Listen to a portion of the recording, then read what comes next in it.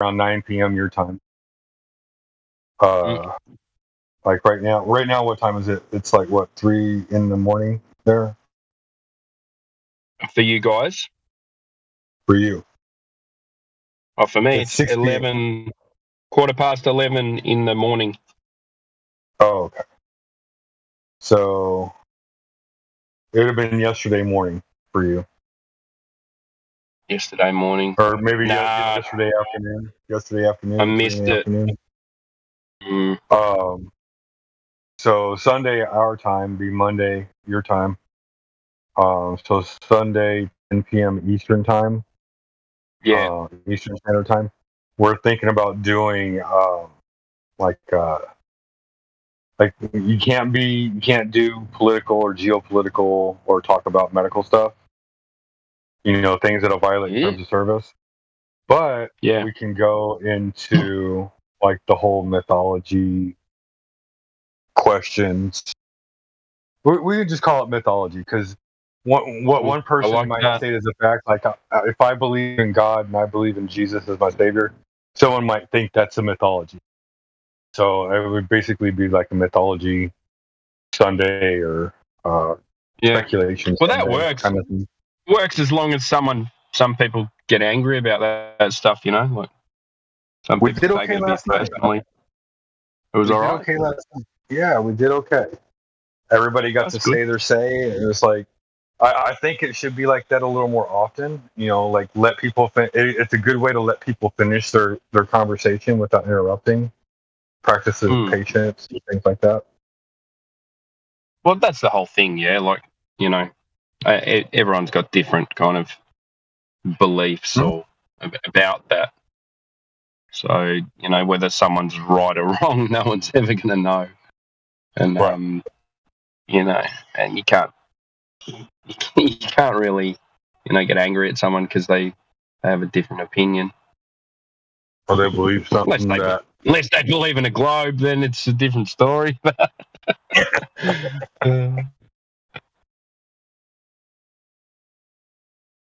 You're allowed to believe in anything, just not to vote. Yeah, I suppose that's not really fair, is it?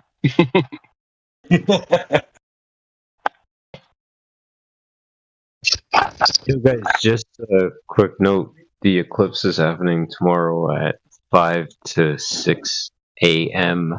Eastern. So whatever your time is accordingly, if you're interested, Change. 5 to 6 a.m. Eastern. It changed because it was 6:34 a.m. So it's changed. It's set back to like between 5 and 6.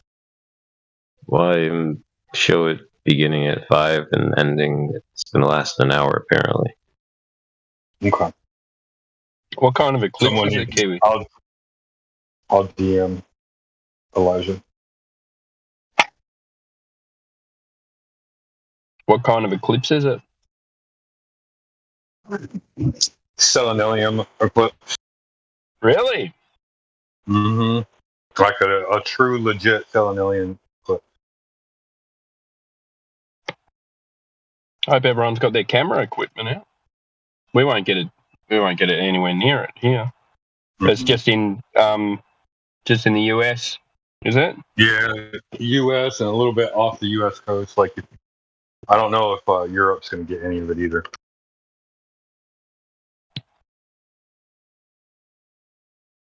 No, the thing that doesn't make any damn sense to me is I just watched the moon rise in the eastern sky. Mm-hmm.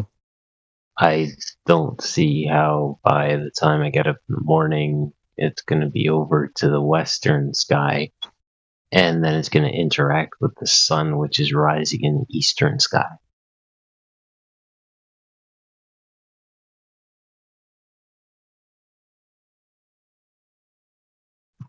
I mean, Say that again. Yeah.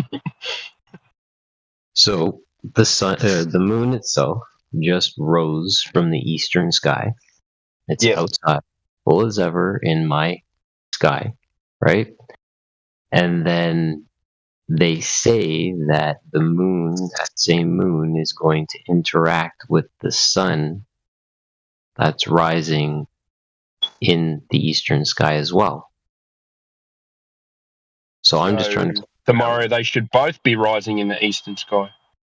Well, Correct. I'm right, unless it's. I don't know. I can't, in my headspace, figure it out. So all I know It's for not a fact- rising.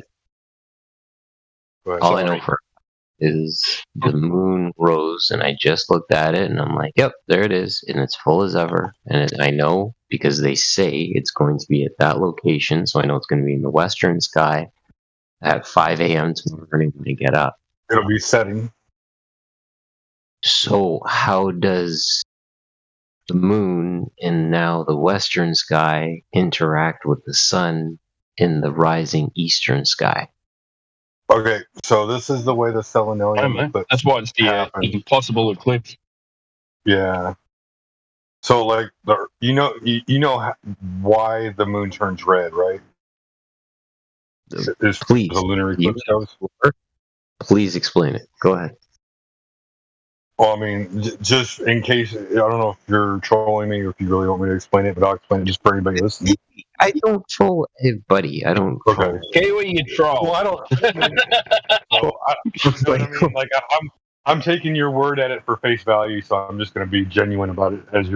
You seem like you're being genuine. So, Brother, I hope by this point you know me as a genuine person on the server, but go on. I don't even know who I'm talking to. You're talking to Who am I Kiwi. talking to? The biggest Oh. troll on this server. The Biggest clown one ever. troll. I got it. No.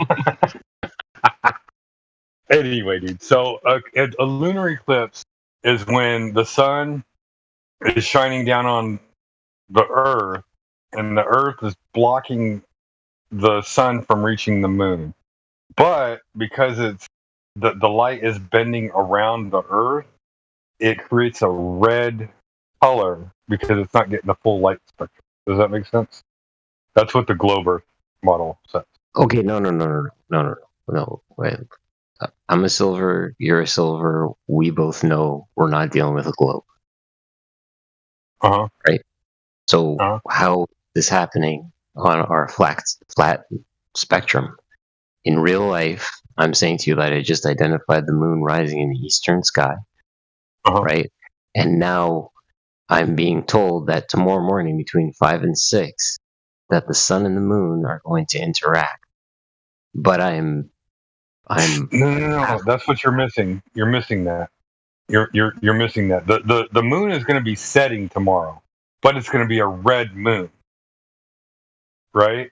And so Okay. what I'm doing is I'm laying the foundation for what a lunar eclipse is, so you know what a selenelian lunar eclipse is. check. Okay, I got you. Okay, I'm with you. All right. So a lunar eclipse is when the sun, the earth, and the moon are in alignment in that order.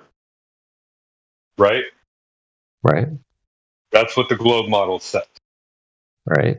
So once the moon moves out from behind the earth, that's when it fades from red to white. Right? Right.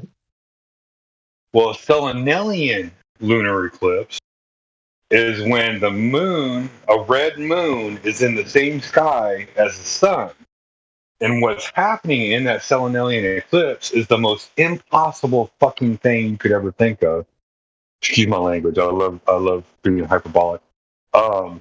The sun's light is hitting the Earth's atmosphere and not taking the short route to the moon, but bending all the way around the other side, like 270 degrees, and then Gotcha. hitting the moon.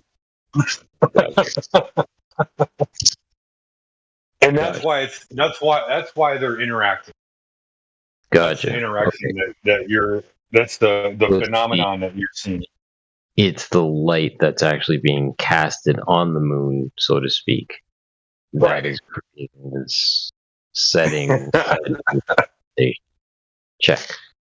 Thanks for the Right. explanation. Appreciate it. Absolutely. Because again, now we think eclipse, right? And we literally think of these two things meeting. And right. that's when I was like, wait a minute. because I'm looking at the one item is in one vector, and that item is moving to a different vector, the western sky. And like, wait, how does this? So that You makes thought the moon was gonna like reverse, bro. I'm like, and come back in. you can swing around quick time. But yeah, it should be an interesting phenomenon. It's impossible, and like Elijah says it happens every year. I think it happens. I think Not it impossible, mate. It's refraction.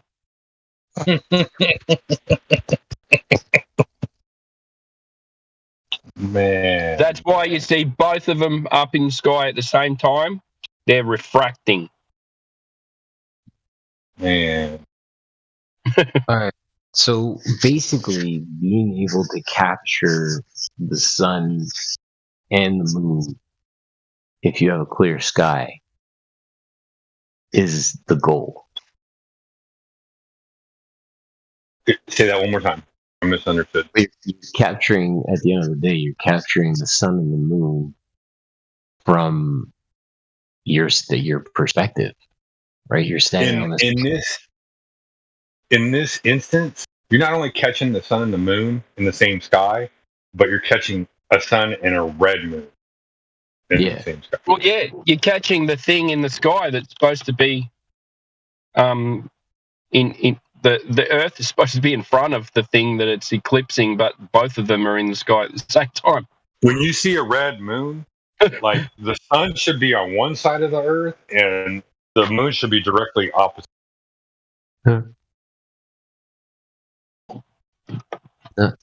So the explanation then becomes, there's all kinds refraction. I was going to say. Right, they're saying that they're saying that the sun is refracting over the horizon to be where it is for us to see it. But the sun's not actually there.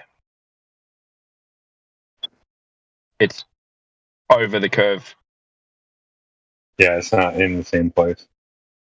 Yeah. So they're saying the sun is in a different spot than where it actually is that we see it. That's why you can see both of them in the sky at the same time. That's the answer. That's the actual answer.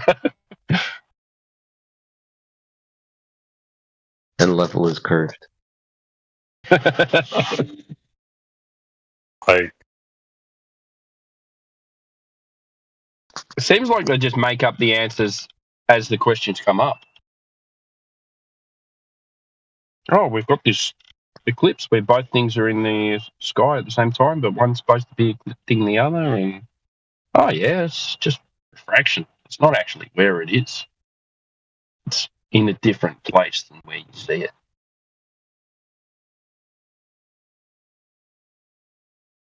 Oh, yeah, makes sense. I'll go with that. It's science.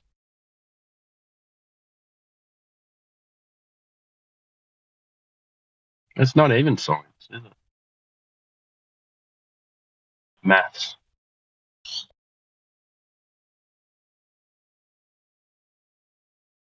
Because you're not doing any experiments.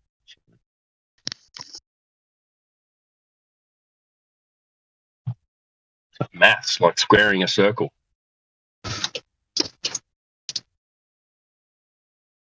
How many flat surfaces does it take to make a ball?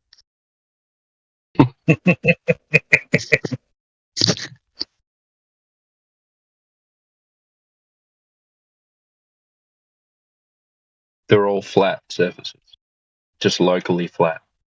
Locally flat, yep. I like that term. Yeah, it's locally flat. But when does it start curving? Locally or not locally? All these flat segments joined together, It's flat locally, so we just join all the flat sections together and it becomes a sphere. I see all kinds of curvature on Earth. I don't know what's all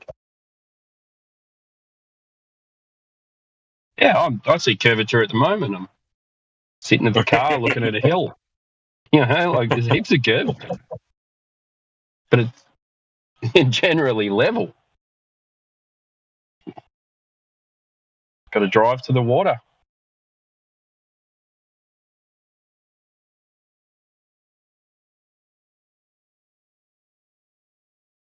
You're always up late, Gizbo. It's 6:30 my time. In But the yeah, morning. No, 6:30 at night. Oh, okay. Yeah, but even so, when I finish work, you're normally on here as well, which is Sometimes.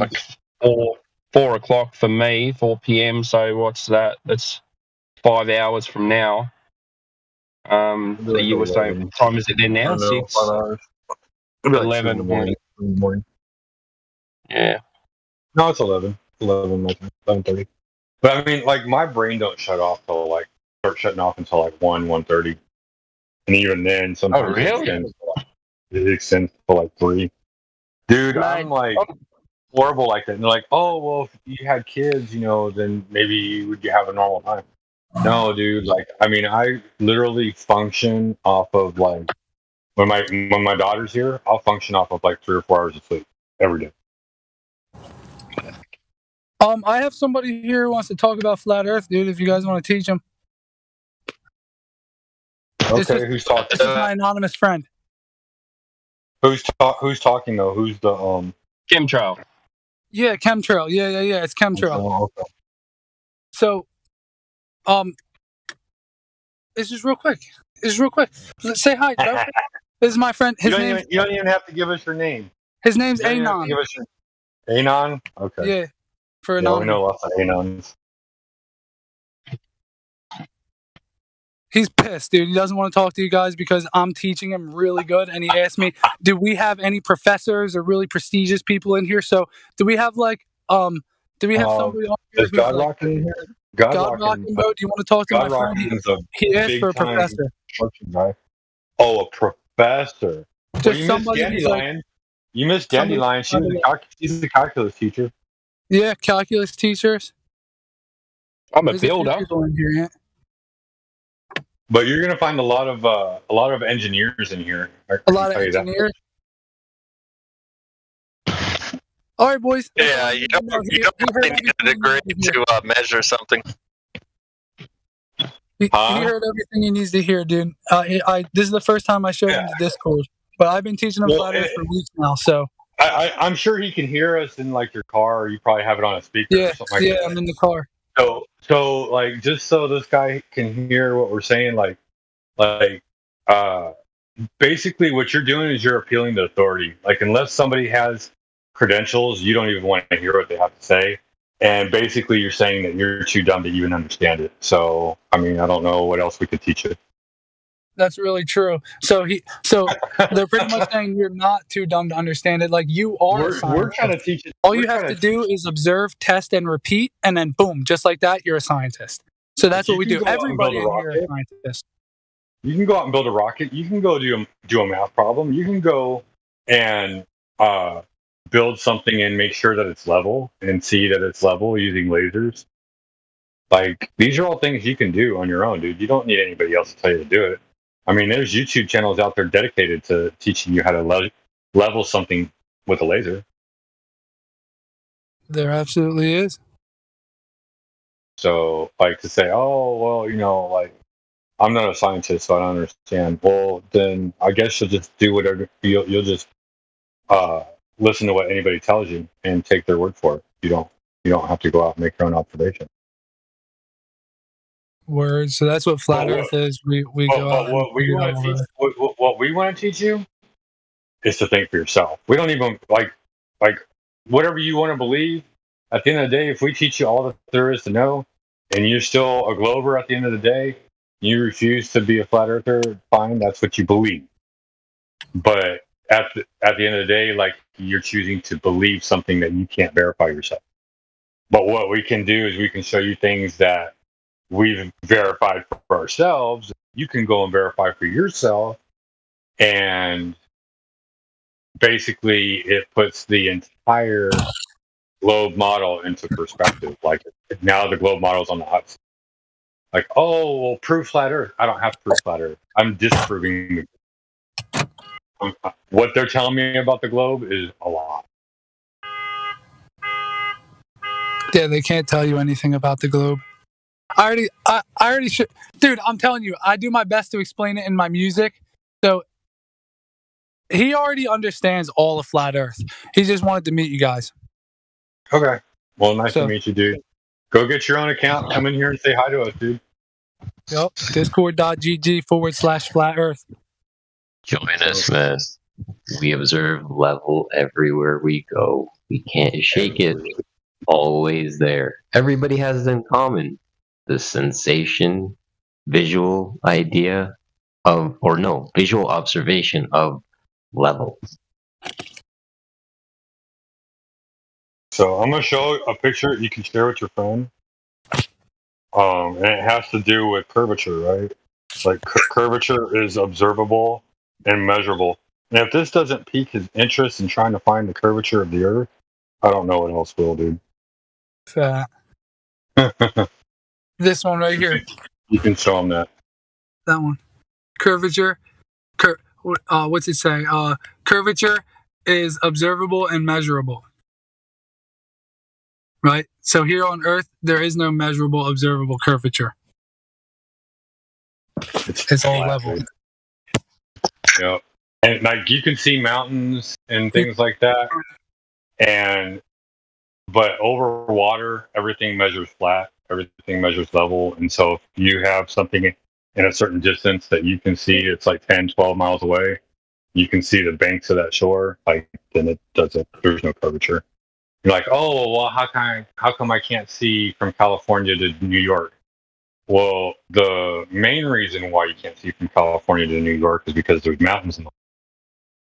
But if you want to be like scientifically correct in the whole atmosphere, thing, you have to take into to the idea of perspective, and air has a density to it. So, like when air has a density, water has a density.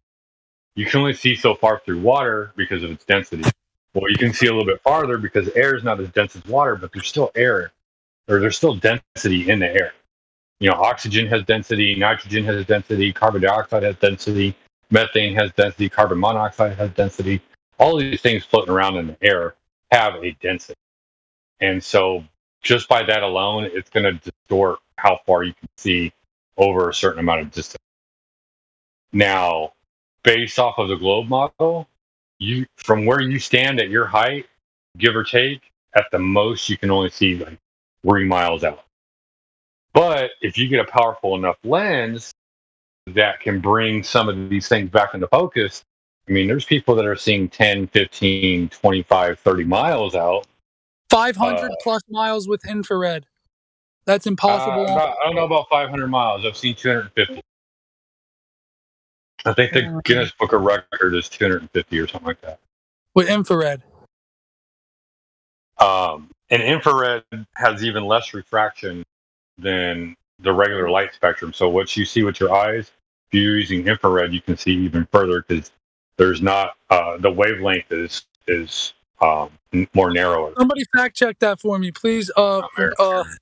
Can you do that? That world record with infrared camera? I'm doing it right now.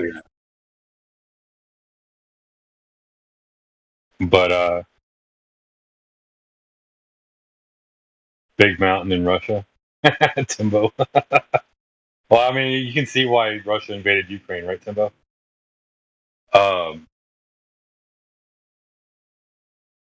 So and there comes you have to trust your common sense observations, your measurements, as opposed to the complex theories of space-time. Like the Earth is not only spinning at 1,000 miles per hour, it has a wobble, dude. Like, come on. You really feel any of that motion, and then you're like orbiting the sun at 66.6 thousand miles per hour. As far as the fact check goes on the infrared camera, all right, that was taken by Jay Tolan, and that was from an airplane, and so that's It wasn't recognized by the Guinness Book of World Records or anything, but it's Ugh. pretty Yeah. convincing. Some of his footage is pretty convincing. I'll share it if you guys want to take a look. Yeah. Why can we see objects 500 miles away with an infrared camera? Is my genuine question as a flat Earth guy. Because Why? Well, you have to have a lens powerful enough to see that far, first of all. And just the air. The air is thick, dude. Like, the air has a density. Why can't you see through fog? The air gets thicker with fog, right? Why can't you see through fog? Why can't you see through smoke? It's air, right? Yup, Yeah. density. Also, things can only be so big. It's not that you're seeing further. It's like the lens is allowing you to magnify the object at the distance. Yup. So everything has a limitation of, like a resolution or a size. So eventually, the further it is from you, the smaller it's gonna become, or the less resolution. So you won't be able to resolve it at a certain distance. Yeah. Well, and then, like, if you know anything about, like, imaging and cameras and things like that, like, you know that in order to zoom, you're talking about angle widening and narrowing the angle when you talk about zoom. So you're not really, like, zooming in, you're just changing the angle of the lens. And so by doing that, you can see different distances over a longer period. But all the images and videos that people take, shit all measures flat, dude. Like, there's no curvature.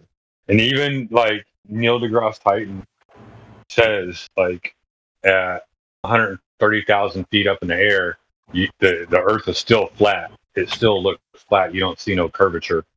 That stuff is And, flat. Yeah. Sasha, I forgot about that video India put out. Yeah, that is that's an infrared. Is it from the one that's in Italy? That's one. It's that India. That is that Guinness one. I think so. I'm not sure. Yeah, I think so too. I'm That's what trying to- India the one that explaining. say is the Guinness, yeah. But I think that's one. Anyway, is that Jay Tolan Guinness has some record. really good ones from airplanes too.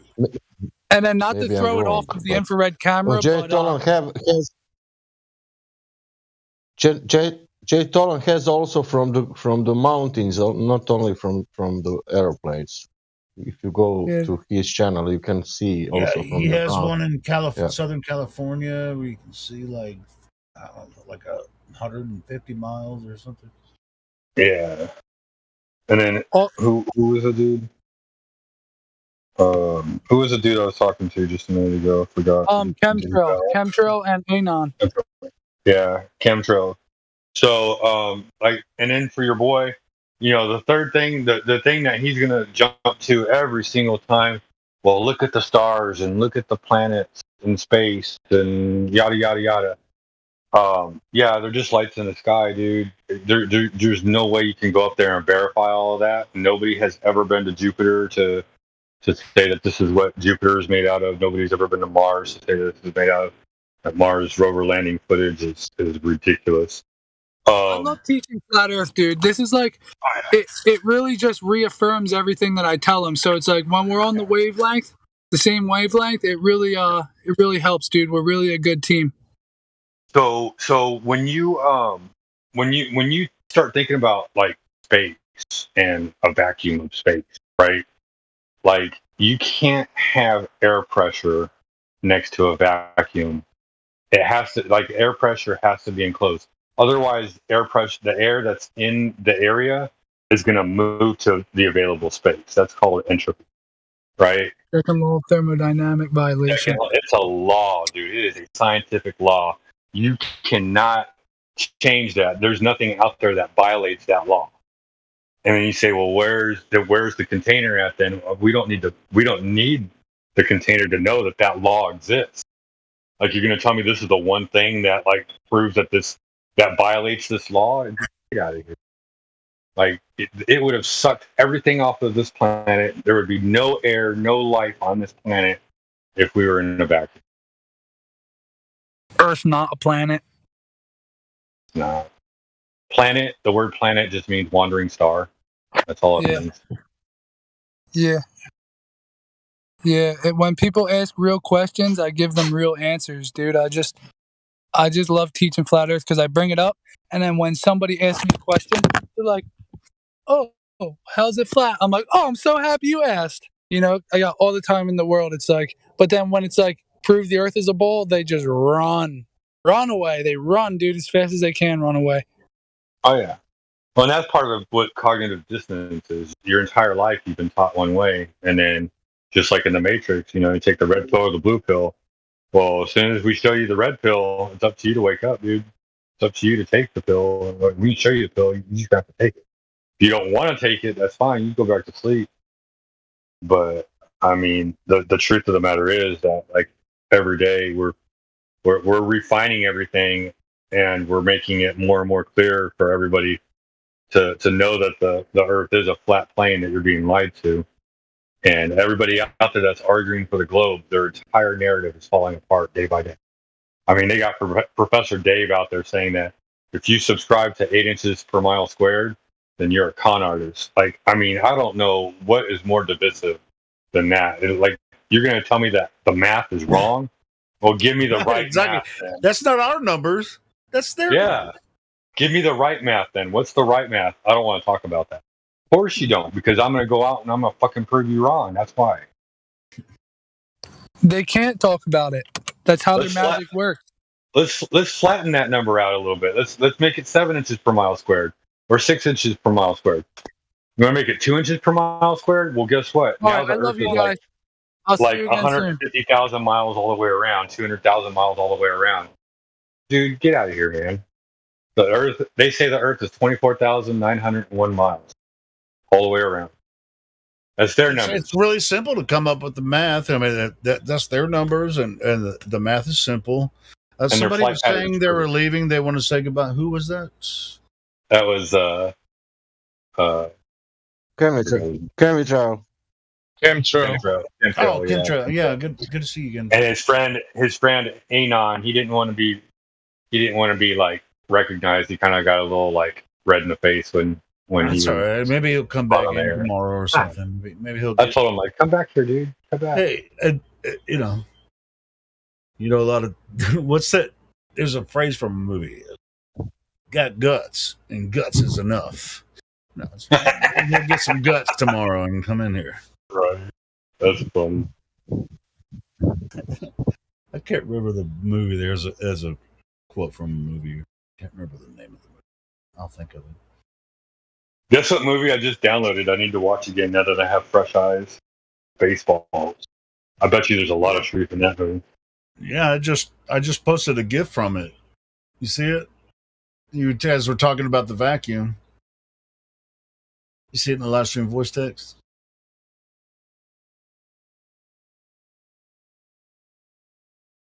It's got the big maid with the vacuum cleaner on top of the Earth and sucking up all the atmosphere.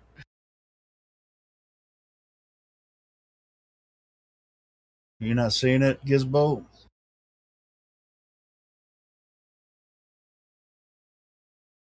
Sorry, I was talking with my mic.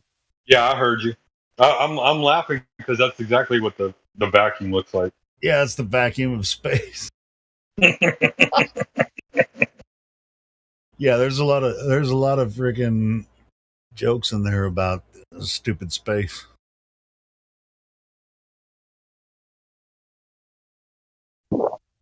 Oh, Helio, maybe on that. There you go, Helio. I can see the Helio on that GIF. I can see maybe the border, the edge of the rotation. Yeah, the edge of the rotation.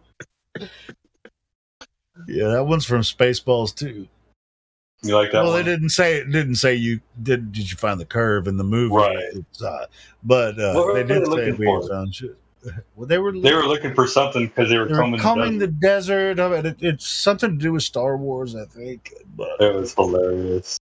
But yeah, I need to watch it again. It's funny. I don't know if I found that or I made that GIF. I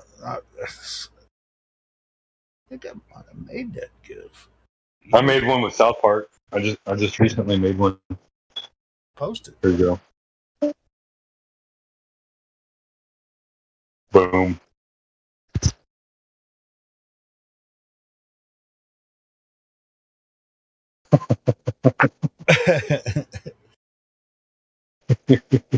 We're all sitting here waiting for the curve.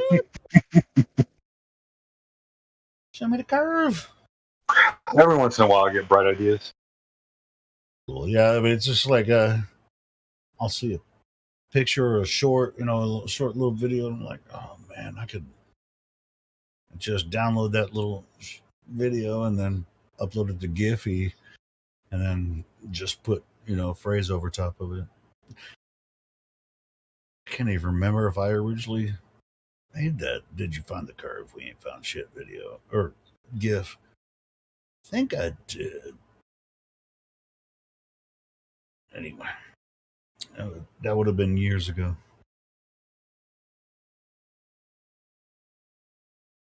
Yeah, I thought I found it amusing, so I definitely had to put that in my stockpile. It's great. They're combing the desert trying to find the. Good night, Kiwi.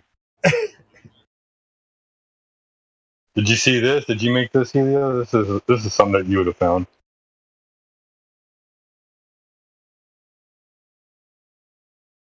Yeah, sure. Yeah, when it's not just that. When there's others where they're like floating around and everything on the table is just sitting there. It's like, what? How does that work? Right.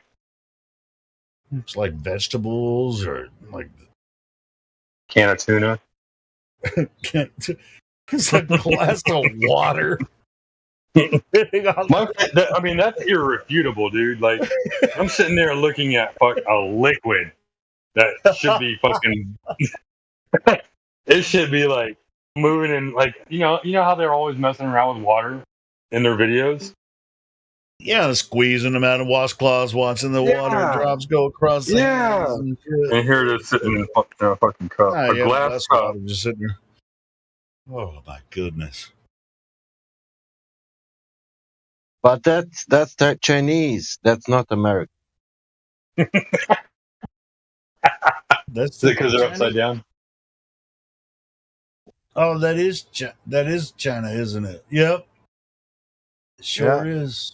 Oh yeah, it is. Because Chinese didn't play with water. Only Americans playing with water in the fire. All right. So is that on the ISS? Is that the Chinese astronauts on the ISS? Well, it's just like they told us a story about like there's like the Russians are on one side of the ISS and the Americans on the other side of the ISS, and the Americans are drinking Russian piss. You've heard all those weird stories about what is the thing. And now, where are the Chinese on the ISS? I'm not sure. Do they have their own ISS? Yeah. Really? Why? Yes, but they still didn't want to say it. I mean, Israel put tardigrades on the moon. Yeah. Who knows what? I mean, on the dark side of the moon, Israel, they had a lander that landed, and there was these freaking tardigrades. You guys think I'm bullshitting? I can post a link for that one. Who knows what India did? It's like everybody's trying to one-up each other on fake space.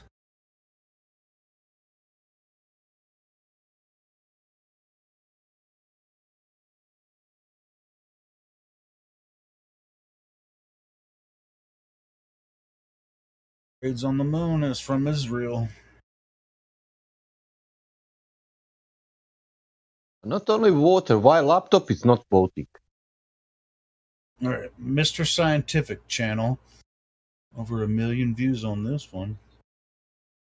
Well, I don't know. This is the first thing that came up. And look at them. Look at Chinese. They have no wires. They are standing normally. You know what? We can't fake space as good as NASA does, but we're going to do our best.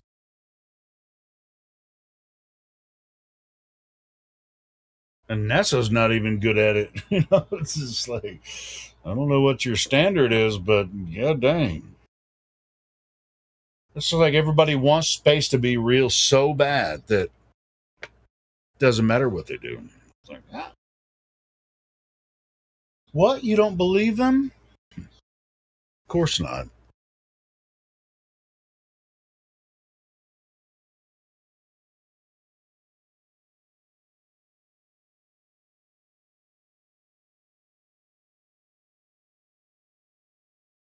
I'm gonna look for the tardigrade stuff, not on YouTube. I know.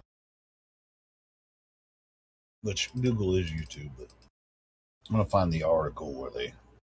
So.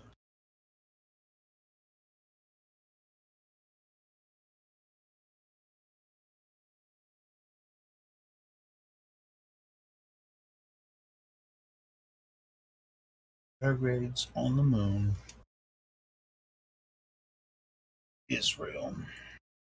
So Israel is attempting to, well, not attempting to. Supposedly they put this satellite that was going around the moon, and it crashed into the moon, and tardigrades were released on the moon. I don't know how they got into the satellite. Type of lunar. Oh, I spelled it wrong. Israel. Space ILs. Space Ills. Here we go. It's on Wired.com. Oh shit! No, they probably took it down.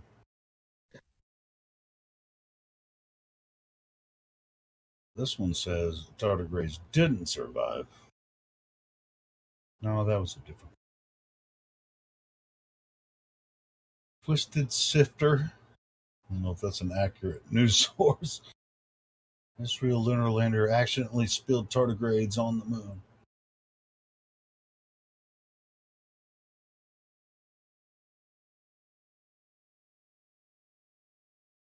But here we go.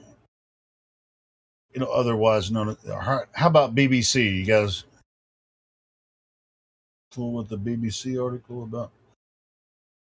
The moon might now be home to thousands of planet Earth's most indestructible animals. Shit. Hello, Helio. What's up? I'm reading an article. Tardigrades, this is from BBC.com. Tardigrades, often called water bears, are creatures under a millimeter long that can survive being heated to 150 degrees Celsius and frozen to almost absolute zero. I don't know how they would know that. They were traveling on an Israeli spacecraft that crash landed on the moon. And the co-founder of the organization that put them there thinks they're almost definitely still alive. The water bears had been dehydrated to place them in suspended animation and then encased in artificial amber. We believe the chances... Oh, God, it's hard to read. We believe the chances of survival for the tardigrades are extremely high, Ark Mission Foundation boss Novus Spivak said.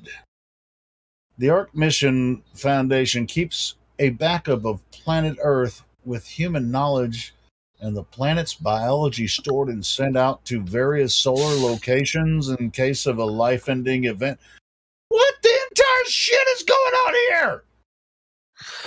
I'd like to see these Israeli spacecrafts. This is from BBC. Whatever.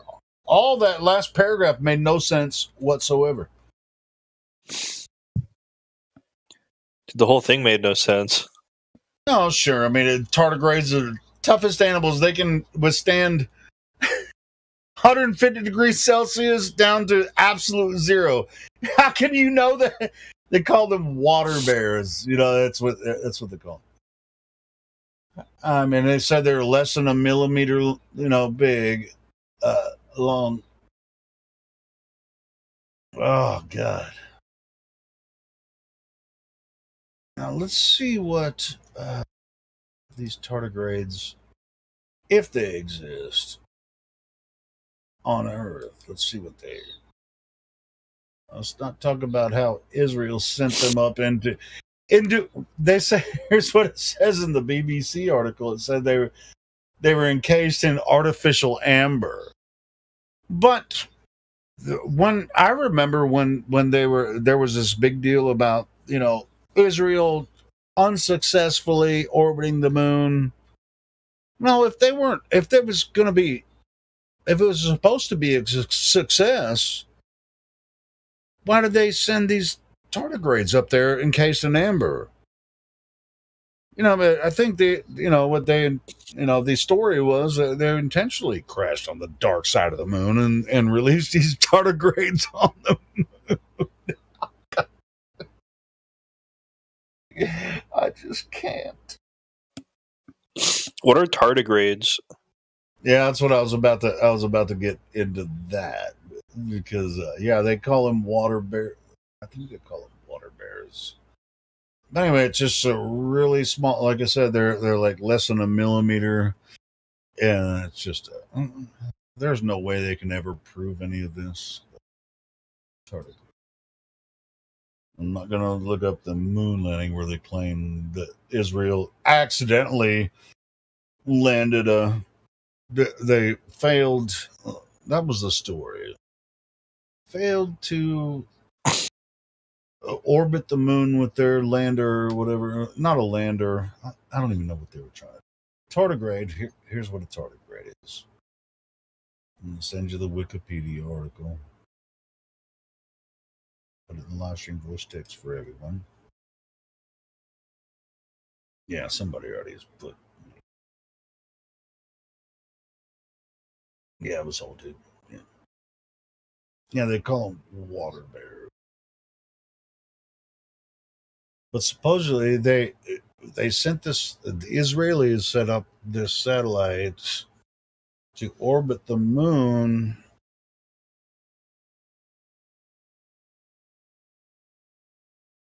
Or maybe they intentionally crashed the satellite on the moon to release these tardigrades on the moon. I don't know, because it says that they can withstand extreme temperatures and all this kind of shit. I don't know. What do you think, old dude? Are you in here? I see you just posting stuff. It's a really weird situation with these water bears.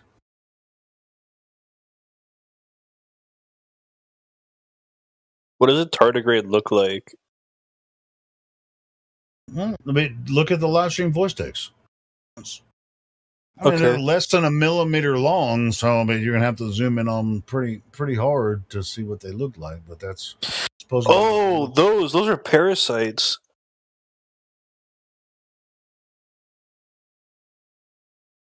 Those are microbial parasites. See, read that article. Tiny animals called tardigrades are thought to have survived crash landing on the moon, and that was from an Israeli satellite that was going around the moon, but I don't know if it was intentional or they didn't say they meant to put the tardigrades up there, but why would they even put them on the satellite in the first place, encased in amber? How'd they get a picture that clear of a tardigrade? They didn't. That's obviously CGI. But I mean, the one that old dude posted there. It looks like somebody in a fat suit. That's what they look like. That's what they. Well, I mean, the one right above that. That's what tardigrades look like. I mean, no, like a tardigrade. Really, it looks like somebody. Oh no. I mean, like the CGI one. It looks like somebody in a fat suit. I know, it looks silly. It's just like you remember what's that movie where they go fight the aliens? The big bug aliens that they fight. What's it? Alien versus Predator? No. It's even better than that movie. So what do these tardigrades do? Like something troopers. Yeah. I know what you're saying, Helio. It's troopers something. something troopers where they just go to another planet. They're just like, it's just gory. It's one of the best freaking space movies ever made. What do tardigrades do? Like, what do they need to live? No, I just sent you the Wikipedia article about them. You can. They don't breathe air, do they? Human flesh. Oh no, I didn't send the Wikipedia article. What keeps their life sustained? Human flesh. Are you serious? No, no, he's just being facetious. But yeah, this is the Wikipedia article about tardigrades.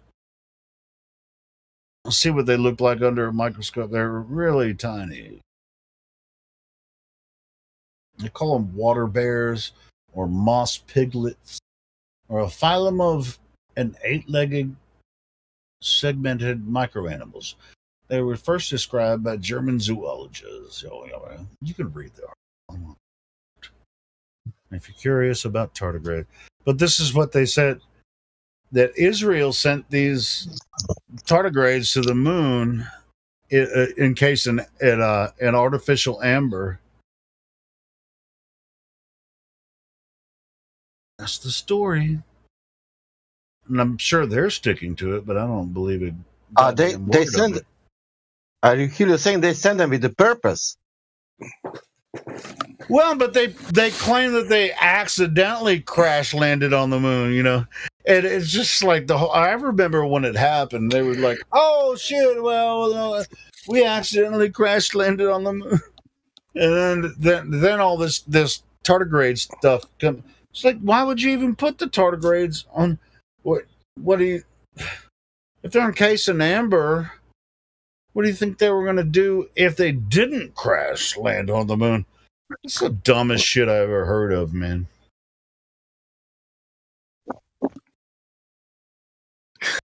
It was a complete accident. They found the tardigrades. Saying tardigrades don't exist. I'm just wondering why they sent them to space encased in amber and crash landed them on the moon. It's just stupid. Maybe we evolved from tardigrades. Maybe. If they are in water and we are eating that shit and drinking. Yeah, it's just like, this is why. And people are like, hey, flat earthers are stupid. Well, it's like, I bet you don't know about these tardigrades that Israel landed on the moon. Oh, Jesus. And I bet you 99% of globe earthers that come in here didn't even know about it until I just said it. But 70% doesn't know the radius. You expect that they know this? I know they don't even know about the tardigrades landed on the moon from Israel. They don't even know that shit. Yeah. It's like flat earthers are dumb. They're not paying attention. That's why they think the earth is flat.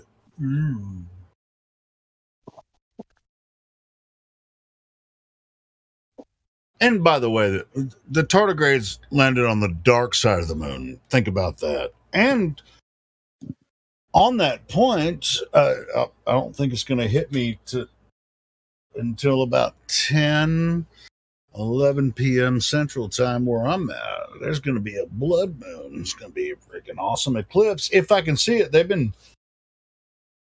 I heard something about blood moon.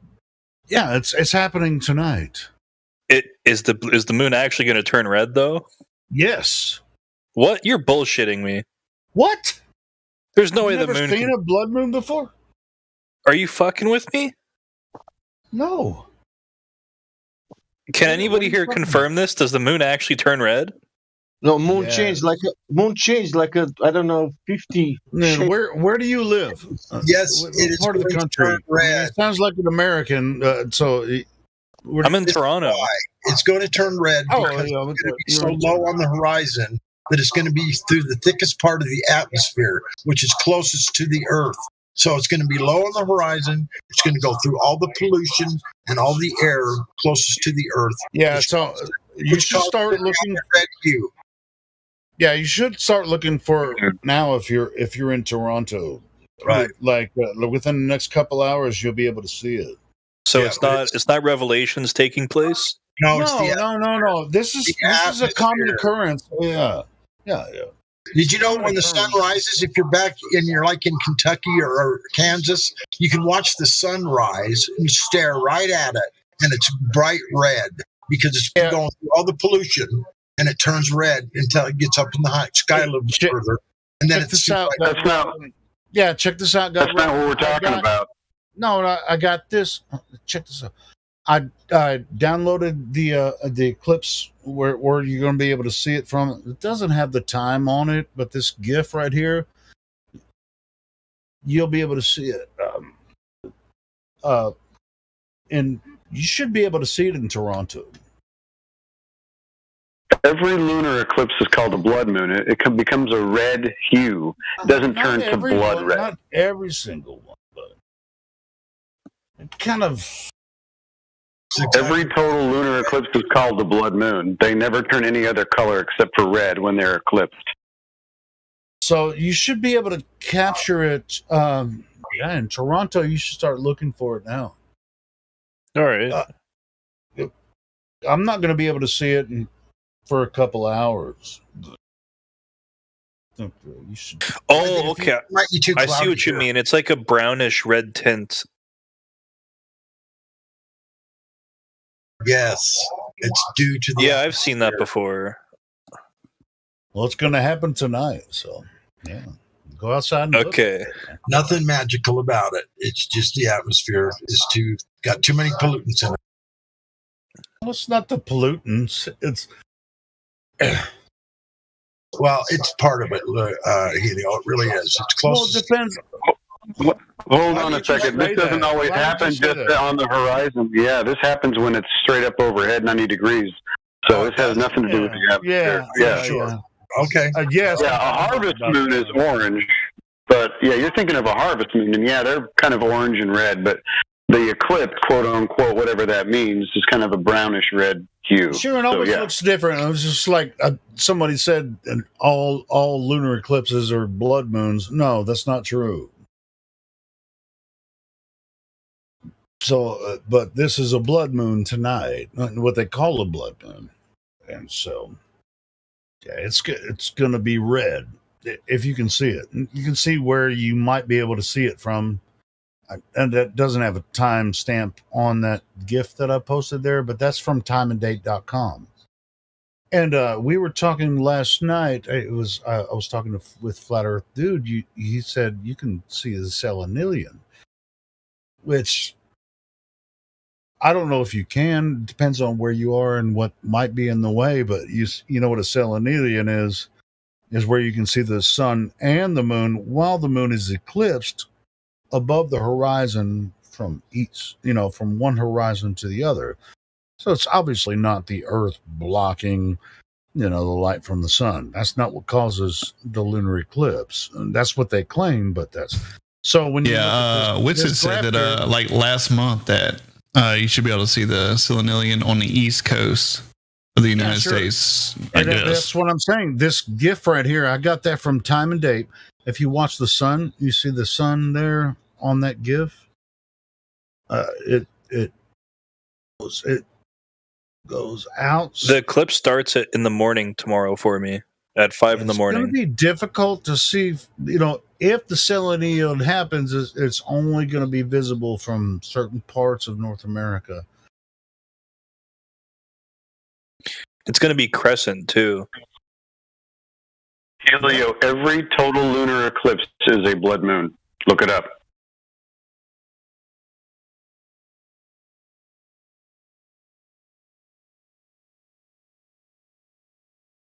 Send a link. I don't have to look it up. You looked it up. Send me a link.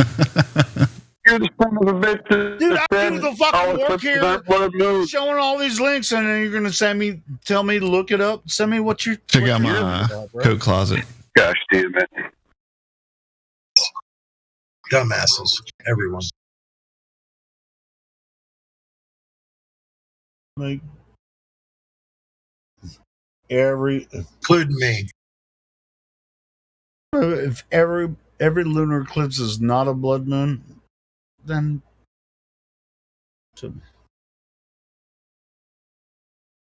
every full eclipse is a blood moon. Every total lunar eclipse is a blood moon. I'm Mike working. I'm not seeing the link. Yeah, your mic's working. It's there. Mike check. You can hear me. Yep, we can hear you. I'm looking at the moon right now. It looks totally white. I'm in Kentucky. Is that right? Yeah, but the eclipse hasn't started yet in Kentucky. White is right. You're only white is. When does it start? I think it's going to happen in Kentucky probably around 10 or 11. So I'm gonna have to be up late again tonight. Couple hours from now. So a couple hours. You'll see it, Dave. If you can see the moon now, that's gonna be good because they've been spraying all over the sky today, and I'm not even sure if I'll be able to see it because I've got clear skies. I should be able to see it. Oh God, I'm really pissed. I hope all the shit they were spraying over us all day dissipates before this starts, so I can see it too. Those are natural cloud formations over you. There's nobody spraying anything. What's wrong with you? That's a goddamn lie. I watched it all goddamn day long. You're one of them crazy flat earthers, ain't you? Yeah. Well, it's not even a flat earth thing. I mean, you don't have to be a flat earther to know that these clouds are not clouds. Bro, there was just a complete haze. I saw it starting in the morning when I was on the way to work. And then I got home and it was just like the entire sky was a complete haze. I was like, that's not clouds. You guys know God's just been watched getting the lazy fucking lately. airplanes dump this shit in the sky, and it made a complete haze across the entire sky. So hopefully that dissipates before I can, So No, you see, God's been getting lazy lately. He's just been making the clouds in straight lines. Yeah, straight lines that just bubble out, What was it? Purple haze? Excuse me, while I kiss the sky. Oh, yeah, I mean, I don't know what the deal was where I live now today. It was rampant today. It was just like, let's just spray the sky today here. And, we all get that, at certain times, just like, oh, yeah, we see it. But why today? When I'm going to view the lunar eclipse tonight, you motherfuckers.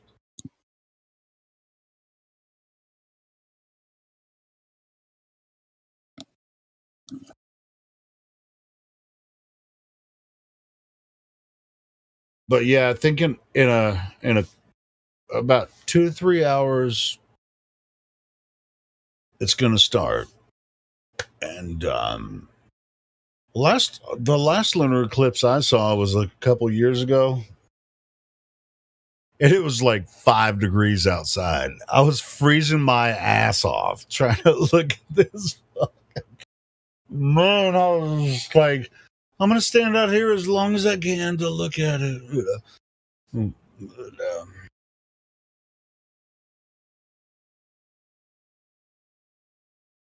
But tonight it's not that cold, so thank God for that.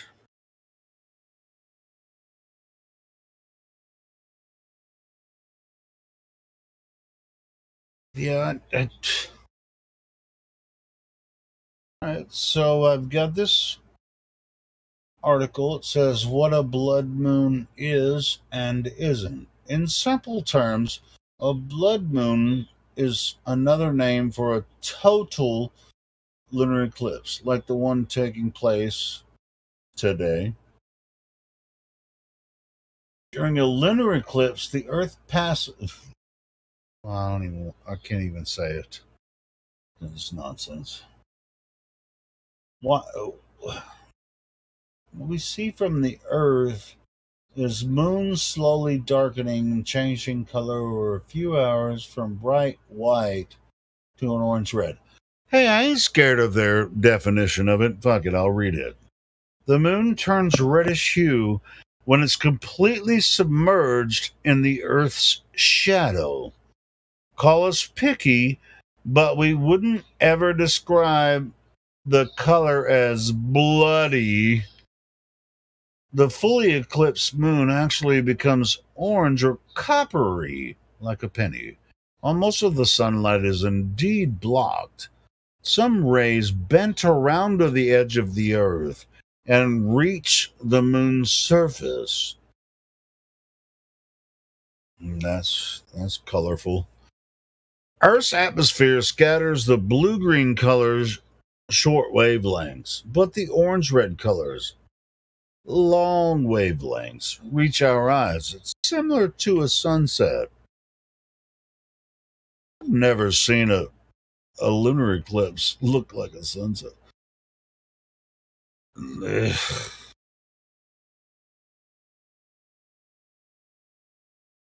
The blood moon prophecy. We've heard all kind of strange theories about a blood moon back in 2014, 2015. Some religions or some religious preachers made prophecies about a rare series of 4 consecutive total lunar. I'm not even going to get into that, No, sir, I guess maybe I'm wrong. Yeah. I know I'm shit talking. Like, I guess every lunar eclipse is a blood moon. Might as well be. Fuck it. You know what's really strange for me is like I can't observe from where I am, physically on Earth. I can't observe where it starts. I can only observe it from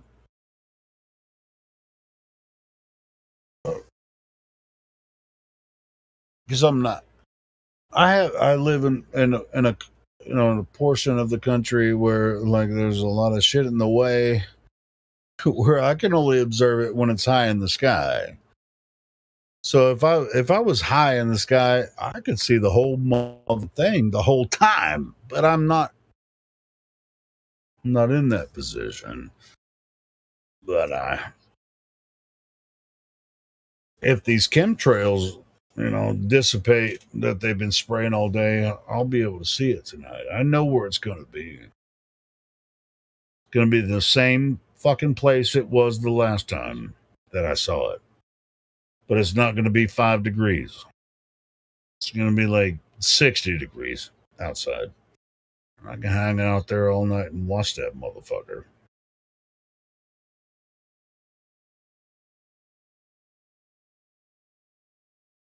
I don't know what's so fascinating about it, but I do. But I have opinions about that. But has nothing to do with globe or anything like that. Yes, and I'm shit talking.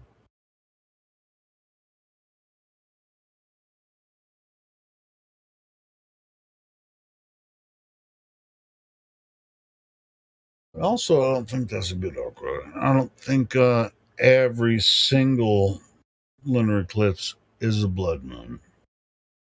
Hey, Elio. Yeah, what's up, brother? How about that Earth curvature that's not there? Isn't that cool? That too. Well, and I recommend that everyone that's listening now go outside and look at the moon and you look at, if you can see the moon, if you can see the eclipse tonight, if you think that's the Earth that is occulting the moon, have at it, bro. I don't think it is, but people are very curious about this topic. But tonight, if you're in North America, watch it and see. You can just go outside your door if you can see the moon. Maybe you can't if it's too cloudy or something, but if you can see it, like, oh, that's the Earth occulting the sun, and we can see this, the moon looking this like it does. Do what it do, don't it?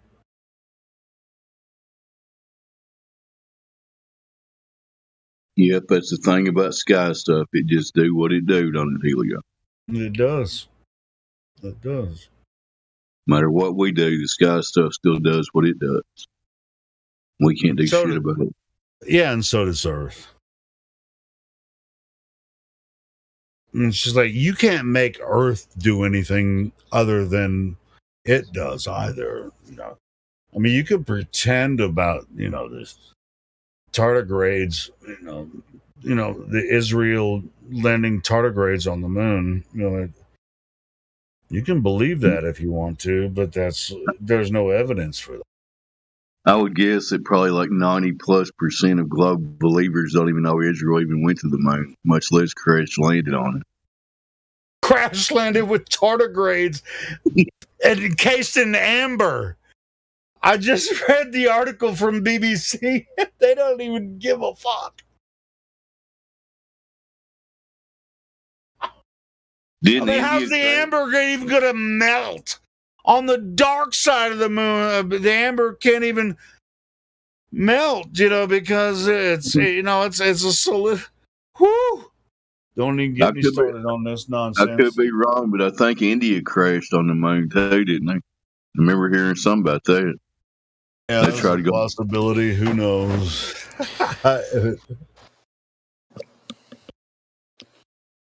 They love talking about the moon. They sure love talking about it. Yeah, but they don't like talking about how Israel crash landed on the dark side of the moon with tardigrades encased in amber that will never melt. Why didn't they take some pictures to show us how dark it is? There is no dark side of the moon. Exactly. That's why Pink Floyd, that's why I love that album. See you on the dark side of the moon. Did they actually claim they crashed on the dark side? Are you serious? Yes. Oh my God. So what did they fly up, like go all the way or go all the way around to the other side of the moon just to crash into it? They used a rocket. They pushed it out into space, and they went into orbit around the moon, and they crashed on the other side that we don't see, and they, for some reason, had tardigrades on that fucking satellite. So that's weird. Their story? They orbited the moon and then crashed into it? Dude, if I'm lying, so I'm dying. I just sent the article. But their story they're giving is so stupid. Why would they want to orbit it just to go into the moon? No, but they did. Their intention. That's what's so confusing about the story. They didn't intend to crash. They were just like doing a test. But why did they put the fucking tardigrades on there if they didn't intend on crash landing? That's what's so fucked up about the whole story. The story's all hogwash. Yeah. It's so weird, man. It's more manipulation into the big lie. I was just like, and flat earthers are dumb. I mean, you guys look up this freaking Israeli tardigrade freaking satellite story. I'm not wrong about this.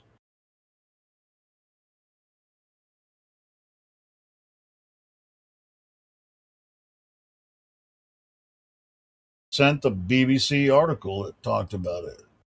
And I actually read from it. So, well said.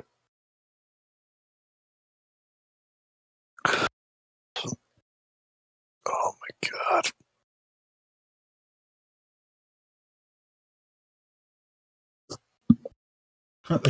We think NASA's full of shit. I mean, look at what they said about the tardigrades that they were on a satellite that wasn't supposed to crash.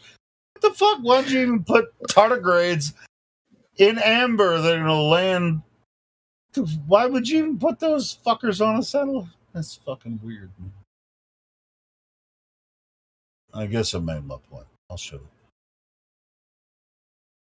Can tardigrades survive without air? Well, supposedly, I mean, with the original tardigrade information, that they can be frozen and then come back alive again. They can be frozen or heated up to 150 degrees Celsius and then frozen. Nitrous oxide or whatever, however long. So they're sustainable. I mean, okay. I don't know what the idea like of them being on the moon. It really wouldn't make a difference to me, at least. I wouldn't give a shit if they did put tardigrades on the moon, but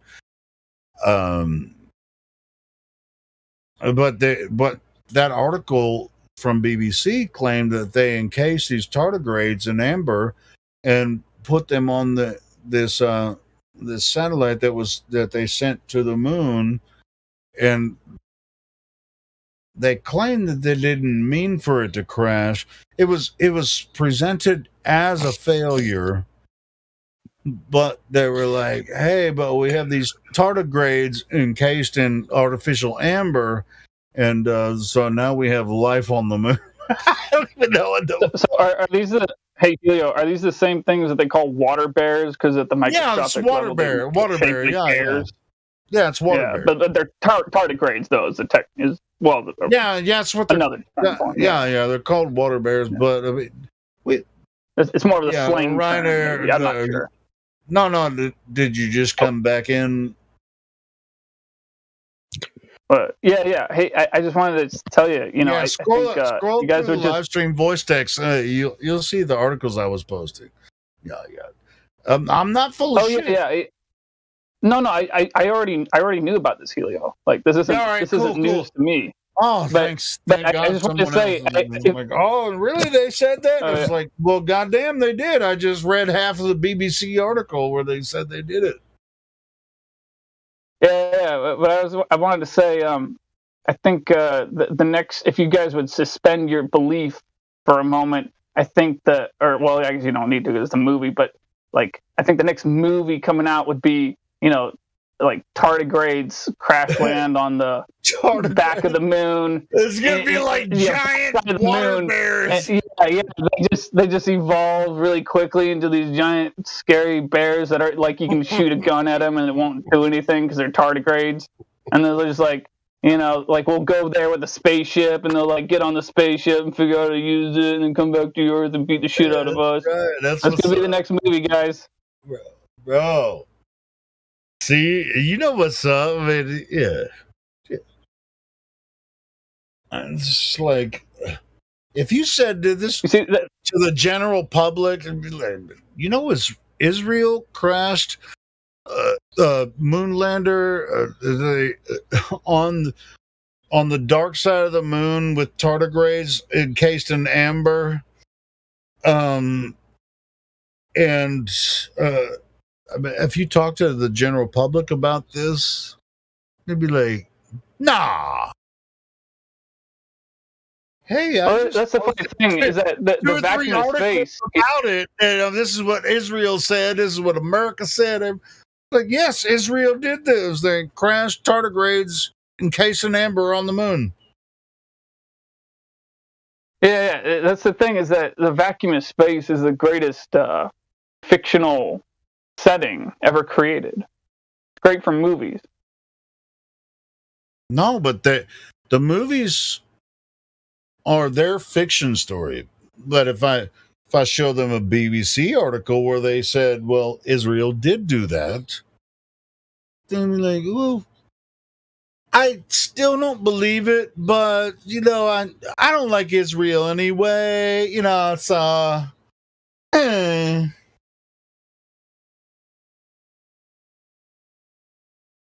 How are you not gonna like I design want you as to a host a master? game.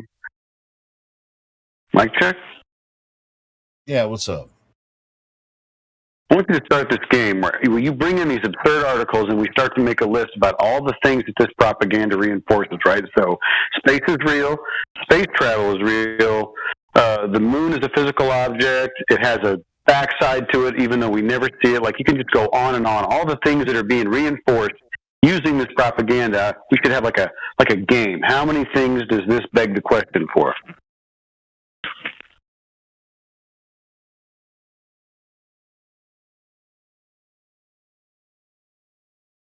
Finally, a moon expert shows up.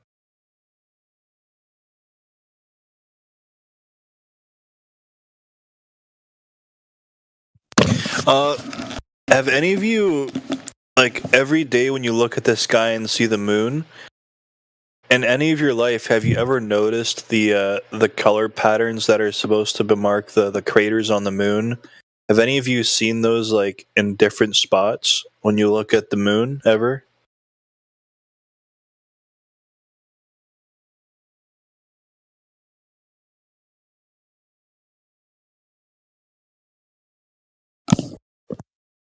That was a good response. No, are you talking about the shadows in the moon craters? Yeah. The shadow. Yeah, bro, I don't know what you want to call those. Yeah, sure. Well, I mean, it's a mystery to me as well. Yeah, sure. Yeah, I've seen them. I've seen them through telescope. I've seen them, on images and everything. Yes, I've seen them with my own eyes. So yeah, it's a big question, but not there is no. Hey, wait a second. Go ahead. So technically, I think that might barely fall into the category of begging the question, actually. So let me ask the gentleman this. If the moon, now I'm not claiming this, I want to be clear on this, I'm not making any claim at all about what the moon actually is, but I'm just going to present to you a hypothetical and then ask you a question about it in relation to your question. Let's pretend for a second I knew that the moon was in fact not a solid object, but a hologram, just a hologram of an image. Now, if that were the case, and I knew that, then I would also know that, technically speaking, what appears to be a shadow to you isn't a shadow, it's just part of a hologram. Not technically a shadow. It's not a shadow being cast on a solid object. So in that scenario, your question would be nonsensical. You'd be asking us, what's up with the shadows over there? Ryan, it's like, so what I'm saying, that's a cop out, man. Yeah, well, so anyway, I've always had this question, even though I'm a flat earther. There's some freaking weird shit going on with the moon. No, with the shadows and the craters. I mean, I think it's a genuine question. You can't just say, well, it could be, this, and that. No, but well, yeah. I should be more concise. Let me be more concise, Helio. Let me just say it's an apparent. It's not. We're not making the claim. We're not making the claim that it's a translucent object, but we will say that, or I will say, and a couple other people will say that it's an apparent. In an apparent sense, it's a translucent. It appears translucent. So what appearing translucent means is it's just like a piece of stained glass. If you look at it through one angle with a certain amount of light, you can see through it. And if you look at it through another angle with another amount of light, you cannot see through it, and it appears to be just a regular solid object, like a brick. All right. But check this out, though. I mean, that's what translucent is. When you see shadows, apparently translucent. On Earth, when you see a shadow, that means something is in the way of the light that is reflecting on it. From one direction, correct? So if I'm a human standing on Earth and I see my shadow, that's my shadow. I'm in the way of the light, and that's why I see the shadow of me. So where the shadows on the craters come from? No, craters with quotes, right? Because I don't think they were caused by meteor impacts or anything like that. But when you observe the moon, it's when you zoom in close, there is definitely with these circles. Seems like there's topography and there's shadows involved from a directional light.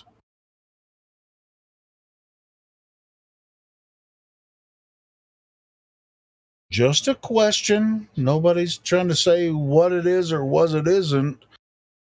I mean, there's a good reason for us to actually observe it and consider it. You guys know I'm a flat earther, but I've always had that question. Why does it look like? I knew you were always a glober. You're coming in here as a show. I knew it. Bastard. Why does it look like that? I mean, dude, this is a challenging question for flat earthers. Come on. Why does it look like that? Well, if it is a hologram, I didn't say it was a hologram. Nobody. Well, I mean, I think he was trying to imply that, but that's why I wanted to say. Dude, I saw a video of how holograms can be made. They can be made to look so realistic. But did the creator make it that can way? I address that, please? Can I address that, please? I made myself very crystal clear that I was not making the claim that it was a hologram. So please, nobody talk like I did, for the love of God. All right, so what is it? I mean, I've been thinking. Then why would you even bring it up?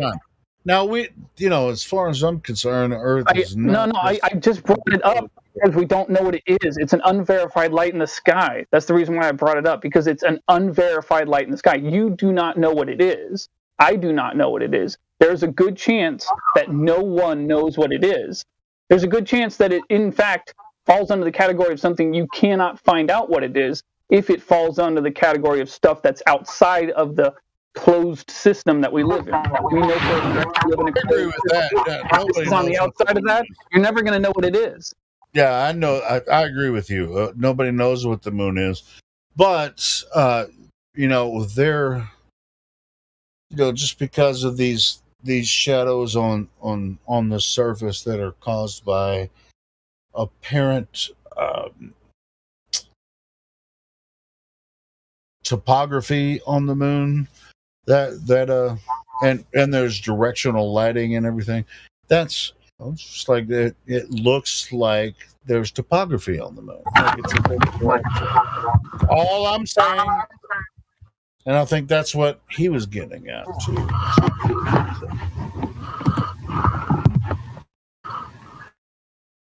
I don't know what it is either. Really has nothing to do with flat Earth necessarily. That's what makes the moons even more mysterious.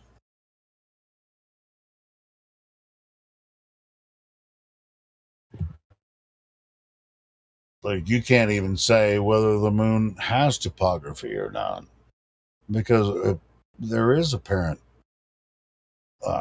directional lighting when it comes to phases of the moon and all that kind of stuff. So,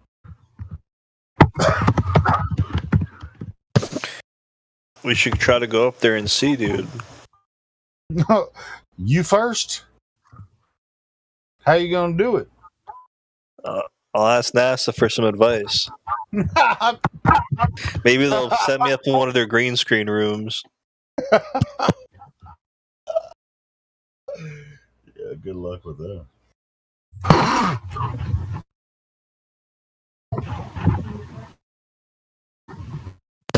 Maybe I'll ask Dude Perfect to take me. Yeah. Next week. Is that when they're going next week? No, I think they went last week, but next week he's going to take you because you're going to be his biggest fan. Oh my God. Did they use a fishbowl camera up there? Or wherever they were? Of course. I mean, you just go up as high as you can and start falling, and then you start floating. I mean, it's the same shit you can do on a zero G plane or whatever. It's the same thing. I mean, just like with William Shatner, he went up with was it Jeff Bezos? He went up with him and was like, oh, look at me, I'm in space. And, this is the most. They're all a bunch of clowns, man. Oh, where they get in the plane, they just do those dips and rises. Yeah, but if you're in something similar, if you can go up, 200,000 feet or whatever, then you start falling, then you start floating. Oh shit! No wonder. It's like if the object you're in starts falling, it's heavier than you are. You're just gonna be like, oh, I mean, we do this on roller coaster rides and shit all the time. It's not a big deal.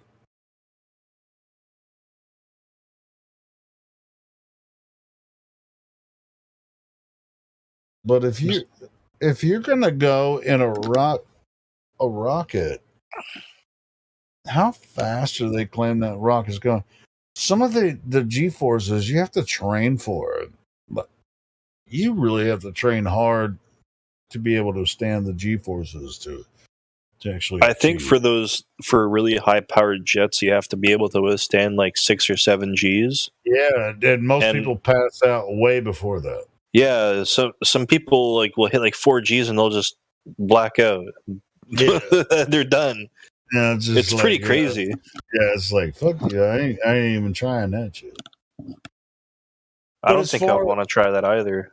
I don't either, man. Oh man, and but even when you get to the elevation and then the rocket stops and then it starts to fall back, like you're going to experience falling, but you're inside a capsule, so it's not 0 G. There is no such thing. And so you're just like floating around. I mean, it's just like if you jumped out of an airplane, you're not experiencing 0 G, you're falling toward the earth. But inside a capsule, it is apparent 0 G because the capsule is falling with you. So you're just floating around. Whee!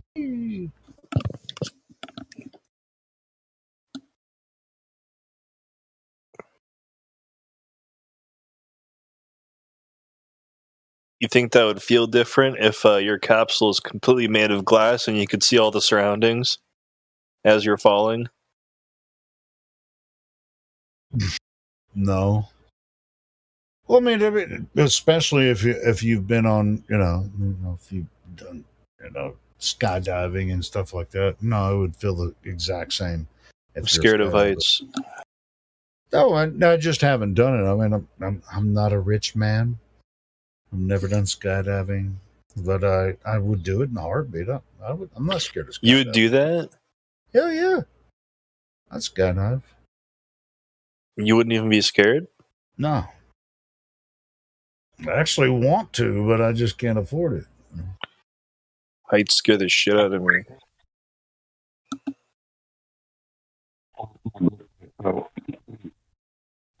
You don't feel like, if you're in a roller coaster or a theme park ride where, they shoot you up and you kind of get that weightless feeling, or if you're in a car and you go over like a sharp hill, that weightless feeling, you don't feel that when you're free falling. It's odd.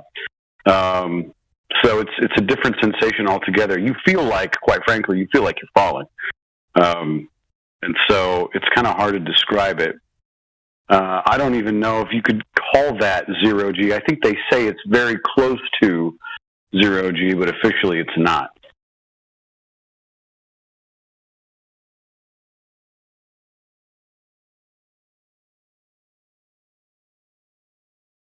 By the way, Orion, I can't believe you think the moon's a hologram, dude. That's messed up. Dude, I saw a video today of how you can make holograms inside like little glass tetrahedron prisms. It looks really realistic. Like projecting a two-dimensional picture onto 3D.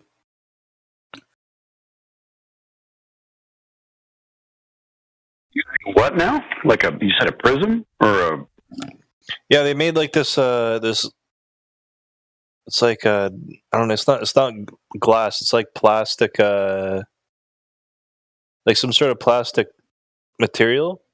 They made a prism out of it, and at the bottom they put on their phone like a video of a bird or something, and it made this hologram inside the prism. I'll find the video.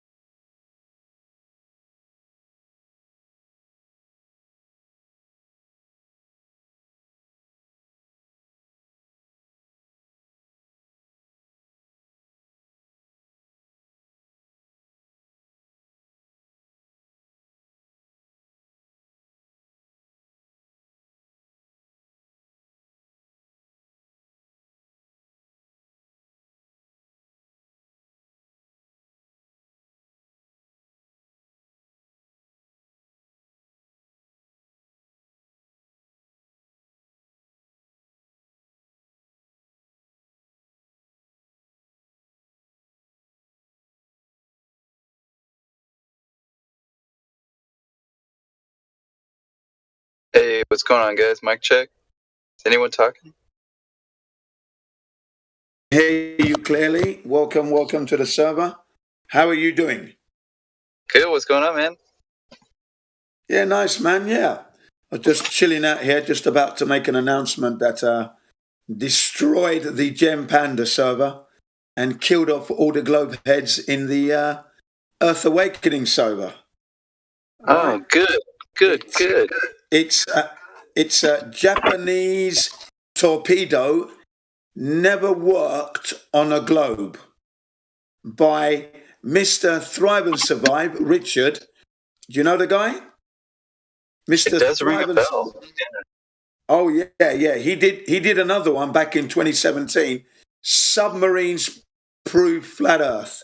That was a 15-minute video, and basically it showed you how submarines operate at depths, and they hold the depth. If they hold the depth for a given distance, they would eventually surface because of the curvature of the Earth. You see what I mean? But what about the underwater sea curve? That must exist, right? Well, that's what they're talking about. That's so ridiculous. It is just absurd, right? And they lied. They tried to lie, right? They knew nothing of this torpedo, but yet they knew it had a depth pressure gauge that kept it under the water. I said, no, it didn't. The beauty of this particular torpedo is that it doesn't have that. It's got no guidance at all. So basically, it's aim and shoot, devastating range of 25 miles, okay, at a speed of about 40 miles per hour. At short distances, the speeds go up to 60 miles per hour at shorter range, okay? It was called the Type 93 Long Lance torpedo, nickname given by the US. Long Lance. Japanese just like the numbers. Type 33 is what it was known. It was known as a Sanso Gyurei. Sanso Gyurei. Gyurei is torpedo. Sanso means oxygen. So it was pure oxygen torpedo. And it had an engine in there, obviously, 2-cylinder engine, propelling the propellers, okay. And it was quiet. Depth, 15 to 25 feet only. Brilliant video. The video I'm going to post shortly. It's 6 minutes, 33 seconds. And it's really funny because it's got the Japanese voices. So Richard pretends to be Japanese, making all the Japanese voices in the ship. Torpedoes fired, and then it goes into English as the American ship realizes it's coming. Got to watch it. It's really classic. But it's only 6 minutes 33. Yeah, I'm going to post it shortly. I've just got to get it up. But yeah, I mean, that's a really good point because, the whole idea of a submarine was to be, in fact, sort of unseen. And, if you saw this submarine popping out every time it came over the curve, they'd be done for. So clearly, yes. even underwater obstacles, right? I mean, because don't get me wrong, there's still some mountains and formations underwater, but gosh, yeah, I mean, that is a great point. Yeah, you could be on your sit-on-top kayak and suddenly get hit by a submarine. You know? Right. Or in your sailing boat, because, these things, they're not accounting for curvature, Well, the periscope completely, but... Yeah. Yeah, so, it was like a 1 hour of, well, it was just a shouting match, basically, because they were just lying to the back of their teeth. And then, of course, it's the personal insults after that. But I always address the ladies and gentlemen in the YouTube live stream. I make sure they pay attention to what I got to say and then the reaction of the lies. And I remind them, remember, you know my face. You know what I look like. You see me on the YouTube. But these people you're listening to, you don't know their names. You don't know what they look like. Who are these people? So who are you going to trust? And then you could always check everything I say because I give you the names of the videos and the length of the time. I repeat it 3, 4, 5, 6 times. They don't like it, of course, but you've got to hear it. and you can check it out for yourself. And I go in there like 2 or 3 times in the week just to repeat everything so that, they don't like me in there. They don't like me in there. They don't have to like you. They just have to learn. We got to get these people to wake up. Yeah. I'm not there to be friends, I said. I don't come here to be kumbaya with you scumbags. The grime that is outside of the bucket, underneath the barrel, you're not fit enough to be inside the barrel. When we scrape the barrel and we find all that gunge, that's not you. You guys are outside of the barrel, underneath the barrel. That's the kind of toxic waste you are. Yeah, I give it to him, man. I give it to him. That's what you got to give it to him, man. Well, what kind of Discord was this? Was this like a Globe Earth Discord? Okay. That would be Panda's Discord. It's exciting. Oh my god, I was just in there, bro. I left that Discord. Yeah. That's where I live. You live in Canada? That's where I live. I live in that Discord. Oh, my bad. No, I live in that Discord, man. I live in that Discord there. And I like it there because I've worked out a strategy whereby I speak to the listeners in the YouTube, which they never address. They're always talking shit and lying, and they don't really address their listeners who are spending their time there. So I come in. Good afternoon, good evening, ladies and gentlemen. It's Jin CBR1 here once again. Welcome to the debate channel, blah, blah, blah. And I'm the more you're going to get their attention. Heads up, here we go. And I lash them out with the truth. I get muted. Jen, are you still in Japan, right? Yeah, I'm still in Japan. It's now 11 a.m. in the morning. I've had one lesson so far, and I'm just taking a quick break. Yeah. Yeah, that's great to hear. Oh, yeah. Because I'm not here, I'm not here. Jin is in Gem Pandas causing mayhem and carnage. All kinds of noises going on, okay? It's a slagging match. It's never nice. It's always noisy, abusive, and in truth must come through, and I deliver the truth with all the insults and the attacks, but that truth gets delivered. Jim, but you're repeating yourself. Yes, repetition proves and breeds excellence. I will repeat. All right? You can't stop me. They don't like all that, you see. All that precise repeating, precision, concise repetition. They don't love it. That's my strategy, my tactics. Psychological barrage, bring them down, and if they want the insults, they can't handle what I did. I say to them, you don't know what you've based on yourselves. You fools.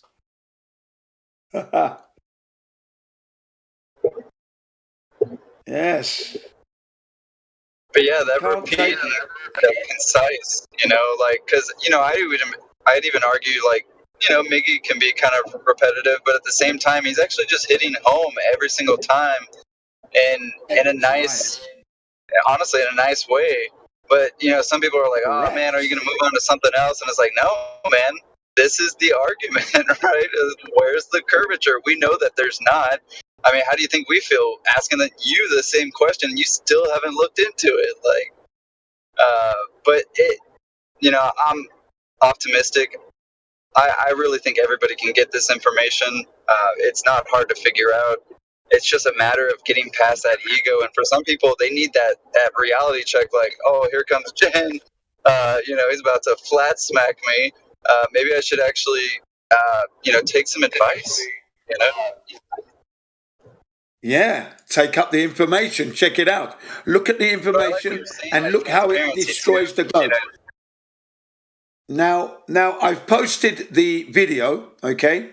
I will post another one to accompany that, which is only 1 minute long, and it shows you the breakdown of the said torpedo. It needs to be coming together. So I just discovered that one about 2 days ago, so I'm going to post that to you today. Okay, so I've been doing some research into this torpedo because it's proving flat Earth.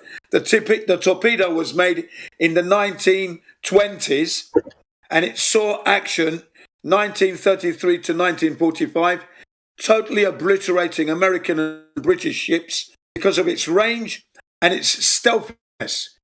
It's under the water at 15 to 25 feet, moving at 40 miles an hour, 60 miles an hour, and you don't see any bubbles or anything. This thing is deceptive. And by the time you may have realized it's coming, it's too late, you're going to get hit. Boom. The only thing is it's not guided. So you aim, you shoot, and that's it. And it just keeps on that trajectory. They're trying to say now that it follows the curvature of the ocean. Really? Yeah? How does it do that when it's got no electronic guidance system? Yeah. So they're saying it's got a depth pressure gauge. He goes, no, it hasn't. It doesn't have one of those. And I sent them the Wikipedia. I sent them everything. It doesn't have that. You're lying. They're lying, ladies and gentlemen. Here you are again, Jim CBO. I'm bringing you the truth as it is. Its simplicity is its beauty, just like the flat Earth. The only thing is, the flat Earth is simple, but yet complex. That's what I love about this flat Earth, ladies and gentlemen. Its simplicity is its beauty, even though it's complex. Ooh, please get your ears around that. Can you imagine that? Its simplicity is its beauty, even though it's complex, ladies and gents. I mean, I would completely agree. But that complexity, I don't think comes from the Earth itself. I mean, you can stare at something long enough and you're like, wow, this is really complex. Microorganisms. The microorganisms that make up the Earth, the atoms, that complexity is what I'm talking about. Right. It sounds like a paradox. Oh, sorry. Is that a paradox? Yeah, if you will. I mean, if something's complex and simple at the same time, is that a paradox? Does that even make sense? It's actually an oxymoron. It makes some sense, doesn't it? In that it's simple when you look at it. And then when you delve down deep, then you come to the complexity of it all. That's all I'm saying. Let's not try I would say that complexity comes from the heliocentric. Try to split the atom here, because I could say that in a song and you wouldn't bat an eyelid. Yeah? I could say what I said in a song and you'd be listening, thinking and dancing and doing your silly little jig that you think you can dance with. It doesn't matter what I really say at the end of the day. The fact is the flat Earth is simple in the way it looks, but yet it is a complex place we live, okay? Thank you. Don't try and rattle my feathers, boy. But I would say that complexity comes from that heliocentric lie, right? I mean, the reason why it's kind of hard to simplify the flat Earth is because everybody's like, but wait this, but they told me this, right? And I get that. They told you when you were a kid. They like embedded it in you, you know? Implanted it into you, like you were going to say. Yeah, exactly. They implanted it in us, so you're correct. Because the complexity comes from the confusion. Yeah. What am I looking at? What do you mean I can trust my senses? Yeah. So here comes the other installment that I was going to post right now. Sorry, I just had to get it up again. There we go. This one is only 1 minute long, but it gives you the actual breakdown, the insides, the guts of this torpedo that proves flat Earth. It's wonderful. And then I'll post some images of what you will see as well. I've got the images going as well, so that these people can't escape the truth. GNCBR1 covers all angles. You will not escape. You will see and you will like it. Because the truth must come out. Out must come the truth of the flat Earth. It is not a theory. It is not a trend. Come on. It is not a fashion statement. Don't talk like that, because you will own nothing and you will be happy.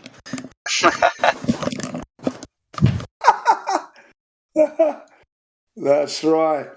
Prepare for the fourth industrial revolution, my friend. Yes, the tipping point. You will like the flat. You will be a flat earther because you're a flat earther going to be, and you're going to like it. Yes.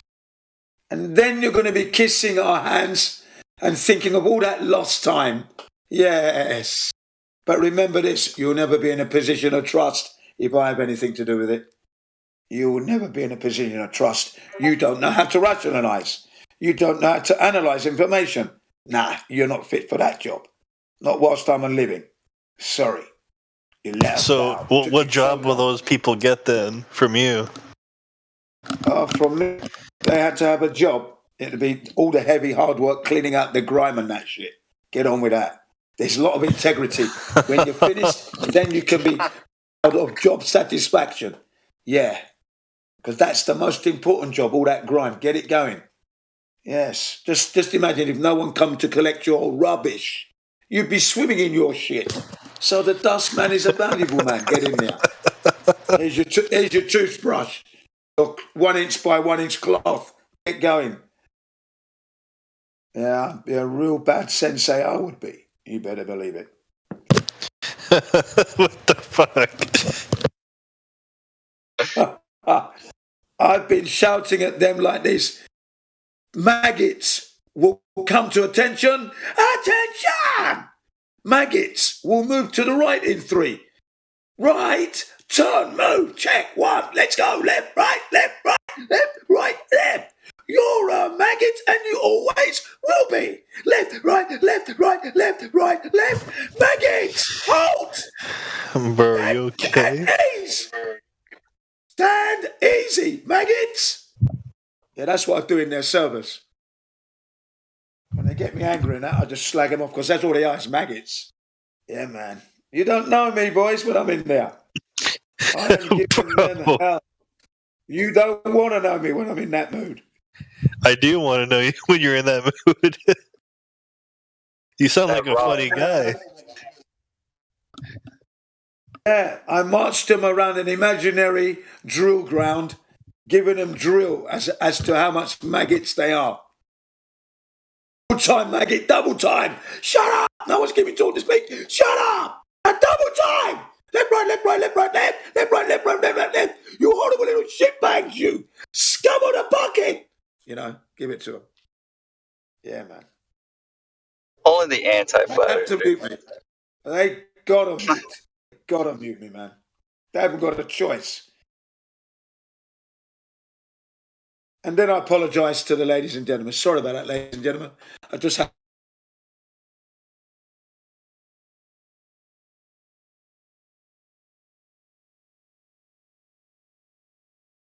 Where they belong, maggots, toxic maggots. They're not the grime that you see inside the bottom of the barrel. No, that's not them.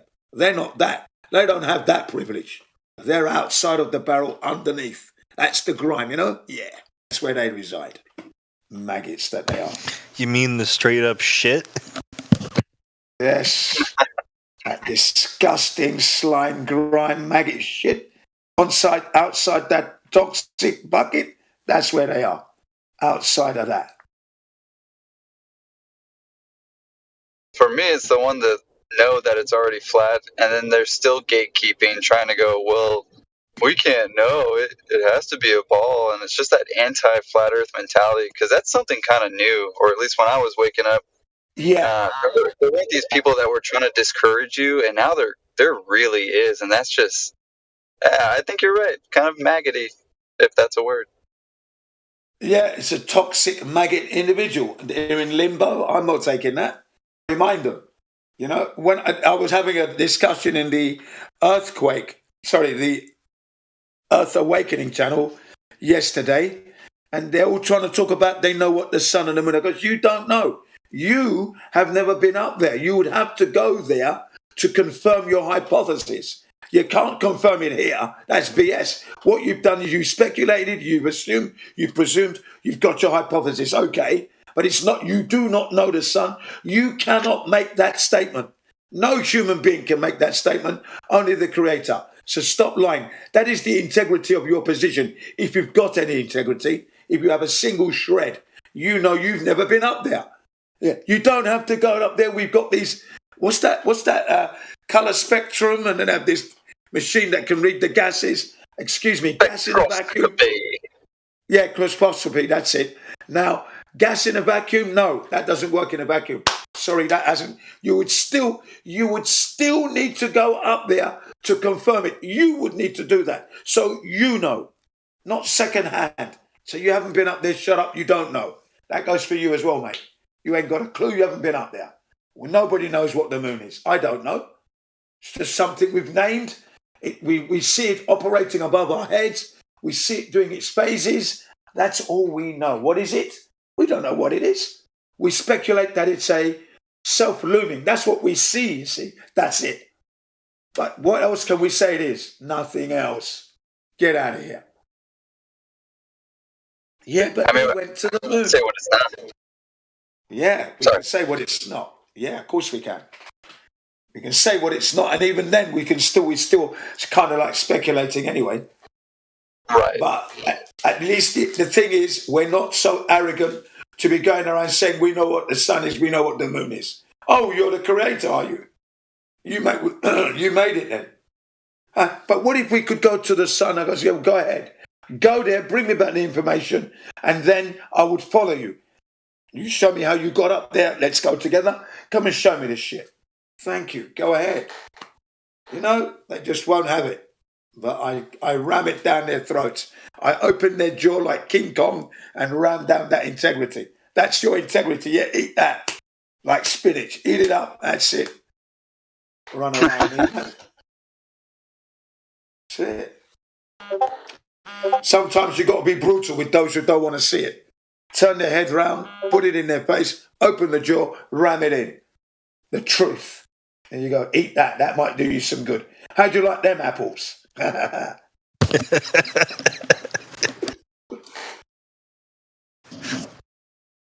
They don't like me. Sometimes I go in there and then I've been listening and they've been lying for like 20 minutes and I go in there, I scream, shout, tell them the truth, and it's silence. What do they lie about? Well, you know, they're lying about the earth and about the gases and all this, and like they're speaking of things like it's fact. You know, all the theories are now truth. Gravity, for example. I go in, I said, no, excuse me, ladies and gentlemen, you may not be aware, but there are two gravities that you would need to consider these days. I know you've been living your lives and doing your cleaning and your cooking, and your husband's running out to work in the rush hour, getting back.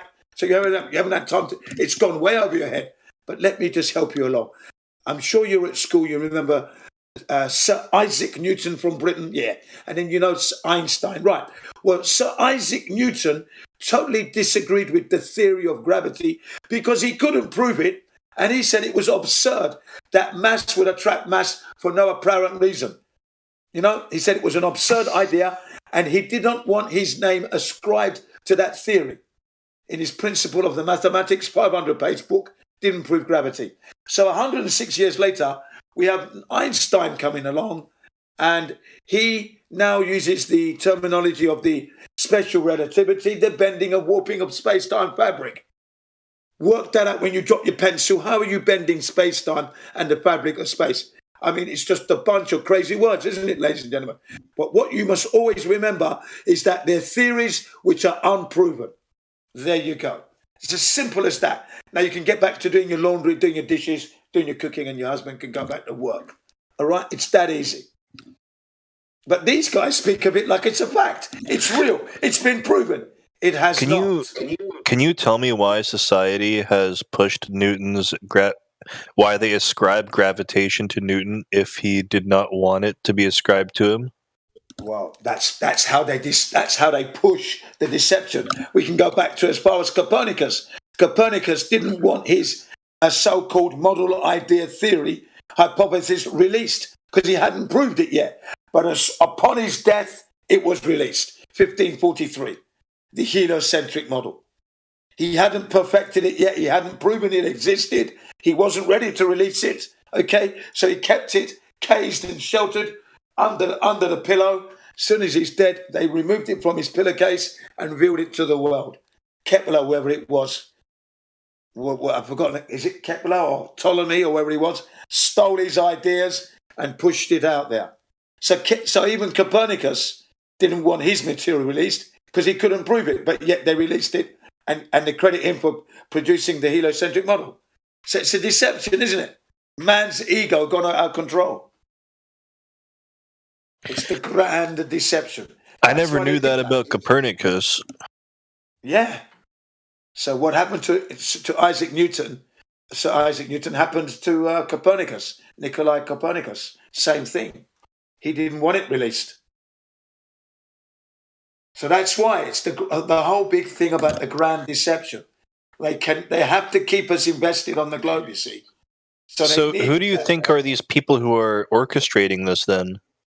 Well, it's those who are working for those who are in the power. The powers that shouldn't be for all enslavement. their little cronies and agents. They're all working to uphold that. We know who they are. The Neil deGrasse Tysons, the Lawrence Krauses. Dude, I saw Neil deGrasse Tyson's PhD paper. It's literally one paragraph. It's pathetic. There you go. Do you have a copy Before that, he was one of those you can look it up online. Evangelist preachers in the church before he did that job. Did you know that? He was from the Christian... No. Yeah, he was a pastor before that. That's what he was before. Okay? Before he became this famous scumbag scientist. So how do you think he actually got his fame as a scientist? Like, what do you think would push him toward? What kind of force would give him that fame, and why? I don't know. He must have been so charismatic. They must have thought we can use this guy to sell our stuff, and that's what he did. And he sold out. Now, I remember seeing this guy around about 2005, roughly. And when I heard him speak, right, I thought, wow, we got a black brother that knows what he's talking about. Remember, Jim's not a flat earther yet, okay? Well, he was, but he didn't realise it, okay? So I knew that the moon landings were a hoax, okay? But he was talking about the stars and the galaxies and all this stuff, and I thought, well, we got a black brother that knows what he's talking about.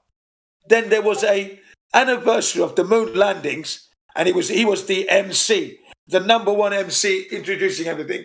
That's when I dropped him like a bad habit. A couple of years later, I thought, oh, he's a scumbag. He thinks he's promoting the moon landings. Fuck, this geezer's an idiot. But before that, I thought, yeah, this black brother knows what he's talking about. It was all theoretical. I thought, yeah, interesting, but no, I can't believe in that one. I was thinking to myself. I still had my own integrity to keep hold of. So that kept me above the water as I wasn't drowning in all that theory. But, I thought, yeah, we got a black face. But what a mug he is. What a mug. I dropped him 2 years or so. Dropped him like a bad habit. I dropped him like one drops a bad habit, man. Very quickly. Very abruptly. What matters is being honest, regardless of skin color, for sure. Yeah, he has no honesty. He has no honesty. He's a liar. What do you think of... He almost came to this server, We almost got him into this server. He was invited to come. The day he was supposed to come, he pulled out to come to this server to debate. Neil deGrasse Tyson. That guy was going to come in here? Yes, he was invited here, but he ran. Wow. Did any of you get in contact with him? Well, everybody sent the messages. What was I going to say? We got Mick West came in. Mick West came in, and he got destroyed. It was like a pack of wolves on a corpse. You understand? Who's Mick West? Oh, Mick West is from Mega. What do you call it now? Mega something. Megaverse. Metaverse? Metaverse, that's it. And some other. He wrote a book. He produced a book about how the Earth is not flat and things like that. Oh, and did you reference any of his book to him? As well. Yeah, he's actually in this server, yeah. Oh my god, that's hilarious. It was so full up in here, I couldn't get in, so I had to listen to it on YouTube because I couldn't get in, Yeah, it was full, you couldn't get in. And then he got totally annihilated. Totally. You ask Miggy and that, they'll tell you about it. Yeah, I had to listen to it on YouTube, man. I was having troubles getting in. It took me 2 years to actually get into this server. 2 years, man. Because I got the app and that, but I just couldn't get in. Where, in this Discord here? Yeah, this Discord, yeah. Yeah. Huh. I had all the other flat earthers saying, Jin, you got to get in here, man. You got to get in here because, these heliocentrists need a spanking, a kicking. They need some of that Jin CBR1, But I was on the Hangouts, destroying people on the Hangouts, you see, right? Destroying the heliocentrists on the Hangouts. And they sent me the app and I clicked on it, got everything, couldn't get in. Then 2 years, so like 5 years ago, Roxanne from the Globe Light Tour sent me the link and somehow I got in. I couldn't believe it. I goes, I'm in. It's taken me 2 years. I was saying to him, 2 years of us trying to get in. From what I know, like they took off everyone from their ban list some time ago. So that could have been a precursor. Yeah, because I couldn't get in, you see. Mm-hmm. I could not get in for 2 years. I wasn't banned. I just couldn't get in.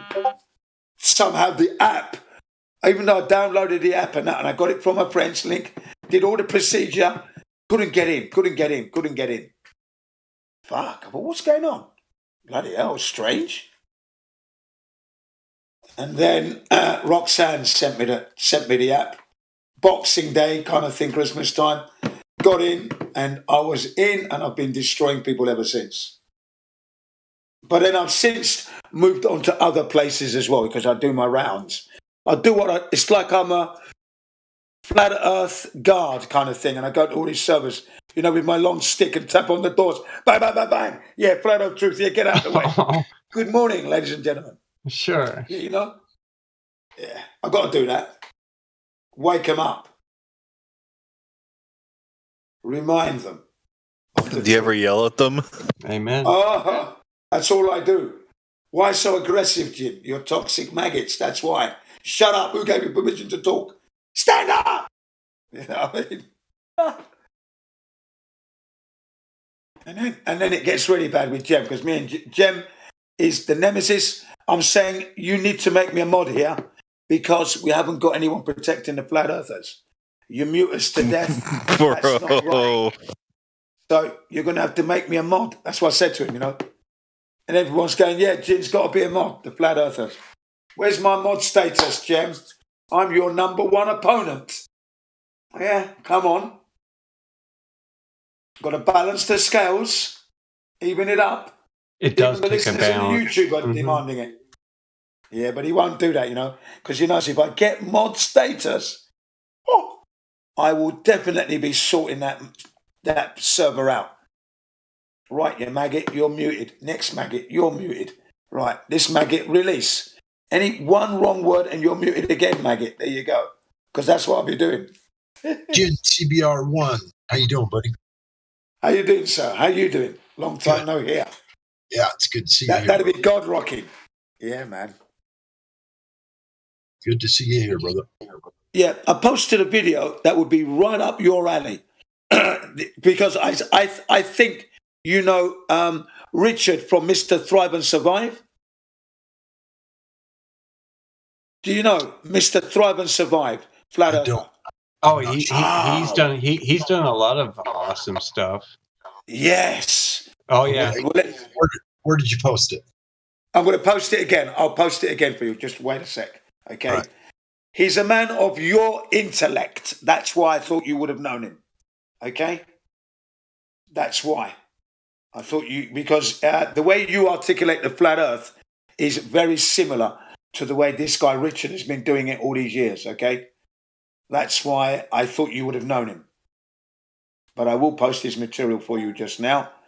And it's a 6-minute, 33-second video, completely and utterly destroying the globe into smithereens with the Japanese torpedo long lance could never work on a globe.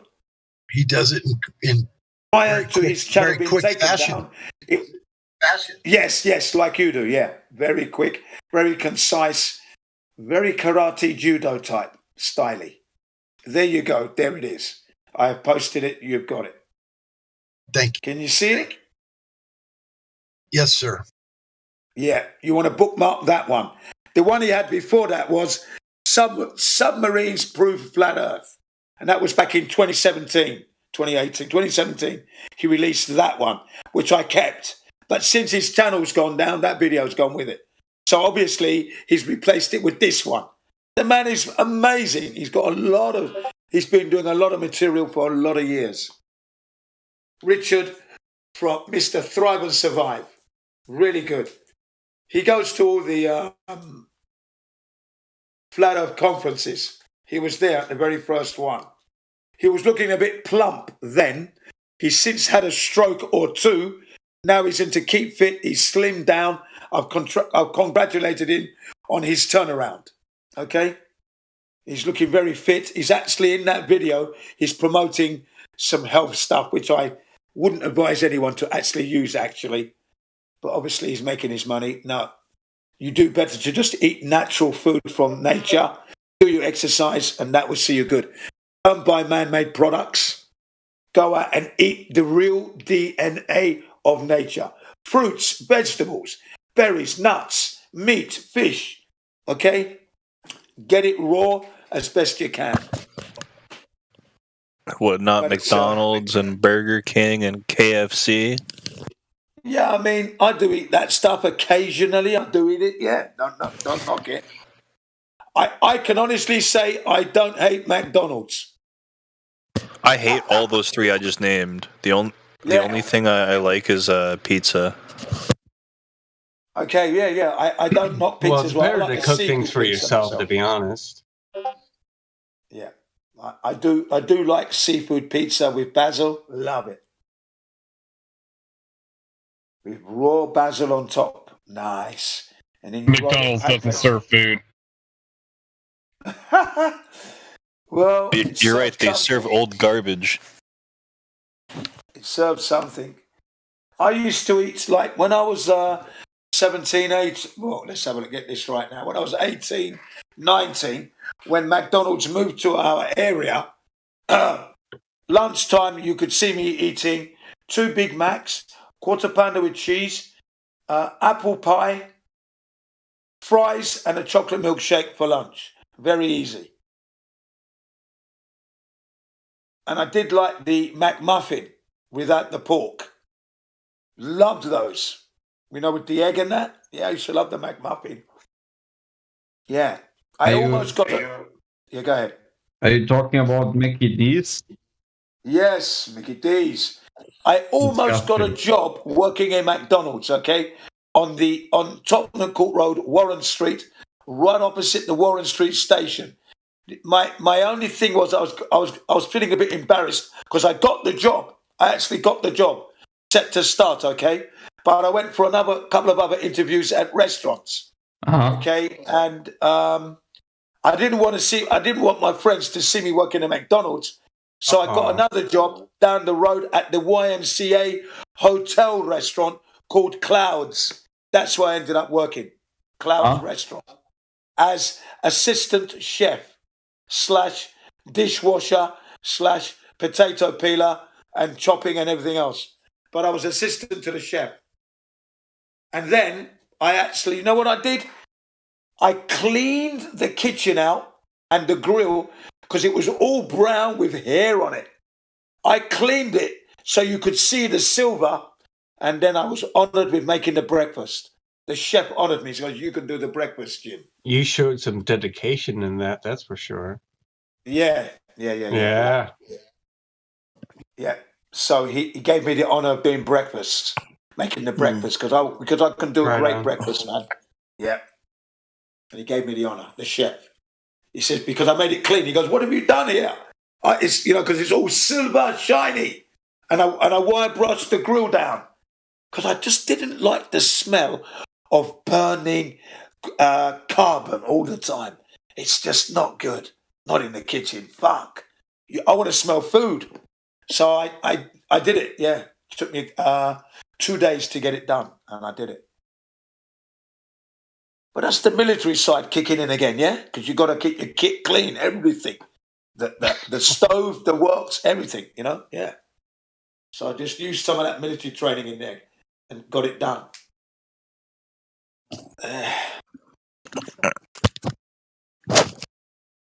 Are you from the military? I was in the Royal Engineers, yeah. I was in the Army Cadets for 3 years, London Scottish 235 Westminster Cadet Company. And then I went on to join the Royal Engineers, Parkhurst Road, London North 7. What Territorial. kind of engineering? So I'd be known as the Home Reserves. Okay? Part-time, territorial. What kind of engineer were you? Bridge building, mechanical, tanks, Okay. engines, bikes, motorbikes, push bikes, cars. Love it. So, do you think you could like repair a whole car if you had to? If I had the time, yeah. Why not? Of course. Yeah, why not? What? Yeah. Time and tools. I'm not scared. That doesn't bother me one bit. Tools, because you need the tools. Once you've got the tools, then you can remove everything, you know? Yeah. Taking out all the seals, you know? You need certain outside calipers where you squeeze and you can remove a seal, and then you can take the suspension apart. I've done all that. I've rebuilt engines for bikes, rebuilt suspensions. I've done all that stuff. Yeah, Mr. Thrive and Survive, Rich, I knew him back in the day, and he did make some pretty good content, but then he literally said that he was drawing a line in the sand that if you don't do mainstream Christianity, that you're not a true flat earther and that you have no business associating with him, so... Yeah, but he's since done I have many disagreements with that man about a myriad of things, but like about flat Earth, we agree. But yeah, just take it for what it is, with a grain of salt. Yeah. Take the content. He does some good content. I congratulated him on his turnaround with his health and that as well, because he did suffer a stroke as well, and then that kind of like set him on the straight and narrow. Got to look after my health now, because he was podgy. When I first saw Richard Thrive and Alive, bad hairstyle, bit of a stodgy, bit of a keyboard warrior, eating all the junk food, suffered from that stroke. Now he's sorted himself out now. Looking good. Last 3 years, non-stop, working on his health. So, he might have said that stuff with the Christianity thing. That's his angle. Just like you got the Celebrate Truth crowd. They've got their flat earth, but they've got their angle as well. Fine. We're not to breed divide.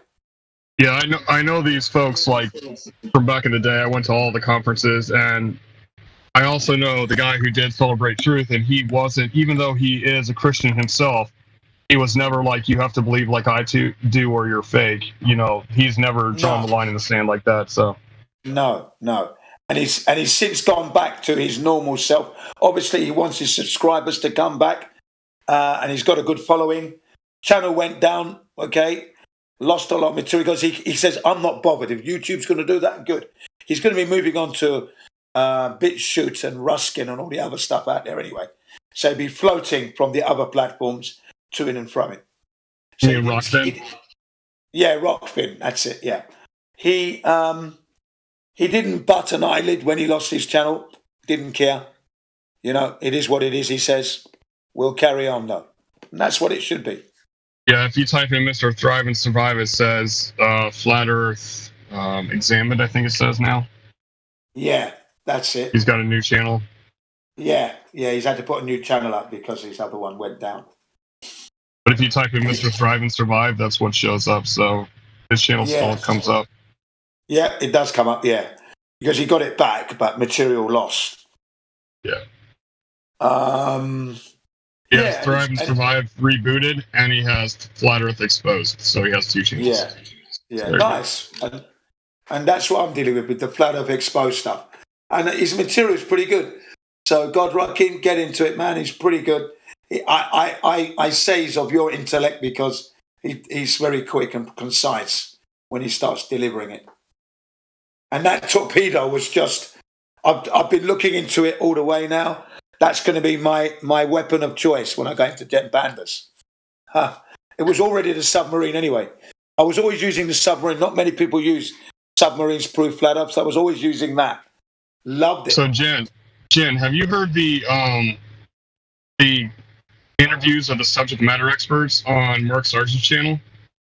Yeah, say that again, Mark. Have you listened to the interviews of the subject matter experts on Mark Sargent's channel? Yes. I've got that. Yeah, I mean, he's got a bunch of military guys and field guys and stuff. I'm on there as also as an AutoCAD drafter. So, but yeah, the submarine thing and the missile, the Sparrow training and all that stuff, all of that kills the globe. It kills the globe. All those testimonies, I've got them all. Man. I love them. Yes. And then the recent one, Flattening the Curve, they speak up in that as well, those professionals. Okay? Have you seen that video? It came out this year, May. Flattening the Curve. We're taking back that. We're taking it back from the stupid. From the mockumentary. Yeah. You got it. Yeah. So we're taking that. Yeah, we're taking that back because because at the beginning of that pandemic, they said we're going to be flattening the curve. Yeah, come and get your injections. Yeah. So now they took that back. They called it flatten the curve. Beautiful. And what you have are the aircraft pilot instructor pilot speaking, aircraft jet fighter pilot speaking, submariners, and aircraft carrier naval personnel, all saying that if we subjected our equipment to the globe, it wouldn't work. Beautiful. Just love it. And Mark Sargent was linked to that as well, by the way. So there you go. Yeah, man. I love those testimonies. When you say that they're flattening the curve, are you trying to say that they're going to slowly tell the world that the Earth is flat? Yeah, they're telling the world because it's flat. They mocked during the whole COVID stuff, talking about they were going to flatten the curve within 2 weeks, and it was around the same time that Flat Earth was getting really big and starting to get throttled back on her views and everything else like that. And it was after the documentary of Behind the Curve. So it's kind of like a reverse mockumentary. Yes. So they were reverse psychology, if you will. It's literally a Flat Earth movie. That's called the Flattening the Curve. Flattening the Curve is all about the flat Earth. Beautiful. And you have, like I said, the four mentioned experts. Having trouble finding it though. Oh, I'll post it for you. I'll post it. Don't worry. Yeah. You want a video? Thanks. You ask in CBR1. He's got the good shit. Hang on. Yeah. I'm the secretary in here when I come in here. Don't worry. Just ask. Don't hesitate. Let me get it for you. Hang on a sec. Because at the end of the day, we're all together in this. And I need to just go to my library. Yeah, we're all in together. Those couple of Hibbler movies that came out were really good as well. Those all came out right after. So. That's right. As a believer in Christ, I normally advocate peace, but when it comes down to it, I mean, like if it's defending your life against aggressors. Yeah, I'm with you on that. Defend yourself. Yeah, I'm absolutely with you, that 100%. Peaceful, loving, of course, but when you've got these scumbags that are in power, that are trying to ruin your health, mislead you, break your economy, break your resolve, you got to fight back. Dude, they're not trying to ruin your health. They are, bro. Yeah, they FDA, right. Your drugs, your food, your frequencies. Yeah, that too. Yeah. I went down to do activism in Greenville. I tried to stay out of the big city, but I went down for activism, and I was there for a couple days, right across from a 5G tower news station, and I was sick for a whole week, like really bad respiratory problems when I don't have those problems only when I go to Greenville. Okay. Video heading your way now. Have you got it? There it is. Flatten the curve. You got it? Yep, there it is. Good.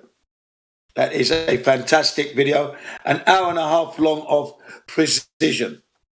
They even some of them bring out their textbooks from the university where they studied to become pilots and helicopter pilots and that. And then they download the latest PDFs just to confirm that what they're realizing is true, that the earth is indeed flat, and they love it. One of them said, if I fly from the North Pole to the South Pole, I'd be upside down. But no, we don't fly upside down. The earth is flat. That's what they said. Yeah. Let's not forget that as pilots, they have to be trained to assume that the earth is flat and non-rotating.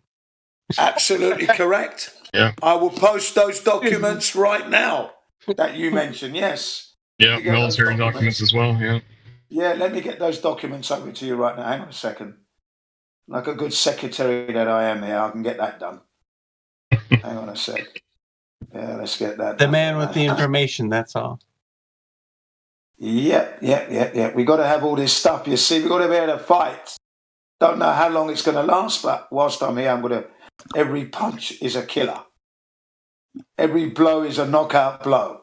That's all there is. I mean, I'm surprised that this channel still exists. I left, a couple days ago thinking that it would be gone because the globe earthers figured out that there's fiber optics, therefore the Earth is a globe. So that's the best they can come up with these days. Yeah, I see where you're going with that. But you know what I do? You know what I've been doing lately? Because to the listeners in the YouTube live stream, that is, you may not be aware, but 95% of our communications happen via fiber optic cables under the oceans. There are approximately 436 of these cables, and they cover 700,000 miles of the ocean. And every day, 10 trillion financial communications happen every day. Fact. International communication doesn't rely on satellites at all. Not whatsoever. No way. Yep. That's. They even, when the whole idea of satellites first came out, they said that it was completely insane and not cost effective because the system that they have now was, plenty good, especially when they had the Project Loon. They had, balloon satellite technology long before they even went to space. So. Yeah. Yes, that's right. Long. And I'm going to say alleged. Second World War, even First World War, they had balloons going up. So, ladies and gentlemen, the cables were around 1850 something. Fiber optic cables, 1850 something. Ladies and gents, cables, communication cables under the ocean. 1850 something.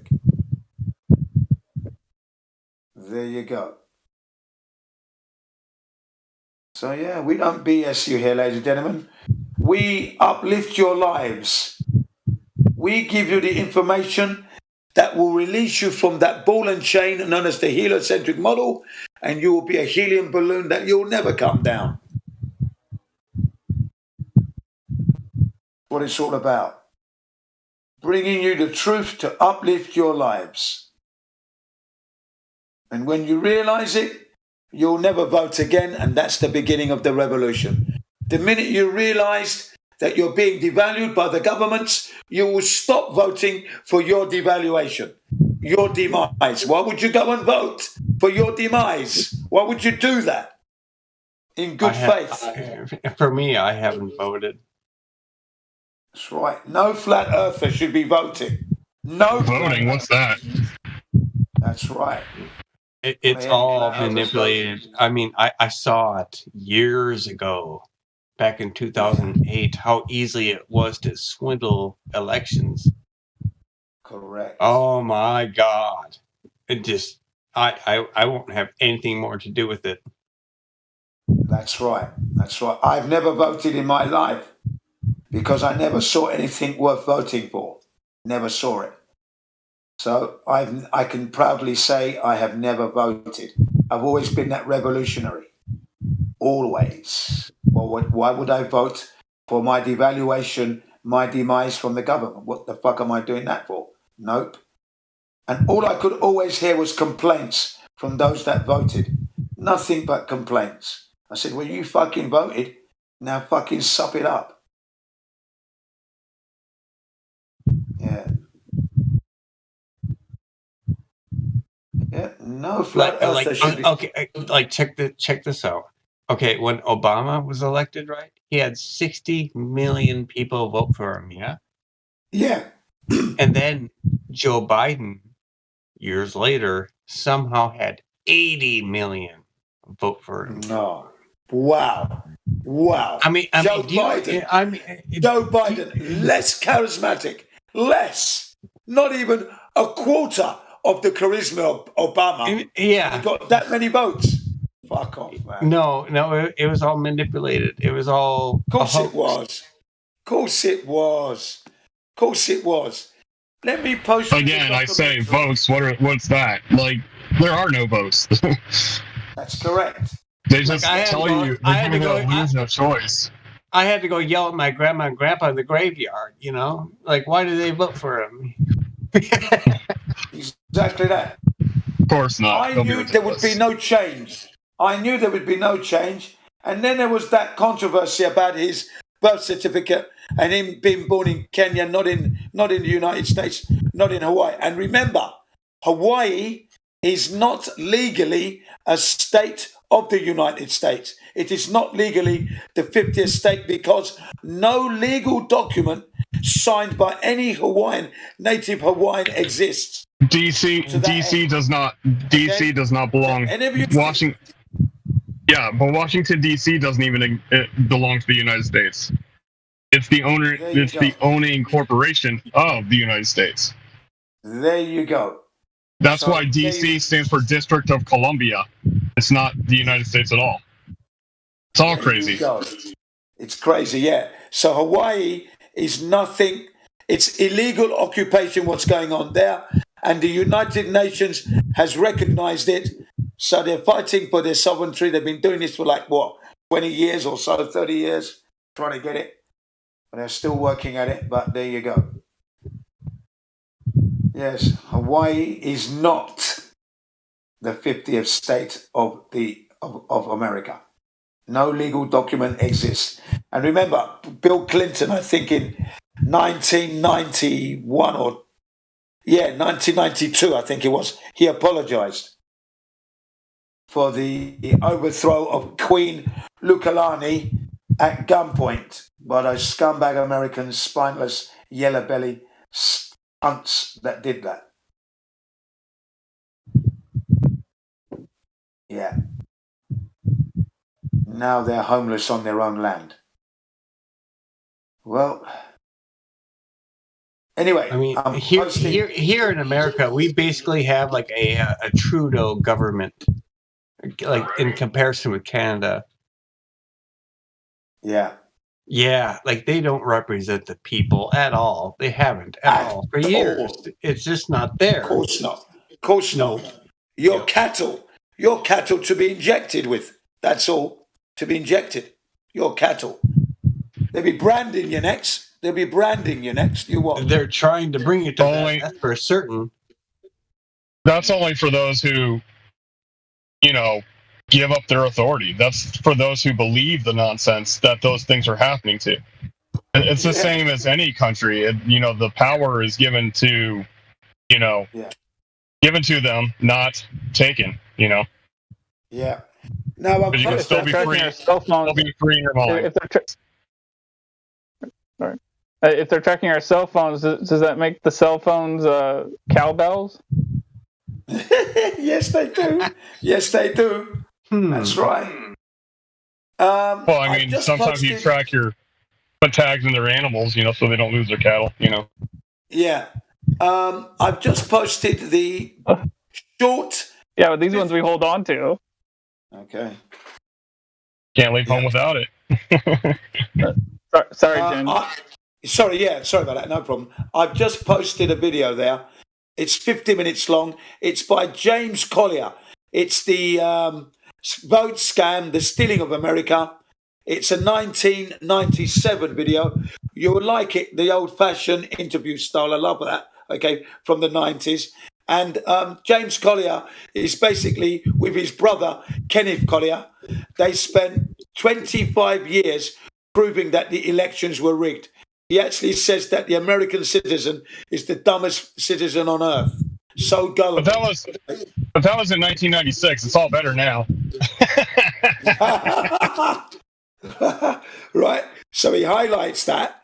And he's the same guy who also did Was It Only a Paper Moon? Exposing the lunar excursion module that supposedly landed on the moon. And he highlights how it could never have worked in space. And the hatch was too small for the astronauts to get through with their suits on. Yeah, they couldn't even fit in the module. Right. Yeah. Yeah. He exposes all of that as well. A man of impeccable integrity. Unfortunately, he disappeared with his brother. He's disappeared. The astronauts admitted that if they had pressed too hard on the walls, their finger would go right through it, like through a sheet of aluminum foil. That's exactly what Bill Wood said. Bill Wood said they couldn't run the Lunar Command Module at full air pressure because it couldn't withstand it. It had to be run at lower pressure. And that Bill Woods is the rocket propulsion expert for NASA, by the way. Yeah, any of you who still believe in the moon landing, if you haven't done it yet, go to NASA or just Google it, first lunar module, and take a really hard look at that thing and look at the panels that don't fit and duct tape holding it together and tinfoil and curtain rods and nonsense, man. Nonsense. Yeah, it's not. It looks like a bunch of elementary school kids' project, is what it looks like. I honestly can't count the amount of people who still believe in a globe and yet agree with me that the first moon landings were faked. There's so many. That's right.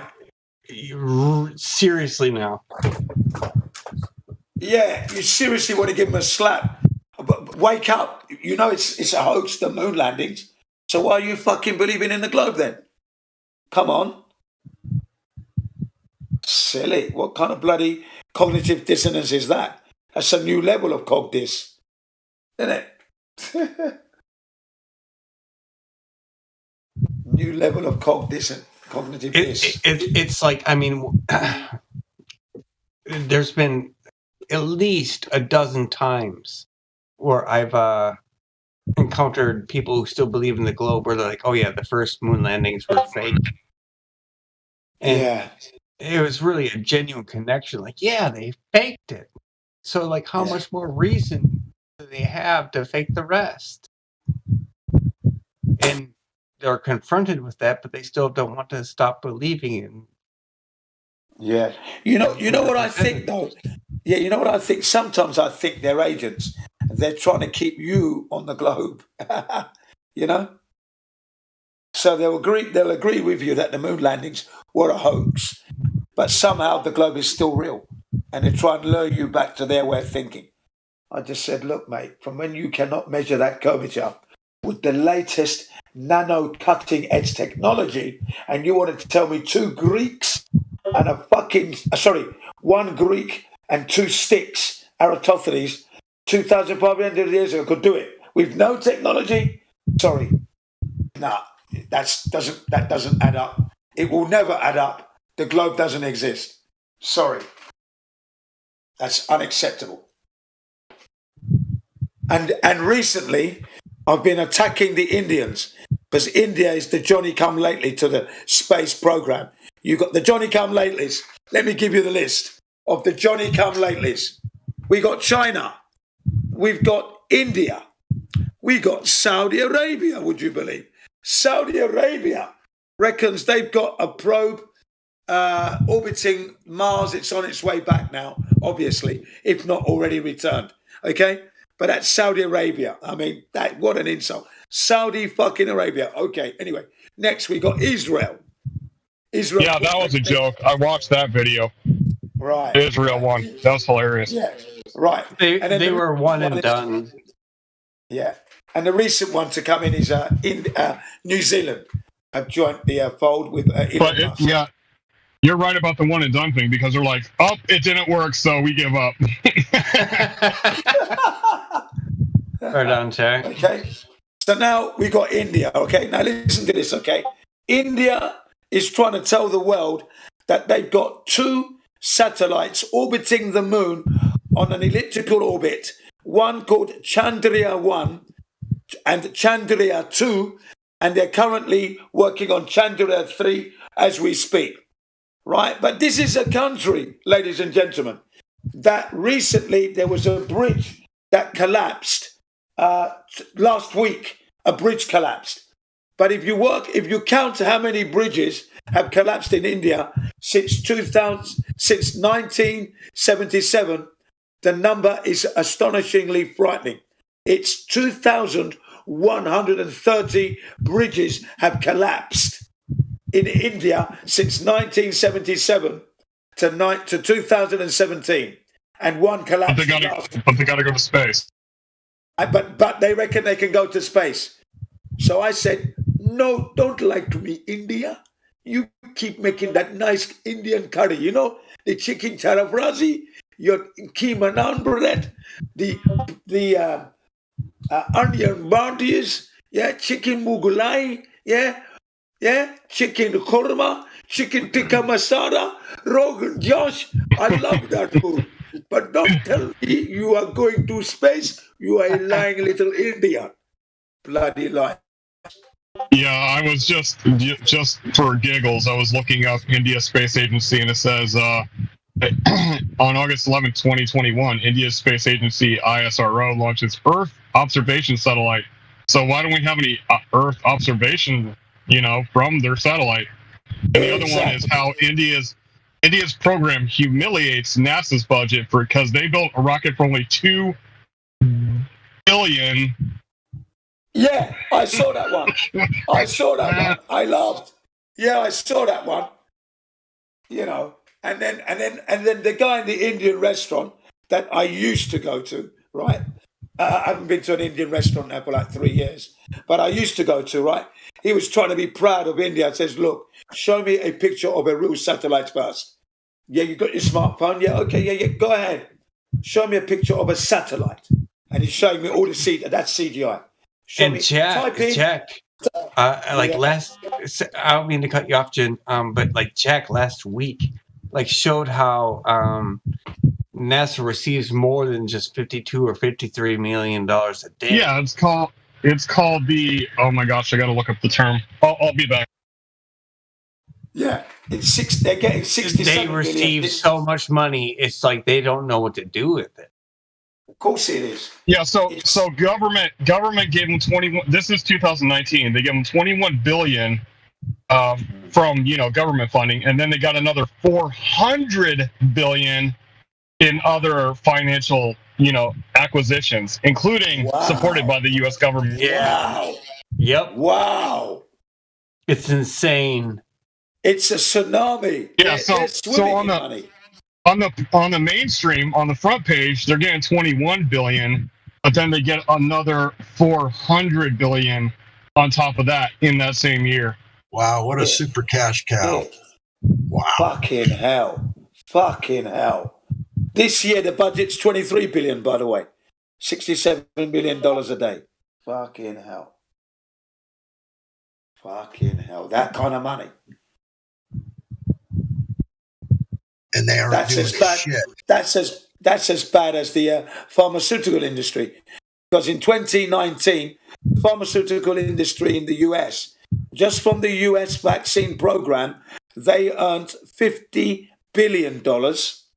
And then they earned a further $500 billion on all the drugs for the side effects that they would have, for the injuries that those vaccines caused. $550 billion just in the US alone. That's not factoring in all the other countries that are using those products yet to come flooding in. That's just US market. Can you believe that? That's criminal. It's absolutely criminal. It's beyond that. We are agreed on that. This shit's way. There's a guy by the name of Gary Null, right? Gary Null, PhD. He is the all singing, all doing, all knowing. He'll do your garden for you. He will show you your legal standpoint when it comes to the injections and that. And he was in the court, right, arguing against having pregnant women injected with the mercuries and all that, okay? And he read out the drugs and how much they are marked up after the cost. It cost them 1 cent, 1,200% markup. This drug, it cost them 3 cents. This is a 170% markup. Okay, 1,000 and something markup, sorry. And he gives you the prices of everything. Obscene amounts of money being made. Obscene. And then he had to apologize for his shouting at the representative who would happen to listen on the day. He said, I'm sorry to be the bearer of my emotions. I do apologize, but there's a lot to get through. Sorry, you have to be the bearer, okay? And everyone was laughing behind him. And then he carried on, reeling off the prices. Because he said, he said, would you a person with mercury right now? No, you wouldn't, because if you did, you'd go to jail. If you had an injection of mercury right now and you injected it into somebody, you couldn't do that. You'd go straight to jail. But yet you want all these women to take this drug? I will sue these bastards, he says.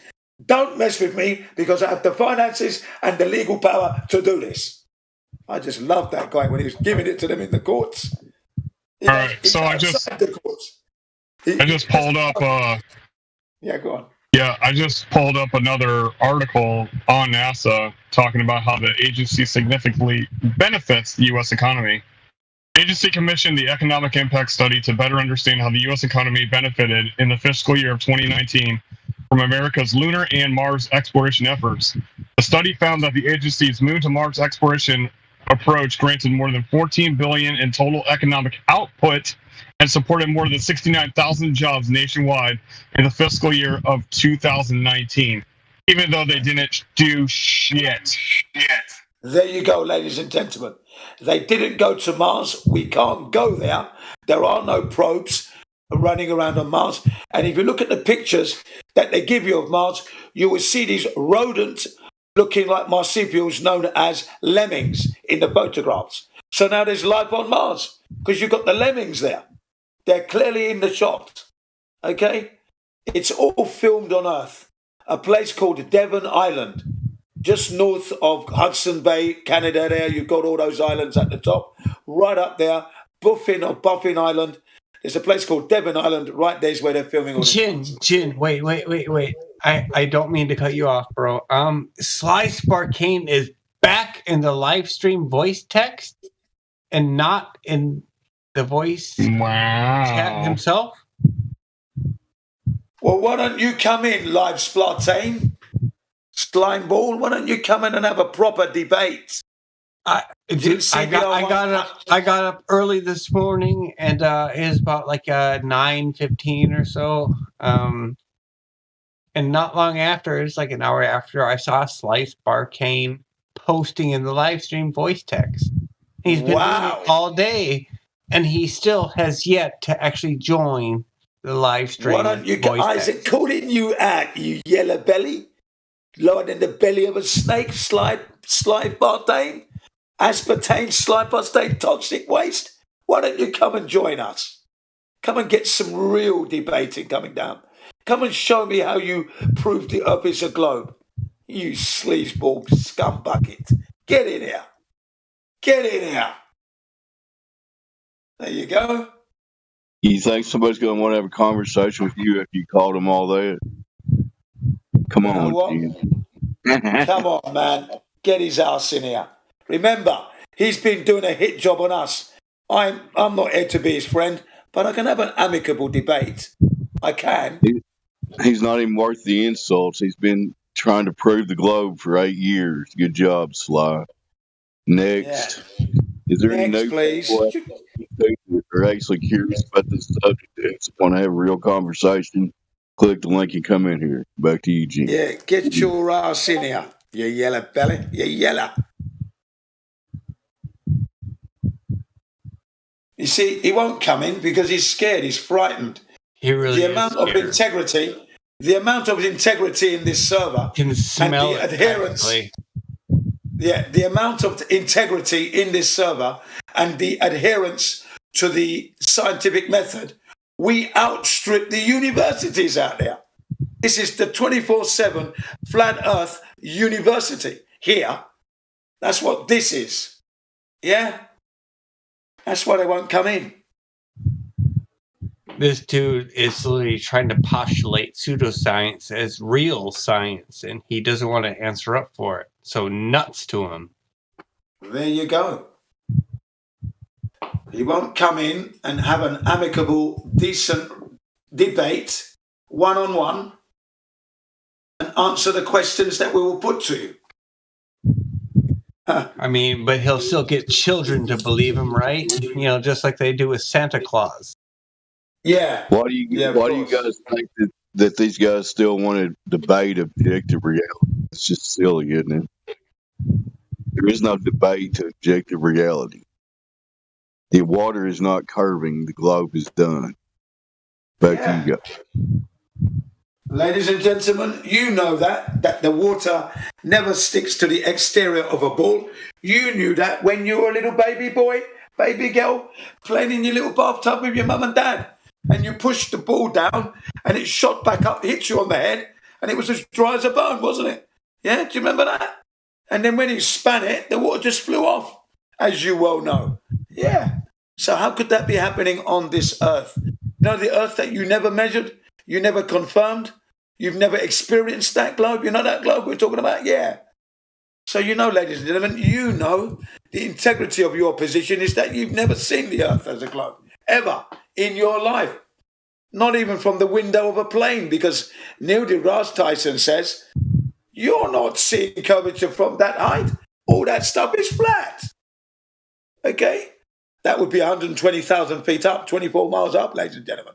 They call flat surfaces curved. It's just unreal. Yeah. Yeah. Does that make any sense? No. Level is curved. Curved is level these days, ladies and gentlemen. Curved is the new level. As orange is the new black, curved is the new level, ladies and I gentlemen. mean, I've heard that air molecules are actually coming down as they're going up. So, hello. More craziness. Hold on, guys. Somebody said hello. Even if that were the case, how does that make Earth curve? What? Just a second, guys. We've got a new person trying to talk. Hello. Who said hello? Sorry. Yeah, go ahead. Welcome to the server. They just left, Jim. Never mind. That's a shame. I was going to say, welcome to the server. How can we help you? Ask any questions you wish. I'm right back. Sorry, rumping you there again. Go ahead.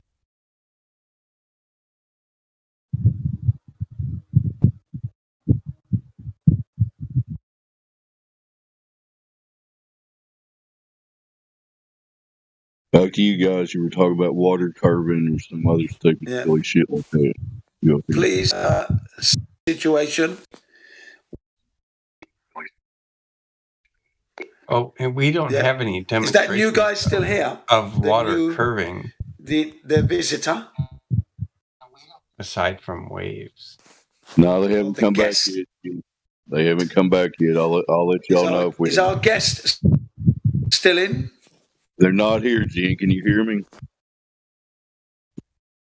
Is my mic working? Gene. Yeah, we hear you. We hear you, buddy. Your mic's working. Jin, he said the guys are not back yet. Great to hear your voice anyway. He's always there. He's got our backs, this guy. He's always got our Dave Hinkle. Dave Hinkle's an OG. Dave Hinkle. This ground he's an we're OG, standing on man. is He's not like me. He's an curving. OG. This ground we're standing on is not curving, and it still pisses me off 8 years later. These people need to snap out of this stupid stuff. Yeah, go on, Dave. Dave Hinkle's always got our back.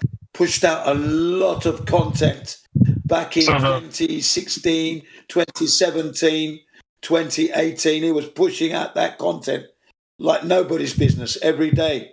Oh.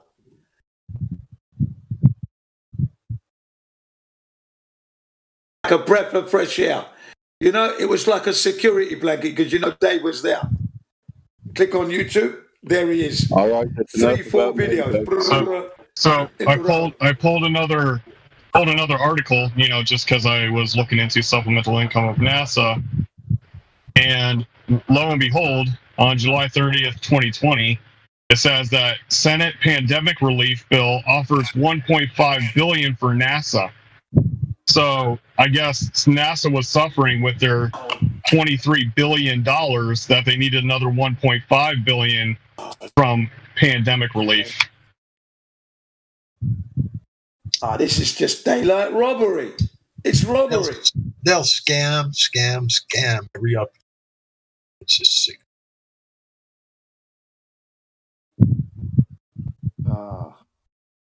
Disgusting. So you guys don't think that NASA deserves every dollar we've ever gave them? Come on, man.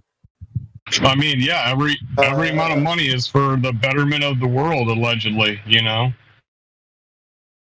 you show?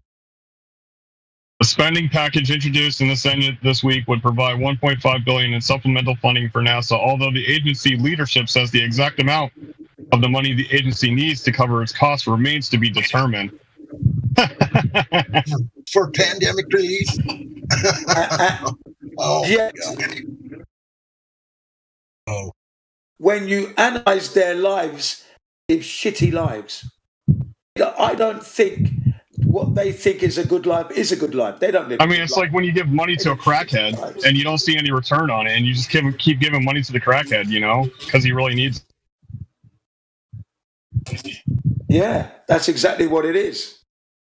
They probably are crackheads, for all we know.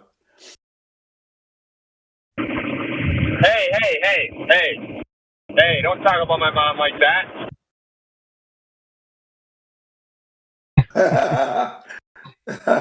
Hey, do you believe that story where, is it Polinsky's husband got hammered on the head? Do you believe that story? Hell no. Didn't show no pictures, no ambulance on site, no police, no nothing. If there's something like that would have happened, there would have been neighbors and people all over it. Their cell phones and pictures. Not one picture, not any. Of course, it didn't happen. Maybe somebody paid a crackhead. So they're expecting a raise for funding in 2023 to go to $26 billion, currently at 23.3. So.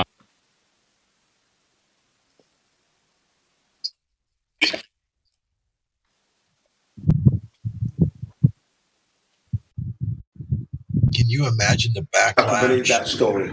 And it says 44.9% of the funds, because they have a little pie chart here.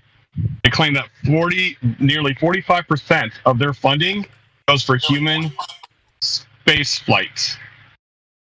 Space flights. And then there's 31% for science. Just science. Wow. Would that be those tests of water bubbles floating around, catch them in their mouth? Is that the science you're talking about? Yeah. I think it's the chugga. Science. Yeah, the chugga. Yeah. It's the chugga of turning their shit water into coffee. So. They got to grow lettuce for the 12th and the first time, right? Yeah. Got to grow that lettuce for the 12th. Aren't they recycling their poo as well now? Yes, they're growing lettuce in space for the first time for the 10th time. They're recycling their poo with that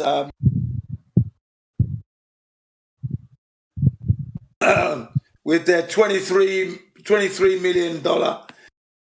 $23 million toilet. The 19 million one broke down. Yeah. I find it funny when this is the breakdown of the budget for 2022, and what picture do they show about the accomplishment of NASA? Apollo 17 Earthrise. That's what they're showing for a picture.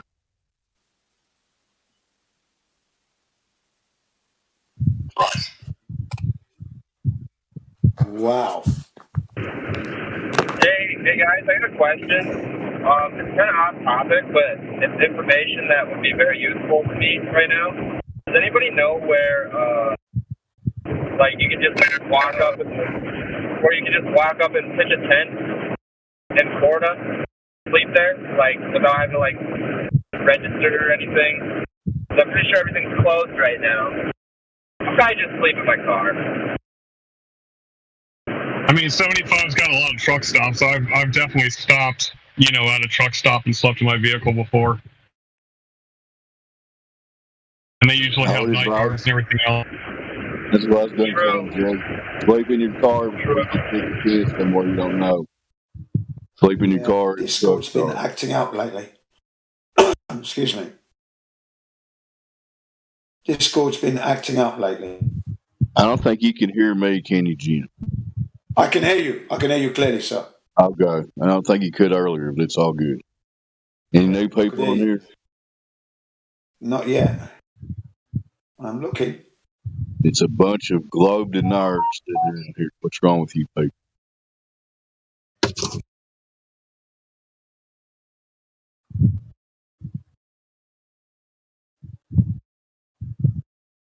I'm just looking for that $23 million toilet that they charge the taxpayers. Can you imagine that? $23 million for a toilet. That's not even up there in space. That should be a toilet made of gold if it's actual value, right? Yeah. Putin's got gold toilets in his palace. Vladimir Putin's got... Yeah, go on. So when they tell you these, the billion-dollar budgets, they say the key takeaways are that NASA's budget is much smaller than any other government agencies. That's the takeaway. Yeah. Make sure you realize that there's other government agencies using money even worse than NASA, which is saying something. I know, like 3 years ago, the total defense budget was like $360 billion or something. Am I wrong? I think I'm pretty close. The total, like all the military stuff, all defense budget, $360 billion. NASA is exclusive of that. Well, I thought it was a bit more than that. Yeah, so it says NASA receives 0.5% of the $4.8 trillion fiscal year 2021 federal budget. The Department of Defense, by comparison, has $636.4 billion budget, or 13% of the total. Department of Health and Human Services. Now, you would think that, they're very involved in our lives, right? The Department of Health, $96.4 billion.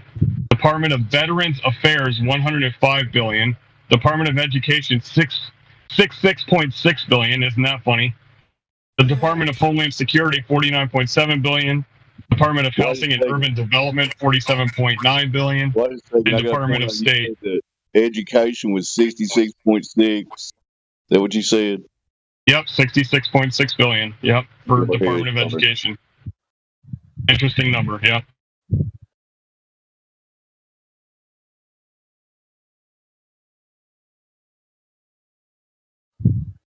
It's called a satanic education.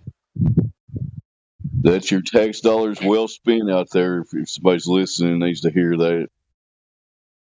That's with a trillion with a T is what he said there, right?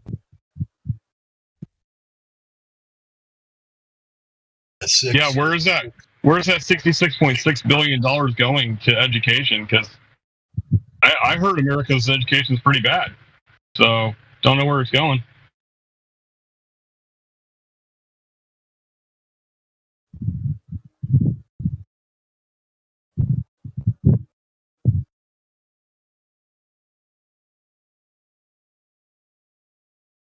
Let's take a short break and invite the 31 people. Even Slice Bar came. I'm in here and start with the Earth curvature. We need to see that demonstrated at least 10 miles, showing a 66-foot drop over distance over a body of water. We know you're not going to do that because that's impossible. But if you think you live on a globe, or maybe you just heard about this subject, you're curious about it, We have a very knowledgeable panel. They'll have a civil discussion with you and just explain some facts to you. What you do with them is up to you. Back to you guys. Yeah, if you're new to the subject, please click the link, come into the voice chat, and just ask some questions. Can't hurt. But we're definitely gonna hold people to task who make any claims. Anybody who makes a claim, you're gonna have to prove it. But if you have questions, that's good.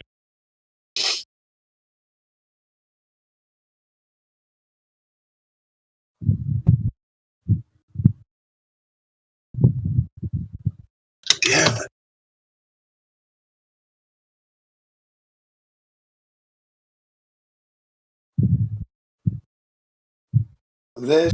There's the old toilet, the old NASA $19 million toilet that broke down. Okay, now I'm trying to find the new one. I did have it somewhere. Close. So after it broke, it could make coffee, right? Right, here comes the new one. Looks like a bloody rice maker. There's the new one coming up now. This is the new one. $23 million toilet. There you go.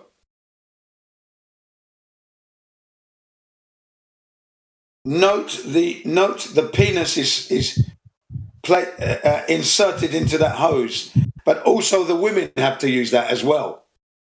Now you'd think it would be a different one for the woman, more of a cup, right, and more curvy, more open that they can actually press it against.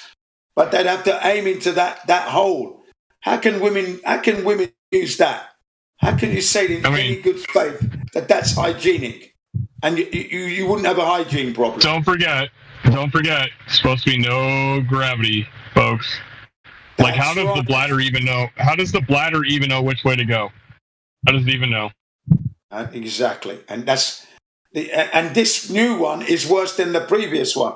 The previous toilet hose was much better. It was a bit more generous, but still, it would need to be designed as a cup, like a hand.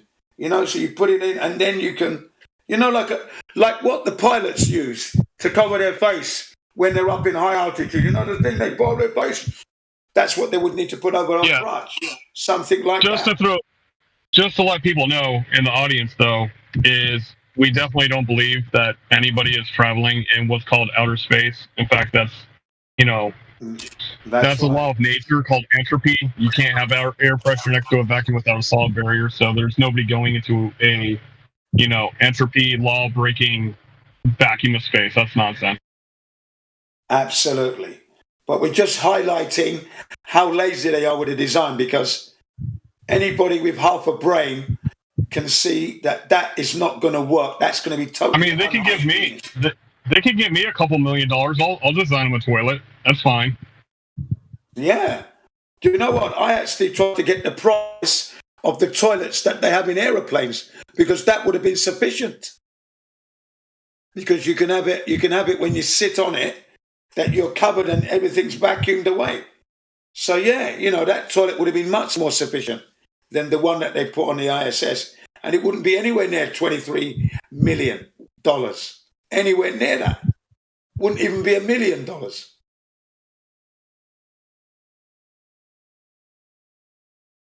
And that would be much more robust, easy to use, cleaner, perfectly hygiene, because you're going into a cubicle now.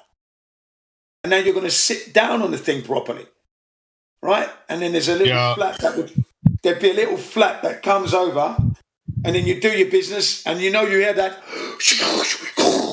in the aeroplane. Very powerful. Yep, that toilet sucks. Yeah, it really does. So yeah, ladies and gentlemen, I'm looking at this, and I just think, so where in the world are you, CBR? I'm talking to you from Japan. Currently 12:30 in the afternoon now. Japan. I was born in London, England, 1961. That makes me 60 years old. 61 this month. I'm going to be 61 this month. But I was born in London, yeah. And I left London in 1999 at the age of 37 to be 38 that year and came to Japan. I've been here ever since, 23 years now.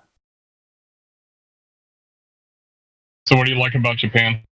Well, I like everything. I like the weather, I like the food. I do like the people. Obviously, don't like the system, yeah? Like the geology. Love it all, The mate. system's screwed everywhere. Yeah. Yeah. But apart from that, yeah, I love it all, man. The onsens, the food, yeah. The service, brilliant. I became a flat earther here, didn't I? I discovered the moon landings weren't real here. 9/11 was an inside job here in Japan. If I'd been in London, I would have been brainwashed still, I think. Good thing I left. Because what it did was, and I started the English school, it meant that I had time to do research. Whereas in London, I was just so busy, you know, I didn't have time to go to no library. I went to the library on my business course. It was a horrible experience because you couldn't get to book the computers because they only had one or two and they were always fully booked. So you have to go through the library itself and you're at the mercy of everything that's not filed properly. Okay. But the fact that I came to Japan, it meant I had time to research. Got the first computer from my father-in-law. And yeah, and I hadn't looked back since. So coming here was great. Made up so many discoveries of the deception. The first video I watched when my wife got us a video account, because I was a member of the Blockbuster Video in England, but they didn't have one near where we were. So we went to the local video club. The first video that I watched was JFK, Oliver Stone's JFK, because I couldn't get it in Britain. I couldn't find it to watch. It was always bloody out at Blockbuster's Video. Do you know what I mean? Yeah. When I wanted to rent it, it wasn't available. And they don't do reservations. They didn't do the reservations. They didn't reserve. You would have to come in to get it. That was the other problem. So I always missed it. So when I got to Japan, 1999, probably September, somewhere around about that time, that was the first video I watched. JFK. So I was right on the research. Pretty good one. Not So you're getting mocked for doing research by Sly Sparkane. He says that if you do your own research, it means not using universities or NASA. That's funny because we often quote for universities and NASA, you know, when they say stuff like flat and stationary and what is the scientific method and what is the definition of scientific proof and what is the definition for pseudoscience, which astronomy, astrology, astrophysics, they're all pseudosciences by their own claim, their own definition. By their own admission as well. It's all theory. It's theoretical. It's not fact. It's not the truth. So stop lying. You're perpetuating falsehood, misinformation. You should be censored.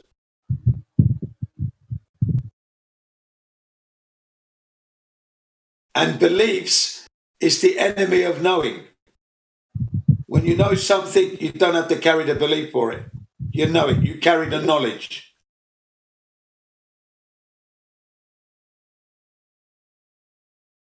Proven knowledge via the scientific method. Speaking of science, still waiting for scientific proof of any of the claims. Yeah. Any of the claims of outer space at all. I mean, let's start with the vacuum of space. Let's prove that could be possible. Yeah. Great. And they target children, the brainwashed children. You know, that's how we were raised. We didn't know any better. Indeed. Yes. It seems exponentially worse now. Like the propaganda is so much stronger now. Yeah, Sparkane still thinks it's all true. Time out, guys. We got Sly Sparkane. Why is he posting stuff in a live stream voice text? We ain't going to talk. Hello, Sly. Yeah, tell them to get out. They've been struck. It's reserved for people in the live stream, yeah? That's correct. He was told. Hey, Timbo, welcome back, man. How are we, guys? How are you, Jack? Good, Timbo. Good to see you, mate. Welcome back. Almost knock-off time. I'll be able to speak soon. Knock-off time. Sorry, that's finish time at work. Yeah, good day, mate. Good day to you, mate. Hey, how are you, Gin? I'm fine, man. Doing good. I've been listening in, mate. It's been it's been very entertaining. You're always entertaining, Gin. So cheers. Happy to hear from you. Appreciate it, man. Because you know when I'm not in here, you know I'm in that toxic maggot of a server, Gem Pandas, cleaning it out with the flat earth truth. That place makes me angry, mate. I can't go there. That's why I go in there. I say to them, I do all my exercises just to come in here and drill you with the truth. You horrible little maggots, stand to attention. You know what I mean, yeah?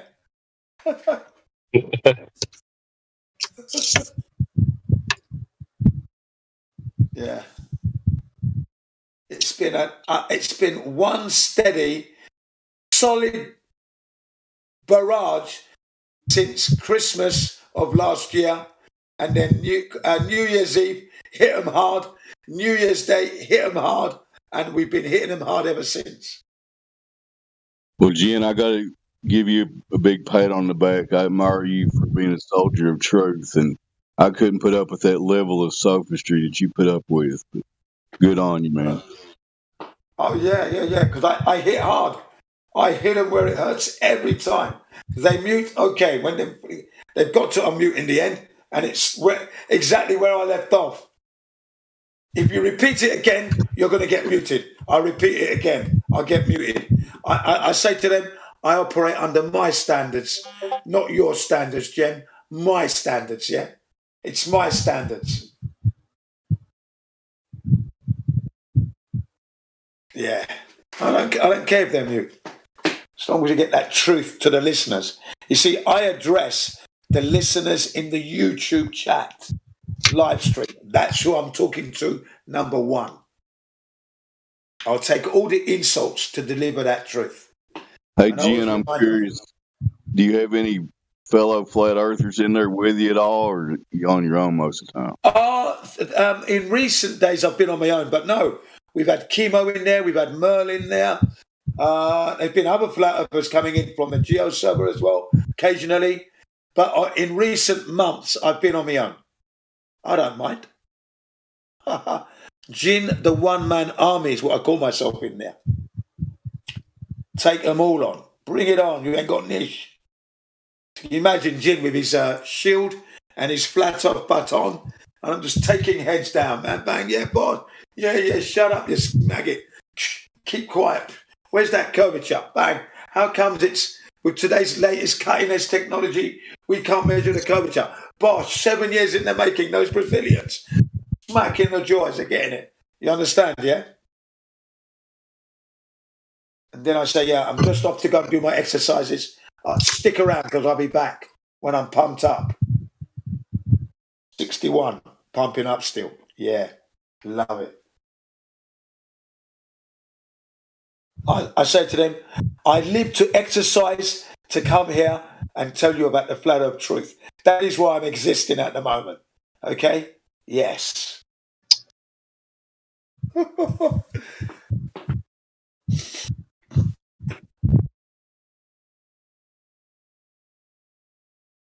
We can't have a conversation with CBR1. I said, yes, you are, but I'm talking to the people you don't address. Your valuable listeners. You know, the ones that give you the super chats? Right. You need to be addressing them with the truth. You're lying to them. Ladies and gentlemen, you know my face. You see what I look like, and you know my name. Do you know the names of these people? Do you know what they look like? Who are they? There you go. So Jen, about how many listeners they have on average? Like 20 or 30, like we do right now. What you mean in the Gem Panda servers? It's always a full house in there.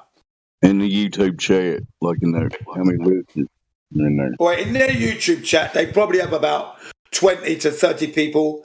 Sometimes it's gone up to like 50. I've never heard it at 60 before. 50, 30, 20, 15. But I don't care if there's only one. That one person's going to hear the truth. It could be something that I say that will make them click. Oh, yeah, that's right. I mean, I didn't think of that. That's right. And look it up. I always back it up. Look it up. Do that research. Don't just take my word for it. Look it up so you know. Yeah. Well, you're doing good work, Ian. Truth is on thanks your very side. much. Good truth soldier. Way to go, man. Yeah, cheers, man. Yeah, it's got to be done. You know, I don't feel it's a waste of time at all because I'm also slagging them off as well. I get a chance to call them toxic maggots, lower than the belly of the snake. You know, yeah. You're worth less than cow dung and rhino dung mixed together because with this material, I can at least fertilize the soil and grow my vegetables. You, on the other hand, are too toxic for that. We'll fire you into space where you belong. You know?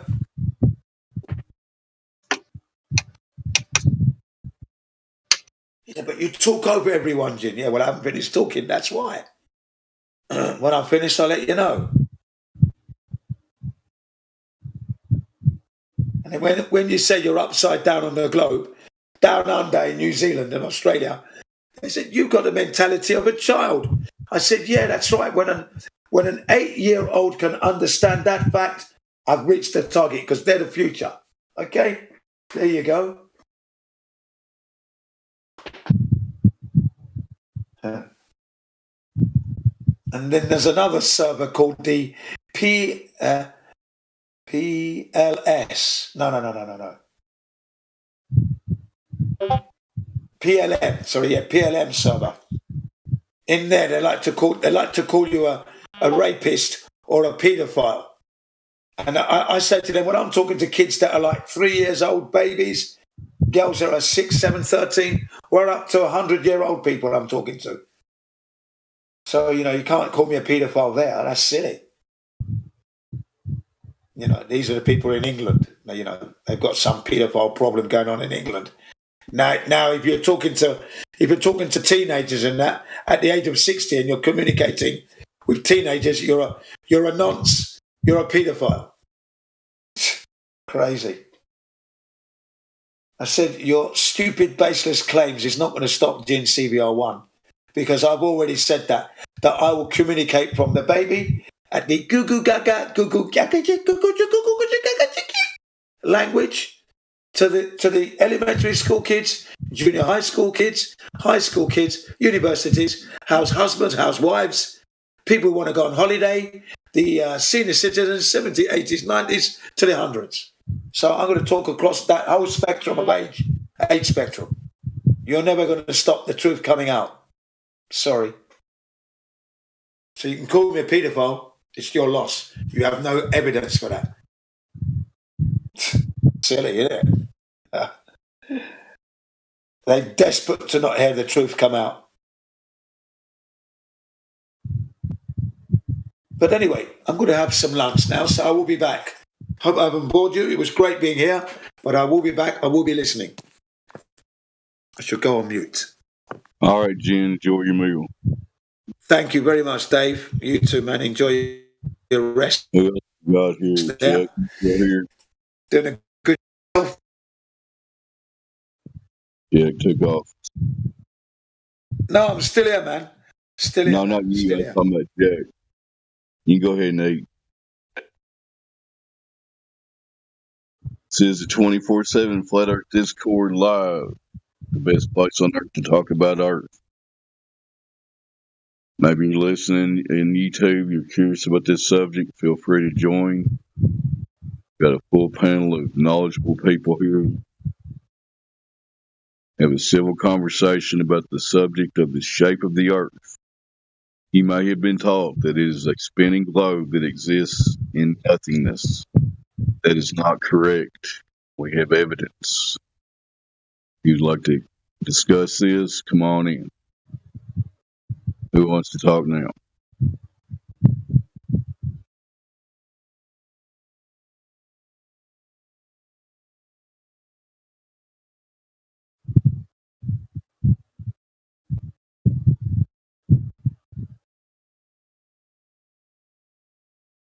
That's why they call me Dead Air Dave right there. Just think that silence that you're hearing right now could be filled by somebody demonstrating Earth curvature to us, but that's not going to happen because it doesn't exist. Back to Dead Air.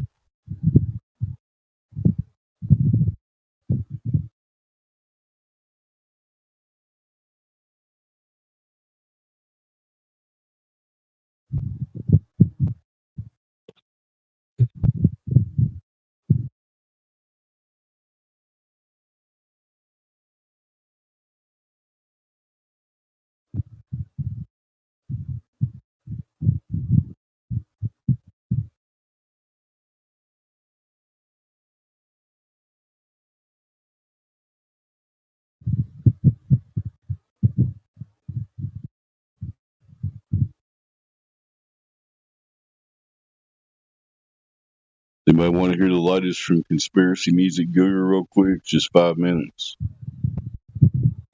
Let somebody talk to me. Find it and play it real quick.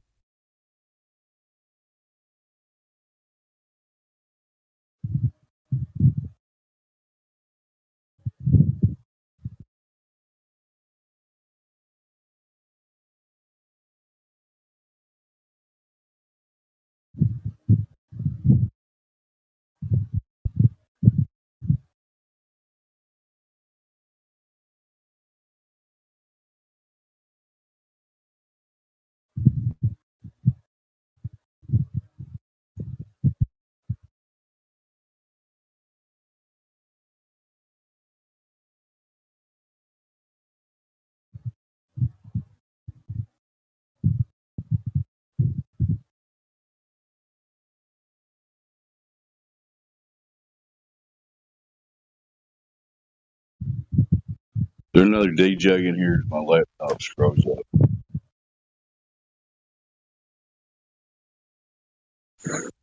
My mic working. Somebody at least say my mic's working.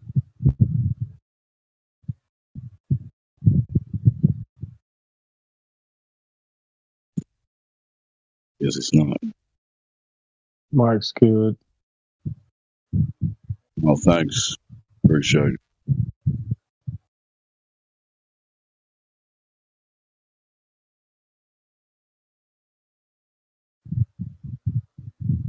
The laptop is doing this circle thing right now.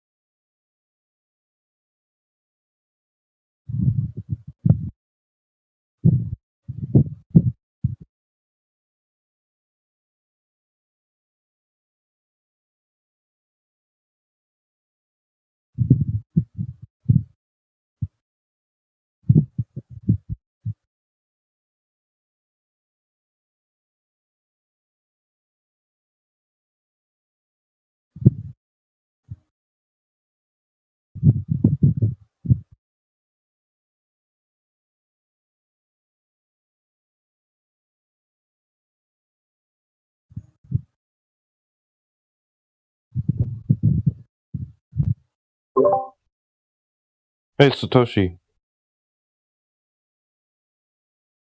Hello. Satoshi. Nakamoto.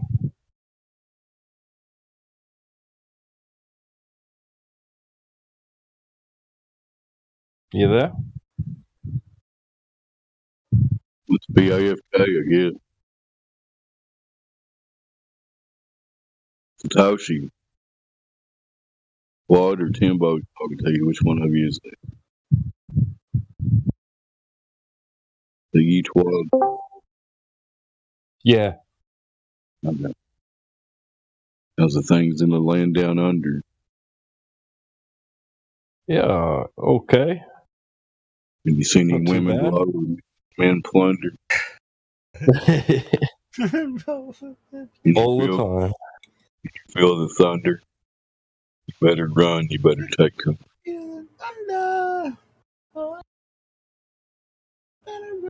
know your lyrics. Man at work, 1980 something. Those guys.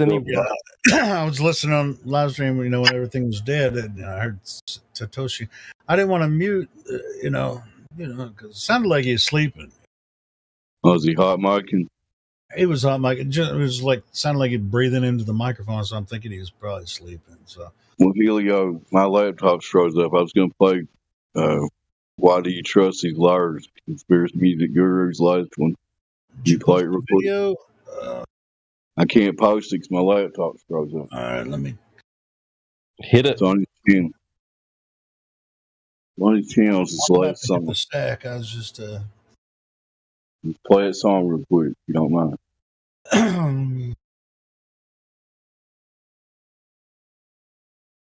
Actually, my laptop just came back up, I think, maybe.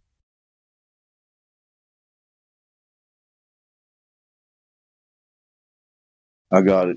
Forget it, Helio. You already done it? I'm still looking it up. I'll get it, man. You're going to bed. Yeah, I'm about to hit the sack. Sweet dreams. Dream about globes spinning through space.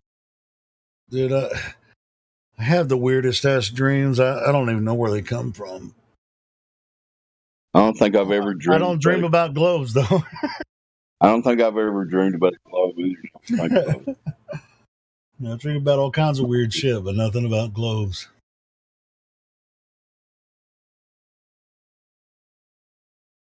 Does anybody ever dream about globes? I'm curious.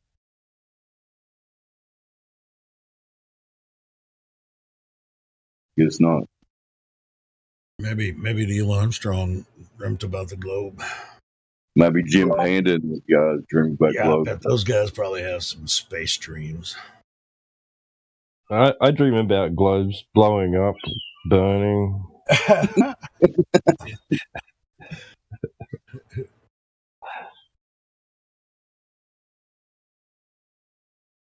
All right. I'm here playing Conspiracy Music Guru prompt. How they do this shit. This is Boomer Time on the 24/7 Discord. Using a shitty laptop that I didn't have enough virus protection on or whatever. Well, So it's like shit. I don't have any virus protection except for Windows Defender on mine. I never have any issues.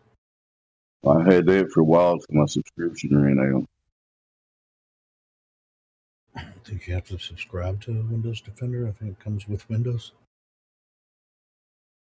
I guess I still got that, but it don't something's in it needs to get out of. You must have clicked on something wrong. No, I don't know. There ain't no telling. I mean, there ain't no telling what could happen. With all the shit out there. You gonna play the damn song or what, Dave? Could have found it by now. Go ahead. I thought it was working, but it's not. It's doing a little spinny circle thing again. Oh shit! All right, I'll check. I'm sorry. No, no big deal.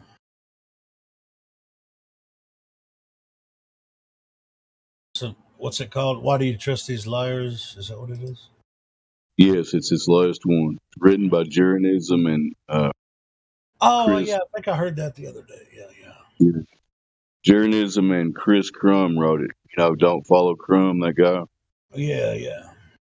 They wrote it on like three live streams on Sunday nights, and Yeah, I think I heard it a couple days ago. Conspiracy Guru put it together and recorded it. It's pretty cool.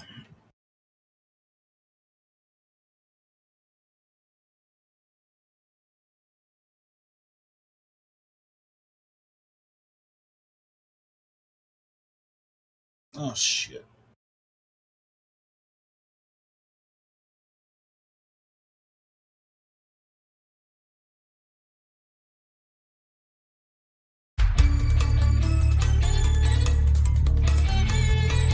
I wonder if you would recommend locking down schools if you had to do it all over again. You're okay. You're not gonna get COVID if you have these vaccinations. First of all, I didn't recommend locking anything down. People do not get sick. I recommended to the president that we shut the country down. Shut the country down. Spaces get Boston bombing falls, flight Joe Biden torpedo. Dr. Fauci always lying, Stevie Wonder is a blind fake career. We shall see it down the rabbit hole.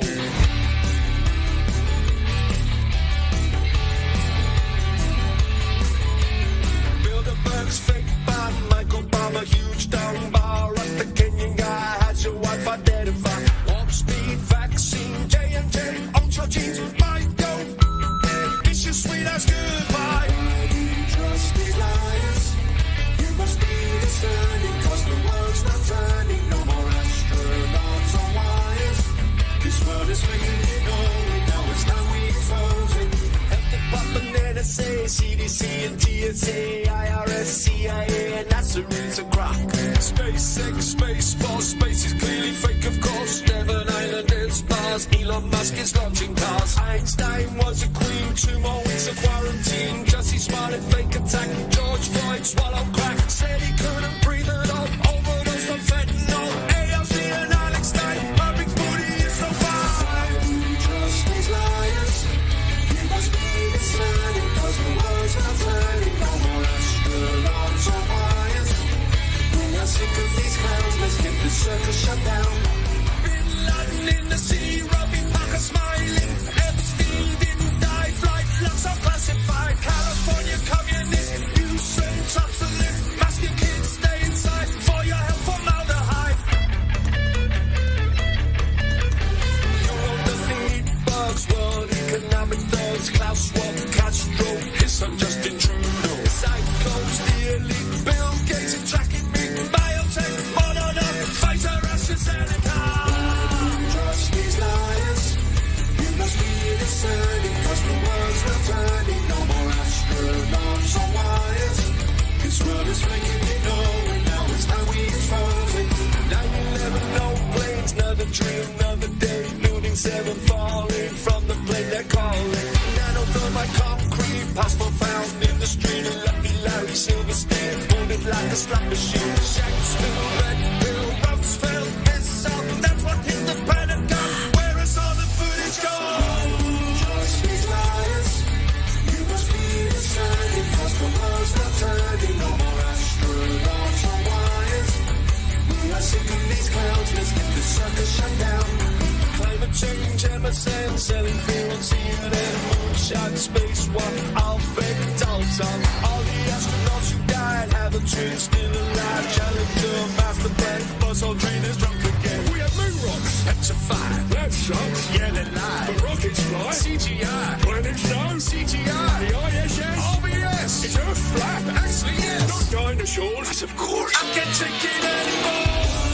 Trust these liars, it may be concerning, NASA building is burning, maybe carbon these liars. They deserve a take down for saying we go around, around, around, around, around, around, around, around, around, around. Why do you trust these liars? You must be discerning, cause the world's not turning. No more astronauts or wires. This world is making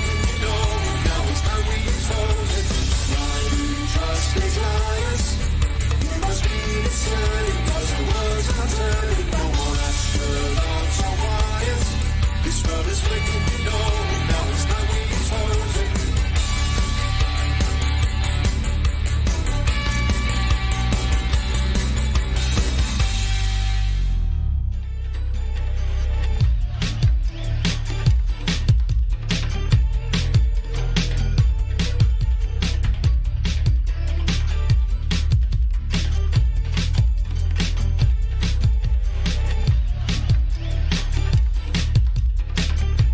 All right, those Zeladius from Conspiracy Music Guru. Anybody got a topic? Looks like we're not going to get any newspaper before I go to bed.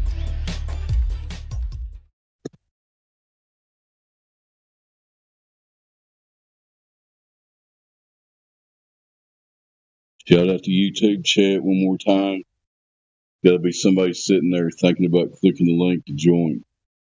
You got questions and thought your whole life you lived on this globe and never questioned it. Never thought about it. Anybody ever actually measured the purge directly? Turns out they didn't, because it doesn't exist.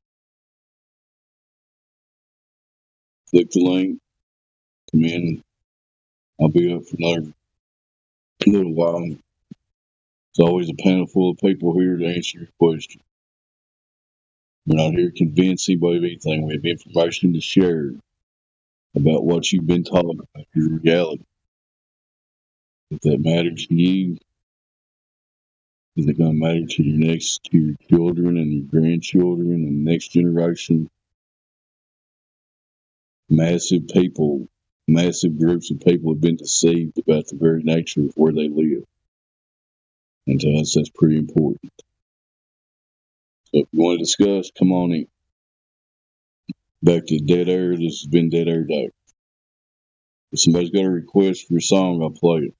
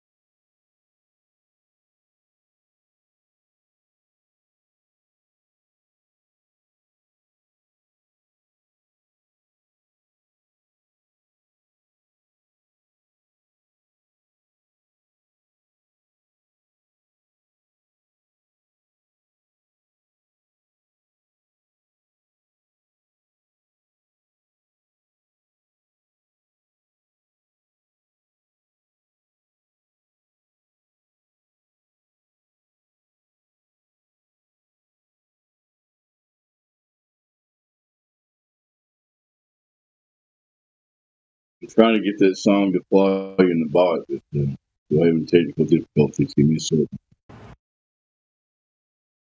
Hey, check. I just found this video. It was 3 days ago. David Weiss put it up. It's called Twisted Sister's Guitar Player Gets Flat Smacked. You guys want to hear that one?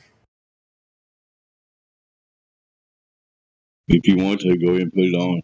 Well, I mean, I don't want. I mean, I'll start it, and then you guys can pause it whenever, you know. Because I'm about to, like I said, I'm going to hit the sack. I'm going to listen to some of it. And fair enough. I'll probably go to bed same thing. Let's see. There was one request in the chat, but don't worry. Got somebody who wants to talk. Okay, go ahead. Go ahead. He's here with me in the car. I brought up Flat Earth to him. I don't think, is this the first time you've ever heard Flat Earth before? No, absolutely. Oh, word. Do you want to even talk to these guys? Yeah, this is the Discord. This is where he was talking about you guys. By the way, my name is Anthony. So the whole thing is I am not at all willing to believe Flat Earth. Like, I am beyond the point of as I've come to recognize the group, it seems as though I've been brainwashed. but there's no measurable hold on, curvature. stop. This man here, is it unacceptable to use expletives here? No, we get it. Everybody's got passion. You know, it's all good. So you know, it's harder to hear it from your friends and family than it is, you know, from other people. So it's good. If you have questions, go ahead and ask them. It's all good. The first thing is if this man next to me tells me there's no measurable curve, if he screams that into my face one more time, I'm seriously, I'm gonna search Craigslist, find an entire litter of puppies and throw it on the freeway. I can't do it, man. He keeps just no cap. Oh my God, no measurable curve. I'm like, yo, oh my Lord, I just asked if you wanted some Cheetos, bro. Chill. All right, so I have no experience with this world whatsoever. I just know the jokes. I know the memes. I know the Netflix documentary, I guess, is where that came from. Is the thing we're talking about? Okay. Yeah, it was a hit piece, though. That was a hit piece. I could totally understand if that were true. I have no knowledge on the situation whatsoever to be able to, you know, say anything about it. Tell me. I mean, obviously, it absolutely was a hit piece. I don't know what I'm saying. You're absolutely right. But I don't know who that comes from at that point. You know, I don't know if that's a Netflix run thing or if there's a specific person, you know, because like you have to get a decent amount of support to get on Netflix, you know. There's some good information in that video, but it altogether it wasn't what everybody that participated in the movie was expecting it to turn out. That's exactly what I told them. I said they fucking stole it. Yeah. Nothing on there proved anything anyway, so don't even worry about that. What's your question? Right, that's what I said. I was like, "What's your question?" There's no measurable curvature. So he also started giving me numbers. I've tried to ask, like, he's really excited to you know, and every time I want some more information because like I want to bang out the math on it just to make, you know, because if this is quick and dirty math that I can get through, then I'm absolutely going to do it because I'm intrigued by it. And also it's easy math. Go ahead. The math's easy. Go ahead. Yeah, just what are the significant numbers that I would need to know? 24,901,000 circumference. That's the circumference, and you can take however you want to do it. You can do it by the radius. It's 3959 miles. You can do math on that and come up to every horizon distance should be 1.2 miles away at 1 foot observer height. And we've got that's where I need everybody to slow down because I understand like. I've said that. Hold on. That's the problem is, but you rally through it so fast. I have no idea what you're saying because I need to. Okay. So you understand? We'll take you through it real quick. Listen, Princess. I'll take you through it. Can I get 1 second? Hold up. Hank, give me 1 second. He's going to pull up like a calculator or some shit. No, I want to pull up my notes app. Just like I have it open now, but I lost like the first part of what you're saying. God, sorry. Okay, the claim radius is 3,959 miles. Claimed radius. Claimed radius. Okay, and give me that's the 24,500. Oh, no, not that's radius. 3959 is the radius of a sphere. 3959. So the spherical trigonometry, though. Hold on, stop. So claimed radius is 3959. Yup. Is that miles? Right. You want to do this, chemtrail? Go ahead, or do you want me to do it? I want chemtrail to do it. He wants us to, because apparently he doesn't want. He doesn't want to talk to chemtrail about it anymore. He's You can do spherical. You can do whatever it's called, spherical trigonometry, whatever it's called. I don't know if you want. You have a site where you can do math, like you know what Arch curve calculator is. How about that? Look one of those up. Just so I know, am I wasting your guys' time? Because like me asking you numbers that I could potentially just research on my own, like that's not really. I feel like I'm kind of being a dick there. No, we're giving you the gist. We're giving you the basic gist of this argument because there's a lot. It seems like a big subject, and it is because it's a big deception. But the basics of this object that you get to the very root of the issue. I'm getting you to it. I'm getting you to it right now. If you just listen. Okay. So you understand the only way you're wasting anyone's time is if you don't listen. That's the only way you're wasting time. Right. Guys, I genuinely am so sorry. I'm getting help from my wife. So am I welcome to join the Discord? Anytime anybody will walk you through what I was going to tell you. Yeah, I'm so sorry. I appreciate the time. I appreciate you guys being willing to even talk to me. Like, please don't I'm not taking the piss. Please don't think that's the case. I'm just no. It's good, man. If you got to go, you got to go. It's okay. Sorry, I'm trying to pull up Discord real quick. We're here 24 hours a day. You know, you can jump in anytime, man. Do stuff. Yeah, I'm asking. Can somebody It's flat Earth Discord. You can just go. 247. Type in 247. Flat Earth Discord 2.0. Yeah, there's somebody here 24/7. We're all across the world, the flat world. The water's flat. We know there's mountains and hills and shit and valleys. Yeah, even Helio knows that, don't you? Yeah, I live in the mountains, man. I live in Northwest Arkansas. There's no flat water around here necessarily. I mean, there's a lake, some lakes, but they're not very big, But right, guys, all water's flat anyway. But I'll tell you what, if you go west from where I am, you got flat Oklahoma, flat Kansas, flat Nebraska. It's just flat everywhere. But it's flat at 4,000 feet in those places. 4,000 feet above sea level. Did that nigga lake chemtrail? You still there? Chemtrail. I think he's trying to get his friend hooked up on the Discord. Now he's back. You there, chemtrail? Yeah, he had to leave, dude. That's all. But he's gonna join the Discord, and then also my boy is still here, anonymous. Have you tried to go over the math with him, and he won't listen to you, or he can't get it, or what? No, but nobody really wants to listen to it because it's too much for them to handle. And when they're my friend, it really hits deep because he's trying to keep me as a friend while not giving a shit. And that shit really doesn't work. Well, let him not give a shit, though. I mean, well, you don't have. I mean, I have friends that don't give a shit, and I just don't talk to them about it. But that's that's me, and that's not you. But whatever. I mean, that's yeah, it doesn't matter. You can't think that I'm the wrong one. Like you got to come to a point where it's like, yeah, Earth is flat. Like you got me, I guess. But I don't want to talk about it no more. Yeah, I'm not gonna say my relationship with my friends hasn't been affected because they know this about me. But I just, I'm not. Every time I talk to them, I'm not going to bring it up unless they do. Everywhere I go, I'm like, or if they're on the phone or something, I butt in.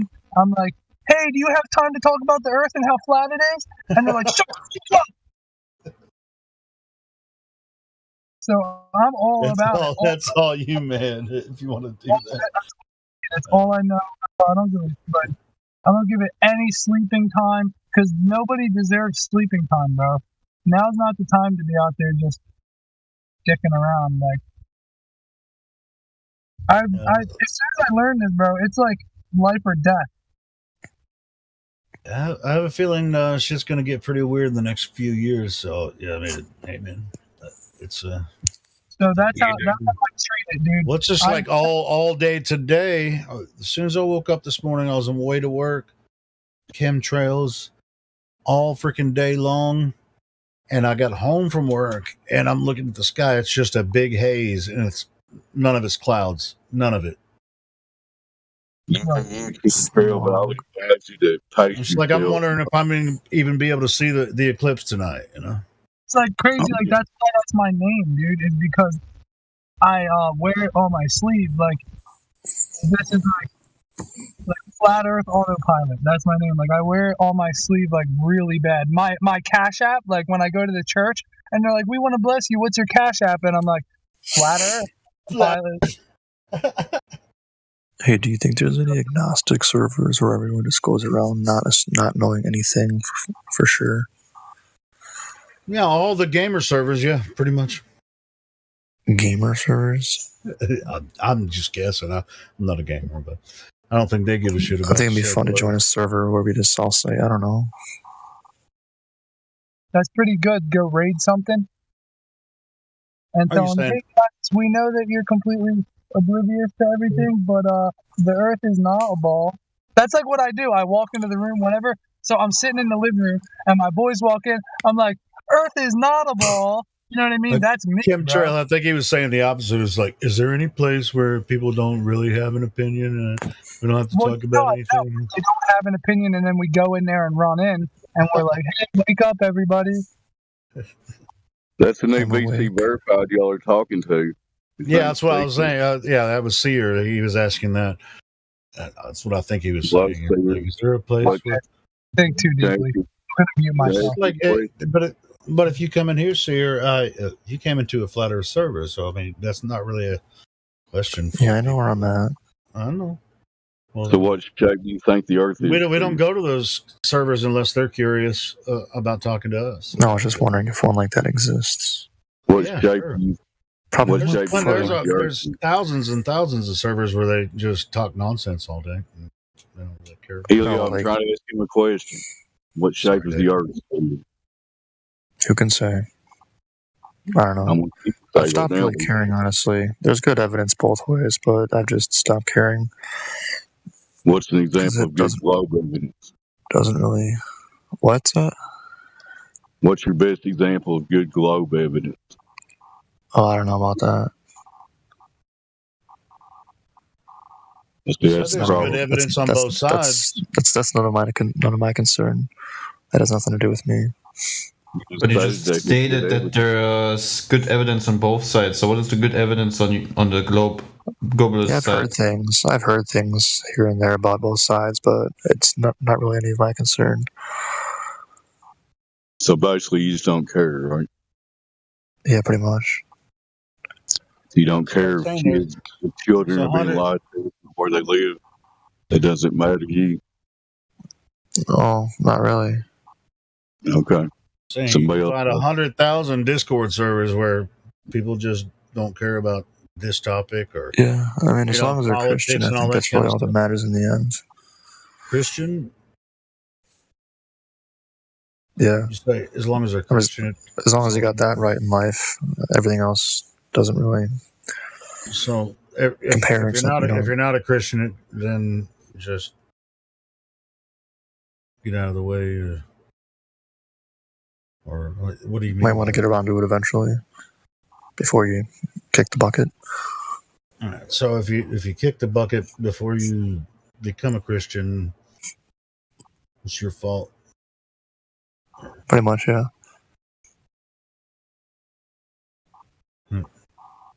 I don't know. We're not going to get into that. I'm not going to talk about that. So you like the Bible, huh? Yeah.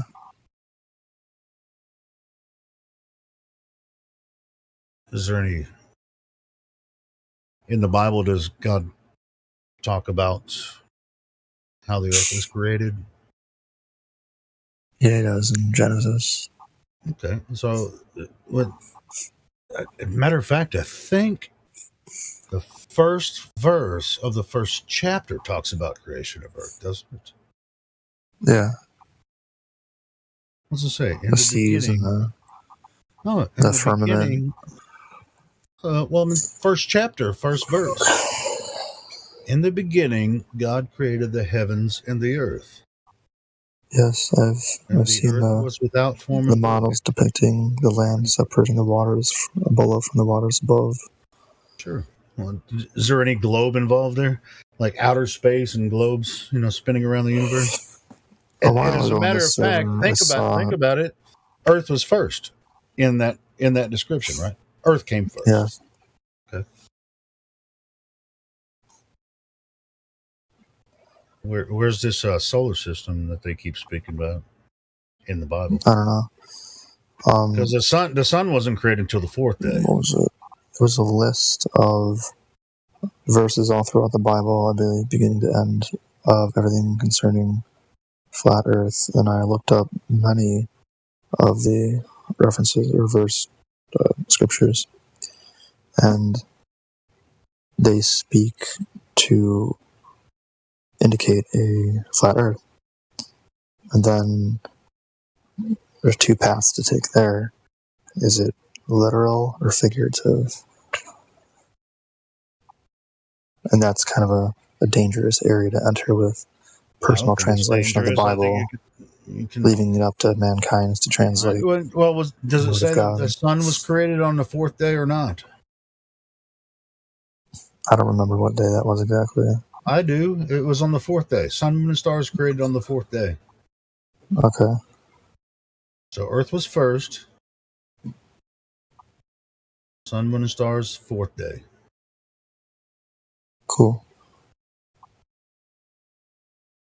So anything they say about, 4.5 billion years or 14 billion years, the beginning of the universe, that's anything. Yeah, it does seem quite out of related to the order. Bible, it makes no sense at all in their paradigm. And then I've also heard about old Earth and new Earth creationists as well, being that is Genesis, again, literal or figurative. Not saying that I side specifically with one or the other. I lean more towards new Earth, not old Earth. Being that's what I've known for the majority of my life, and familiarity, and don't want to disrupt my cognitive dissonance and feel like my world's upside down, right? What do you mean by new Earth? The Earth isn't millions or billions of years old. New Earth meaning it's more recent than within the 10,000 or less. I'm with that too.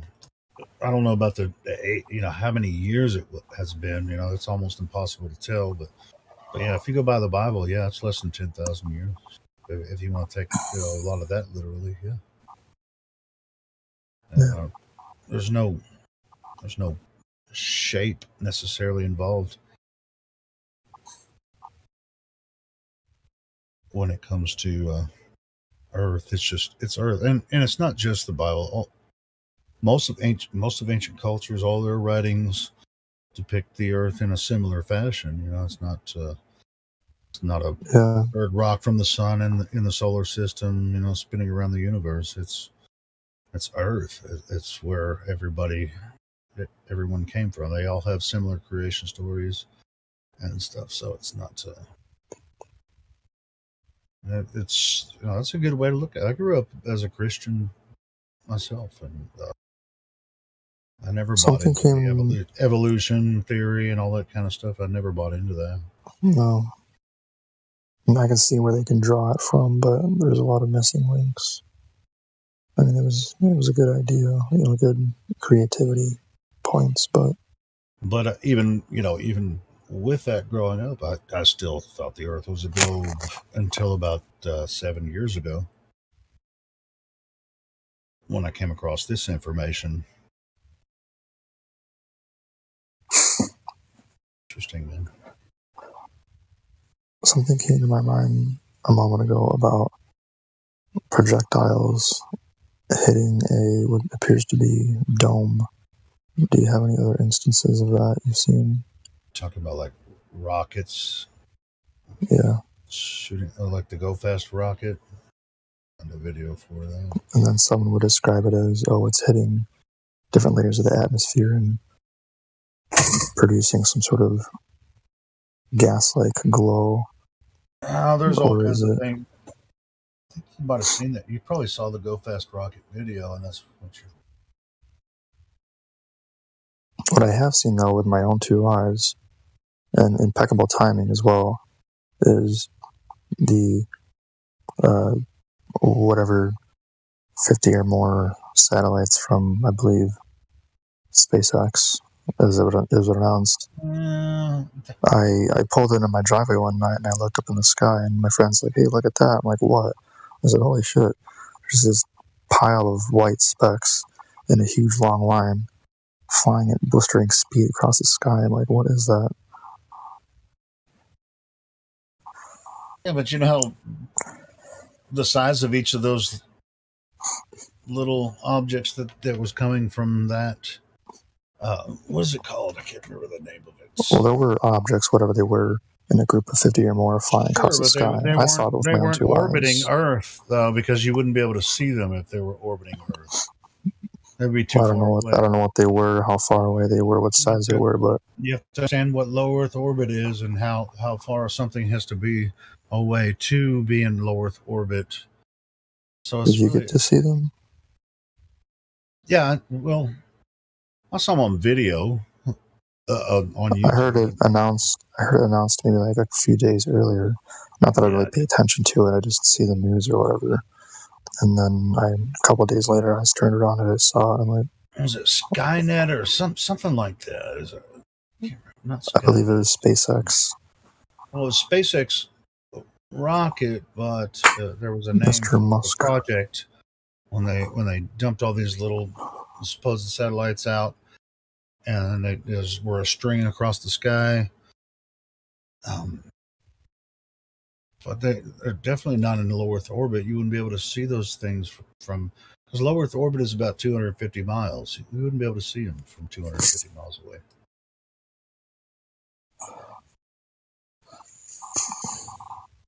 I just posted the Go Fast rocket launch. Maybe that's what you.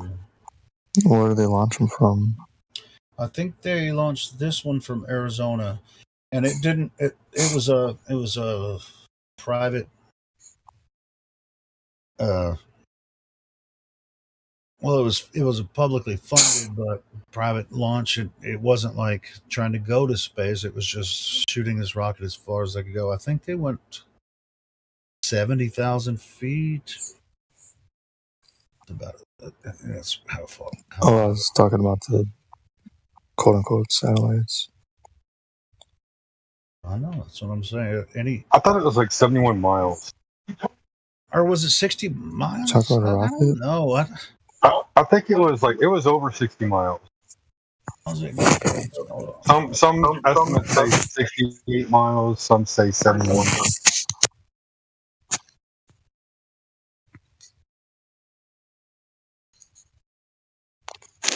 Sorry, I'm watching Spaceballs, so if it's loud, I apologize. No, it says 300 and let's see. Go Fast. That one had a double engine on it, though, didn't it? Like once the first engine went out, the second engine took over.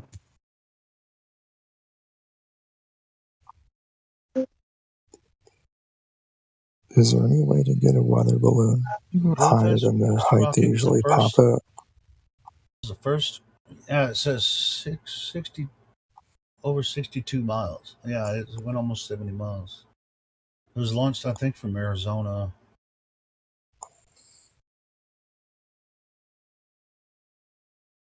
$72 miles. That's how high the Go Fast rocket. No, that was 2004. 2014, it went about the same, 73 miles.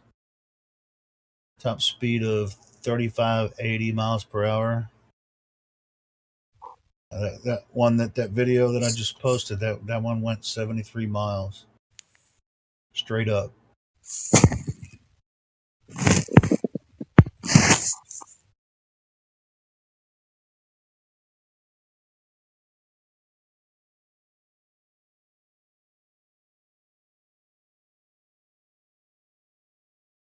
Launched from. I'm pretty sure it was Arizona where they launched it.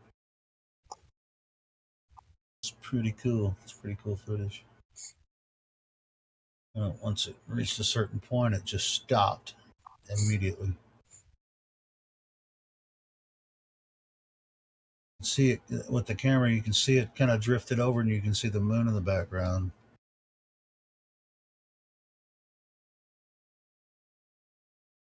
Which is trippy because at that time the moon was over Australia. How's it seeing the moon across the sky when from Arizona? And the moon's over Australia.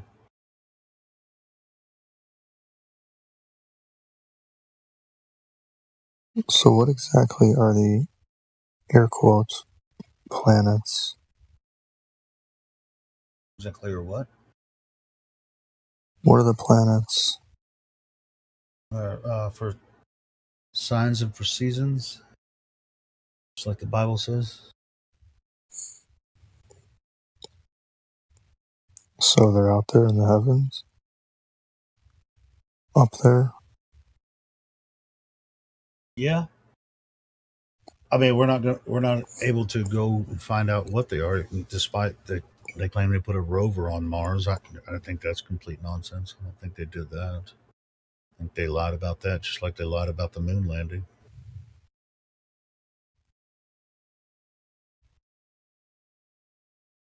And they lie about the ISS. There's no ISS falling around the Earth perpetually, and there's no astronauts doing circus stunts. You think if I pay them enough money, I can get a trip there? There's an airplane named Sophia. That sounds fun. It has the same exact telescope. It's on the Hubble. Now they got the James Webb up there, but I'm sure Sophia has James Webb now instead of Hubble. Well, man.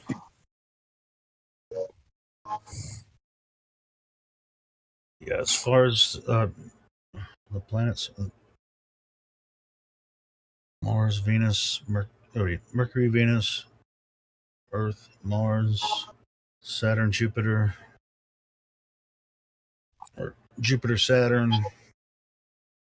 Very educated mother just served us 9 pizzas. These are the planets. Pizza. Well, anyway, that's how they told us to remember the planets. My very educated mother just served us 9 pizzas: Mercury, Venus, Earth, Jupiter, Saturn, Venus, Uranus, Neptune, Pluto. But the major planets are only really go up to Jupiter. I mean, Saturn. Saturn being the furthest. Uranus was. It's some ancient cultures saw Uranus. It's really hard to see. It's hard to capture Uranus, even with optics. Even with the telescope, it's hard to see Uranus. But all the other planets you can see with your naked eye. You can see Jupiter, Saturn, Mars, Venus.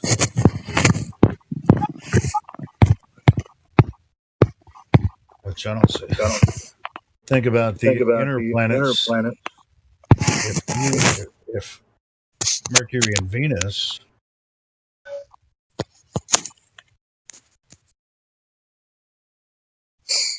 first and second planets, and you're facing the sun with their inside, can you see them? Well, I guess it depends on their orbit, but you always see Mercury and Venus, if you can see Mercury at all. Venus Dude, Venus was over on the skyline in the morning for like 2-3 months. A couple months ago. See Venus every morning.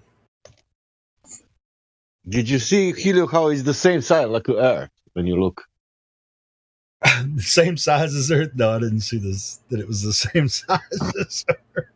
Yeah, it is. It's almost near. Well, I can't see Venus. I can't see Earth from Venus, so I wouldn't be able to tell you. But how they did? They said that it's the same size, and then they measured the distance. Was that? Was that Huygens that said that shit? No, it's a scientist. They measured the distance to the sun. Yeah, it was Huygens. It was Huygens. That's the name of the scientist that said that. Yeah, it's Huygens. Okay, I didn't know him. But anyway, yeah, he said that's how they kind of figured out distance to the sun was by saying that that Venus was approximately the same size as Earth, and then it went on the orbit. Yeah. I knew what you were getting at there. He's a German scientist, I think, or German. I don't know if I'd call him scientist. But when you watch today in 2022, you can really say it is almost the same size. How? I don't know. It's good. It's like it looks like a light in the sky to me, just like all the other ones. Yeah, how advanced. Now you can actually see it transit the sun every once in a while, and I think that's where they got it from, is from the transit across the sun. That's where he came up with the size. But anyway, but there's still a lot of assumptions made, with orbits and all that kind of stuff. So why? Well, because they want it to be the solar system thing. Yeah, but why? But it is really interesting, though, that Venus does transit the sun, isn't it interesting? Yeah. You can see Venus transit the sun every once in a while, so pretty cool. I don't know why. I don't know if it's big. I mean, the globes be like, well, you just deny the solar system when you see Venus transit the sun. I was like, I know. Why do you believe it? It's because of the solar system. There's no reason to believe that. Just like when we see an eclipse, doesn't mean that, just like there's an eclipse tonight, doesn't mean that's the Earth causing the blood moon. Oh, we know that for sure. Well, yeah, I know that for sure. And, same thing with the solar eclipse. So we know it's not the moon occulting the sun. Well, we don't know if it is or if it isn't, right? I do. I actually know it's not the moon occulting the sun during the solar eclipse. Because otherwise you'd be able to find the moon. No, I agree. I just whatever it is, we can't see it. Yeah. So you can't say it's the moon. Even though I tend to think the moon is a light, a luminary source. So that's my personal opinion. And like something up there in place of the moon is transiting the sun at that time. Well, it happens to be going in the same path that it was going before the new moon phase started, right? Right. But once the new moon happens, we can't see the moon, so we don't know where the moon is. Seems like you'd have some type of filter. If the moon was a physical object in the sky during new moon, you'd be able to detect it as a physical body somewhere. You'd be able to find it. See an edge. Yeah, you would see an edge as a tune. It'd see like a ring of light, because it's supposed to be a full moon from the other side. That's why it's a new moon, because we know. Like you would think you would see a shadow, the dark side from our view. Now it's full. Or it would be dark from our side at that point. Yeah, but it's full on the other side. And according to their model, it's full on the other side. So you would think you'd be able to detect a ring, with some type of, filters on cameras or something. Since you know where it's going to be, I think you'd be able to detect it if it's a physical body. But no, every new moon, it just disappears for almost 3 days. Nobody can actually see it. Did I show you my picture of Jupiter? Oh, I think I saw you sharing that yesterday. Yeah, it's pretty cool. Yeah, I was I've like, seen oh Jupiter man, like that too. Yeah, it's pretty cool. like, and I remember asking, what are those things? It looks like bubbles. What are Jupiter's moons? No way, dude. Yeah, cool. Like how in the fuck is my Nikon P1000 catching Jupiter's moons in images, dude? You know what I mean? Like, you think you need a telescope? You can probably capture it better than that. I'm sure probably somebody told you. But yeah, you can. Yeah, if I can get the focus manually, dude. Yeah. Oh yeah. Yeah, it looks awesome, man. But I mean, like 391 million miles away. But here, my Nikon P1000 is catching that shit right here. Yeah, it's pretty cool. It doesn't look 391 million miles away. It looks like it's in the sky. Jupiter's pretty cool. Jupiter is pretty cool. And sometimes you can. Well, I think last year, like Jupiter and Saturn were almost right next to each other for several months, man. Oh shit. Yo, I was out just a while ago, and you know I've been talking about how it looked like Jupiter, like literally is in. First of all, when it was to the left, it seemed like it was, directly 90 degrees from the Terminator line when it was a half moon. Then Jupiter went to the other side of the moon, and it appeared like it's along the same, just the same, like if it was a plane, and if it was literally 180 degrees, and this was a plane, that's what it looks like. And now I'm looking at Mars when it was directly overhead me, just like an hour ago. I look over at Mars, I look at the moon, and I look at Jupiter, and it's like damn near in a straight line. And it's like it just looks. Honestly, I was looking at the stars, and it kind of looked like they were in a circle, like a ring around us. Like some sort of like pentagram or some shit. You know what I mean? Yeah. It'll just look at the sky and tell me you don't see what I see. If you got a clear sky. I'll just use my solarium. Hey, you see the eclipse yet, Elijah, over there? No, I think it's starting at initially I saw an article that said fucking 10 o'clock. But they said November 8th, so I'm like, they probably just trying to throw people off for real. But probably be like after everybody goes to bed. Oh, you missed it. It's supposedly no, I didn't miss it. I know that much. It's supposedly starting at 3 something, and obviously, honestly, if you want to see the selenilian part of it, where you see the sun and moon, obviously you're gonna have to wait for sunrise, which is around 6 and change. I'm probably gonna miss it then. Damn. Was it like a couple of years ago? We had one. I think it was December, like early December. It was like 5 degrees. I could only go outside for like 10 minutes and watch it before I was freezing to death. I was just on the Killer Priest podcast again. Oh, did you go on there? Yeah, it's pretty cool. How was that? Good as usual. Eventually, I'm gonna go on there to do a formal presentation. Talk about Flat Earth with them? Yeah, and probably a number of other things, but I'm gonna check that out tomorrow while I'm working, man. There was it was an interesting conversation. Wasn't that long either. From 8 to 11, yeah, not that long. I've seen them go like 5 hours, 4 hours. And there weren't any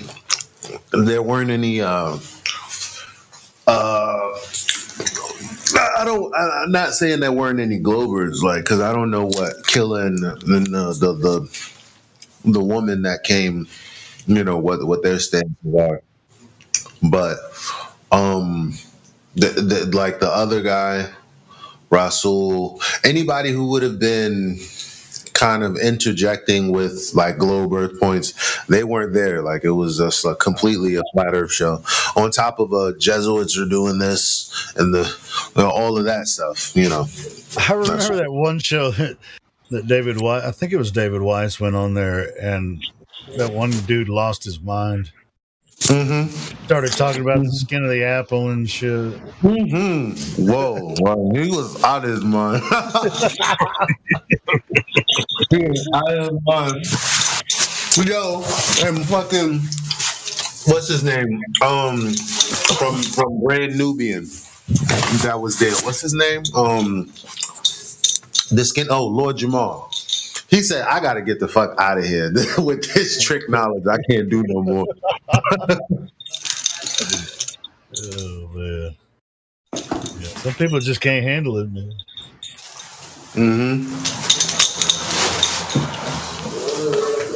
April? Hey, Roger. Hey, how you doing? Good.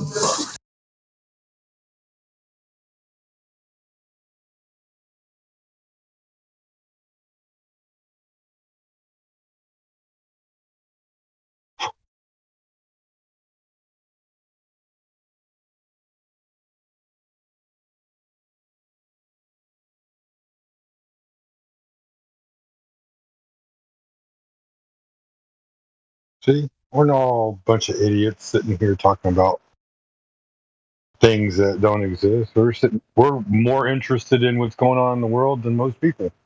I think the guy we were talking to jumped out, man. What was his name again? Started with an R. I did not see. Can't remember his name.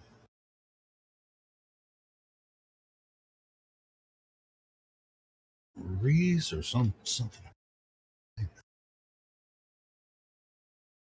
I was supposed to get off here like 45 minutes ago, and he jumped in and was like, "I don't care about flat or globe, but I do believe the Bible." I'm like, "What?" All right. You know that the Bible started with Earth? Right. Start at Genesis 1 and work your way up. This is like, it's not that hard of a concept. Bible, I'm like, bro. And he's like, "Yeah, I've heard people talk about that." I was like, "Well, then what are you missing here, man?" I don't know. Did you hear earlier today? Youngin came in here and he was talking about how he was a glober, and he's talking about all the reasons why it was a globe. And then Elijah, like we were talking to him about some stuff. Elijah chimes in and he goes, "Hey, there's one question you haven't asked us." And he's like, "What's that?" And he's like, "You haven't asked us why we became flat earthers, why we believe in the flat earth." He's like, "Oh, okay." And so, like, I kind of took the lead on the education part, and everybody kind of helped chime in with some of the imaging and some of the aspects that I was missing in my teaching process. But like after about an hour with him, he was like, "I gotta get off, dude. I gotta go think about some things." Yeah, no doubt. Maybe that's why I jumped out after us. It's like, hey, man, the Bible starts like with the Earth first, and I mean, it don't even, it doesn't even say anything about sun, moon, and stars still do. No. So. Yeah. Yeah, good job, dude. That's what we encourage. We need more and more people. Just having the conversation. You did well, and I'm sure the people appreciate like different voices coming in. Absolutely, definitely, yeah. It's really cool. We've been getting a lot of newer people in here coming in, getting excited about talking. Helio, we're gonna start hitting 100 people again. We're building it back up. Talk about on the YouTube. The live stream. Yeah. They're in here. Just in here too. Yeah. We can't have more than 100 in the live stream room. Start kicking people out. 99's the max. Yeah, 99's the max. I think. I remember those days when I first came here. Like you couldn't stay in the server overnight if you weren't talking. You got kicked out of the server. Not the server, but the voice chat. And you know what? People like direction. So if you have direction, an audience, and people who want to participate, people will come. Because I remember there was a time where the numbers were kind of low, and I was telling people, just like I told them when we were doing our sun observations, when I would go to another room and a lot of people would pile in down there, I would say you don't need someone to set up a place where everyone is for you to speak, which is kind of how artists think, right? They want everything on a silver platter versus organically growing and making people attract to you. And so I told people, I was like, yo, I could get this place jumping by myself. Maybe not by myself, but with just one other person, having a conversation with them. And there was just one day that I was like, I bet y'all I could get this place like super pumping. All I did was moderate. So instead of, people were tired of, everybody cursing everybody out, not letting the people get a chance to speak and rebuttal and do this and that. So I kind of just moderated to let it be kind of the conversation that we had kind of like today. And dude, it was like fucking 70, 80 people in there. And that was a Friday. That was before Ladies Night even happened. And then Ladies Night was also jumping. So I was like, the people will come. They're still here waiting for something interesting to happen. People love this server. People love places like this. People need places like this. Yeah, so it's interesting. Like just the idea itself and that intellectual conversation. Like, wow, really, I never thought about it like that. Oh yeah, that's what we're here for. We want you to think. Absolutely. Then we have our gaming sect. I'm a part of the gaming sect. We play,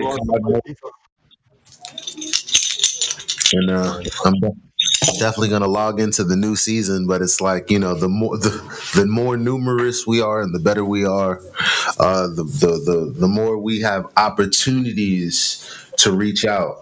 And sometimes when you take those opportunities, it's gonna be just someone who gave you a like, who appreciated teaming up with you.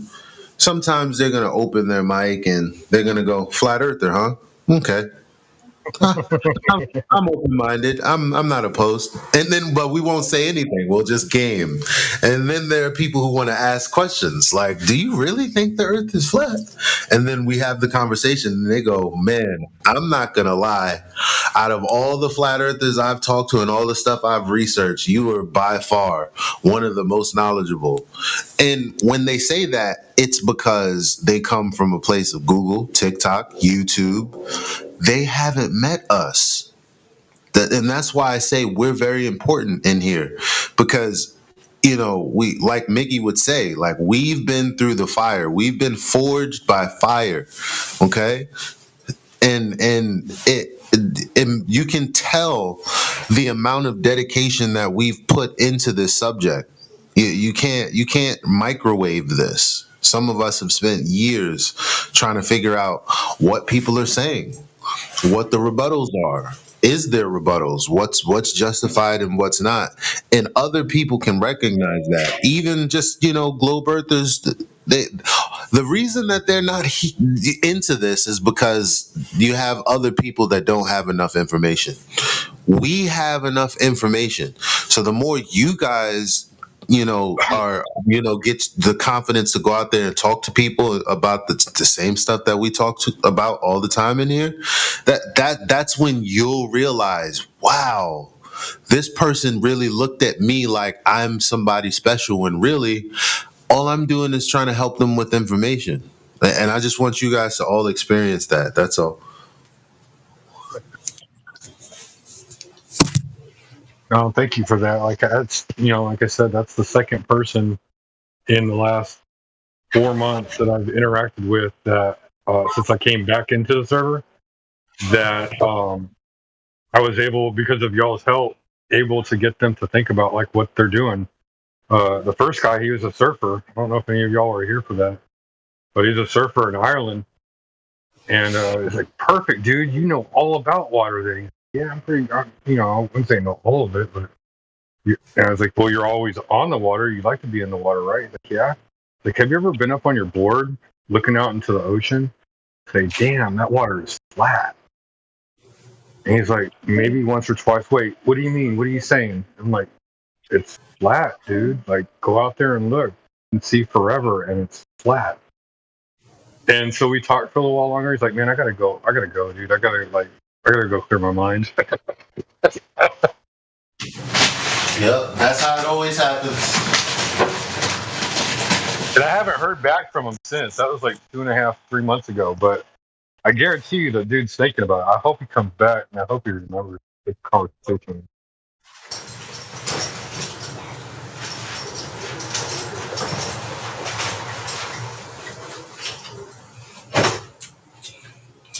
Yeah, they like to take their time. I invited somebody to this Discord, like, I want to say almost 2 years ago. And they said, yeah, I'm good, man. I've seen everything I want to see in Flat Earth. And I was like, I'm telling you, you like to debate. You're here in this politics server. I'm telling you, if you consider yourself an intellectual and you think things through, and you definitely want to take another look into this. And he just would not. I couldn't overcome his objections. Honestly, I couldn't close them. So funny, 2 years later, he ends up right up in here. So you never know when you plant the seed when it'll sprout.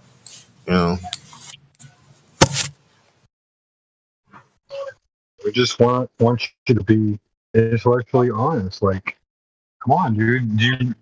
What does logic tell you? Just off bat, what does logic tell you? And then look at the evidence that we have to present. And if you disagree with it still, there's people here that still disagree with it. Just be honest.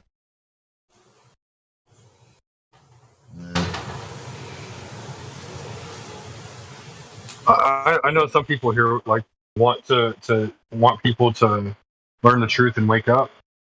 I'm the same way. I want people to learn the truth and wake up, but I know it's not me that's going to change their mind or their heart. They're going to have to do it all by themselves.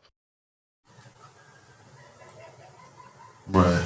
And so I'm not here to try to convert you or anything like that. Like, you need to come to terms with things for yourself. There's nothing I can.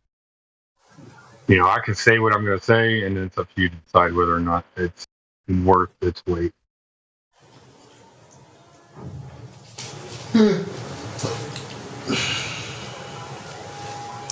Man, I want to watch this eclipse so bad, but at the same time, I'm so tired, man.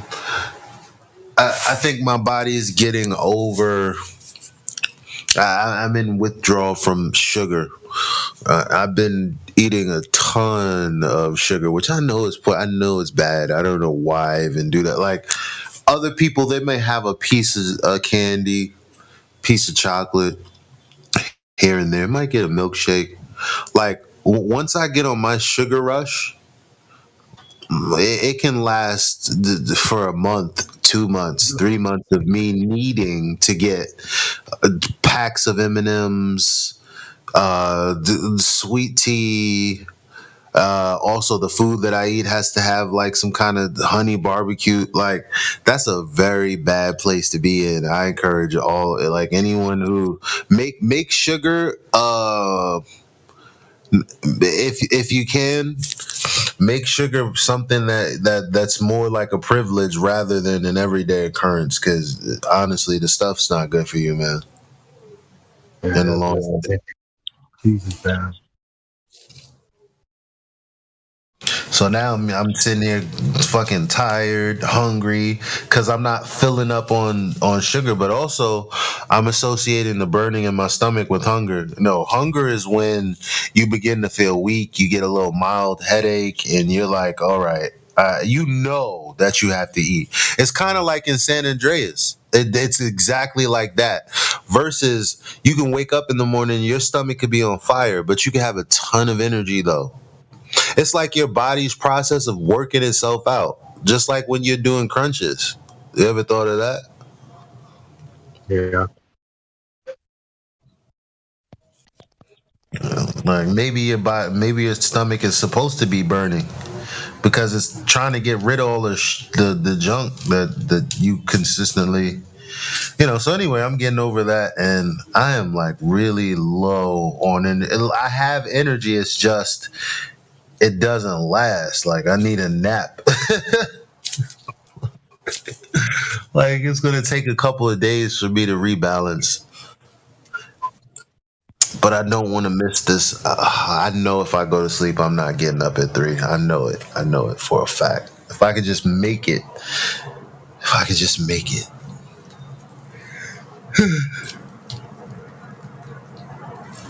You got this, man.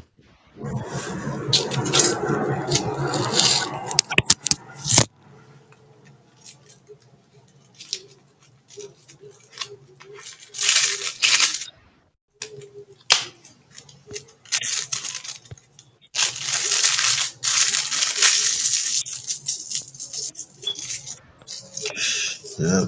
After I finish rolling up, and I'm so upset that I didn't get some. See, I typically smoke without grabba, but now I'm like, dang, I wish I had some grabba.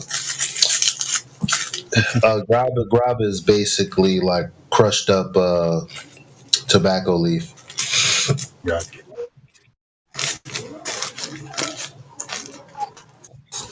It's kind of like a little bit of a filler. It gives it an extra kick, that the young people like. Little spice. Yeah. Some people put way too much, and it's like, bro, you're not getting high, you're getting dizzy. Like, but anyway, probably gonna load up my Call of Duty. See how far that'll get me into the hours. It's the best shot I got. It's Call of Duty.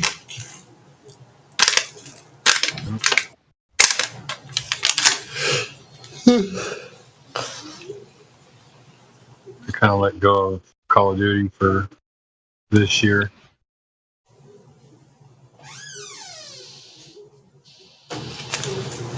You said you let go, or you said you like Call of Duty this year? I let go of it this year. Actually, I think I let go of it last year too. I've been doing FIFA, and then like last year I did Battlefield 2042, and then that was okay. It was okay. There was a lot of long distance stuff. One of the things that I liked is like on the fly in the game, like while you're like running down the thing, you can switch your attachments. Like you can switch between a red dot for close quarters combat and ACOG or a scope or something like that. And then you can switch between your like, let's say you had a battle rifle that supported 9mm round, 5.56, and then like 7.62. You could switch between those as well. Okay. Yeah, I got that option to switch my scopes, but I typically don't. Like, because things are always so high octane. It's like, depending on how far you are. Well, I guess it also depends on my guns too, because if I have a sniper, then it's like I'm just gonna switch between those. But if I only have an AR, I gotta start thinking, yeah, I can change between the sights to make it easier. I'd never do. It's like if I have the red dot on, then I'm using that for short and long. If I have the 4x scope on, I'm using that for both short and long, which surprisingly I'm good at up close. People like, are you hacking, bro? Like, there's no way you using that fucking doofy scope and you can, get these kills from that close. But it's because I use the gyro. Right. Well, so, and then like the way that like you take your body hits and stuff like that, it's similar to what is that? the hell is that game that everybody plays still? PUBG. It's similar to the hits on that. The way you take your hits. Mm-hmm. So like the reason why it's good to switch your scopes, like after you've assaulted the place, and let's say like you've already killed the whole squad, but like you killed 2 guys earlier, and so you know that they're on their way back. You probably have like 30 seconds to get your position and try to pick them off as they're running up or whatever. Like, so you switch to the scope because you know that you're going to be catching them as they're coming into that field of view. Right. But then, like, once they've like bypassed a certain point, tuck around the corner real quick, switch your scope back to your red dot, and then just wait for them to come through the opening. Little things like that. It was more military oriented is what I felt like, instead of like that whole video game feeling. That's great advice, man. I don't know why I didn't think of that. I just kind of go, it is what it is. Right. Now, sometimes you just got to peel off. There's times where I'm running and like, I'll do a zigzag or whatever, trying to get to the first point where I can get down behind cover. And that's it. And then while I'm doing that, I'm basically looking to see if anybody's like trying to pick me off coming over the top of the hill or something like that. Like just whatever the situation is. But know your surroundings. There's a difference between concealment and cover. Concealment means you're hidden, but if they saw you get behind that concealment, they know they can shoot through that and still hit you. Little things like that. Right. But like the building aspects of it and the assault aspects of it were really, really realistic, and so I enjoyed it. Just everything was so damn far away, dude. Well, that's always been their problem. Everything has always been far away. So they're on the new season, and they've introduced something really interesting. And something that remedied the distances for Call of Duty Mobile was a skateboard or a hoverboard. Now, it was good initially, but then once they nerfed it and slowed it down, it was like, bruh, why use it? Because there's cars and stuff, but sometimes you get stuck in games where you really can't fucking find a vehicle. And it's like annoying. It's like it eats up a good portion of that round. So what they have now, they have these like motorbikes, these hover bikes that go both on land and sea. So that kind of eliminates the need to go around, find a bridge, dump the car, jump to the other side. You can kind of just, get around, more mobility. So but then like I was just kind of done with those style. I wanted something for entertainment. You know what I mean? Like I'm tired of like always trying to level up. I want to be entertained while I play a game, and so I downloaded Borderlands 3. Okay. And someone invited me to play, I think, Destiny, and I'm considering it, but I might wait until I get to do it. I've got all the Halos. Halo's still one of my favorites. I'd rather link up with somebody and play like the story mode and do like a 4-man squad on story mode like that. But to each their own.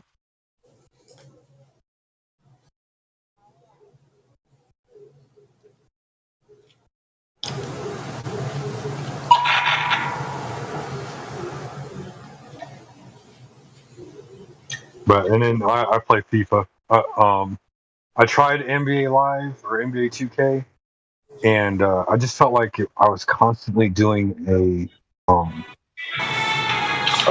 like a cinematic motion or something like that, and so I just couldn't get down with it. I played Madden. Madden's okay, but it's all cartoony right now. It doesn't feel like how Madden used to feel. So. But Yeah, FIFA is a fun game to play. You know soccer. You understand tactics.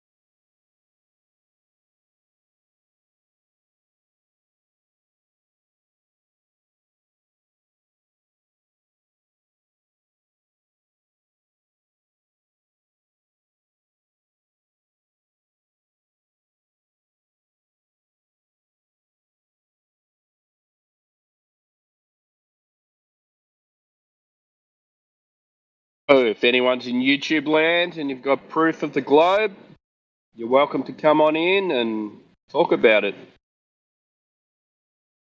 We say you don't have any. Prove us wrong.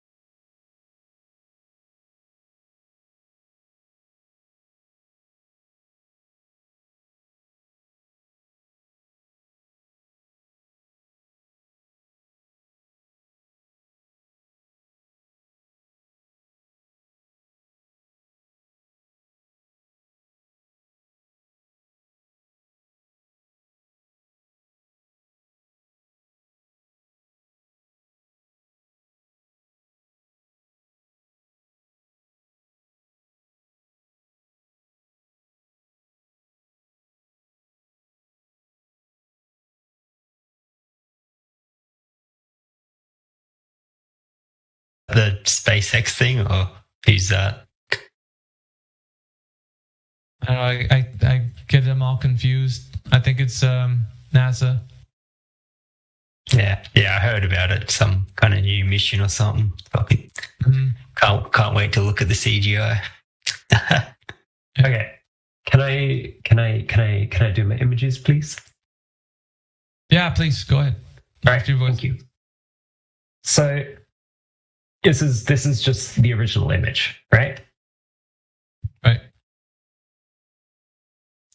I'll be honest. The part on the left with the really tall tower, I don't know what's going. I don't know what that is, but that wasn't part of the thing that I was trying to explain.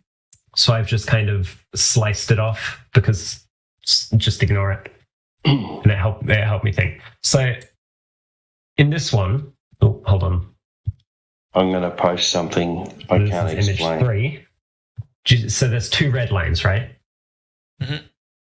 The top red line is what I believe shows the curve of the Earth. There is a little bit of atmospheric distortion there, but it's not enough that it would change the overall shape of this curve, right? Right. The bottom curve, the bottom red line, also curves, which also shows the curve of the Earth. Does it? Or is it an optical illusion? Just no, he's standing on. It's maybe a different argument. He wants to restate. You're restating what you said, right? So let's erase everything he said before, and he's going to redo this again. All right, go ahead. So this is last image. I've circled a little area. That area there is refracted so much that it's created like a weird, I don't know, it's like curved back on itself. Okay. I don't know the exact science of why it's made that exact shape. Okay. But that point is refracted to the point where it's not usable as a reference, like to show the shape of anything, because it's so distorted, right? So ignoring that section in the circle, the 2 other lines is what I think shows the curve, because they would be distorted to such a small degree that it wouldn't change that general shape, that general curve. Does that make sense? Yeah, I get what you're saying, but what I want to see, because you need to test it more vigorously, I'd like to see someone shoot a laser through it and see what happens. That would be cool. Then you get more data. But Bryce, going back on what you're saying here, disregarding everything you said previously, right? Let's just start afresh. How about that? All right. So you're saying, let me pull up your image. Yeah, thank you very much, Endless. Putting your image up there, we're looking at refraction, curvature. We're looking at curvature, refraction, curvature. Because we have curvature at the top and curvature at the bottom and refraction at the bottom, right? There's refraction everywhere, but the only spot where it makes any change to anything useful would be that little circle. You're putting a wrench in the machine, man, right now. No, I didn't. That's exactly what I said the first time. You're trying to change what I said. Everywhere? There's refraction everywhere, but it's to such a small degree that it doesn't change the shape to a notable amount. The only spot where it does that is that little circle that I've made. Yeah, but doesn't refraction change the idea that you can tell where curvature is? Because it'll make the image distorted if it's everywhere. I thought it was only a lot at the bottom, a little bit at the top, but we're discarding that. Now we're saying it's everywhere. No, I've always said it's everywhere. I've just said lots at the bottom, little at the top. There's also the poles that are towards closer to the camera, they will also be distorted to some degree. But like I said, it's not enough that you can tell by looking at a still image. If you were to have this as a time lapse, you'd be able to see little wiggles. Right. So once again, and a still image, it doesn't change it. Listen, I'm not condescending, right? Don't take it this way. But you're agreeing with us. And we would say exactly what you're saying. The only difference is you're assuming that curvature can be involved in this somehow. But we would say that what you're thinking is curvature is just, like you said, all over refraction.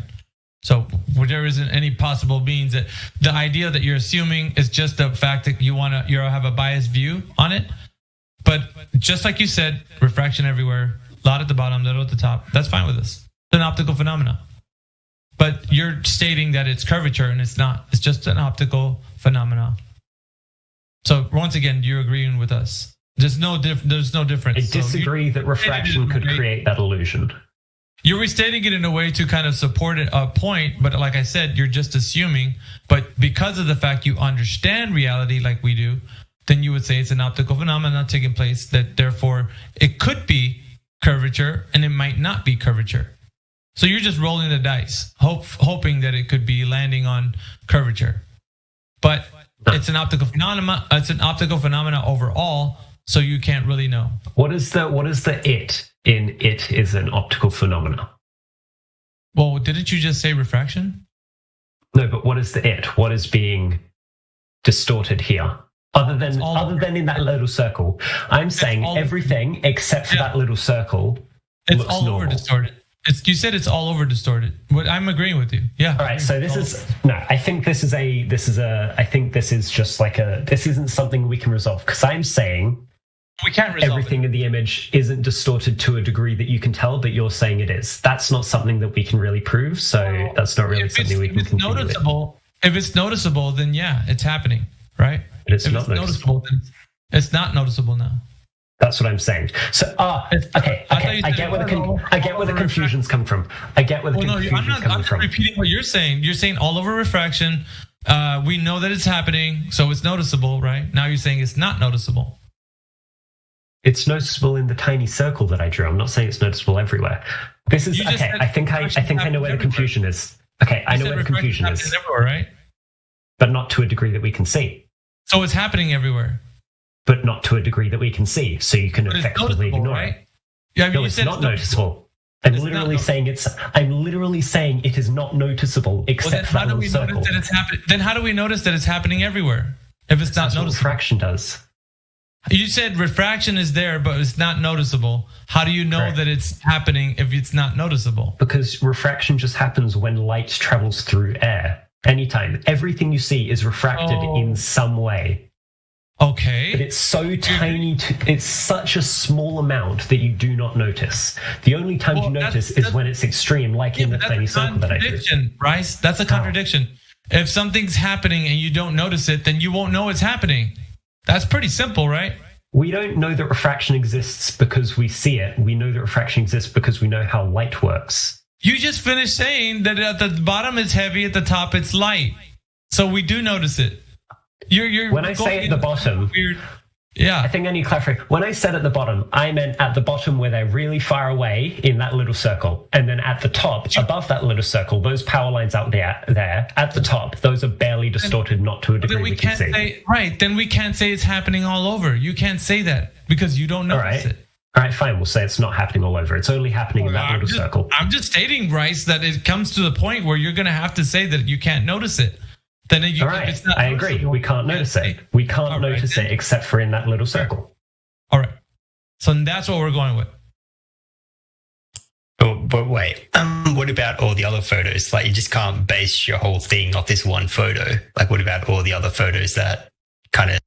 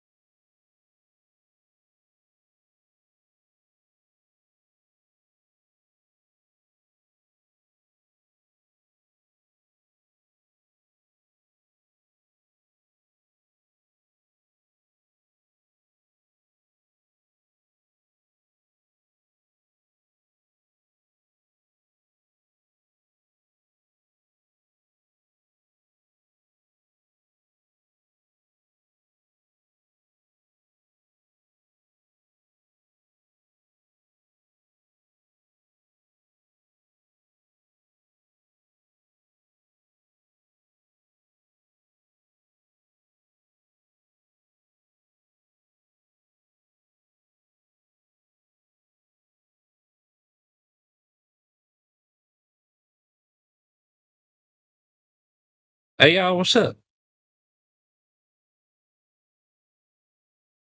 Cool.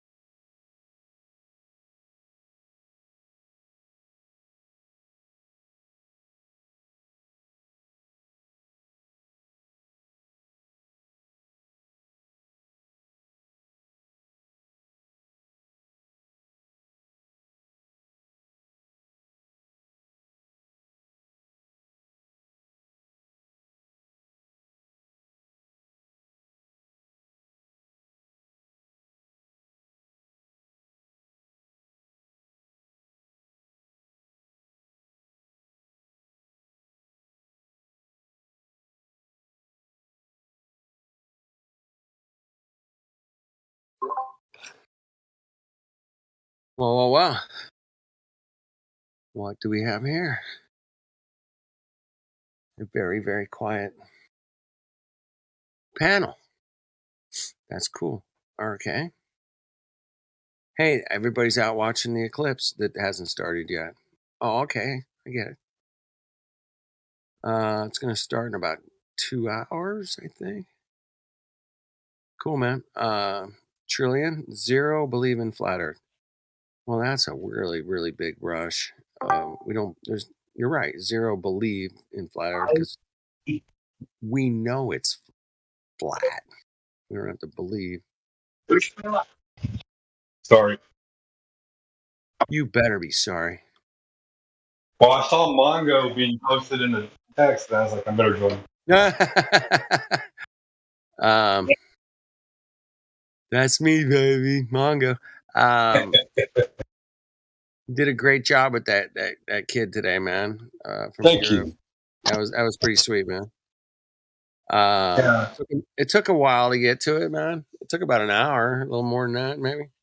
I had to let him walk himself down that road. Yeah, but I think he did a great job. It turned out great, anyway. There was a couple of little, I could tell, man, it was like getting a little off track. He wasn't tracking, I'm like, oh shit, he's not gonna. I go, Giz isn't giving him the.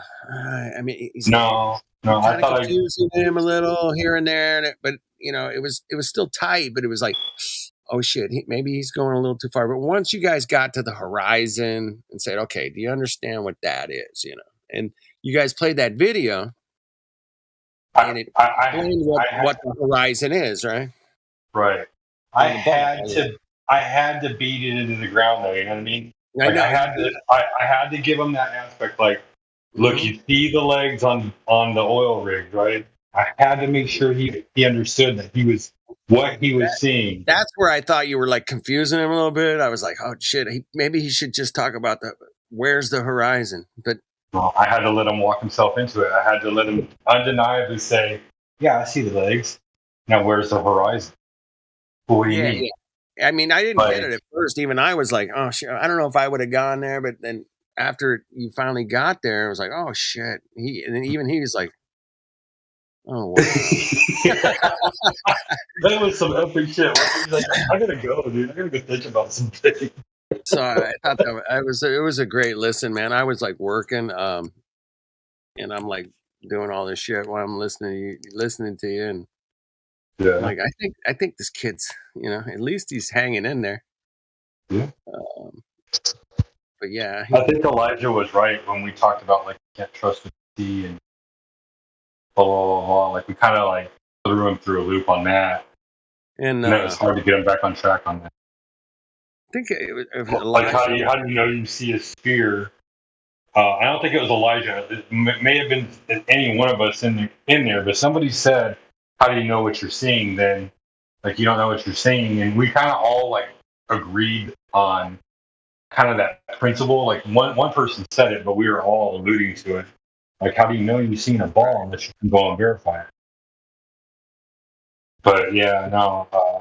I want to appreciate everybody that was in there that let me talk to the kids and gave me the floor, and I appreciate that. I really do. Yeah, it was fun. I love people that come in with open minds, saying, "Oh, what?" Because he kind of came in blind. I don't think he knew anything about flat Earth or globe or anything. He's like, so I don't know. It was kind of funny. He just always thought space was real. That's all he ever knew. 9 planets, dirt rock from the sun. Definitely it's on every poster board. Definitely a ball. It's in every movie. It's on every TV commercial. It's everywhere. Sports, ball, globe, ball. Everywhere you go. Everywhere you go, there's a globe, ball. Yeah, I had to let him see it for himself. I had to let him make his own decision. Like, answer the question. Be honest. Yeah, he got it. Yeah, he got it. Mm-hmm. What's up, Tom? We got what? Professional nobodies out there.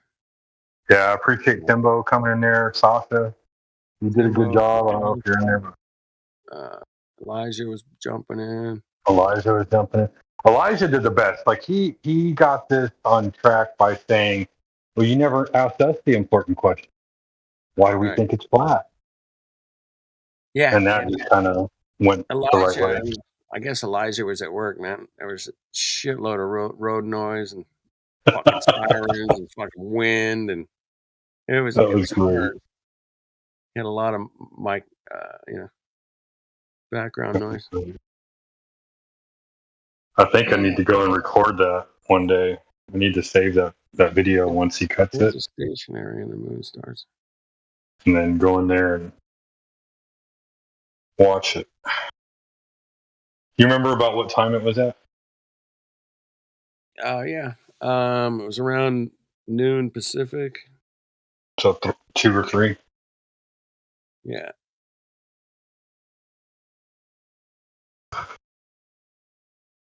Well, do you have a good day at work? Yeah, it was great. Professional nobody. I'll answer your question. He says, if Earth is stationary and the moon and stars and sun are localized and spinning, then why are they spinning in opposite directions in Hong Kong than in Chile? Take your time. Well, clockwise and counterclockwise are not really a direction, first of all. Yeah. Second of all, that is just if you were on one side of the room or the other, man. And if you take the flashlight and move it from one side of the room to the other, one's going left, right, left. Yeah. It's like, yeah, it's not complicated, man. You're overthinking it there.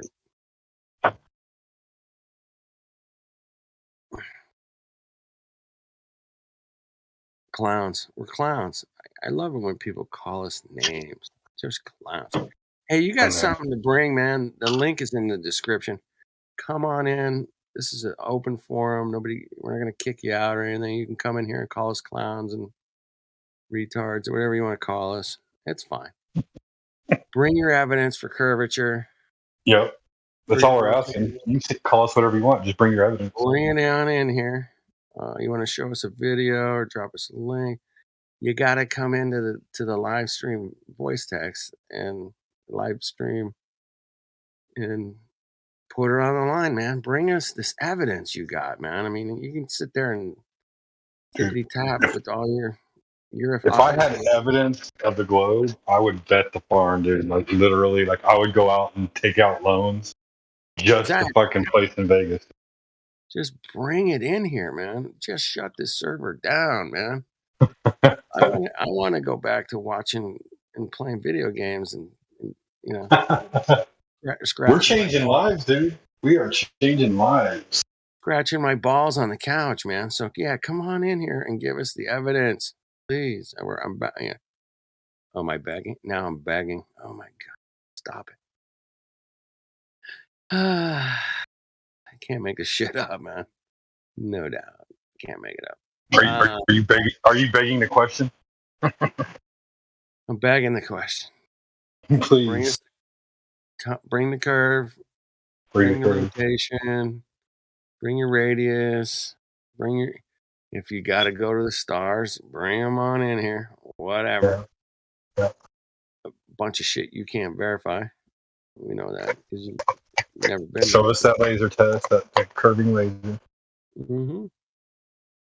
Well, we're here. We're here 24/7.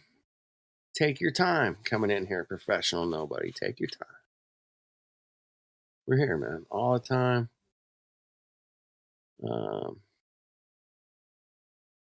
You can buy a ticket to the South Pole right now, clowns. Buy me one. Buy me one. Clowns. We're all just. I want to see. I want to see. If we're so clowny now, if we're so clowny, what are you doing here? Just to call us clowns? I mean, I want to jump on the live stream, man. Jump on the live stream, professional, nobody. and tell us all about how much we're clowns and say it to our faces, man. Come in here. I want to hear your voice say, "You're just a bunch of clowns." Because your voice probably sounds like this. I don't know what your voice sounds like. I don't know who you are, man. How am I supposed to get to know you, man? How you know? Are you watching the YouTube chat? I guess you're watching the YouTube. Yeah, I'm on the YouTube. I should. Sorry. That ended. Antarctica's closed, bro. Yeah. Yeah. So they closed that a long time ago. So, come in here. I can show you some links and stuff. And you can watch the video and say, okay, yeah, maybe it's not so easy to independently research Antarctica. Oh, it's impossible for average Joe Schmo like myself. That's pretty good. We had 709 views earlier today. It's great, man. Yeah, we're getting it. Had 1K a couple days ago. Like he says, it's entertainment. Flat Earth is just like a car crash on a freeway. You got to look. I appreciate that humor. See, now that you would do well in the room here, man. Jump on, click the link, come on in. We'll get you verified. Won't kick you out of here or anything. You can call us all. I want you verified. I want you verified. I want to hear your voice. I want to see your global goal. I want you to be ballsy.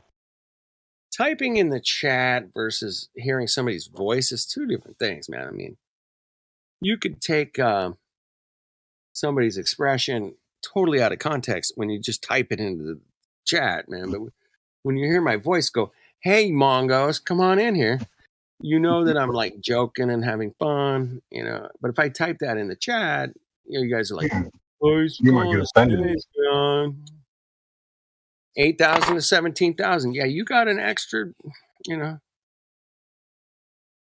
Any of those other. So he says that $8,000 to $17,000, and Eddie Bravo and David Weiss and Eric Dubay and any of the other scammers could easily go down to the South Pole and knock on the dome if they want to. LOL. But that would mean the party's over.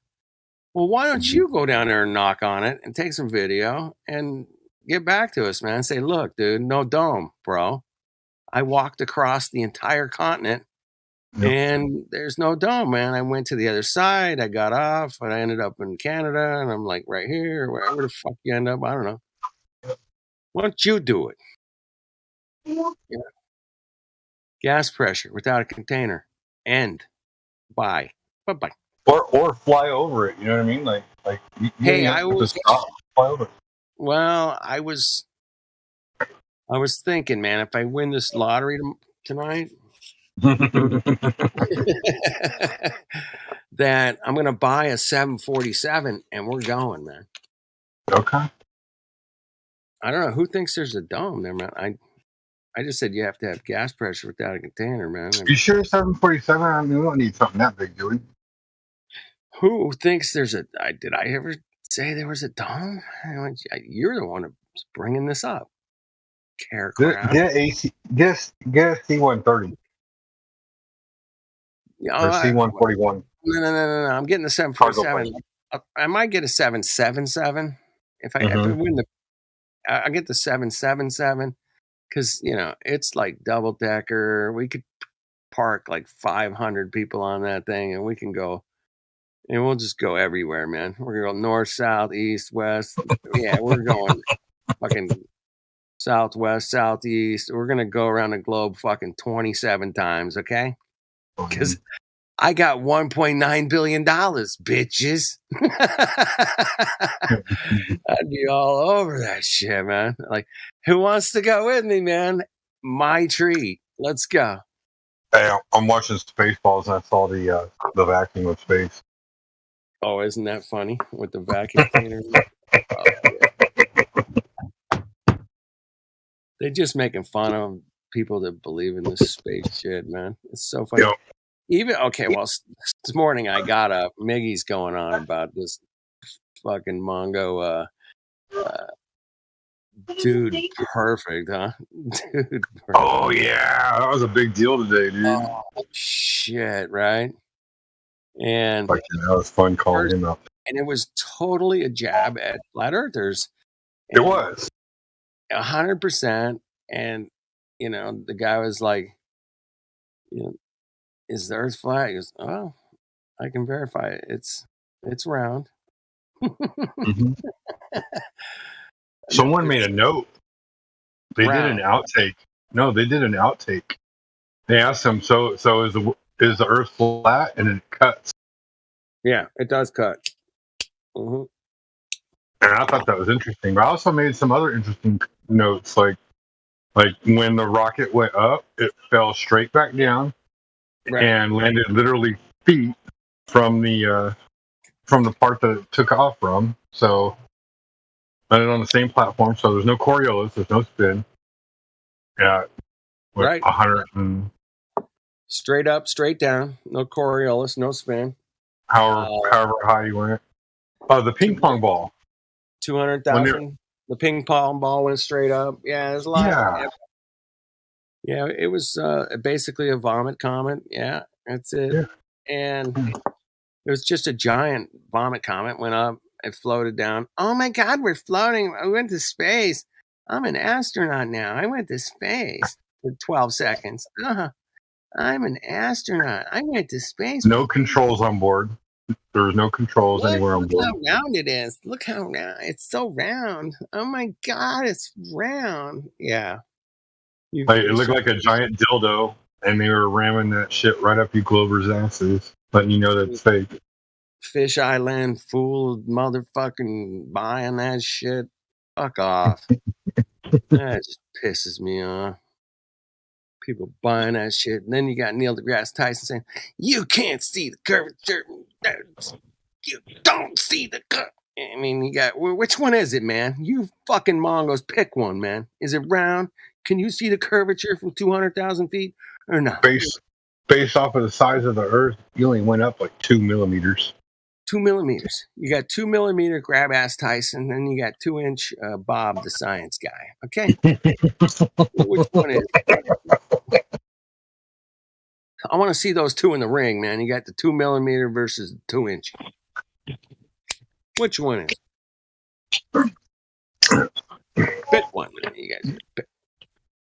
Oh, did you graduate high school? I just love insults, man. I just love insults. You're always going after the person, not the evidence, man. Come on in here and bring me the evidence. Quit coming after me, man. Quit coming after everybody on here, calling us retards and clowns and shit. Bring your fucking evidence up in here. The fucking panel's all yours, man. What do you got? 100%. You won't do it. You won't do it. Hey, I was the one that said this morning, man. I chimed in, man, a couple times here and there, but I chimed in one thing this morning. I go, there will not be one single Glober coming to defend Mr. fucking Dude Perfect's bullshit flight and saying, oh, yeah, he definitely went to space and he definitely saw the curve. You know, nobody's coming in here to nobody. The evidence is your grammar. I'm getting tired of seeing just rhetoric. I'd like to hear your grammar. Come on in here. Bring your evidence. You know? Yep. I love to they just attack the person. They'll never, ever, ever. I love that you guys keep typing it, man. You just guys are making yourself look bad. We just keep inviting you on in here to say, hey, man, we're got an open panel 24/7. Come on in. Bring your evidence. Come defend that Mr. fucking Dude Perfect and tell us all about how it was totally a real thing and he went to space and it totally proves it's a globe and we got video and yeah. I mean, bring we got real Glovers. We got real Glovers that come in here and hang out with us. It's your claim, man.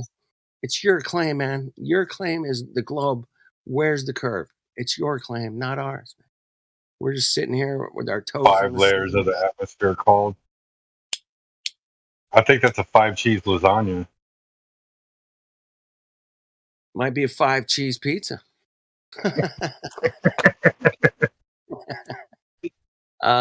Yeah, bring it on in here, Trill. Professional. yeah, anybody else, man, bring your asses up in here, man.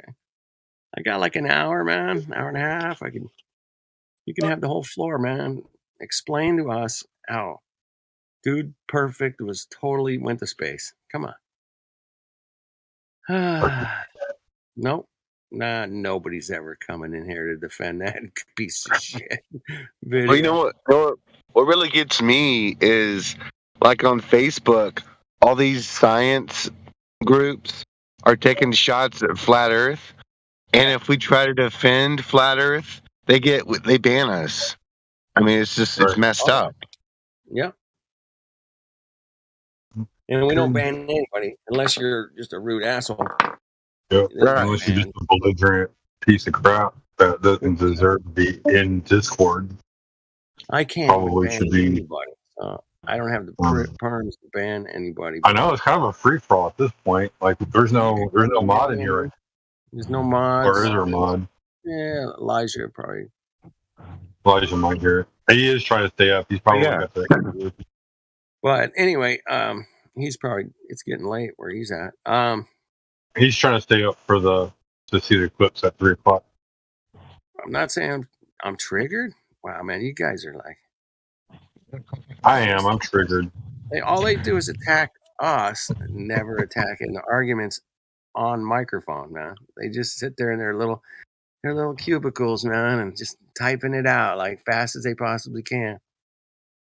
Cut and paste. That's a sad life.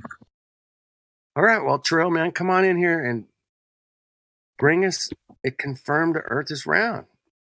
Show us where that's possible, man. Bring the evidence. Bring it in here. Share a picture or video or clip or. He proved it's round and spinning. Probably. He probably would even double down. I dare you to double down, Trill. Did he? Hey, you know what? I think the Earth is round. I think the Earth is round. Bible tells me that the Earth is a circle. There you go. So yeah, I believe it's round, dude. Perfect. I'm all about that round. It's a circle. Perfect. Boy, man, they really went after it today, man. Make your own map. You borrow projections from the globe long enough. Time to make your own map. Get with it. Dude, bring it in here. Bring your curvature up on it. This is our map. I'm just going to keep yelling at you guys. We make maps. You don't make nothing. You don't make nothing. You've made no map. You make your own map.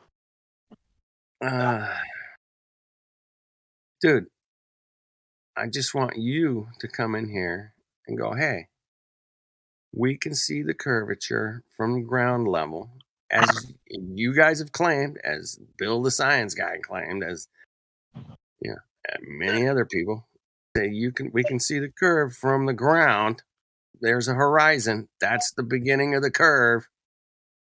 And it turns out it's not so easy, is it? It's not so easy.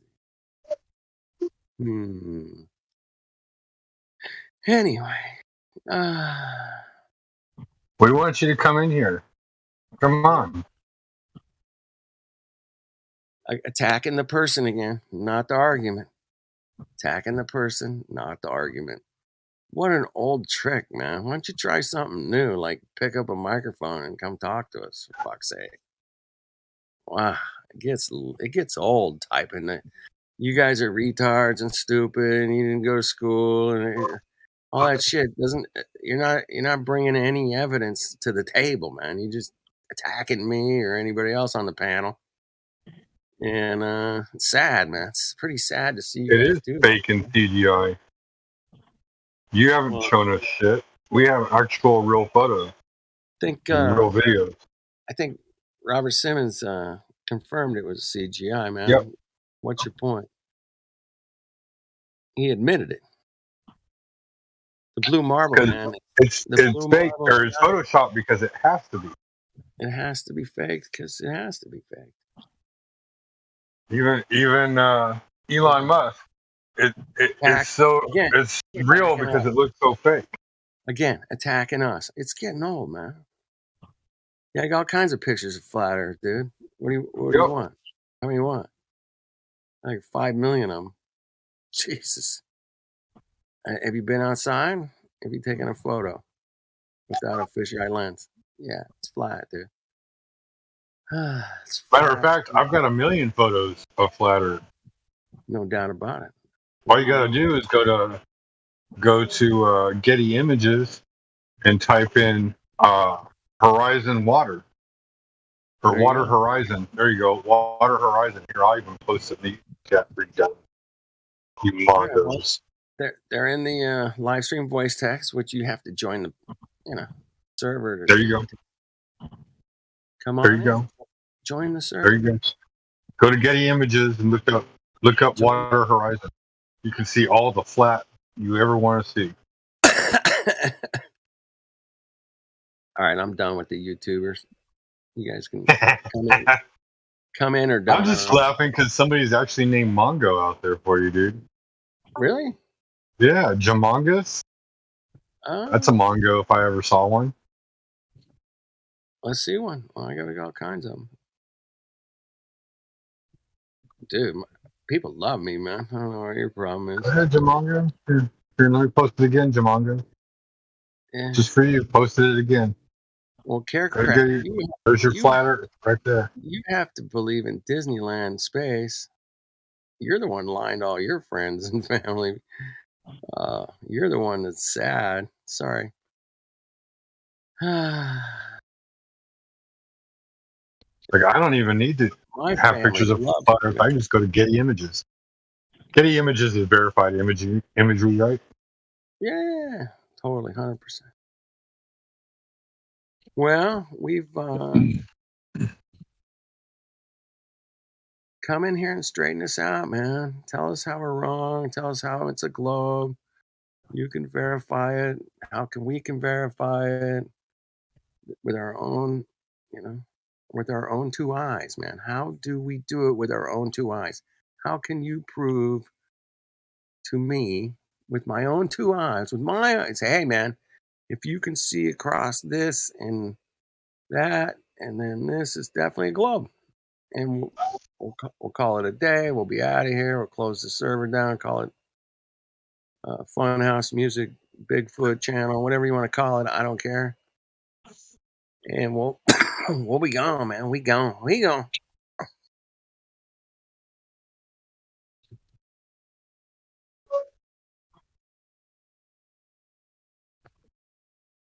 Well, fucking Spaceballs, dude. Just keep attacking me and don't go after the arguments or don't come in here and give us any evidence. That's the sad thing about. That's the sad thing about. That's just where you guys are gonna get you're just gonna end up spinning your wheels, man. And it's like we keep getting new people in here every day, going, "Wait a minute, man.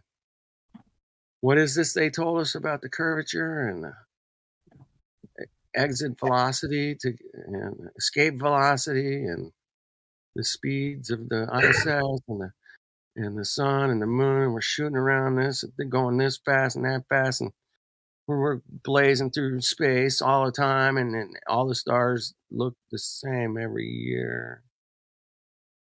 That's interesting.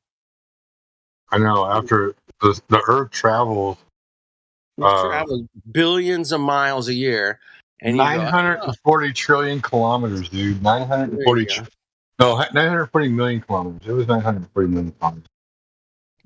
Yeah, and that's just like a couple of vectors. There's like 11 vectors, man, and we see nothing. All the stars are in the same position every year at the same time. Feels like the 11 vectors, but we feel like we're going on 11 different freaking. Because you're not going in a perfect circle around the sun. You're going in an ellipse. So you have like a close orbit and a far orbit, and it just has that swinging, whipping motion.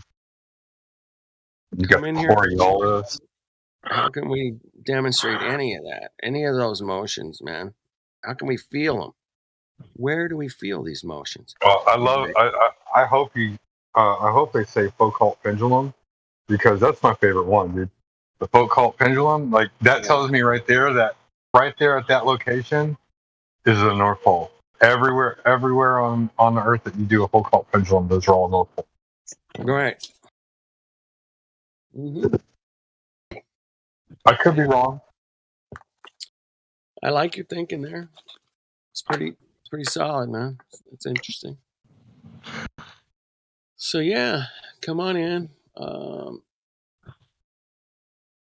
How can we feel this motions, man? Millions of miles an hour? Shut up. I mean, how are we supposed to feel it or even measure it? Even Einstein said there's no test period that can show that you're moving through outer space at millions of miles an hour. It just can't be done. So you can't do it. And you guys know Oh, we're Southern boys. We're too stupid to know what the truth is. We're Southern boys. Yeah, come back in the morning when Miggy's on. You can meet a Hispanic too. Right. Elijah's on. He's down mute. You meet a black man. A black man knows a little something too.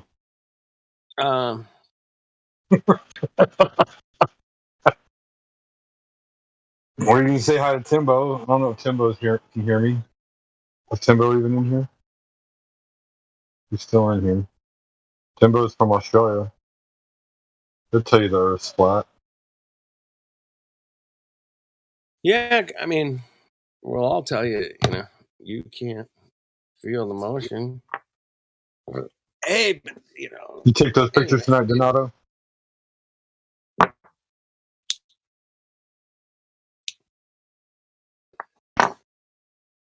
No, you're fine, Yeah. Timbo. I'm There's people in the YouTube live stream, Timbo, that are these Mongos. They Jamonga said Elijah isn't very smart. Wow. Yeah, well, we got some trolls. What are you gonna do, man? They keep poking the bear, man.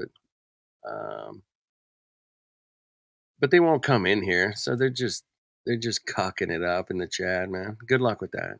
You're just making yourself look bad to all the people that are like, well, why don't they jump on the panel and actually look at the evidence and bring the evidence forward? Well, they won't do that. They just sit there in their little chit chat. Cool, man. We got a cool moon tonight. Man, I got clouds here. I'm not going to be able to see this. I'm not going to be able to. Timbo says he's listening to you get angry. I'm pissed because I'm not going to be able to see the eclipse, man. No. Right. I'm kidding. I'm just giving it back to the Mongos out there in the chat that won't come on the panel and talk to us. Yeah, thanks. You'll still see the full moon in the sky at the same time with the sun, though, won't you? Mm-hmm. I think I'm so. hoping to, man. I gotta. Which is impossible. I'm gonna try to get it, but we'll see, man. I might be able to get something. It's gonna be close, man. It's gonna be close. Anyway, hoping to see the sun come up with the eclipse going on. Yeah. Bye, globe. Dun, dun. Bye, happiness. Anyway, you're Heat rises. You guys are funny in the chat, man. But you still won't come on the panel. I get it. Oh, no. I get it. Just won't do it. It's funny. You're just sitting there like, yeah, let's listen to those guys on the shape of the earth. And then you're not coming in here to, say anything different, dude. Yep. We got the Selenilian happening tonight. Damn. It's all right. I work in healthcare. Sometimes you got to help people to the restroom and they get stage fright. I understand what stage fright is. You get real scared when other people are around. Yep.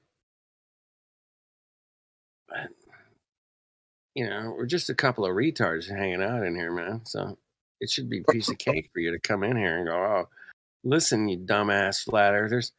Hey, I got the evidence for you. Witsit's in the house. And then we got the Selenilian eclipse going. What's up, baby? How you doing, Witsit? What up? I was just kind of barking. We're trying. YouTube chat, Yeah. trying to get them to come in here, man. Like, come on, dude. Come on. They're not coming in here, man. They just I was all gonna they go do look is at the Eclipse, but I don't know if I'm gonna get to see the Selenium where I am. I think I think that it might be like 10. it's what. Well, what time's your sunrise? About 6:30. Like 6:55, I think. It's gonna be like right at the very end of the eclipse, and then right as the sun rises. Yeah, it sucks. The best spot to see it will be like northeast United States. Yep. Yeah, I'm like like South Connecticut, Carolina. New Hampshire, something way up there. Yeah, it sucks. So let me see what time my sun comes up here. Hold on.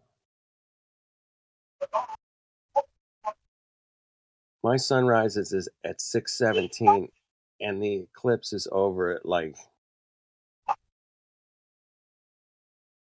6:30 or something like that.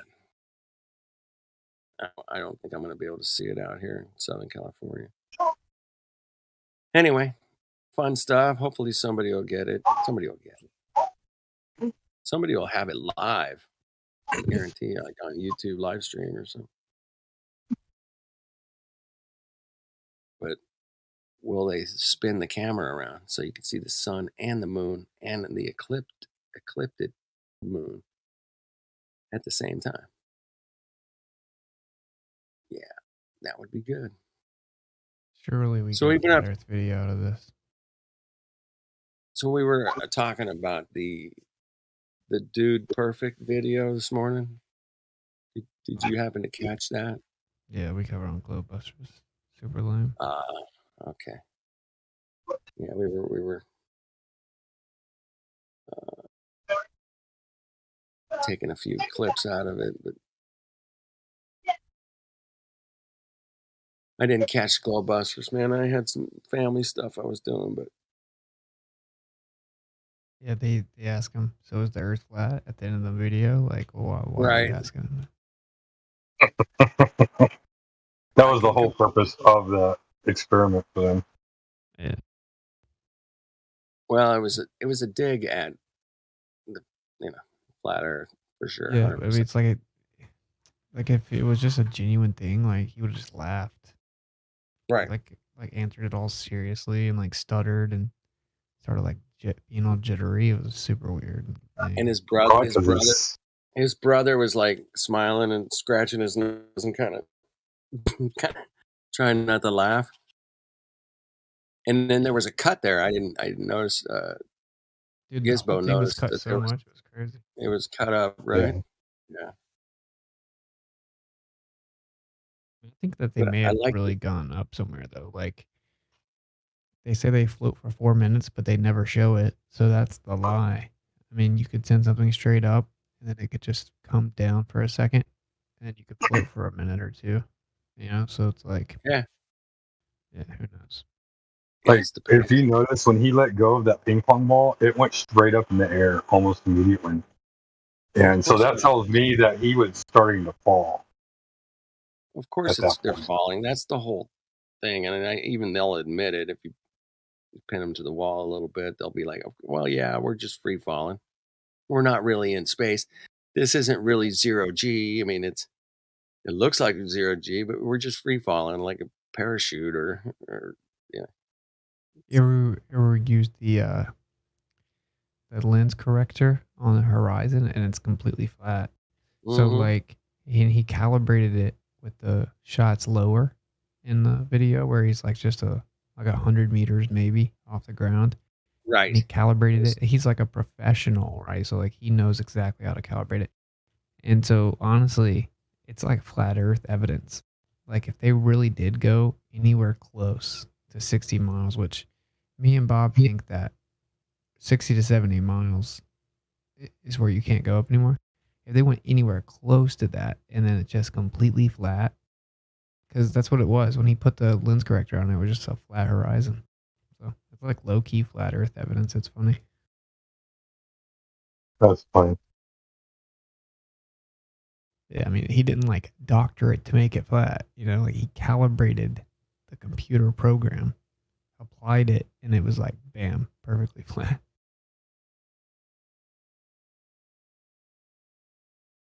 Yeah, he's got 56 million subs, and for them to even bring up flat Earth at all was just so. It's such a joke, man. I was like, okay, why do you even have to bring it up? Like you said, if it was real, they would have let. You're funny. No, I can confirm it's round. Yeah. And then like at one point he says like you can see the whole circle of the Earth. Mm-hmm. What? Like even in your paradigm, you didn't just see the whole circle of the Earth, my guy.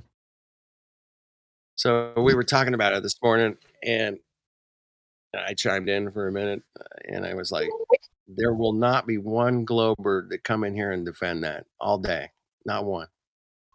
And we were not one came in all day to say, oh yeah, he totally went to space, you know. Like, no. they didn't even try because they knew they'd get their ass handed to them. We're like, yeah, well, thanks for playing anyway. But it gets the normie, right? It gets like the super uninformed people. And right. So I mean, we have to admit it sucks. We have to sit back and watch it, but it's pretty good, right? Like it's like a good edited video. Oh man, yeah. If you know, like we know, but they don't know. Like you know that it's working for what they're doing it for. It sucks because we're like kind of helpless. Right. Yeah, it's like damn, all these, and you go read the chat, the comments, and it's like this made me cry. It was the music that got me. Yeah. Crazy. Yeah.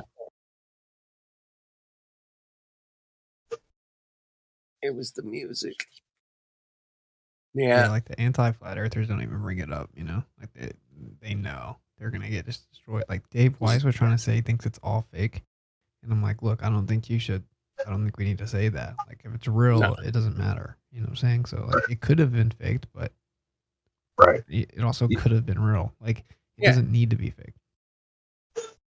I mean, they obviously can send up stuff really high, airplanes or balloons or whatever, but yeah, they can send a rocket in the air, dude. I was like, the Germans had UFOs in the 30s, Dave. Like, chill out. Yeah. But yeah, they probably went up really high and they come back down. Yeah, that's a thing. It can be done, no doubt. But where they messed up, man, is they stuck the camera to the window, man, and it was curved. But then he moved the camera a little bit, and it kind of started to flatten out a little bit. And it was a dead giveaway for fisheye lens, obviously. And he just like openly admit they use a GoPro. It's like well, you could see them. They had a couple of them were holding different little GoPros. You could see it in their hand.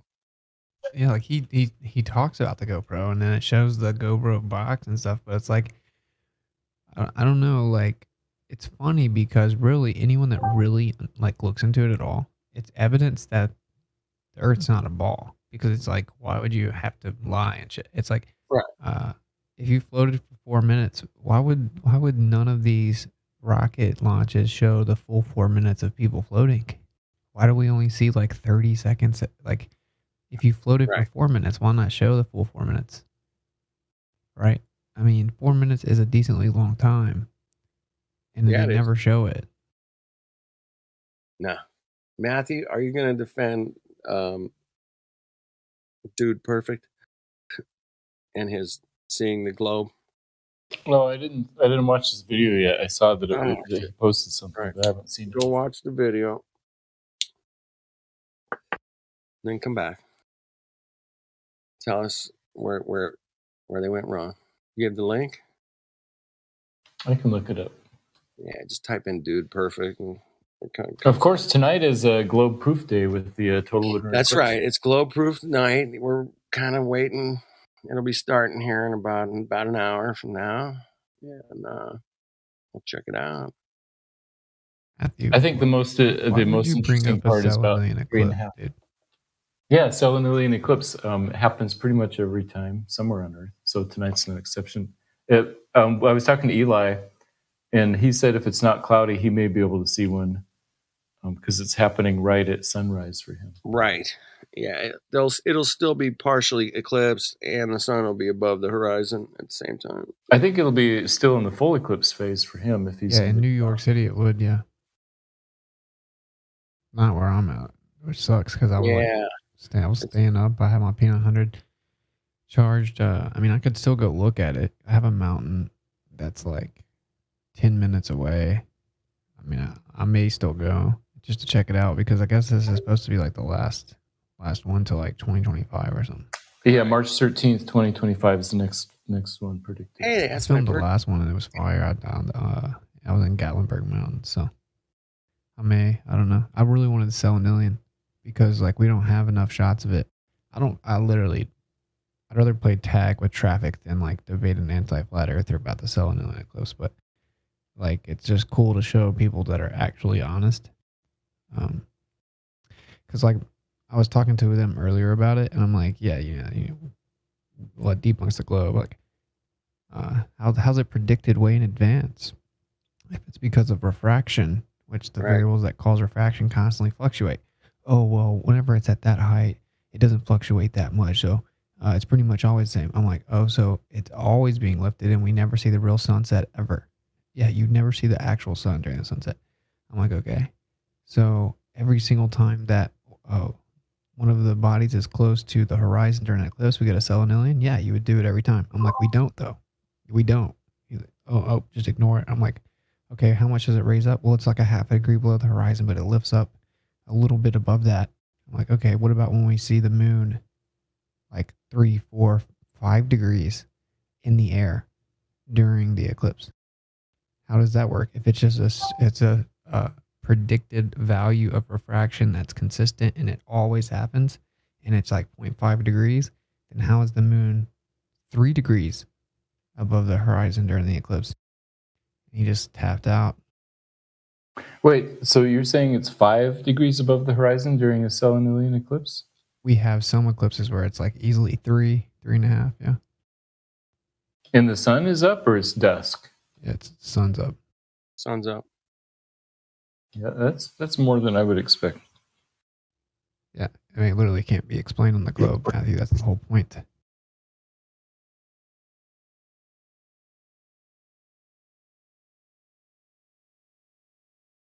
Is this that magic moment that you're having? No. I don't know. That magic moment. Well, so when the moon's up, so during a Selenilian full moon eclipse, if the moon is up 3 degrees above the horizon, then how high is the sun at that time? Doesn't matter. But it's above the horizon, more than zero. What's up? More than zero, you're saying? Yeah, yep. According to the globe, like the moon can't be that high. Like the globe excuse doesn't really make sense anyway, right? It's not like we predicted it. We're like, oh, the refraction's going to be like this today. So no, it's just we know the Selenilian eclipse is going to happen. And we're like, well, it's supposed to be here. So if we can see it here, let's do the math. That means it must have refracted this much once we do the math. That's it. So it's like, well, it always is the same. You have to the typical refraction is half a degree, right? It's about a half a degree, yeah. And you got to claim so it's always the same. Like what causes that refraction is always there every day, right?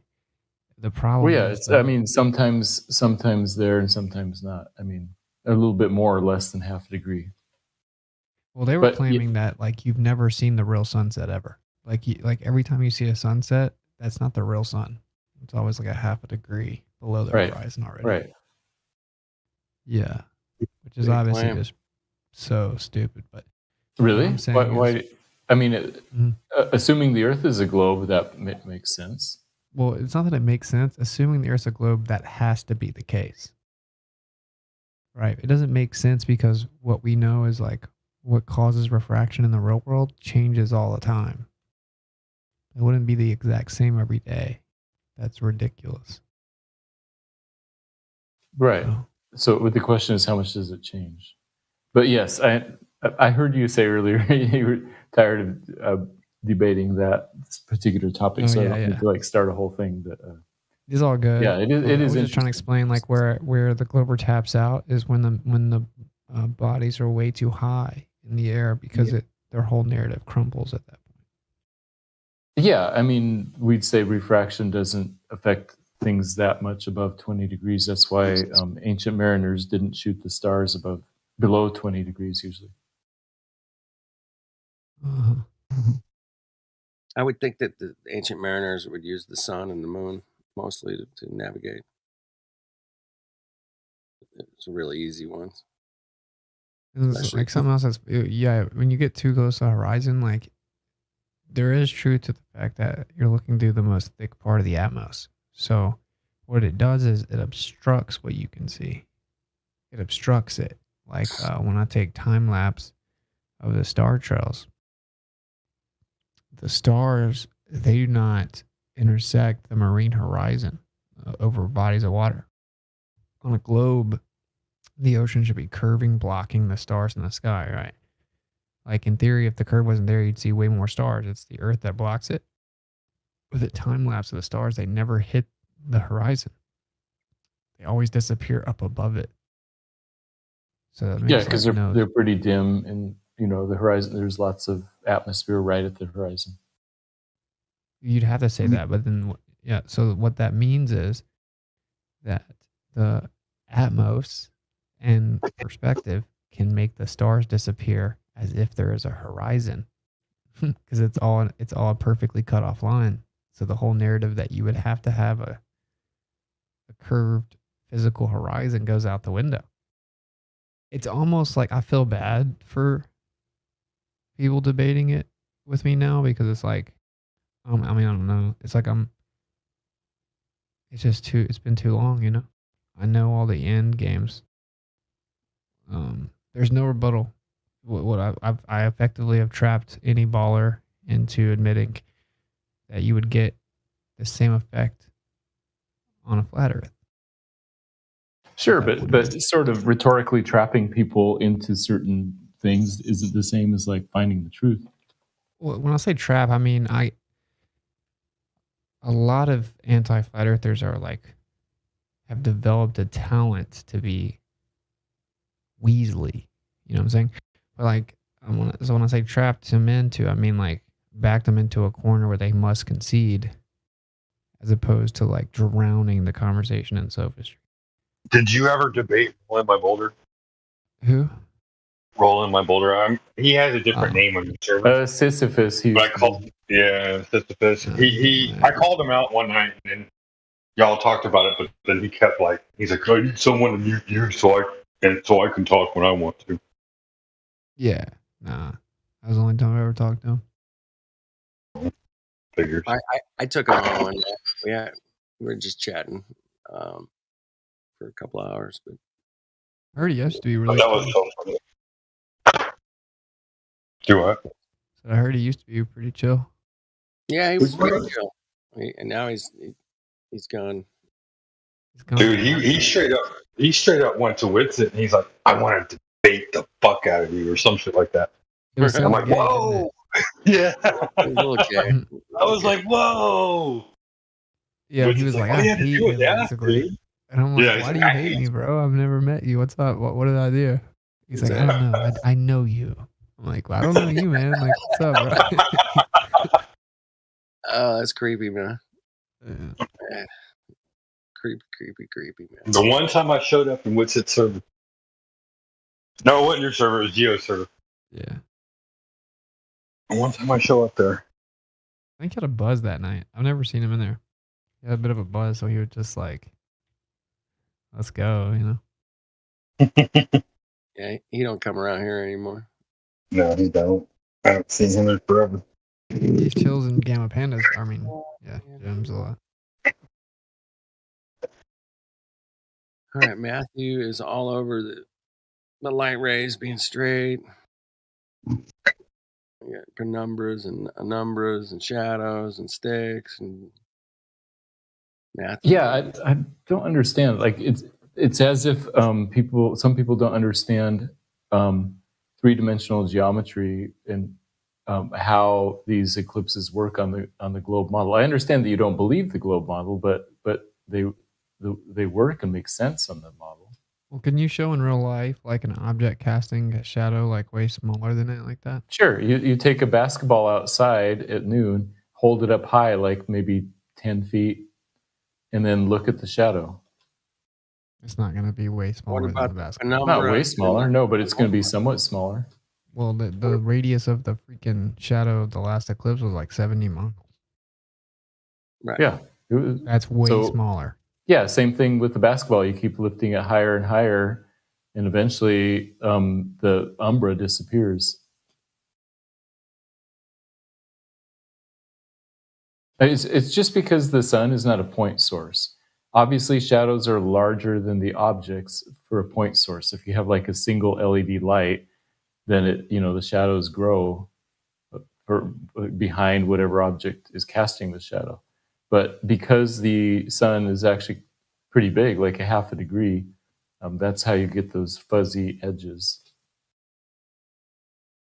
Yeah, you're right, man. There's probably a ball in it. Think about it. You said it, not me. But it would be worth thinking about it.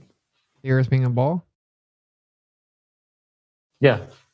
You don't, Matthew, you think I thought about it a little bit, right? dude, you missed it. What was it last night? 2 nights ago? Matthew Learn said Earth is flat. Like it was dead silent in here, and he just goes, the Earth is flat.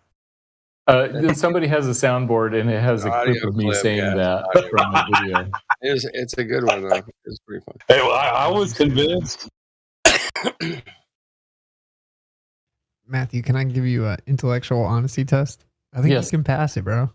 He can pass it. I know. One of the few. I know. Do you agree that according to relativity, you cannot prove that the Earth is revolving around the sun from the Earth? Yes, of course. I mean, basically, the math works out the same if the whole universe is rotating around us or the Earth is spinning and seeing different parts of the universe. So, yeah. Look how easy that was, dude. It was like a bloodshed in the other server. Hey, it would have just gone over there. Yeah, forever, dude. It was so reiterative. I'm like, dude, I'm citing Einstein, my guy. Like, what do you want from me?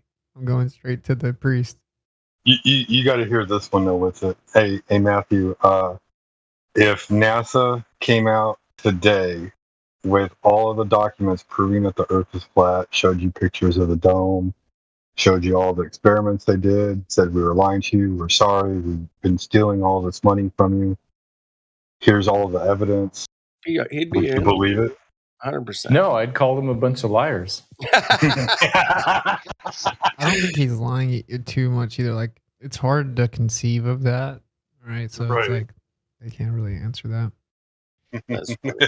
Well, plus my own experience. The globe model makes so much sense to me, and I see evidence of it. So Don't do this to me, some man. agency coming out and saying it's not like that, I wouldn't believe it. Yeah, you're probably right. I've ever since then I've just accepted that whatever Matthew says, he's never going to change. But at least he's nice. No. At least you're nice when you talk to him. Matthew's the perfect glober to give. This is what the globe says. Yeah, because it's the actual honest position. Yeah, this is. If I wrote, he's very good. If I was in one of your classes, Matthew, and you had a report about the Earth, and I wrote about flat Earth, and I used factual statements, would you pass me? Right. The assignment would probably be something like take a position and explain it well. And if you explain it well, then you get an A+. Sweet. Even if I disagree with whatever you wrote. Right. Sweet. That makes sense. That's a I very was talking about earlier. What's really funny is the globe explanation for so much is it's an illusion. So the horizon looks horizontal, but it's just fake. an illusion. And it looks like the sun's moving, but it's just an illusion.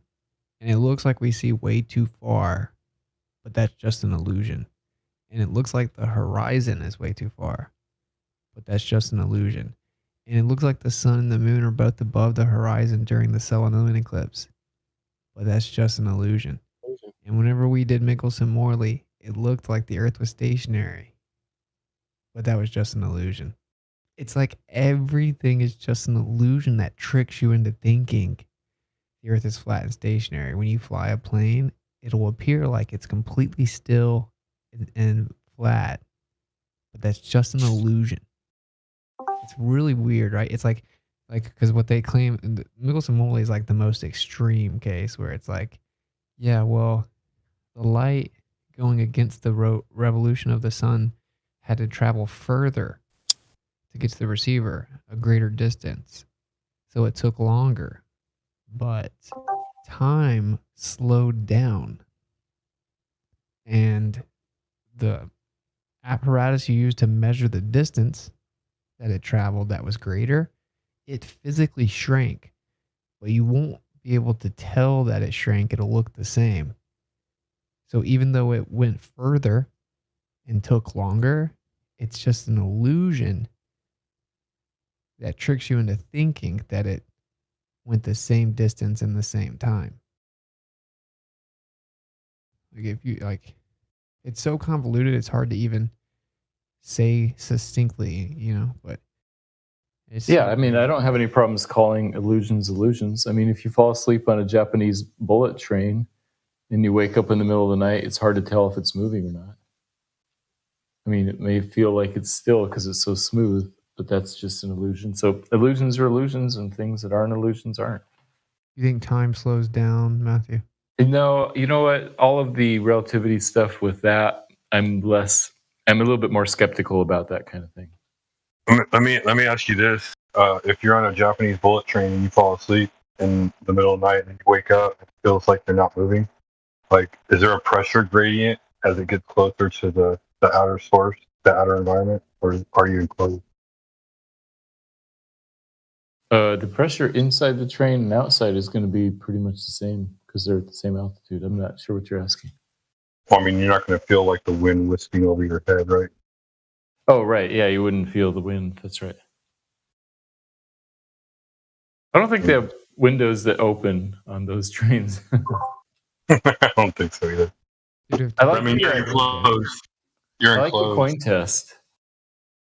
If time doesn't slow down, then your model's in big trouble, dude. The relativity stuff is in big trouble, but basic ideas of like the shape, and you could talk about the shape of the Earth with just using Newtonian mechanics. No. See, it's the motion that's in big trouble. That's why Michelson-Morley is called the most famous failed experiment in history. That's what it's referred to as. It changed all of physics, right? Like, that's where relativity came from. That's why Einstein proposed special relativity, because the test showed that the Earth wasn't moving. So, because it needed to take longer and go further, but it showed exactly the same, pretty much, a little bit different, right? So they said, oh, it was actually exactly the same, and it's just the apparatus error that's consistently the same in the same direction every time, the error is. And time slowed down, so it made it look like it was the same amount of time, even though it was longer. If you don't say that, then why did it not take longer, right? Because it's going against the motion of the Earth around the sun. So it's like Newtonian physics doesn't even address this idea, like, at all. Right. And there were plenty of people before Einstein, like Newton himself, who believed the Earth to be a globe. So you don't need Einstein ideas. Newton didn't know about this. Right? That's what I'm saying. Like, Newton didn't know about Michelson-Morley. Right. This isn't about the globe. Technically speaking, it could still be a globe. Okay, so you're complaining about the idea of relativity. And sure, motion. fair enough. The Earth moving, because I'm saying that relativity is required to claim that the Earth is moving, No, unless it's you can not. come up with another theory to, of course, that theories don't make things true anyway, but in theory, for it to be viable, you would have to come up with some other idea as to why it didn't take longer to get back to the receiver. Like it's simple. Like, one of the things, the light goes with the motion of the earth around the sun, and one goes against the motion of the earth. So the light going against the motion of the earth should take longer as it fights against the motion. It's going to take a little bit longer to get back to the receiver. And it's going to actually have to travel further because the earth is moving away from it. So it's going to have to go further and take longer to go that distance. But it doesn't. So relativity says, oh, well, it actually did go further. It did take longer, but it looks like it didn't because time slows down. And then what you use to measure it, the distance, it physically contracted. So you can't tell it's longer, even though Right. It sounds like a good it's shrink. explanation. It's like someone took acid, Matthew, right? It's like, So you don't like that description, is what you're saying. I just think it's so insane. Yeah, I think it's So insane. you're choosing your intuition rather than the mathematics as a way to judge whether that theory makes sense. The math debunks it. You have to come up with the math. additional the math. mathematics of relativity works out. Well, yeah, but I'm saying just the actual math, if you quantify how long it took and stuff, that's bad news for the globe, the moving globe.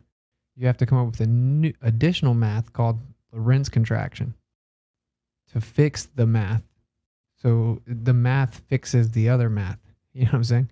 So it's not and like, so you don't, and you're expressing distaste for that idea. because there's no evidence for the idea at all. It's literally just made up ad hoc, right? It's like, how can you tell that a ruler physically shrank, but it looks like it didn't physically shrink? How could you ever prove that? How could you prove that happens? How could you prove that time slows down, but you can't tell that it slowed down, and you can't measure it slowing down? So it's like, it just made up. And then actually Lorentz made it up, and he said that the ether did it, which doesn't work either, because it supposedly happens to all different types of matter, and the ether would affect different types of matter differently. And anyway, he came up with the math, and then Einstein took the math, but he didn't even come up with the way that it happened. He just said, we need the math. And it's disagreed upon to this day as to how it would even happen in theory. So it's like a really kind of crazy idea. So like, I'm cool with theories. Like, this is me being honest. Like, when I looked into this, that was one of the big things that just did it for me. I just couldn't do it. I couldn't even go into like potential theory land with you there. I couldn't do it. I'm like, I couldn't wrap my mind around how that would ever make any sense to believe that. You would need so much evidence to say that the ruler shrank and you just can't tell. Like, what? Can you show me this happening in a controlled environment and where we can tell, or like something, right? I mean, I need something. It's wild, dude. It's like, it's literally an idea so crazy it almost takes like dripping acid or something. Like, it's like time slowed down. It's like, dude, just leave me alone, man. Don't talk to my children. I think it's crazy. Oh, Elijah's here. Hey, Elijah, are you going to watch the eclipse? It happens in like 4 hours. Oh, he might not be listening. Yeah, he might be sleeping. He's in New York. I think he said he was going to try and watch it. I think Travis is. He is. He's trying to stay up. He said, and for 4 but more he's hours? playing. He's playing he's playing Xbox. No, it's another hour and a half for him. Well, another hour and a Just half. when it starts, though, like the toad. Sorry, Matthew. Yeah, the totality is going to be the most interesting part. In fact, I think the most interesting part is when it goes from totality to not totality. So like 3:39, 3:41 Pacific time. Mm-hmm. Yeah, so you got total eclipse starting at 5:16 Eli's time, 5:16 Eastern. The maximum eclipse is at 5:59. The total eclipse ends at 6:41. And that sucks because my sun rises at 6:55, so 14 minutes off. I'm really salty about it. If I had known earlier, I could have drove a decent amount north, but I didn't. I thought that I was going to be able to see it, so.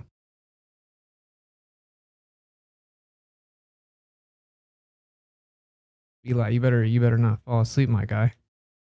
Well, he can fall asleep, but he needs to get his. Better wake up in like 3 hours. Yeah, I chose to not even go to sleep because I knew I wouldn't get up. Yeah, it's all cloudy here. I don't know if we're going to be able to even see it, Matthew. No, you know what? It was like perfectly clear, like literally half an hour ago. Yeah. And I sent a message to a couple friends. I was like, hey, it turns out it might be clear. But then I go and look outside like 10 minutes ago, and I'm like, it's like it went from perfectly clear to perfectly cloudy. Did you look at your forecast, though? Like my Yeah, there's supposed to be rainy all day tomorrow. Yeah. Oh, damn. An iPhone will show you clouds. You don't seem like an iPhone guy, huh, Matthew? Yeah, I mean, I know I can look up the weather, but I was just hoping. Do you have an iPhone, Matthew? No, I have a Google Pixel. Yeah. How'd I know? I'm really good at that, by the way. I'm really good at that. It is sort of a personality-driven thing, isn't it? Yeah. Which, yeah, I mean, I'm an iPhone guy all the way. I sold out. I mean, it's just too much memory. They have too much iPhones memory. are just so fire, dude. They're so. I mean, if anyone's really had a nice iPhone, then they know. If you know, you know. Yeah. You know? Like I got the memory, dude. It's the memory. The memory For me, that sold it's me. mainly just because the Google Pixel is so tied in with the Google, universe, and I have Gmail and everything, so it makes sense for me. When you get your brain chip, it'll probably directly connect to it, and Exactly. Yeah, I'm waiting for that. You get your brain chip. Okay. You can take it out of the back of your neck, stick it into your phone. Matthew, do you use was it Google Classroom with your students and they all? No, we use Canvas, which is the most popular learning management system in the U.S. right now. Okay. Canvas. Are you going to get a brain chip, Matthew? When Elon? I don't like the idea of putting technology inside your body. Okay, just wondering. you know, what should about maybe pump the brakes on taking random injections from the government, then, Matthew. Yeah, I But, would not take injections with nanobots in them. That's Well, you're under the false illusion that they have to declassify that to you because the carrier agent was not declassified. I won't get too much into it, but it's patented. But anyway, because Elon says that you can bypass the blood-brain barrier and get his chip with an inoculation. Whoa. Yep. Which is wild, huh? Yeah, because I was going to say, no one's going to ever let everyone, there's no way that everyone in the world would ever, lay down and be like, cut my brain open. That would never happen, you know? Right. But if you could just get a little inoculation, well, we've seen firsthand that would definitely happen multiple times. So, they would definitely do it one time. So, yeah, I don't know. I think that's crazy. I'm not insinuating that that's in any way what happened. I don't think it is, but I'm just saying I think that it may have been a warning shot of sorts from the creator because Elon says that, you could just go straight into the vein and bang, bypass the blood-brain barrier. Well, that also says with enough manipulation of RNA, you could turn something into a butterfly. Well, to bypass the blood-brain barrier, it's got to be an extremely small molecule. By the way, that barrier is hard to penetrate. So that chip or whatever, if you could bypass it with something like that, it's going to be microscopic in size. I mean, super microscopic. Well, unless it's able to trick your brain into opening up, right? If it's able to tell your brain to let it through, then. Well, that's a different story. I've heard that before, but all I know is to pass the blood-brain barrier. There are certain drugs that don't pass through the blood-brain barrier, and some of them do. and it's because the size of them is like super small. And This is allows what them they would do, right? So they would have nanoparticles, right. and then it would bypass it, and then they would reassemble into the chip. Oh, I see what you're saying, like the graphene or something. Yeah. Or something Yeah. like that. There's some evidence to that.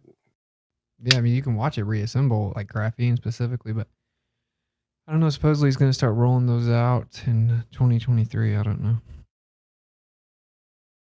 Who knows? Matthew Who knows dropped nowadays, man? Crazy chip, world. Matthew. Is this the Amazon? No, this is the Amazon thing that it scans your hand. So you use your right hand to buy groceries. You're not installing anything inside your hand. Oh, okay. But it just reads the blood vessels. But I think it's just conditioning.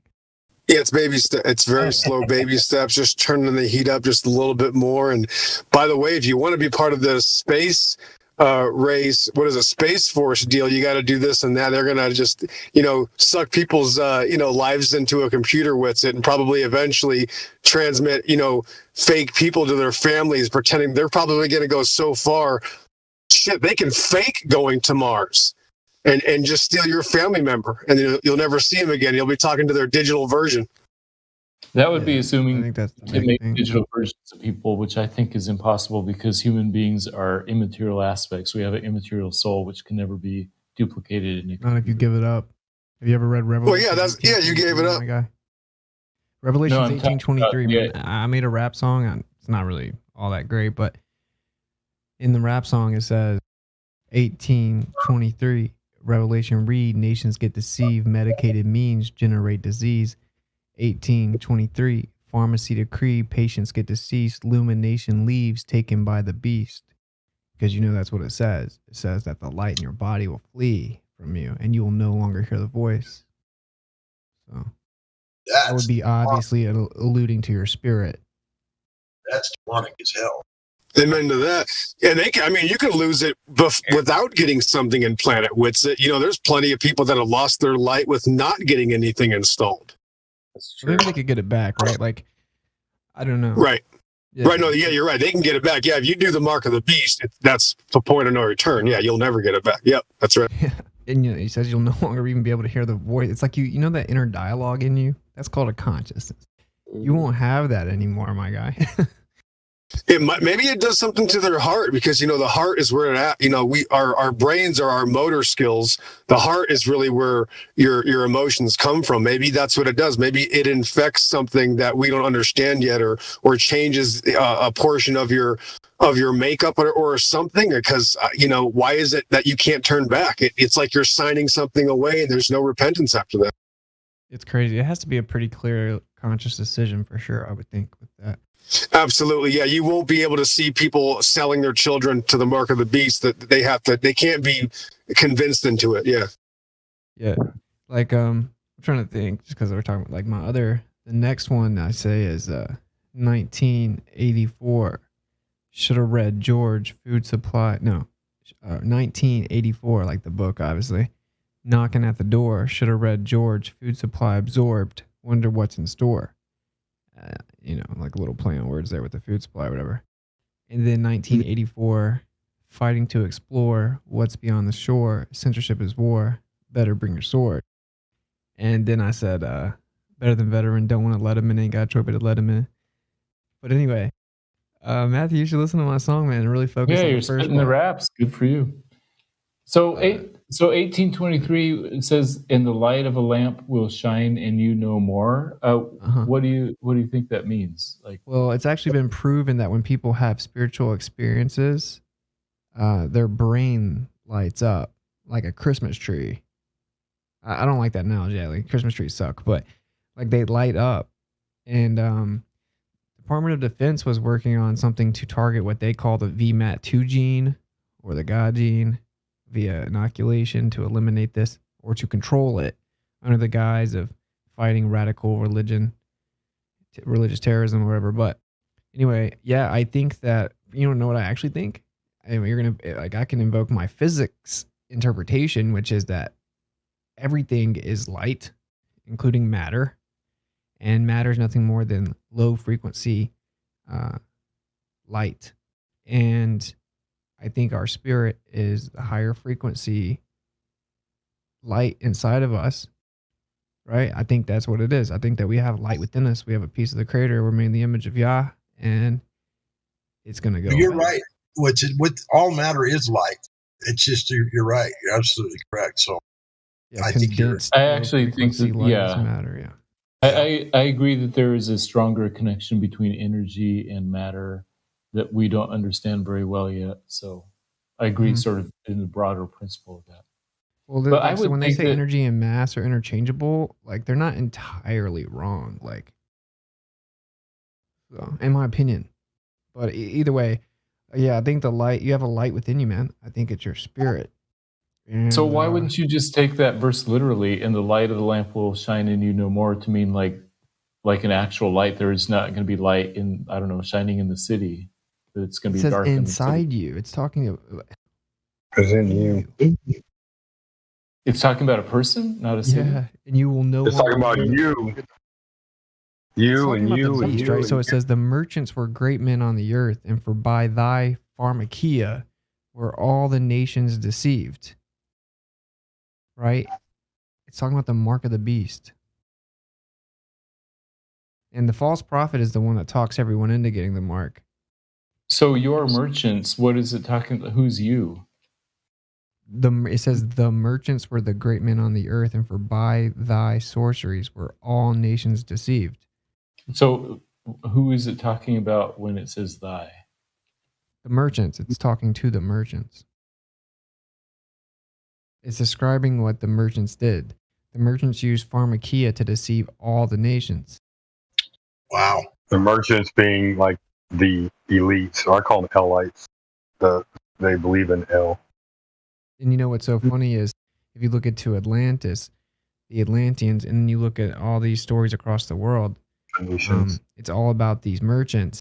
And if you look in Isaiah, it talks about this city with great merchants that became very proud, and it was the city of an island, and then it was swallowed up by the sea. So it's like this idea of merchants being like this powerful ruling class that is Satan in the sense of opposition to what is good, and y'all, right? Like on behalf of Satan is an old principle. Oh, and by the way, Atlantis was known to have 10 kingdoms. So the story goes that Poseidon gave birth to 5 sets of male twins, the first of which was named Atlas. So the city Atlantis was named after him, and the Atlantic Ocean was as well because Poseidon was given the ocean. But then, so he had 10 total sons, and there were 7 islands with 10 kingdoms, and it was broken up 1 kingdom to each son. What a coincidence that in Revelation it explains, I believe it's Revelation 12, I don't actually know for sure, that there will be 10 kings that will rule with the beast for an hour. For an hour? An hour, and then will give their power over to the beast. Oh my gosh. So they're going to rebuild Atlantis, which, by the way, they openly admit this in their literature. You can read something called The New Atlantis by Francis Bacon, who was like a Satanist of Satanists. I mean, grand wizard and alchemist and all kinds of crazy stuff. Do you think that they're already started on that project, maybe? He says America was founded to start that project. Ah. Yeah. Yeah. But they're going to have to remove borders. So they'll probably, World War III will probably facilitate disintegration of, national sovereignty. Doesn't America import a lot of things? Doesn't America have a lot of merchants? America doesn't make too many things anymore. Well, that was the Twin Towers, was the merchants of America. That was all the trading went through the Twin Towers, didn't it? I'm sure there's something there. There's World Trade Center. Well, I'm just saying verse that Whitsitt said, says, thy merchants were great men of the earth. And so maybe thy merchants, are you saying that would be America? No. There are actual characters that do it. But the merchants, I think, are going to, be centered in America. That's what I think, yeah. I mean, I think all kinds of things. I think that North America and South America used to be connected, and not just by this little bitty thing. And I think North America has way more importance than people know historically and scripturally. And I think it was chosen for the location of the New World Order headquarters, or the New Atlantis. I think that's why Washington, D.C. is basically built for giants with all kinds of naked babies and pedophilia and statues of Greek gods all over the place, built with Greek architecture, because the Greeks claimed that they were Aryan, which is the post-Diluvian lineage that tracks back to the Atlanteans, and they want to rebuild Atlantis. And I think it will be in America. As the headquarters, it will actually be a worldwide empire, just like Atlantis was. And so the trick with Atlantis was not fake. I did a lot of research before I did a stream a couple days ago. Like, all those mythologies aren't fake. All I just have to point this out. Yeah, you're right, man. Yeah, go ahead. No, I just wanted to say all those mythologies weren't fake. When I did research, a lot of them are real. All of the ancient deities and everything, I've come to the realization that all of those stories, they're all the same people. They're all the same characters. Yeah, every single one of them. Abominations like that came from the rebellious angels. Yeah. The story of Ragnarok and the Norse stories, some of the most truest stories that I can find: Greek flood, antediluvian. Yeah. And Exogrid. I just want to point out that merchants is emporos in Greek, and it's shipboard, merchant, trader. So that's importing and exporting. That's importing.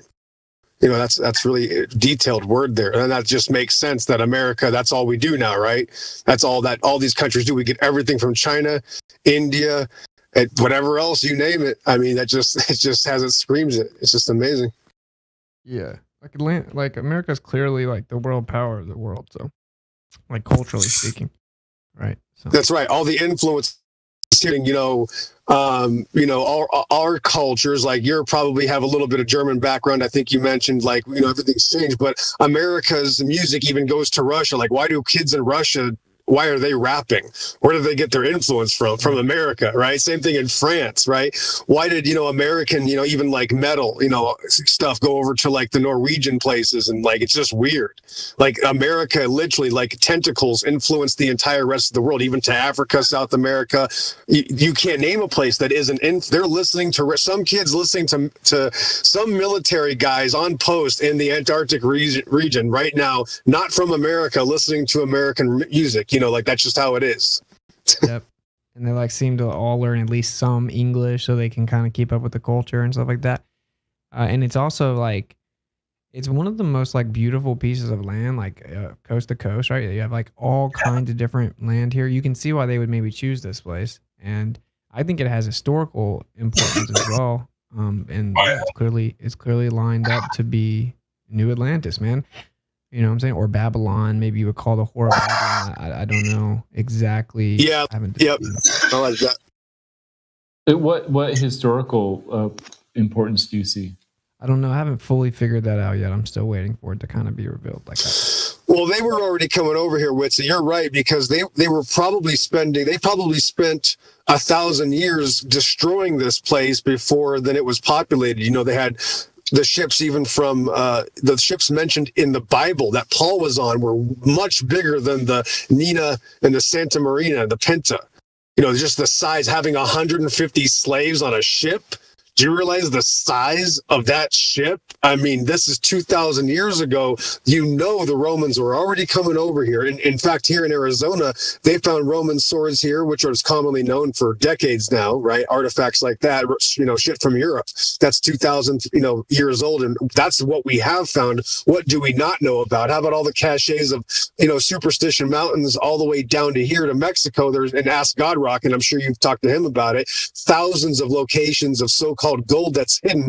Well, and everybody should know that, once you conquer a town or a city, the soldiers would hide gold for themselves to come back and get it later. And that's why there's been thousands of places all the way from, Washington, right south of Canada to Mexico down here, 2,000-mile stretches of places with ruins, gold and things like that. And the legends go on and on. There's 1,000 legends here in Arizona to Utah, God Rockin' can tell you. Where did all that come from? That means that there were civilizations here way before the natives were pushed over here.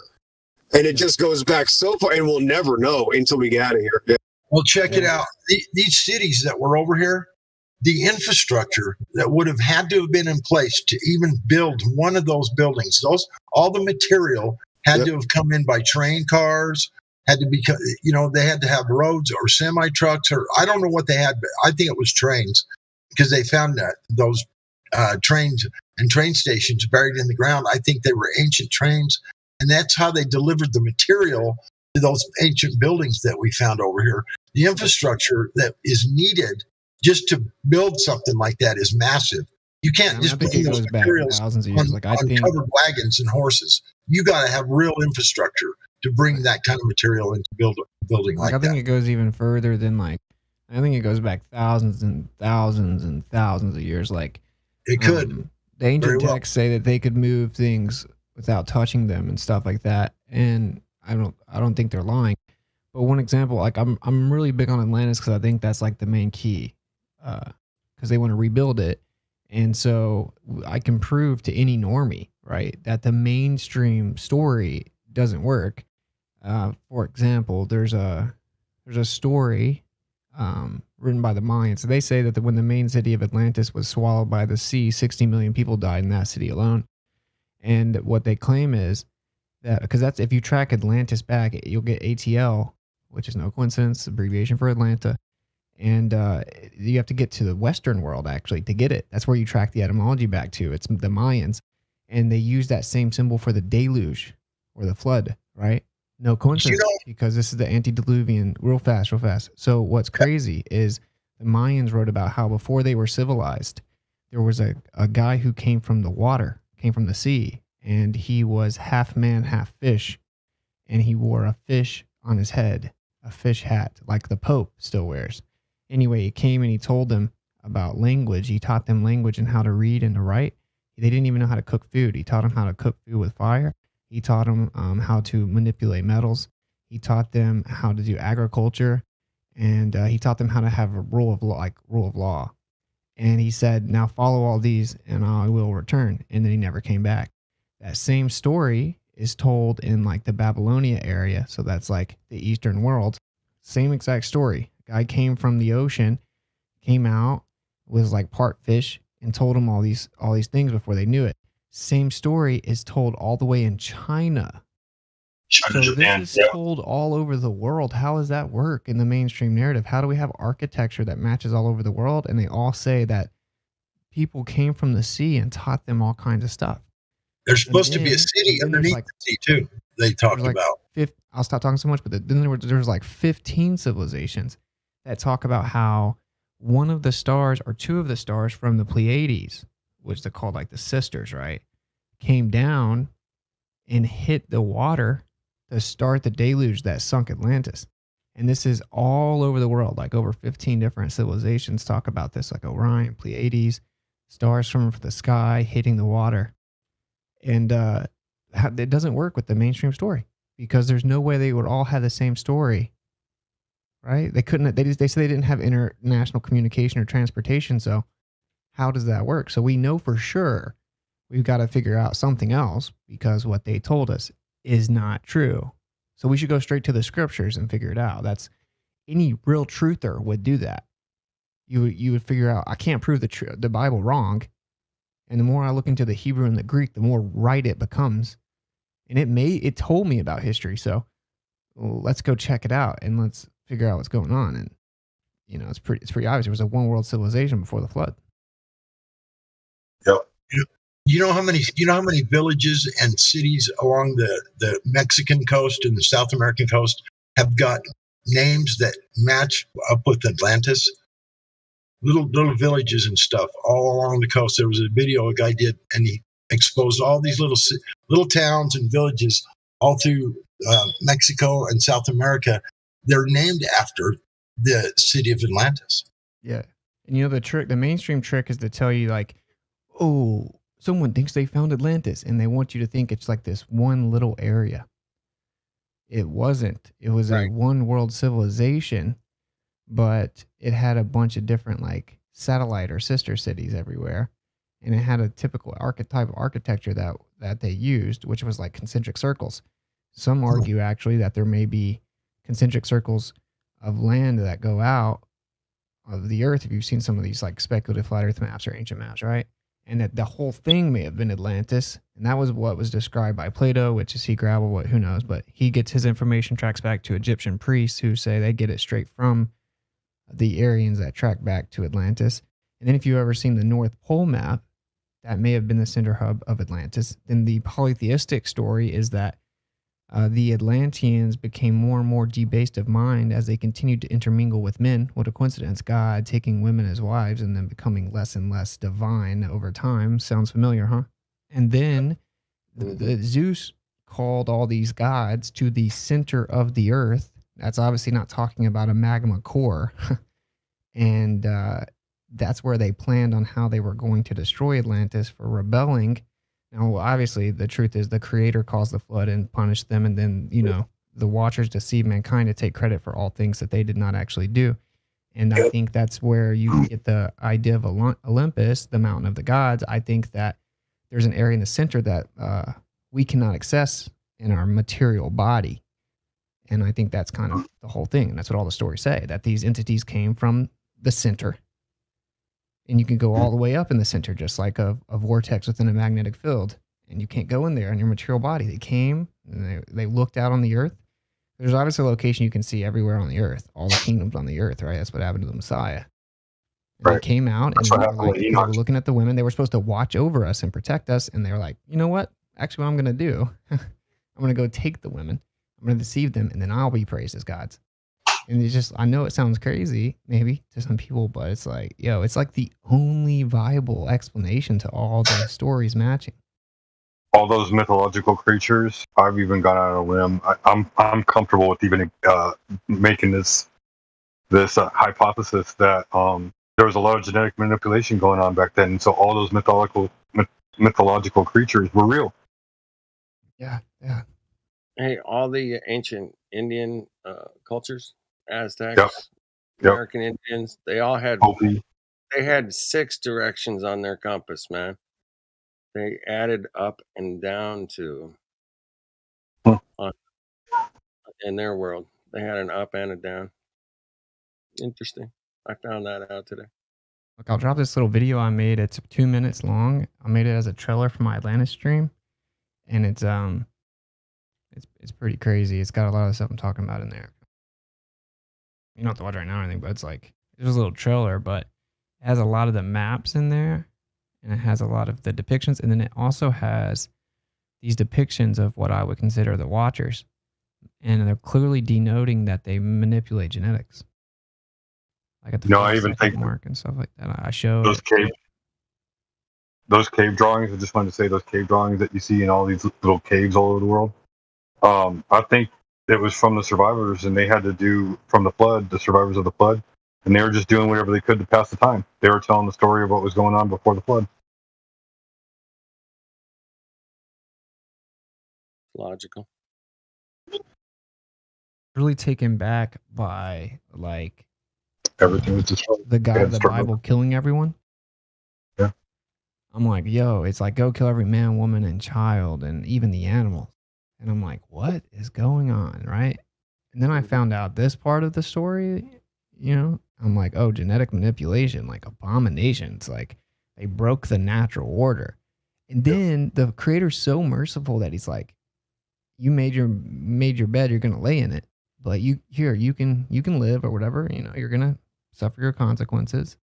Yeah. But they couldn't just be happy with that. They had to keep trying to take over the Israel people, right? Like they couldn't just leave them alone. So then they got wiped out. And something else I found out, I know I'm talking a lot, but I love this stuff. Something else I found out recently is Sodom and Gomorrah. I don't know if you guys know, they found like actual physical evidence of Sodom and Gomorrah, right? Like they found. We do. Absolutely.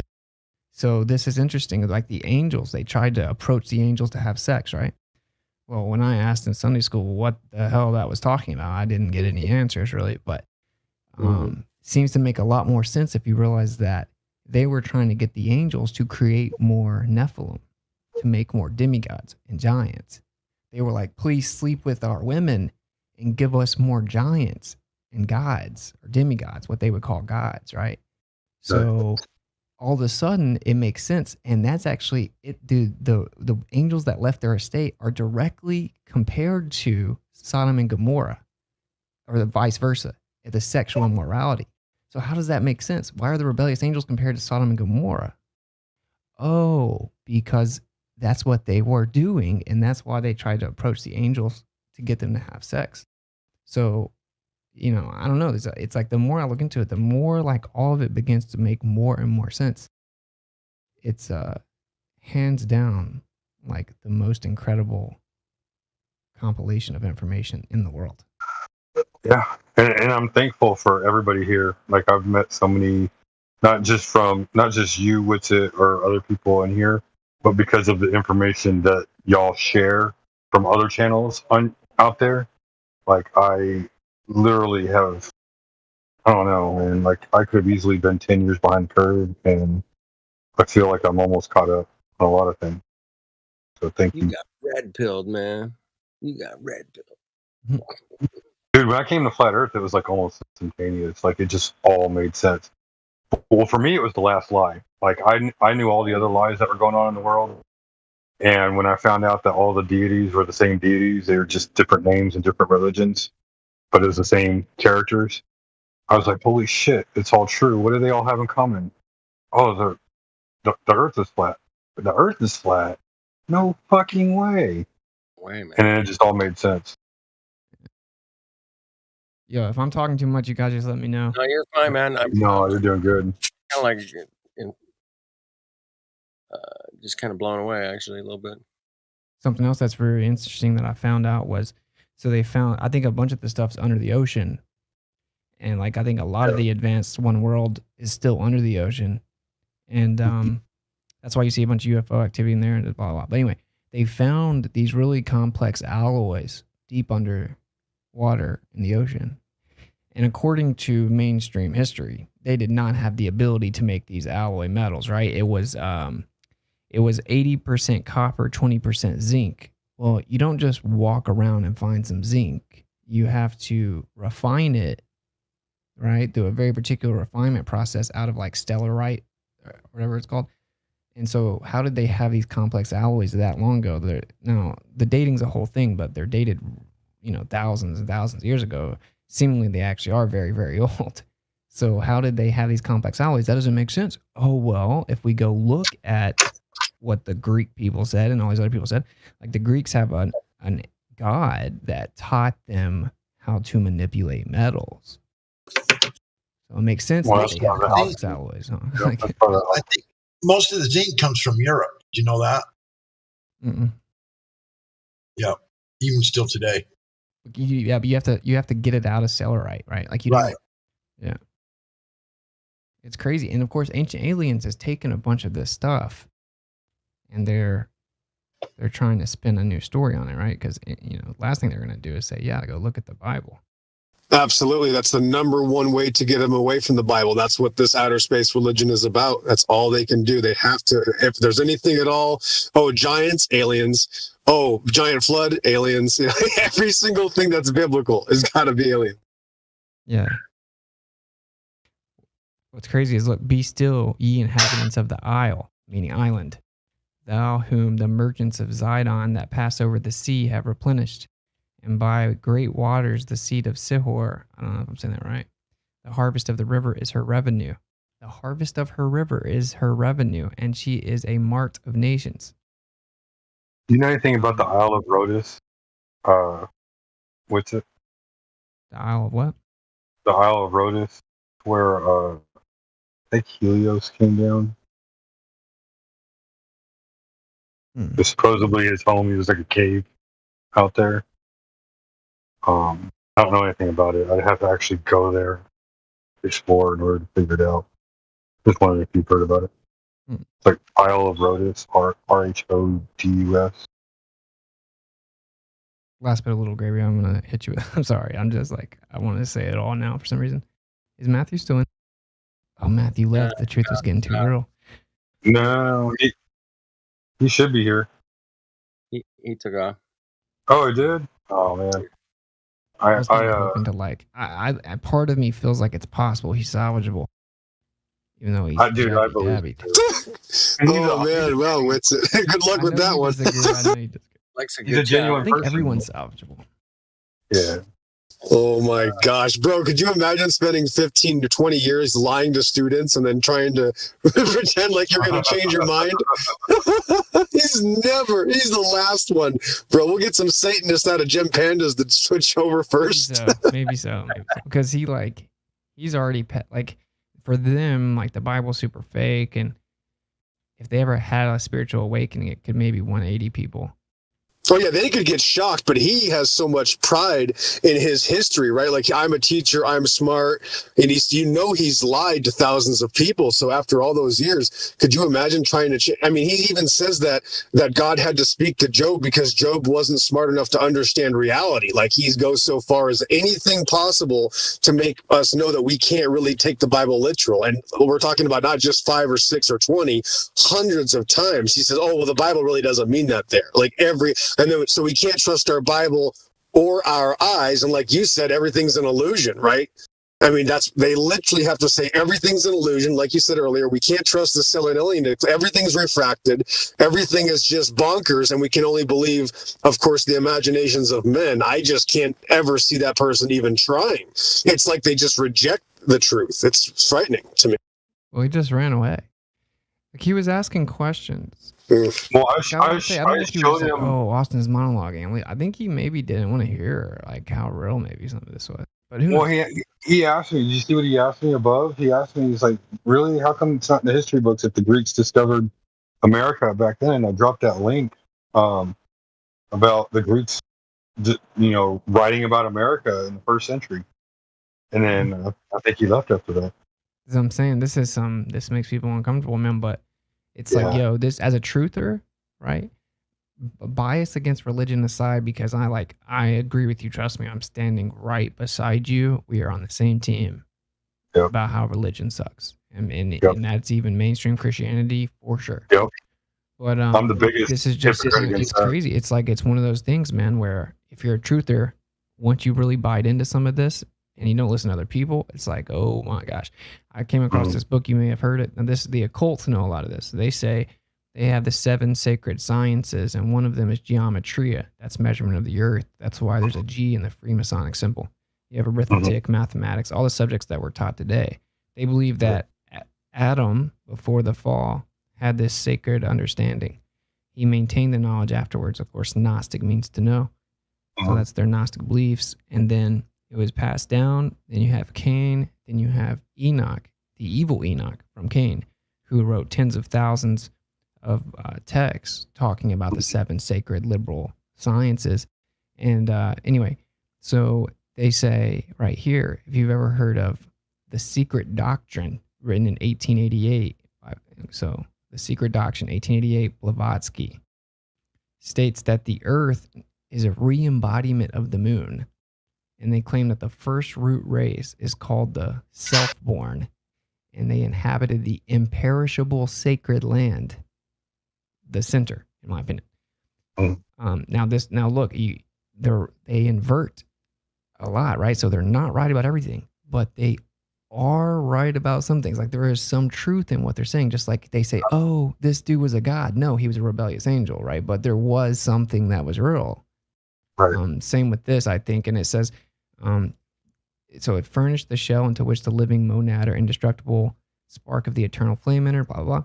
So, so the first race is they call the self-born. The second race is called the Hyperborean race. This is very high-level occultic belief, right? This is what they believe. I think they track back to the gods through the Aryan race. Okay, and so then the Hyperborean race appeared on a continent that lay around the present region of the North Pole. This race is also called the Sweatborn and the Boneless. Both the first 2 races were sexless. The first evolved out of the interaction of higher forms with matter, and the second evolved out of themselves. Now, this is cultic belief, but it's good. You expose the darkness to light, and you got to know what's in the dark, right? Right. You got to know. It was only in the middle of the third, or if you ever heard of Lemuria, all right? So, I have. So the Lemurian are the third race. The spiritual means of reproduction were superseded by sexual. Third race inhabited Lemuria, a vast continent that extends south of the desert. Okay, the Gobi Desert. Yeah, I'm just going to read the races and I'll stop monologuing. So I'm sorry. No, It no. was during the middle of this race's period of existence that man first developed bodies. It was then that humans became responsible for good and evil. The fourth continent, Atlantis, rose out of the sea in what is now the eastern Atlantic Ocean. The last remnants of the Atlantean race died out a few thousand years ago, though most Atlanteans perished long before. The fifth race, the Aryan race, took rise in northern Asia and spread south and west. And then this Anglo-Saxon race is the fifth of 7 subraces of the Aryan root race. So that's why they are obsessed with being an Aryan, and that's why the Germans were, and that's why the Greeks were Aryan. That's why they're obsessed with the Greeks, and they track their lineage back to the Atlanteans, and that's thus the demigods. So that's why they literally describe the masses as mundane or less than human and like cattle, because they actually have a religion that says that they literally are better because they have blood that came from divine demigods. And they believe, so like, it's like, yo, they know the Earth's not some crazy spinning ball, right? Like they think that there's this like incredible place at the center. And that's pretty interesting, right? I mean, it is. It's very interesting. Yeah, I thought that was crazy. I'm going to send you a DM about blood types because I did some research about something that we aren't supposed to have a discussion about here. But I'll send you a DM with like a well, it's about blood types, about blood typing and virology and all of that stuff. And it was just something that like I had come across in the last couple of years, and when I came across it, like I asked somebody, I was like, "What's the deal with like B blood type? Like, why is it so special?" And this person told me that the Nazis were doing research on blood types, and the B blood type were the easiest to be manipulated. Like they were followers, just natural followers in the B blood type. And I was like, no way. So I don't know if there's any verification in that, but I'll send you what I learned about the blood types and what's been going on. Sure, yeah, hit me up. I think a lot of us may have like connections to crazy stuff, and that's why, you know, you need the creator, you need the father, you need Yah. But yeah, I covered this tonight actually, the Aryan race. But just so you know what they think, the end of it, the climax of the story is they believe there's going to be 7 final races, and again, the Aryan race is the 5th one. They think that the beginnings of the 6th subrace are said to be visible in America, and after the appearance of the final 2 root races, humanity will have reached the end of its allotted cycle of evolution, and life impulse will withdraw from the earth. Crazy. It's psychopathic, right? But it's still just now you know what's on the other side now. You know, no reason to not know. Now, some people will abuse this information, but you know, I'm not your dad. Now you know.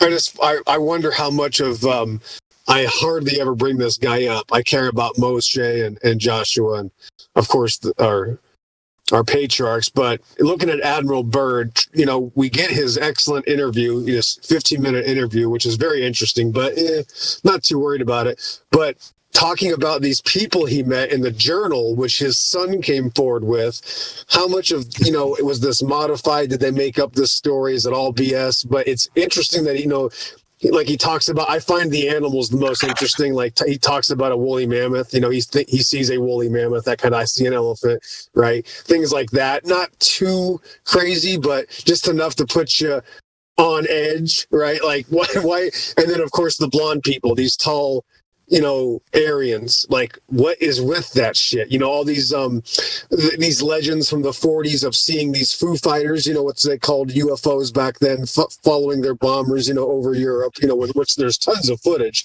If people think that World War II was a complete hoax, there's a lot of footage. They took thousands of cameras with them. So if you just look into it a little bit, there are some real events. How much of that is true? With that this guy went there and were these Nazis that were they with these people for the 30s? Is that why they had this massive submarine fleet? They had the largest submarine fleet in history, right? They had 500, 600 submarines, and that's why they were able to go over there. The United States apparently had no idea, and of course, this was a social and economical reset, so to speak. So these people in power, some of them got too close to opening up that Pandora's box, and we got to reset things, and here we are. But how much of that was true, we'll never know for a while. I personally think that it probably holds a lot of truth, because I think Antarctica used to be fully inhabited and had vegetation. Ancient maps show it being huge around the outside and having all kinds of civilizations, and then they established all kinds of Nazi bases out there, and they were obsessed with it. Right. So it's like when he says he sees like UFOs with a swastika, it's not right out of left field, because they actually did go out there and have bases. I think is that does he say in that one, or is it something else that like he was taken to this place with giants? It said that, this is the one. This is his, and I read this like 15 years ago. This was like the, I guess maybe the seed for me, one of the seeds, almost a decade and a half ago. And I remember, it's just been a while since I read it, but I remember saying that he lost control of the aircraft, and it went and down that kind of thing. The earth, right? There was some, something like, it's a little foggy. I remember there were like giant doors, and you could never have opened them, but they were able to just open them like without touching them. And then there were these giant beings that greeted him, right? That like ran it or something. And remember the monorail. Remember he described like this Disney World's kind of thinking imagination, like Epcot Center, freaking monorails and shit. Like going back to like some George Jetson 50s movie. Like it's really weird how it sounds. Like you're talking about this Atlantis style, where they have things flying around and really extreme. It's an extremist outlook, at this hidden magical city that no one knows about. And that's why it's a little bit too much at sometimes, it's a little bit much, but I think that some of it probably is true. But I find most importantly the animals, like trying to show us that there's animals that they teach you died a long time ago that are still alive. I find that the most interesting. I agree. Yeah, the ancient maps, like the way that they depict the different locations on the earth is by their animals that they have, and they're like crazy animals. And there's thousands of dragon stories. You can't look at the water without seeing some serpent head come out of the water and say, "Here be dragons." I mean, you have more dragons in ancient history than any animal. Even which is rare for me doing Apocrypha, but Bel and the Dragon. That's Daniel, the same Daniel that's Daniel in the lion's den, talking about some sort of massive dragon that he had to kill. And then there was like a robot dragon. There's some really weird stories. You're talking with that where they got the idea for Godzilla and Mecha Godzilla, which, that's not my, that's just amazing that, Leviathan. Oh, well. Funny you brought that up. Well, yeah, I found out that you got to be careful with the dragons, because that's what they're lying to us about dinosaurs. And they have found these ancient dragons that are throughout all, Mesopotamia, Iraq, Behemoth and Job, Leviathan and Job. These were real. So then when, this Sir Richard Owen weirdo guy found a giant iguana, he calls it a iguanodon, and then eventually recanted. And, we got to trust history. So you can't really use that. I go by the Bible, but clearly there were large serpents that lived with men. It's like just because you add 2 large teeth to a cat doesn't mean cats are fiction. Maybe they overdid it, but a saber-toothed tiger isn't that too much of it. That's not stretching it. A saber-toothed tiger, that's not a big deal to me. But certainly there were massive dragons, and of course in Job 41, Leviathan does breathe fire. So that has to be. That's the only option for the, the legend of Godzilla. Godzilla comes out of the water.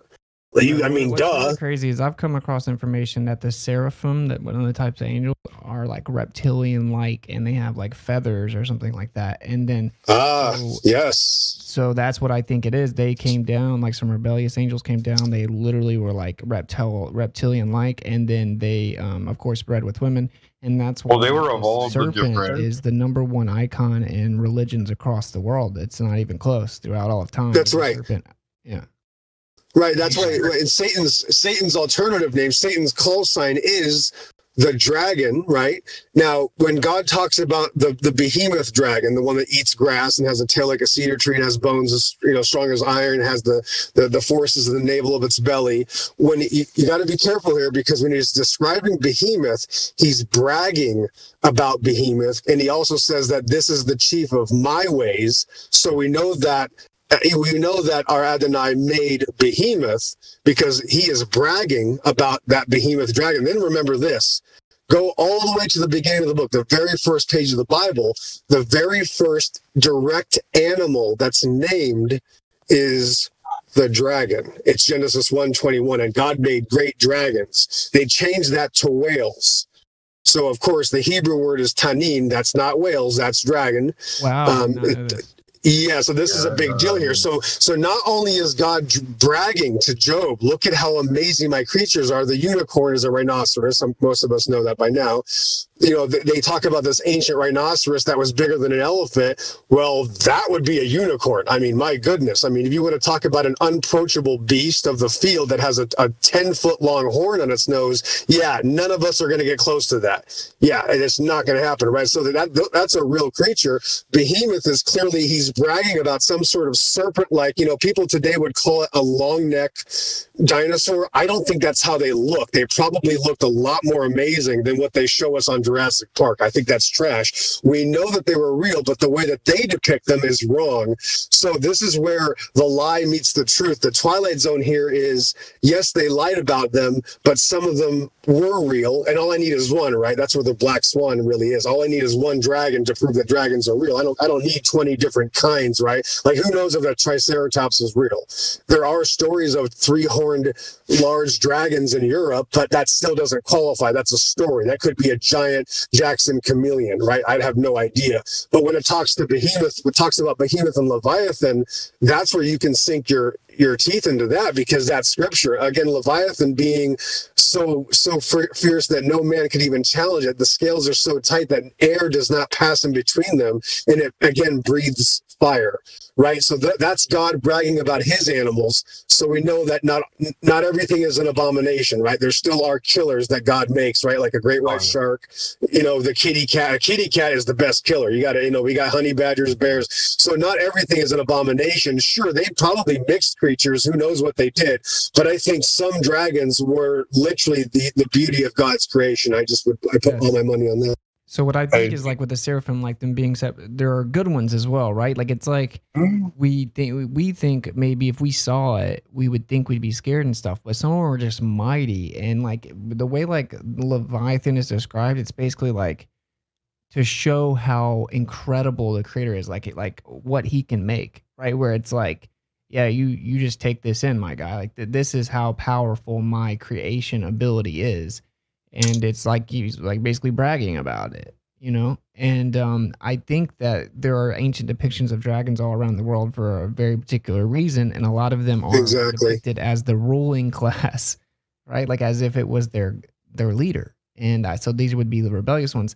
And I think there's no doubt that there were dragons, and there's no doubt that there's something that were like dinosaurs, but it's nothing like what they depict. But I think it may be like what the Chinese depict, right? It may be very similar to that. More serpent-like. See, that's what I'm saying. More serpent-like, not lethargic, acting like they're an abomination. This idea that reptiles grow feathers is one of the number one, besides outer space, it's the number 2 child abuse religion. They direct this idea that dragons or dinosaurs could have feathers, and that is literally the foundation to brainwash the youth into believing in evolution right now. So it is still used for one of the most evil processes, and all they need is 1% lie to make the entire thing an abomination. And obviously we know that most of it is a lie. Check this out, man. So, Look at this my video. understanding, the seraphim and some texts are described as being like serpent-like dragons, basically. Yes. That had feathers. So exactly, there you go. The truth, right? Like they always yes. do. Yeah. Exactly. They're taking celestials. Exactly. They're called celestial serpents. And they're taking celestial serpents and they're saying, oh, yeah, that's what dinosaurs. Exactly. They're taking an entity that's heavenly and they're trying to say it's earthly, which is a big no-no. So you're probably absolutely right about that. Well, or when we would see it, we would think we're seeing feathers, but it could be another level, right, above our understanding, right? It might look like feathers, or the way we're describing, like the lion with 4 heads, right? The beast creatures that sit around in this heavenly realm, right? So yeah, the celestial serpent thing, I mean, this is levels above levels of not being able to understand, because it also shows that the angels are interacting with beings that are not called angels, which is messenger, right? That are helping the angels. So we're talking a level far beyond our earthly understanding. We're talking about angels riding celestial dragons. I'll just say that. Thanks. And this is why I think they... Sorry, go ahead. I just want to say, you need to get with Jemsy if you've never talked to him about the Polaris. He's got some interesting information on Polaris. Yeah. Very interesting. Yeah, electro-optical imaging showing like a pyramid of energy in the sky. Oh man, dude. Yeah, and like, hey, Winston. That's what all-seeing eye is. Winston, I gotta go soon. Anyway, but my old account got deleted, and I was at your channel. I told Chicken, I forget his name. I was like, yeah, they got my old account. They deleted it. And he said, it's not deleted. So anyway, I had a hard time talking to him about it. He doesn't trust me because he doesn't know me. So he didn't know that is me trying to get my new account in there. But I sent you a friend request since I don't have my old account. But I do have some things to show you. I actually, I don't have enough time to get into it tonight. But that was my first study, was dragons about 12, 13 years ago. And there are some actually still alive today. And I actually have video of one, and I'll send it to you later. We'll have to talk again about it. Yeah, hey, check out this video. I want to do a dinosaur stream and then run into that. So that would be great. Man, I mean, I'd love to talk to you about that, because that was actually my swan song to turn me around to God. When I found out that evolution was a hoax and that there was actually dragons living with men, and of course Job, right? Job 40, Job 41. That was literally which got me to Christ. So for me, it's a really big deal, and especially it's one of the most confused topics in you know what I'm talking about. So many people are confused because you got two sides, and both of them are wrong. One side says that these things existed millions of years ago. The other side says they never existed. Yep. There is a truth in the middle here, and that's a huge issue right now, and it's still happening. And it's like that with like almost all the big subjects. You got, oh my gosh, bro, Whitson, I can't talk to these Christians that are these intellectual pocket protector four eyes that, they call themselves young earth creationists. Bro, they end up promoting evolution as they're trying to argue against it, bro. It is a disaster. You nailed it. Both sides on almost every topic. It's like Republicans and Democrats. They're both wrong. It's a nightmare right now. I wonder if we disagree or agree on this. So, like, I am certainly a young earth creationist, but I don't necessarily agree with, like, it has to be 6,000 years or anything. I think it could be as far as 10 to 12, and it would in no way be saying that the scriptures are wrong. It would just be that it wasn't all explicitly laid out. I can't find the experiment, but there were some Israeli scientists that did a study where they came to the conclusion, and this is like back in 2008 maybe, that they came to the conclusion that all of life came into existence a little over 12,000 years ago. It was like 12 to 14,000 years. It was like 12 to 14,000 years ago is when it all came into existence. Yeah, dating is a issue. I did used to think maybe over 10,000, maybe a little while ago. But I'm as I've matured and as I read the Bible and as I get closer to Hebrew and as I study it more than ever now, and finding myself wearing seats on my corners with it, the Bible seems to be really, really good, because the timeline, you don't need but 200-300 years to have a lot of people doing stuff that they shouldn't be, ruining shit. 500 years later, now we got to destroy. I mean, things in 1,000 years, a lot can happen. I mean, just the Bible, you know what I mean? I say we can't date it.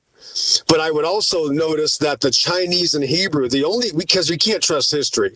However, we can put a decent idea if the Bible matches Chinese and Hebrew historical account, obviously lunar calendar, things like that. We can look back at the Bible and go, this seems to match. And I would say that matches, and I'd say that you'd have to look around and see what else matches the Bible. But I think that I don't think it has to be longer than 7,000 years. To be honest, that's just what I'm gonna put right now. Yeah, sorry. I honestly either. Like, I don't. It's definitely not like we need more years or anything.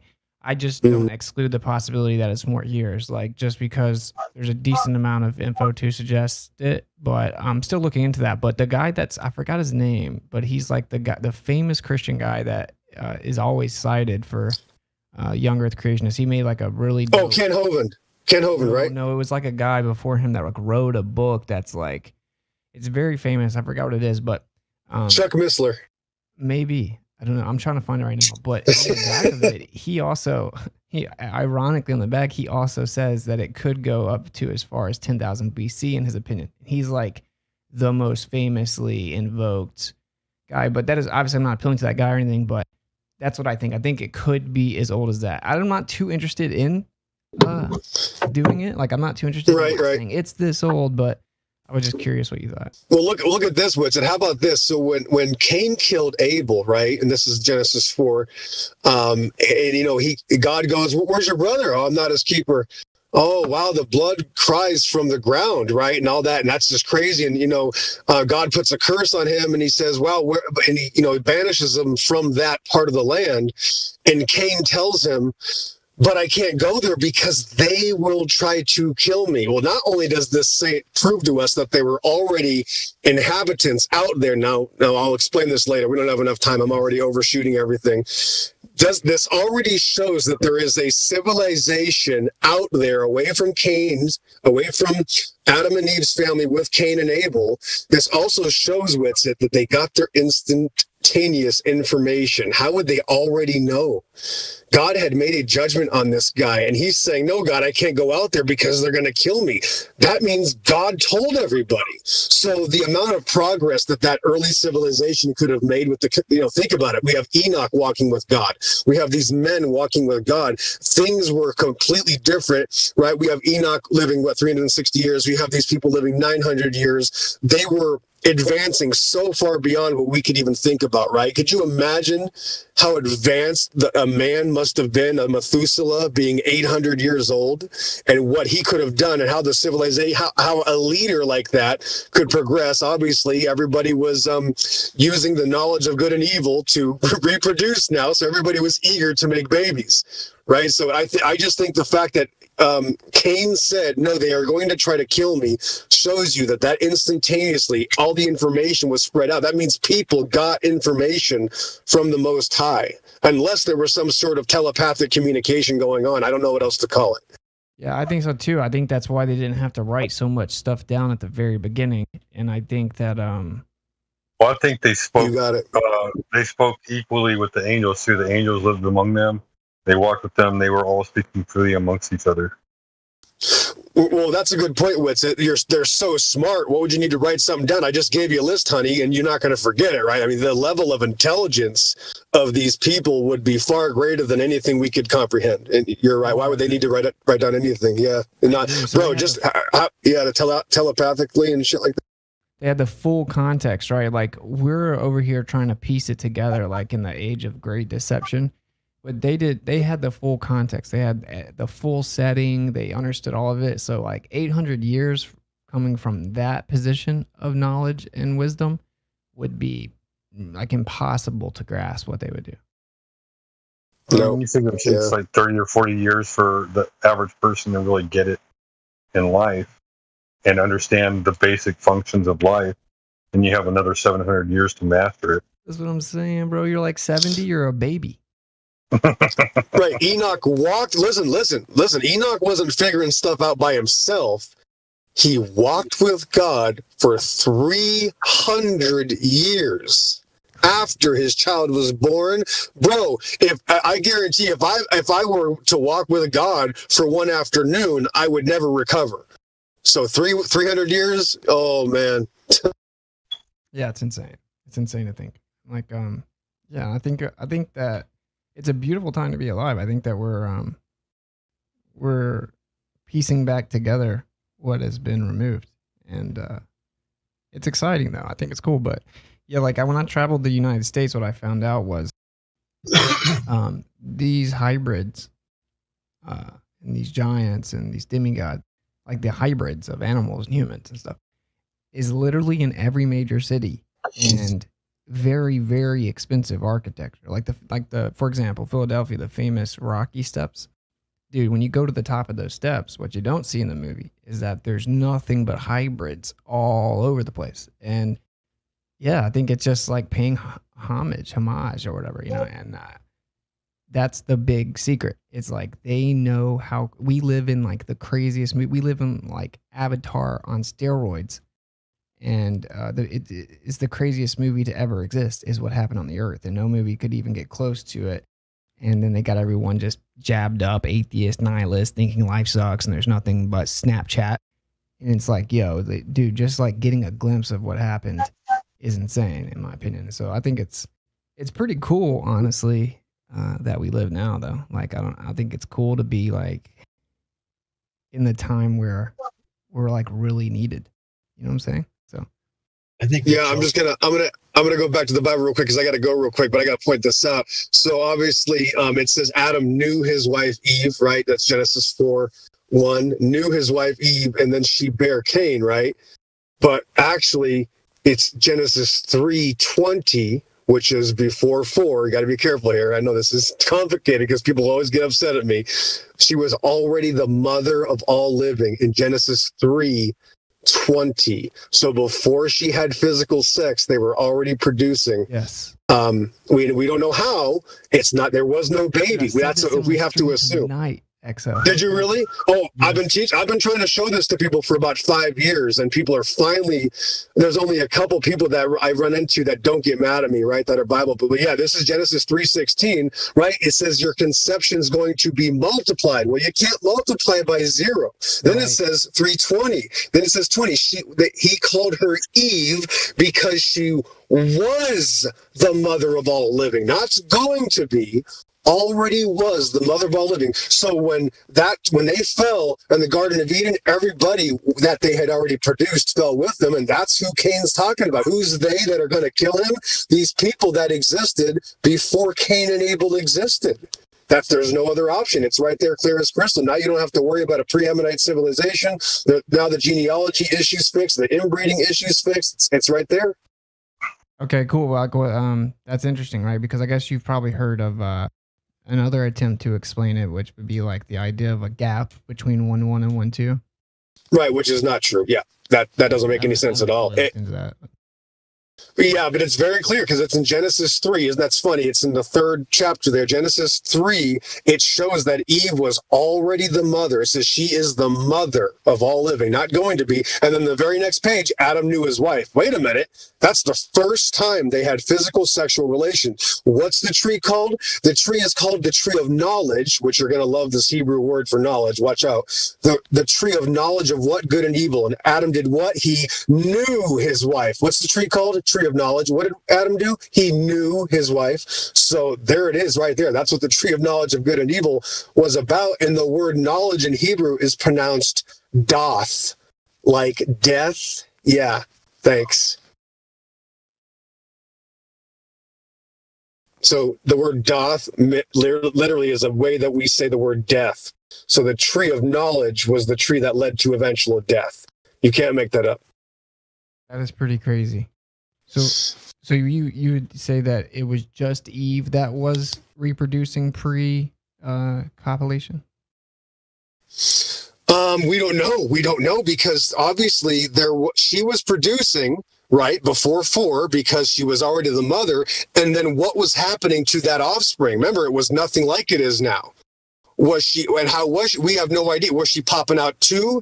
Was it 10? We have no idea. Was it 1? We have no idea. So how could we even make a claim? And then those people already existed before Cain and Abel. But either way, the numbers fix themselves. Now we know why Cain says they're going to kill me. Who's they? That's not your little sister, Cain. No, that's the people that already existed. And he never had a little sister. Because then, look at Genesis 4 again. It says Adam knew his wife again. Adam knew his wife, Genesis 4:1, then Adam knew his wife again, and they had Seth. So there are no other children that could possibly meet up with Cain. And then, of course, that would be incestualizing, right? There's no such thing. That's why it says Adam knew his wife again. Very clear, Crystal. Look at Genesis 3:23, right after you're talking about, like, Eve was the mother of all living. Well, Genesis 3:23, therefore the Lord's God sent him out to the Garden of Eden to till the ground from which he was taken. So he drove out the man, and he placed him at the east of the Garden of Eden, and a flaming sword to guard the way to the tree of life. Like, so there was already people out there to be guarded from. A lot of this stuff is tripping me out because, like, I have some people that they definitely diligently search the scripture and stuff, and they're telling me about the gap idea that if you look at the void and look at the Hebrew, and it could be destruction, and then the idea, well, they were replenishing as if. No, they can't. There's a lot of people today that you could go and meet in Israel that also don't know the Hebrew. Like, it's shocking that there's 10 different levels of Hebrew. There's a modern Hebrew, there's a slang, just like, right? Like, people from where you're from don't speak the same English that they do in England or Nottingham, right? Then you go to California, the level of Hebrew can be scary how people can miss it. No, tohu wabohu means that earth did not exist, because Toho is without form. That means there's no form, like the shape of a car, the shape of, me, the shape of a house. And then Wabohu is then void, which means it's empty. There is no word for nothing, actually. There's no such thing as nothing. So when God wants to describe something as not existing, he is saying it's literally, there's no shape to it, there's no form, there's no essence, there's no substance. That's what Tohu Wabohu is. Also, remind those people that it says that the waters obviously were before the earth, because the actual first thing that happens is it says heavens, right? Well, heavens has watcher in the name. So the watcher over there still existed before the earth, even if the earth was sex, right? So you have a title. In the beginning, God created the heavens and the earth. That's a title. Then you have a thesis, and then you have a couple paragraphs, and then you have the final draft. And that's why people get confused and think, oh, there's multiple stories here. No, it's called adding detail to the story.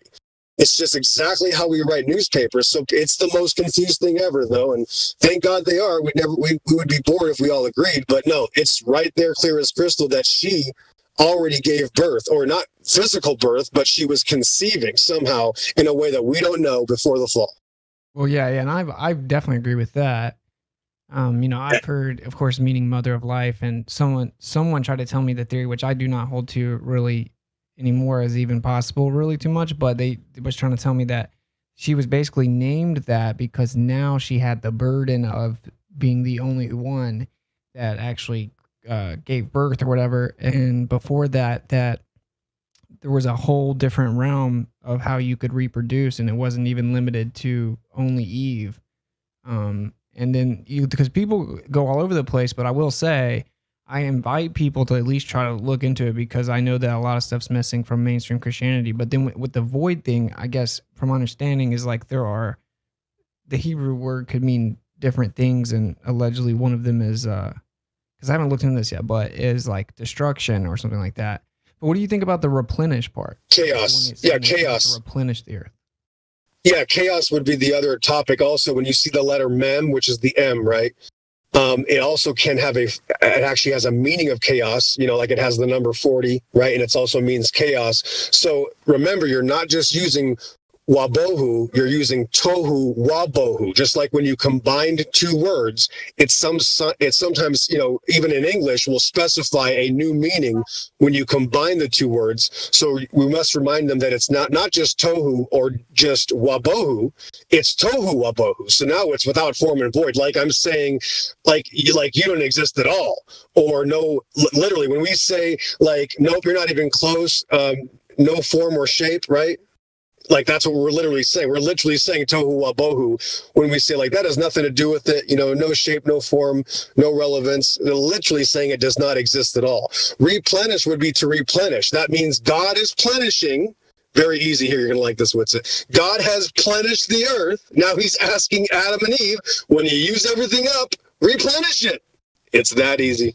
So because God was the first to plenish the earth. And he tells Adam and Eve, all right, now you're going to go fruitful and multiply because you're the first everything. Make sure you replenish. I gave you everything to use. When you get done using it, replenish it. Yes, So you're it's saying very that simple. it's saying like, it's like, okay, right. Okay. I see now. So the other people are arguing that it's all one to like be fruitful and multiply and replenish as in via multiplying. And you're saying it's like be fruitful, multiply, and separately like replenish what you use. Right. When Adam got there, there's already a system. There's already trees. There's all the animals. God had him name it. So when Adam uses, right, when there's fruit, when there's this, remember, he made him a garden. Here's work to do. When you use something up, replenish it. Or remember, you are the beings. I'm putting beings here. Now you are going to fill. Also, the word replenish was used differently then anyway. So it's almost a non sequitur. But if people really want to stretch and say, oh, let's say replenish, great. Yes. When Adam uses something, he needs to replenish it. Yes, they are the first. If they weren't the first, he wouldn't have to do anything. That's the point. That's why it says in the beginning. So if you don't think Adam and Eve were first, then you're still calling God a liar. The only way it makes sense is that they were the first. That's why God says they're the first. If they weren't the first, why does Adam have to name the animals? So for thousands of years, I guess people just didn't have names for animals. Well, I guess, that doesn't make sense either. There's all kinds of different claims about it, right? I guess one of it is like that the angels inhabited the earth, and then there was some type of battle or something that resulted in some type of destruction, and then it he had to like basically redo it. I don't know. And then they're saying that the replenish is talking about like inhabitants, right? Like, so now that it's empty and been reset or whatever, like replenish it with inhabitants. And like, I just know that's at least what they said. I will say that I have not researched it. And so I do really like that I talked to you tonight because also what you're saying obviously makes much more sense maybe, and it's certainly simpler. And it does answer. There you go. I like that. Answers the question. Bingo. I love that. Yeah. Real quick, Elijah, exactly. I'm glad you said that. Go ahead. Yeah, go ahead. What's up? I was just telling Was that Elijah, if Elijah's awake, get up. He said he wanted to get up and go see the Selenelian eclipse. But Witsit, it's good that you're talking to these people because it's just like going through, like a football. I think you did football, right? Like when you go through camp and you go to the next level, you still got to go through all those levels of different people challenging you on this, and then the serpent seed, and then we're going to talk about gap theory. Now we're going to talk about dragons, and this is allegorical, and that's good. That means God is still honing you to get to that next step. Because we had to do the same thing. This stuff has been around for ages. Even when I was a child, we were hearing about this stuff. And that's why I got away from the Bible, right? Because when you're a little kid and you listen to all these contradictions and nobody can agree, like, wow, this is terrible. I'd rather, let me just go play with my Legos, like this is horrible, right? But yeah, so these deceptions, especially the serpent seed deception, which is the most offensive in my opinion, have been around for probably hundreds of, if not thousands of years. Yeah. So you're going to have to fight all the same battles that I fought over the past 20 years. And I can give you some pointers, but you're going to notice that they're the ones claiming there's a contradiction. They're the ones that are going to have to say this isn't really the beginning, or that's what they have to say. There's a gap here, which again is adding and taking away, because not only are you adding to the scripture, you're now taking away. You're simultaneously, you're offending God, which is, again, I'm not saying they're going to be damned to the lake of fire. We all make mistakes, but it is going to be a problem for them. Just like when I met people a few weeks ago, you might have noticed, arguing with me about a day. What is a day? It says there's 12 hours in a day. Yes, there's 12 hours in a day. There's not 12 hours in the day, right? Or right? They're not always the same, right? Well, like one Hebrew word, Witsit, right? We mentioned knowledge earlier. Knowledge is doth, right? Well, then the other word, like new, is a different Hebrew word. And the word new in Hebrew has over 40 different usages. 40. One word has 40 different words. If you want to look it up, go to Bible Hub, go to Genesis 4:1. Look at that word new in Hebrew, K-N-E-W. I can look it up here if I can get there fast enough. And it literally paragraphs of different ways that you can use the word. So that what I'm getting at here is context is everything. And it always matters what the context is. That's why I'm like real. Yeah. I'm cool with like people trying to figure it out, right? Because like, yeah, it's like it's definitely like way deeper than the cookie cutter mainstream Christian. Yeah, like there, because like when I look into the Hebrew of these words, I'm like, yo, man, this could mean something different, right? And like, let's try to figure out the context. Exactly. Yeah, like it's definitely not all perfectly trans. Exactly. Check this out. So the word new, again, Genesis 4:1 is yada. So you have doth, knowledge, and you have yada, which is new. Well, yada can be used, I'll just read a couple. Informed, have, knowledge, have, has, regard, relations, experience, found, gained, friend, discovered, endowed, distinguished, detected, connected, cohabited, chosen, known, acquainted, aware, becomes, bring forth, sacred. And this is not even a fraction of it. I could just keep doing this. One word has that many. I mean, it's just amazing. There's like 45 different definitions here for yada. Doth is a lot easier. There's like 5 or 6.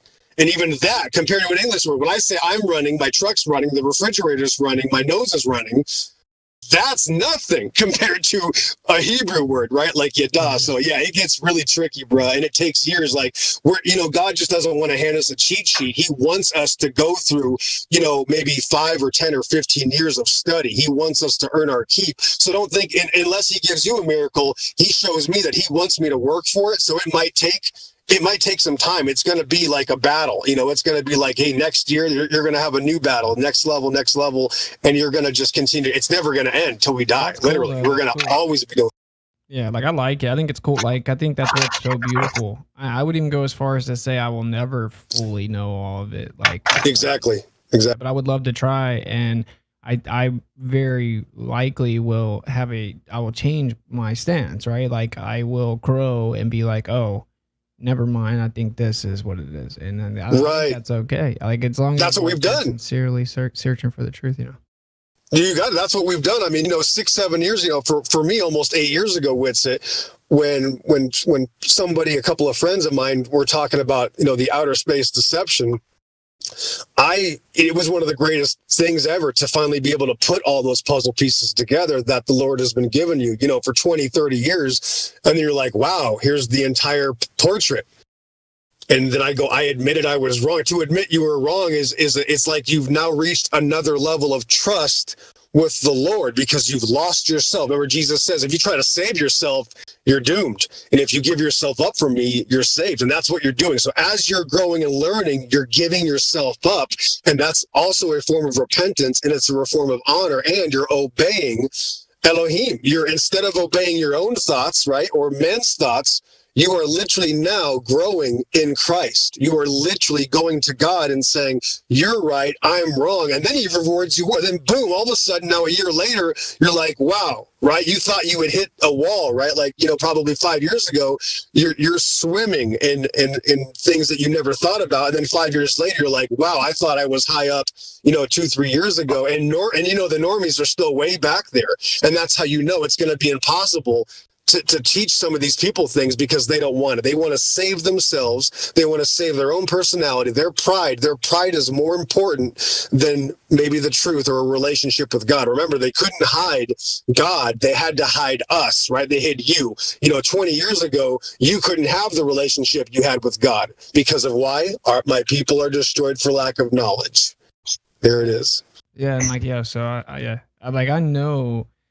Like there's a book I'm reading. It's called The Genesis 6 Conspiracy, and it's got a bunch of crazy stuff in there. And I definitely am not going to agree with all of it, but I think that we're just in such a detached civilization. Like we've been so deceived as a people across the board. Like just in general, like dude, there's just so much to try to figure out. Kind of like Daniel, right? Like shut the words of the book up until the end, and people will come to and fro, and knowledge will increase. And it's like, I think we're kind of in that period of time where we're just kind of stepping back up to the plate and figuring it out. Yes. it's beautiful, right? Like if I could pick any time to live, like it would actually be now because it's like the warrior in me kind of likes it, you know. It's like we gotta closer to salvation, closer to retribution.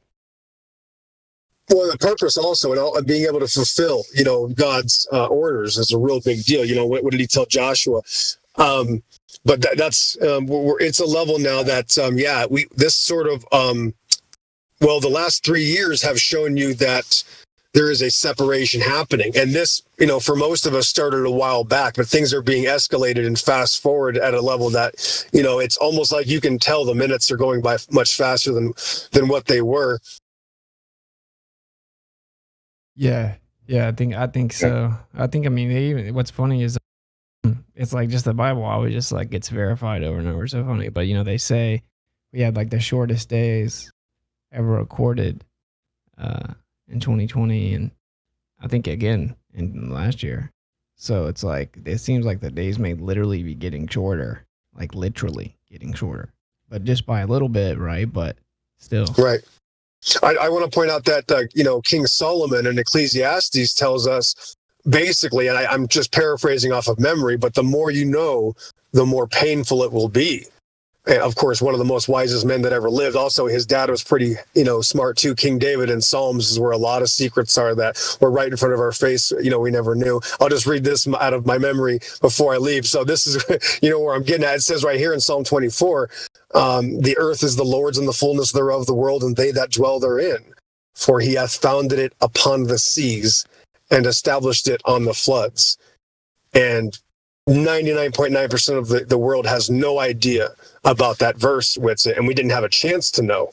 And even after we woke up maybe a few years ago, we were still looking for the wrong thing. So there are still many tidal waves behind the next door that are going to get us. Yeah, that is awesome, actually. Well, do you know which one it is? Psalms what? Yeah, there's many, but yeah, we'll start slow. Psalms 24. Also look at there. I mean, there's about 15 of them in Psalm. It goes to, you know, it's 148. The longest verse, the longest chapter in the entire Bible, Psalms 119. It is a major thing. This guy here, King David, this is the guy that killed Goliath. If you look at Psalm, I think it's 100 or 99, he also says that I've surpassed the knowledge of the ancients. So he actually is bragging. This guy is like next level. As Stormfire would say, King David is actually telling us that, I think it's Psalm 119, 100. Yeah, I think that's it. It's Psalm 119. And he says, my knowledge has actually surpassed the ancients. So never doubt yourself. If you give it to the Lord, he's going to give you knowledge. And that's what he did for King David. And I guess this is how his son ended up almost corruptibly too smart, almost knowing too much. Be careful, because look what King Solomon had. He had to have 1,000 girlfriends, and it still wasn't enough. Yeah, he ended up doing some shiesty stuff here and there too. Right. He knew what else. He had the smartest dad ever, Whitson. So we got to be careful. So how smart do you want to get? I don't want to go past King David. Yeah, I hear you. When he found out he had to give up his empire to his children, he wanted to live longer, didn't he? It sounds good. I'm not sure. I can't confirm it. Sounds about right. I think I remember reading this story. I don't remember where I read it, which book I read it in, but also, well, since I'm on there, like another 10 years of it had to do with another 10 years of life that he got. Yeah, it does sound familiar. I should say this as well. Also in Ecclesiastics, Solomon tells us about deja vu, and this is weird because I don't see nobody talks about this.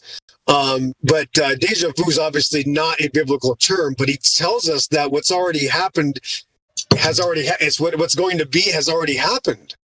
And then when I read that, I go, wow, wait a minute. No wonder sometimes we see things right before they happened. It says right here in Ecclesiastes 3:15, what's going to happen has already been. And for David's son to know that shows that is a pretty high level. No wonder that guy went crazy. Thanks. Yeah. Oh, that's crazy. Dude, one thing I would love for your take on, maybe like next time we talk or whatever, if you ever get time between now and then, Ecclesiastes 12:6 and 7. And it says, or ever the silver cord be loosed, or the golden bowl be broken, or the pitcher be broken at the fountain, or the wheel broken at the cistern. I probably said that wrong. Then shall the dust return to the earth as it was, and the spirit shall return to Yah who gave it. Yeah, I think that has to do with the prophecy. One of the guys, the Genesis 6 conspiracy guy, he was like, some sounds people like that do the astral projection, which obviously I am in no way condoning, Right. or is he, but they tell this idea that there's like a cord that connects your body to your spirit or something. And it's funny because like it says a silver cord here, then it says the pitcher be broken at the fountain, and then of course where the Messiah is talking, and then she has the pitcher, then it breaks, and then she puts the water in the new vessel, and it's like, can my Father not do that? And obviously alluding to the idea of the spirit inside the physical vessel, as we're like the clay and he's the potter. So like if you would be able to maybe look at that, and No. then you'll know. I can tell you already. I like it. It made complete sense when I heard it. There's a prophecy. I'm looking for it right now. It talks about if you can black out the sun, I will take away my covenant, or something along those lines. I got to find the exact verse. I think it was in Zechariah, but I got to find out. There's Zechariah. That reminds me of the one in Jeremiah. That silver cord is his covenant. That's what it's reminding me of. If you can, I think it might have if you like can an break actual that, a literal application. I don't know. That's why I'm asking. Maybe. Because if you look at Ecclesiastes 12, 6, and 7 at some point. Yeah, I just took a screenshot of it. Yeah, I was just looking at 5. I'm just for context. It says also when they shall be afraid of that which is high, and fears shall be in the way, and the almond tree shall flourish, and the grasshopper shall be a burden, and desires shall fail, because man goeth to his long home, and the mourners go about the streets. And it says, then that's 1:6. Or ever the silver cord be loosed, or the gold bowl be broken, or the pitcher be broken at the fountain of the wheel, broken at the cistern. Then shall the dust return to the earth as it was, and the spirit shall return unto Elohim who gave it. Yeah. Then he goes into his bipolar vanity of vanity, saith the preacher of vanity. So yeah, he just goes into saying vanity, it's vanity. And then it says, moreover, because of the preacher was wise, he still taught the people knowledge. Yea, he gave good heed and sought out and set in order many proverbs. Yeah, this is a deep thing here. Yeah, this might take some study for sure, and I might not figure it out, but it's very interesting. Yeah. I definitely haven't figured it out, but I'm just, because it's obviously talking about returning to the dust and the spirit. And so it's like that, obviously what's in 6 has to do with dying and the spirit in the body, seemingly with 7 saying then. Of course, we know there weren't verses and chapters in the actual text, right? So it's like, which is an interesting, like, that we've kind of arbitrarily denoted that. Now, I think that they're the way they are now for a reason. I don't think there are mistakes, but I don't think Taylor makes mistakes, right? But it's I'm DMing it to you right now. That's an idea. It's in context. I don't know. It's like I'm really fascinated by it because the guy was saying like all these people that astral project, which I think the only time you should be doing anything like that's when the Father comes and grabs you. You know what I'm saying? Like because we do see that happen in the scriptures, but certainly no one should be trying to do it on their undercord or in some weird shisty way. And I've never done it. I'm not even particularly interested in such a thing unless the creator was like, called my number, right? But they say that there's this cord that connects them and they can turn around, look at their body and all this creepy stuff. And people think it's so cool or whatever. I don't, but yeah, I think maybe what if it's actually saying there's like I don't want to say mechanism, but there's like a connection. There's like an actual connection with the spirit and the body. And it could be loosed, right? So I don't know. Like, it's just interesting to think about. Who knows? Yeah, it'll never end. We'll never figure out half this thing. That's for sure. But I sent you also a friend request. What's it? Do you still have the same old phone number? Yeah. All right, cool, man. I'll hit you up later. Good talking to you, man. I appreciate you big time. Yeah, you too. All right, brother. I'll see you guys later. You guys have a good night. Thanks for a good time. Yeah, all right, brother. Much love. I'm actually going to go to look at the eclipse, so I'll catch up with you guys later also. Later, what's up? Peace out. Stormfire, I see you out there. Later, man. Peace, amigo. Can't believe you're still here, Gizbo. I told you, dude. Done a marathon today. I'm always on a marathon, dude. What's up, Stormy? Hey, man. How you been? How you been? I'm great. Just working. Working right now? No, not right now. Oh. It's really one. Shoot, it's already 1. I gotta go sleep early. What was that?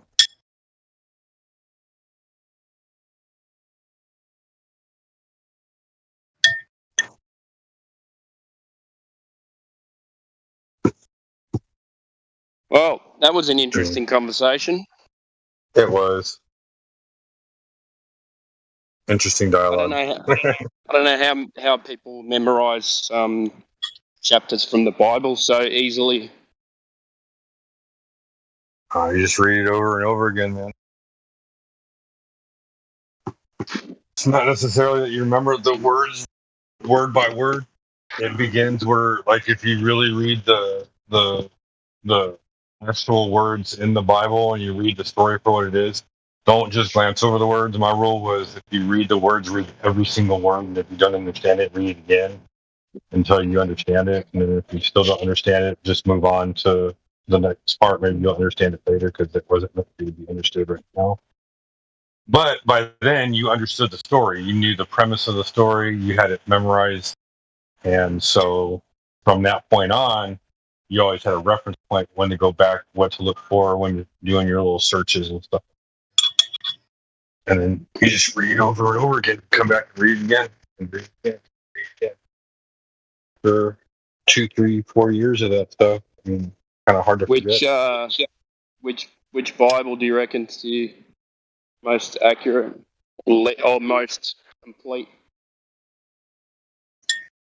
They're all manipulated. If you really want to know what the Bible really says, you learn Greek and Hebrew and Latin and Aramaic. But as far as like getting, like, when I read with the Holy Spirit in my heart. And as far as like reading a version, I began on a New International Version, but I found out that was like the worst one that you could read. That one, and I think I want to say ESV were two of the, no, not ESV, American Standard Version, ESV, are two of the worst ones to read. But I now read the New King James because the red letters help me when I'm trying to figure out what Jesus said versus what other people said. So that's helpful. But I've recently started reading it in the New Messianic Version, where it takes the transliteral translation instead of like what they think the translation meant or how they think it translates over. Just give me the word, I'll figure it out. Interesting. That's just me. Everybody's got their own point of view on it and everything like that. And really, it's all about the journey. Yeah, so it's a personal journey, isn't it? Yeah. Did you have a good dinner? You and your kiddo? Who, me? Yeah. Yeah, I was cooking for the family, mate. So we've got two boys and a girl and a wife. So all kind of below the, below the age of 13. Yeah, upside down. Upside down. Yeah, I love the age of 13. Yeah, I love to cook. That's cool. So That's cool. Smash it, mate. Nice, clean eating. Fresh vegetables, fresh meat. Keep it clean. They're lucky to have a dad like you, dude. Ah, I think they are too. Thanks, mate. No, it's true, they think, man. They think I'm crazy, but I don't really care. At least I'm not one of those angry ones that yells at them all the time. They'll appreciate me when they're older. Oh, yeah. Some of the best experiences they're going to have is remembering that their dad cooking all their food. Yeah, and didn't yell at them when they didn't eat it. I'm a pretty relaxed guy, mate. Never used to be. But I mentioned your name earlier because me and Dude were giving a little shit to the yeah, the YouTubers. Yeah, the YouTubers. I was listening. It was funny. They're like, "Oh, you two sound like a southern come accent." in. I'm like, "Dude, sounds like a stoner." I might have a southern accent, but I mean, whatever. I don't fucking care. Dude just sounds like a surfer. He could be from anywhere. You know, like, Right. But Well, he's not going to come from the Midwest. I can tell you that. Yeah, ignorant people. Yeah, making assumptions again. I know. Well, let's just assume you're from the Midwest. And even if you were Southerners anyway, does that make you not knowledgeable about things that you've looked at? Like, what's the difference on where you're from? You know. But that goes along the lines of what they show on like Family Guy or something like that when they start making fun of Texans or whatever. Oh, okay. It's like it's like okay, you're making fun of Southerners or whatever. We're fucking people too. We're like some of the smartest people that you'll ever meet. Matter of fact, we're so smart we don't even need a state income tax. We can do our own budget without that shit. Yeah, the smartest people in the world, then I call it. Right. Yeah, got away with not paying that. Our state's not taxing us, so we must be doing something right. Yeah.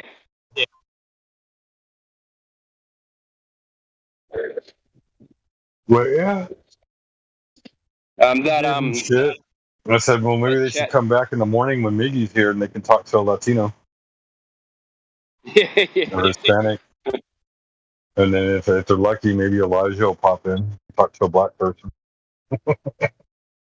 Yeah, and then speak to, there's people all over the world that believe the same, that know the same things that we do, I was like, oh, and then Timbo's here. Timbo, he's Australian. He believes Earth's flat too. It's not just limited to the upside United down, States. Mate. I know, dude. Doesn't the blood rush to your head when you're like that? Yeah, that's why we're all sunburnt, mate. It's not actual sunburn. It's just been upside down. It's beautiful now. We've just started hitting warm weather. It's like sunny and hot. 27 degrees today. So I don't know what that is. Cool. 27. That's like in the 80s or low 80s. 80s or something like that. Something like that. High 80s. So I know 37 is body temperature. It's 98. Yeah. 37.5, I think, is body temperature. Oh, okay. So I know a little bit. I can go a little bit off of that. And then, converting centimeters to inches and stuff like that, and kilograms to pounds, it's not that hard for me to do. I'm not bad with the centimeters to inches, but when it starts getting on a larger scale, like miles, I get confused with miles. Well, it's the same thing. What was it, 1.4 kilometers per mile or something like that? Yeah, so we go the other way, and I think it's 0.67 or something like that, 0.76. Something like that, maybe. How many kilometers in a mile?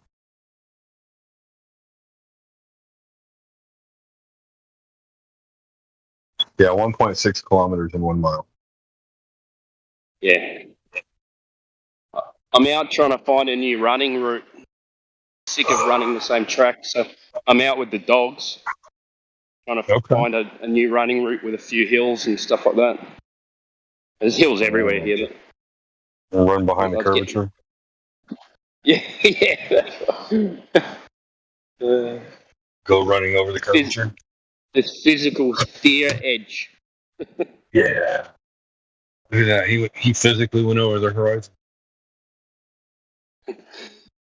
So we're getting a blood moon here as well tonight. So it's, I think it lasts a little over 24 hours. Or 8 here, but you guys are getting. well, that's 1 kind of o'clock weird in the though, morning. because it's supposed to Yeah, I go know. from red to white or white to red to white today, and then you're going to catch another red one tomorrow. Like, No, that doesn't tonight. make sense. No, we're getting it tonight, like in Or the tonight, next couple of hours. Yeah. Yeah. But if it's coming up, the moon's supposed to be coming up for you guys at 6 o'clock in the morning, and so that's in 5 hours time. No. It's supposed to be going down at 6 o'clock in the morning. So, like, the moon is left lingering in the sky when the Selenelian. That's how that works. Okay. All right. I just went outside. The moon's right straight up above me, bright. Yeah. And is it red? Nope. Yeah. Right, white. I only asked because it stormed earlier, so I have clouds over my head right now. There's clouds here, but they're going by so fast. There's holes in them, so the moon's out and it's under, and it's out and it's under. It's really like windy. Bad. There's a big storm going right over just north of where we're at, missing us. Sit.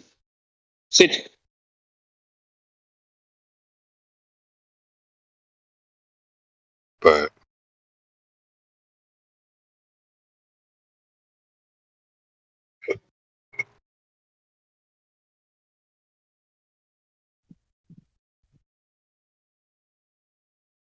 yeah, earlier, what they were all talking about and everything. I don't know. Like, I think it all has to do with like how we came. Like, either you discovered it before Flat Earth or you discovered it after Flat Earth. But like, if you're a truther, you end up discovering all these. I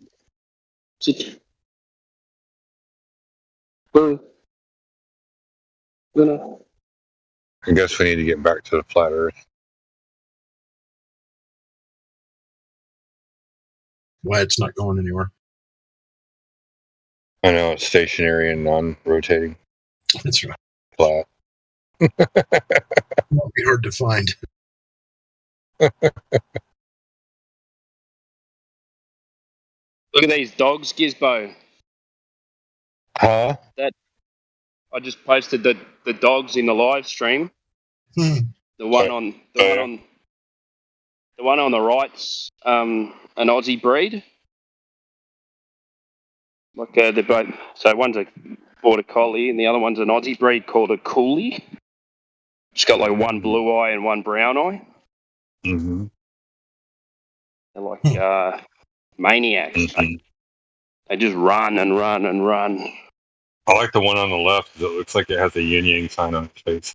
Yeah, you should say blue-eyed border collie. Yeah, she's cool. Got the yin yang going. That other one. She's got a flat Earth symbol on her face. Yeah. Have you ever seen that cartoon, the Tassie Devil? Spins around in circles and turns into a whirlwind and smashes everything. Yep. That's what the one on the right's like. Oh yeah, he's a Tassie Devil. Yeah, it just runs through everything, puddles, mud. Oh, okay. Barrel of energy. Madness. No, it's good though. Keeps me out and fit though. That's good. Oh yeah. Can't stay sitting too long. No, otherwise I'd be at home drinking, sitting, talking to you guys. What do you think I'm doing? Yeah.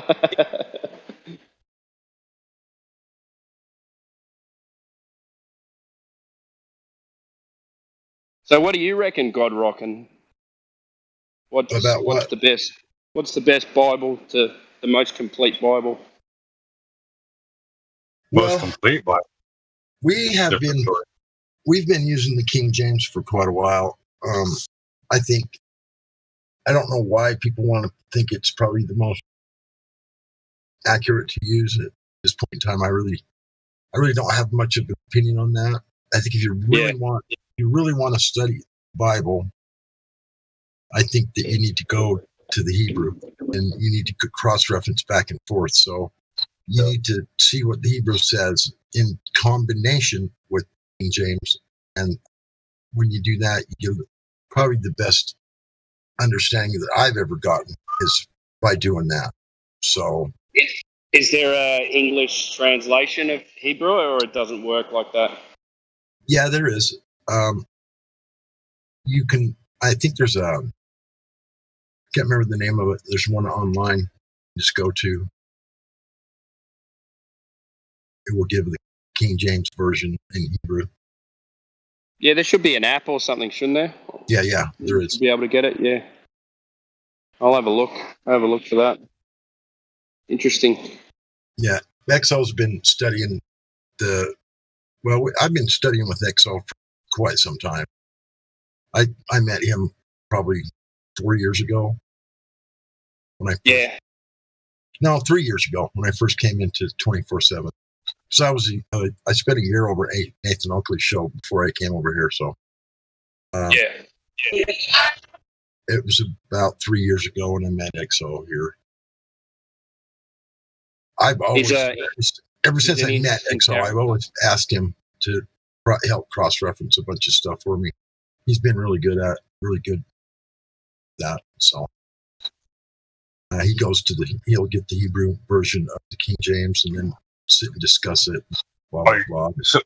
So here's the weird thing, Timbo, about like the Hebrew, the old Hebrew. The words tell a story, and then the letters tell a story within the words. Yeah, that's true. There's two kind of ways to look at it, and then the way it's spoken, it's a third story. The way it's spoken. So there's a lot of different like stories within stories. There's a lot of underlying meaning. Yeah, the Hebrew's really, really. You've never played around with it before. It's really because one word can basically be a whole sentence in English almost. Yeah, and one letter. Yeah, well, that's the thing. How do you know it's like being translated properly? Because some of the words don't translate, do they? No, they don't. No, not directly. And so they give you like a summation of what they think the scriptures said. Yeah, which could mean something different depending on what time you're from. Really. Yeah. But if you read different translations, the different translations will even have different translations. Yeah. And so, like one person translates it differently than the other person. And so you gotta take it all with a grain of salt, dude. But they're not all that much different, though. I mean, go to the not Hebrew. Much. Yeah. Well, so like the Orthodox Jewish Bible, in my opinion, is one of my favorite ones to cross-reference the New King James. When I read the New King James, I can't do the King James. I get thrown off by some of the sayings that are in it. It doesn't register with me. So I use the New. But I've been going back and rereading it with the New Messianic version. That's one of my new favorites. It's more of a transliteration. Give me the word and let me figure out what it was supposed to mean. You know what I mean? And so it does that with some of the words. Like it doesn't translate over, so they just give you the Hebrew word. You go and look up the Hebrew word and then try to figure it out. Someone just posted. The Apostate said, Bibles are written by a tribe of people who lie. I mean, there's that theory out there. I'm not going to sit here and like bash them or anything like that. Like people have their own beliefs, and I'm not here to like put people down for what they believe. Like somebody said earlier that Jesus never existed. Whatever, man. Like it even says in the Bible that like to the Son of Man you can say whatever you want, but not blaspheme the Holy Spirit. So. No, we're not supposed to talk about it on here, but there's no one in here at the moment, so I think if we keep it civil, no one will really mind. Yeah. General, yeah, keep it general. Yeah. That's why I said I'm not gonna get mad if somebody wants to if I'm making my claim, then I'm not gonna get mad for somebody making out their claim. Just Yeah, like of course. I don't want to hear like bells or rituals being said or anything like that. Nah. I'll shut that down. We were talking about it today, yeah. Like Yeah. everyone's entitled to their own opinion, you know. Like no one should be mad at someone for having an opinion. It should be the start of a discussion, you know. Right. So, like I have heard that theory about Jesus not existing and it being just a book about what happens in the stars. So, like a book about astrotheology, pretty much for people to use it as timing and when to plant, when to harvest, when you know when the sheep and the lambs are gonna have babies and you know things like that. Like I've looked through all that as well, and some of it's quite compelling. I'm not making a statement saying this is my opinion. I'm just saying I've looked through a lot of stuff. You know, that makes a lot of sense. But do you take it? You know, like, and then there's people who believe the Bible literally as well, word for word literally, and then there's people who believe it as a spiritual kind of book as well. Like maybe all these things are talking about like the spirit inside you. All these stories are meant for ways to deal with things in life. So, yeah, I mean, I don't have an opinion on it. I don't know where I stand at the moment. So, I do believe in God, but I don't know how far I go into the Bible. So, right. But it's just for me. It's for me to discover. You know, like I need to know where. I need to get pushed in a direction where, like, okay, I'm going in this direction. I'm going to follow this and see where it leads me. That's the smartest thing for me to do. If you really want to know the Creator, I say read all of the religions. You know what I mean? Like, just read them all. Because, I mean, there's a little bit of truth in all of them. Of course, there's a lot of truth in the Bible, but what makes me more upset about the Bible than anything is that a lot of the books were taken out. And so, like, and I have issues with other things too. Like, I'll just say it real quick and be done with it. But like the way that the non-Jews were called goyim, and how nothing like the goyim weren't good enough for what God had given us all here on earth. Like we weren't worthy. Like that makes me upset. There's a lot of things that are taken out of the out of the scriptures and hidden from us in that aspect. So they could even taken something out of that came to an end where it didn't actually mean that. Well, they changed you know what I mean? Like name. Because they changed God's so name. Much. Yeah, they changed so literally much. Changed God's name so we wouldn't know how to pronounce it. So and then how do we, how do you find the real story? Right. It's just so you just got to trust that you're making the right decisions, really, don't you? Well, don't lean on your own understanding. I'll tell you first and foremost. You just like pray and pray and pray. Yeah, I do and you'll know you'll know when the Holy Spirit has entered your heart. Like just keep praying for the Holy Spirit to enter your heart, and you'll know when He enters your heart because there's no other feeling like it, dude. Like there's other things that'll try to make you feel good, and then this is just good. Like you know it as soon as the Holy Spirit is entirely in your heart. It's not like a feeling of good, like, oh, I did good. Like this is good beyond any kind of belief. And it's good and wise and loving, and it's just such a wonderful feeling. And once you get the Holy Spirit in your heart, then go and read the scripture. and let the Holy Spirit guide you while you read those scriptures. And I promise you, you'll have a new understanding of what it is that you're reading. Because, like, even I can't tell you how many times, at least 40% of the scriptures that I read are human emotions. Like, it's not even godly emotions. Like, so to me, that's an agenda right there. Like, I have issues with some of the scriptures that are there, but that doesn't mean I shouldn't read them, because there's a lesson to be learned, and I want the Holy Spirit to teach me why that scripture is in there. Why am I supposed to be reading these words? And so for that's how I learn. Somebody else taught me. I learned because I let the Holy Spirit.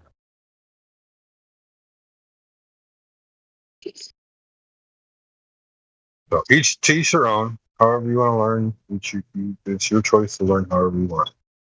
Yeah. Yeah.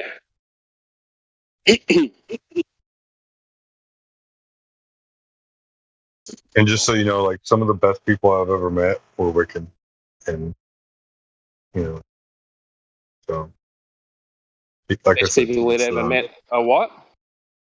the nicest people I've ever met. Some of the nicest people I've ever met were Wiccan.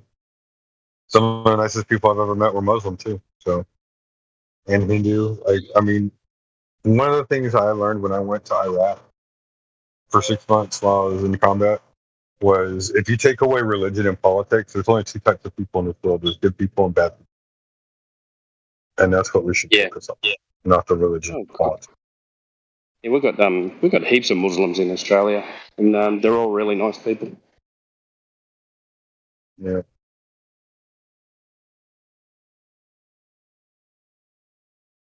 Come on. But I'm very cautious about religious people, because religious people have an agenda.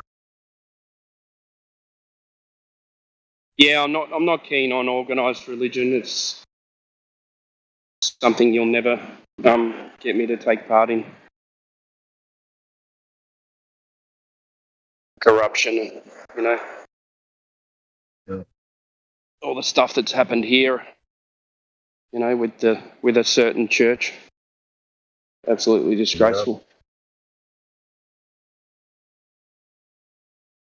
Yeah. That's why it seems that's why people are, young people are leaving religions in their droves, especially here, because of the cover-ups and things like that. Actually, I'm going to stop talking about it, because in case we shuts down the channel. We probably agree. You can understand. We probably agree on a lot of stuff. Why they move away from it, like when you've got people like that running it, then it's not a great look. Well, they reward each other. Only the ones that for evil that follow the that are going to do the indoctrinating are allowed to be the leaders. It's terrible. Everybody else is shunned.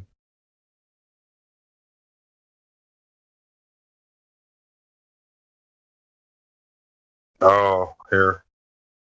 Has anybody seen this video? I got a good video. I tagged you, by the way. Gave you a Kiwi crossing the street with the little Kiwis. I know you're not Kiwi. But you're awesome. Yeah, I'll have a look at it. And then you gotta see this video of the cows.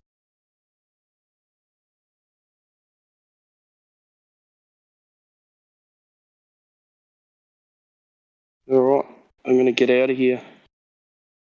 I'm back home now. We'll catch you later. Have a good night, man. All the best, man. Yes, sir. Catch up. Take care.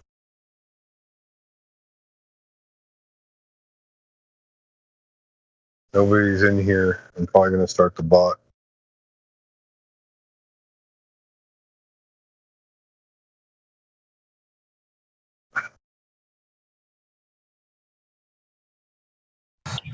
You watching the eclipse? No, a storm came through last night, so I don't have any cloud or any. Damn, man. I'm just looking at that and to the best of my ability trying to imagine I live on a globe and how that would work. And fam, I don't see it. I don't see it, fam. Fucking Shadow is at the top of the moon right now. Jimbo said that in a couple, like in about 3 or 4 hours, he's gonna see the moon red. I'm like, how the fuck does that happen? When we're gonna see it red, like in an hour or two. I guess he's gonna see it too.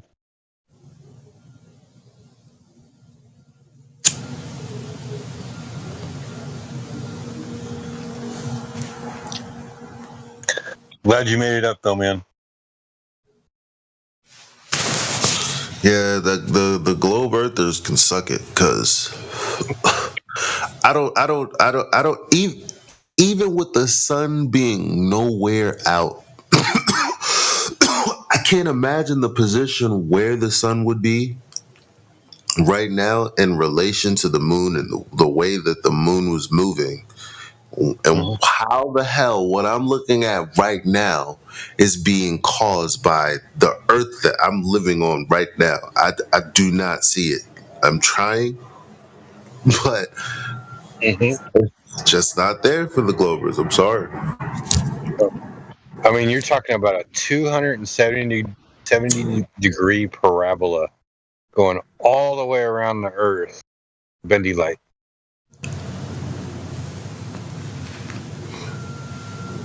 I don't get it, dude.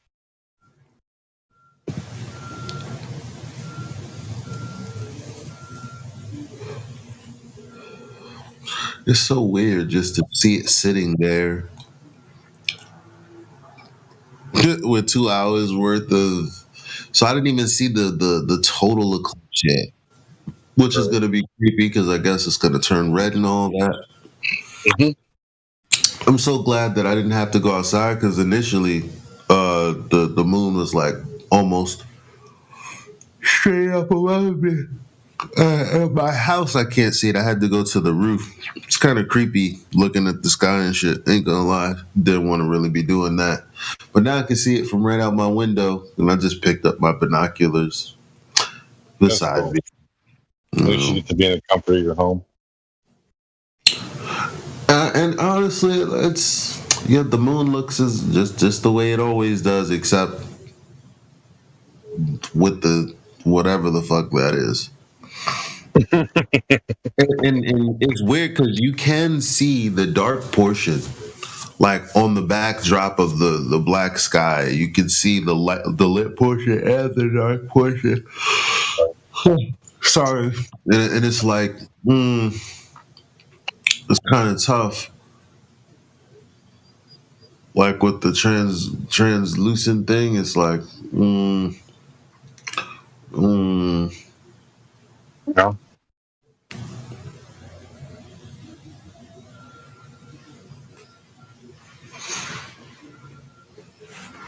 But yeah, that's all I wanted to say.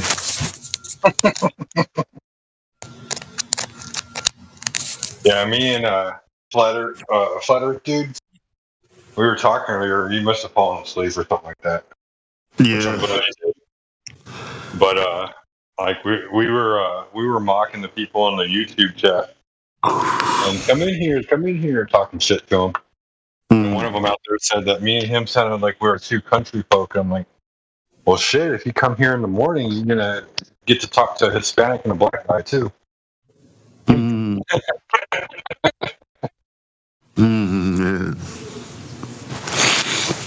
Like, all walks of life over here.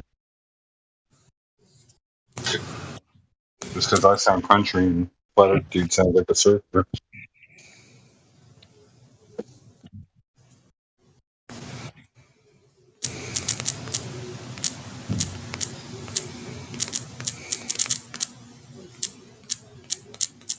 Oh, it's good.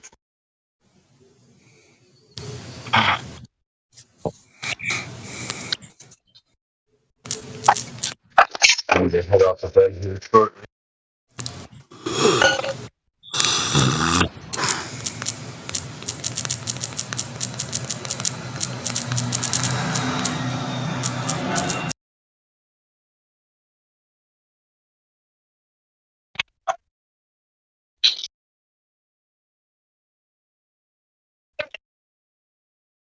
No, we're in with Matthew Lawrence was in there, and was in there. And Winston goes, "Let me ask you an intellectually honest question." And he asked it, and Matthew gave an intellectually honest answer. I'm like, "Yeah, but I know how to get him to not answer intellectually honestly." And did you hear my question? My famous question. My question that asked Matthew proved that he would never let go of the globe, no matter what.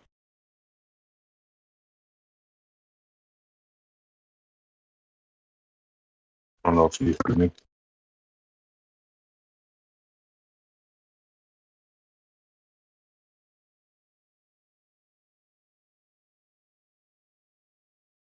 Hello?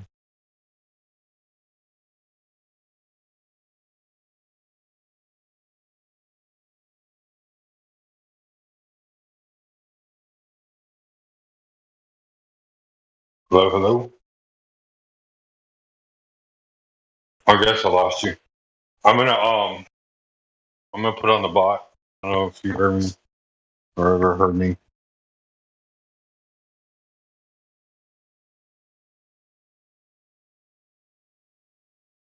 Sure. Hello?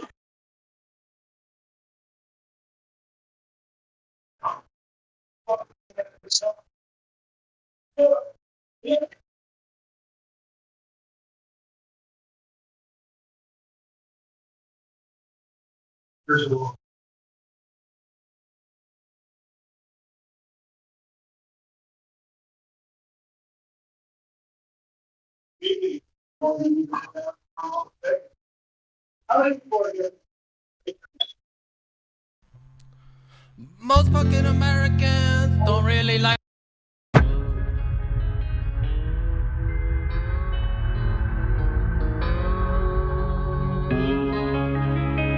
An area as big as the United States that's never been seen by a human being. Since late 2014, one of the biggest things I've heard, the earth is flat. Why don't you find the edge and fall off? Why don't you make up an expedition and gather people and go find the edge and take a picture of the edge? Well, my response is, can you fall off the edge of a lake, a pond, an ocean? Let's see if you have any imagination left in that brain of yours.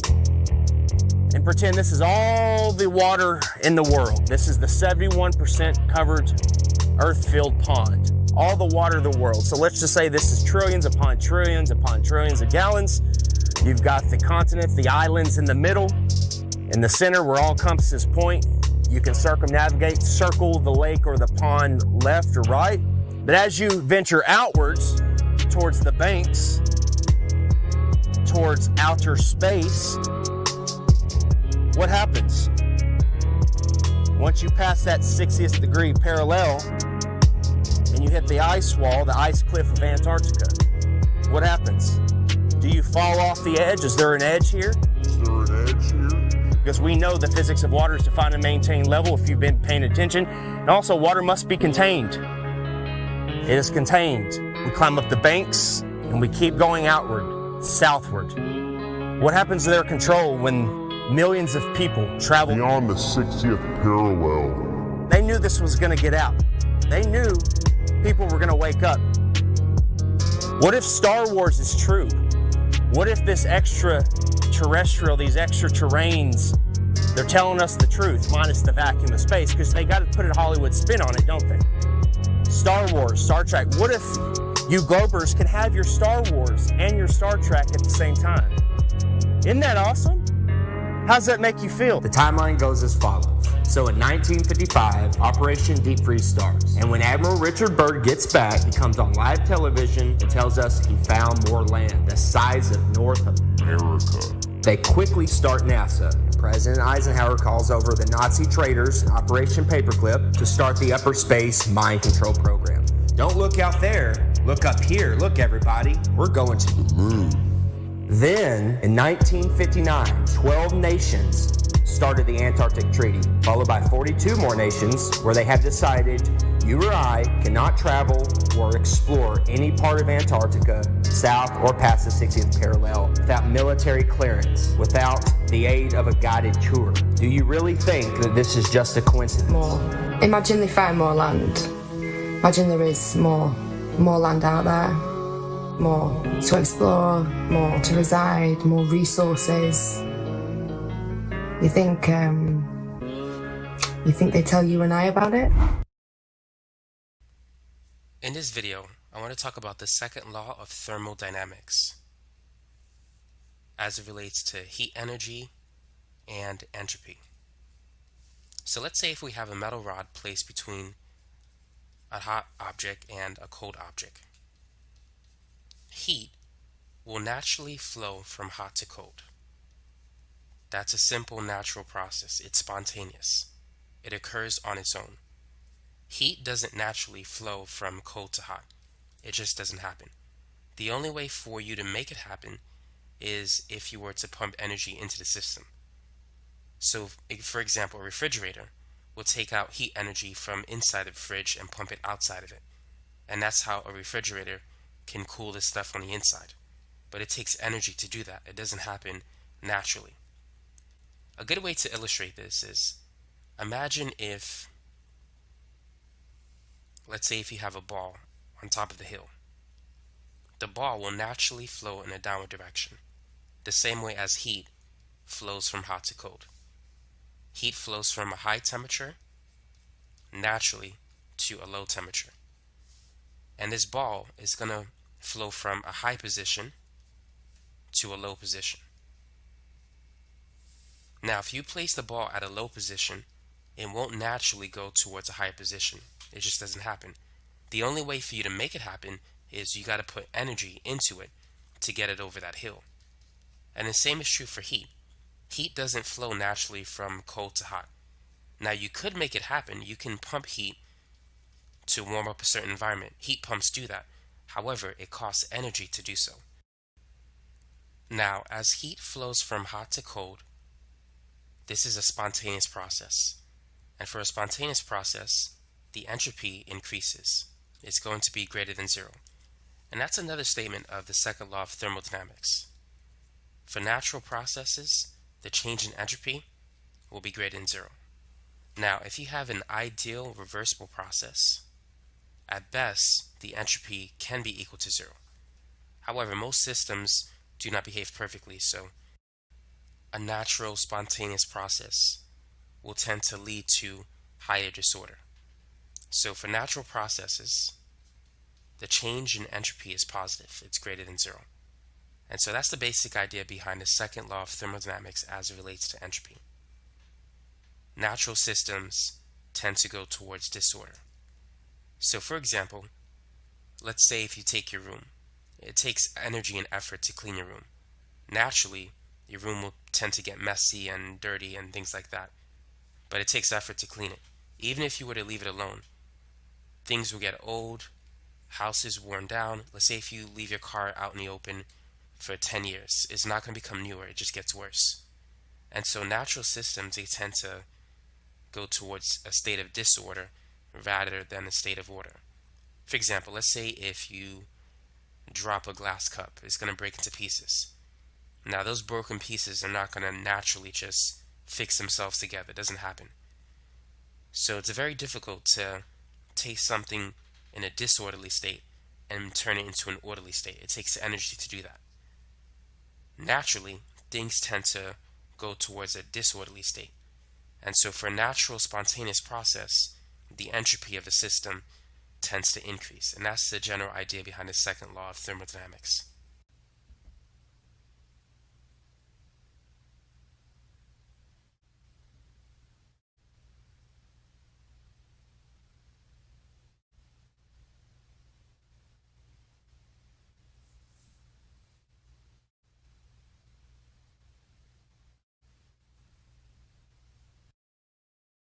Hello. I'm going to do a super fast presentation on how curve calculators work. So to start off, this is not how they work. There is not a curve path they're not calculating this curved path of light around the globe. No, they're not. What they're doing is they're expanding this globe, flattening it, and then calculating as if there's straight rays of light. And I'm going to demonstrate this real easy. So I'm going to use this example, the example of the world long distance photograph. It is 443 kilometers from Peak Fenestrel to Peak Gaspard. The viewer height is 2,880 meters. So if you notice here, this says effective radius. What does this mean? This effective radius means they multiply this value, so-called actual radius, begging the question, radius, because this is the thing they're trying to prove. They assume what they're trying to prove and say it's proven. Anyhow, so they take this actual radius, multiply it by 76R, this made up value, literally made up, because in the literature the value is actually, this is 0.66 if you turn it to decimal. The actual value quoted in the literature is 0.13. So this is even wrong, and even the 0.13 is wrong. That's for another video. So multiply this 6371 times 76 and you get this value, 7,432. That's what Nick West used, the exact number. So I made it geometric construction to bear this out, that they are simply blowing it up and using straight rays. Okay, so here we have this enlarged radius Earth. Right? So what I'm going to do is I'm going to compare, I'm going to use the identical numbers as this. I'm going to use straight rays, and then I'm going to compare these values, this hidden and this horizon. I mean, if I wanted, I could also do these, but there's no point because it will just come out the same. It's redundant. So 2.88 over here, 2.880. This distance, 443 kilometers, 443 kilometers. All right. So what we'll do is find where the horizon is. Horizon is going to be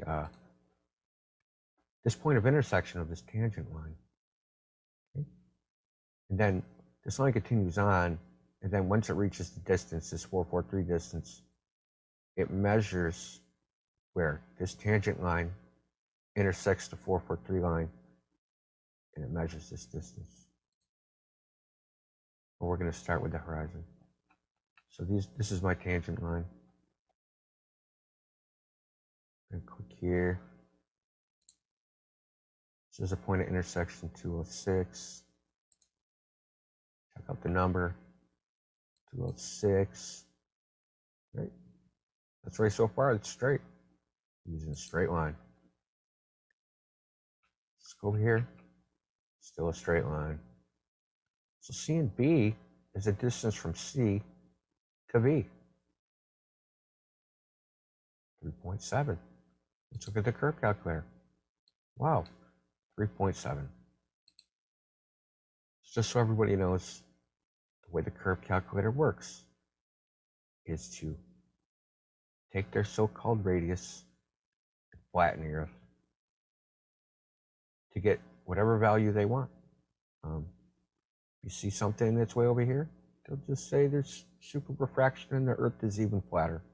They will just increase the sphere and make what is called a post-diction. They're not making predictions, they're making post-dictions. And it's really cool. One thing that he found in here, which is an absolute burn on the Himwari, you know, people try to use the Himwari as, oh, that's our evidence, you know, we've got these live feeds all the time. And one thing that he found right in here was the site description text. And this is great. So it says, all images in the GOES archive are processed in the McIDIS using GOES Channel 1, Visible, and GOES Channel 4 infrared data. The underlying colored land image is from the NASA Blue Marble Next Generation dataset. Now, he also has, this is the same for both Himwari and GOES. They're admitting straight up that these images that they're putting out here and people are claiming is live are composites. I mean, here it is, right in their own FTP site. So again, Jaron, that was a great find that you found on this, and Archer Sage just took it further. He did several videos on this, so if you haven't seen it, guys, yet, check out Archer Sage's channel and check this out. So were you aware of this, Jaron? Had you seen this yet? Yeah, awesome job. That's why I put stuff like that out. And Bob, can you share the your screen again? I'm not seeing my screen. Oh, I'm sorry. Yeah, I'm sorry. Right. I forgot to share. I'm sorry. Bad. Whoopsie. You're fired.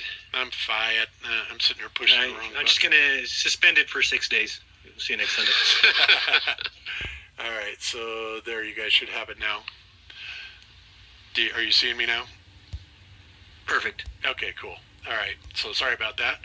All right, so yeah, Archer. Hello guys, hope everyone is doing alright today. We're here to talk about these 7 impossible commercial flights that prove Earth is not a globe. Once we go through all these 7, you're gonna understand and see that Earth cannot possibly be a globe. They can make it some of the flights if they use some of these aircrafts, which are known as ER, extended range aircrafts, where they add extra fuel tanks to make these aircrafts to have a greater autonomy. It's known that several aircrafts in the world, especially presidential aircrafts, one LATAM mechanic from South America said that it's possible that this technology is used on the flight Sydney to Santiago, where the aircrafts are equipped extra fuel tanks. Let's go ahead and get started with our countdown, starting from number 7. Number 7. Commercial flights from Argentina to India flying over Africa with a stopover anywhere below the equator.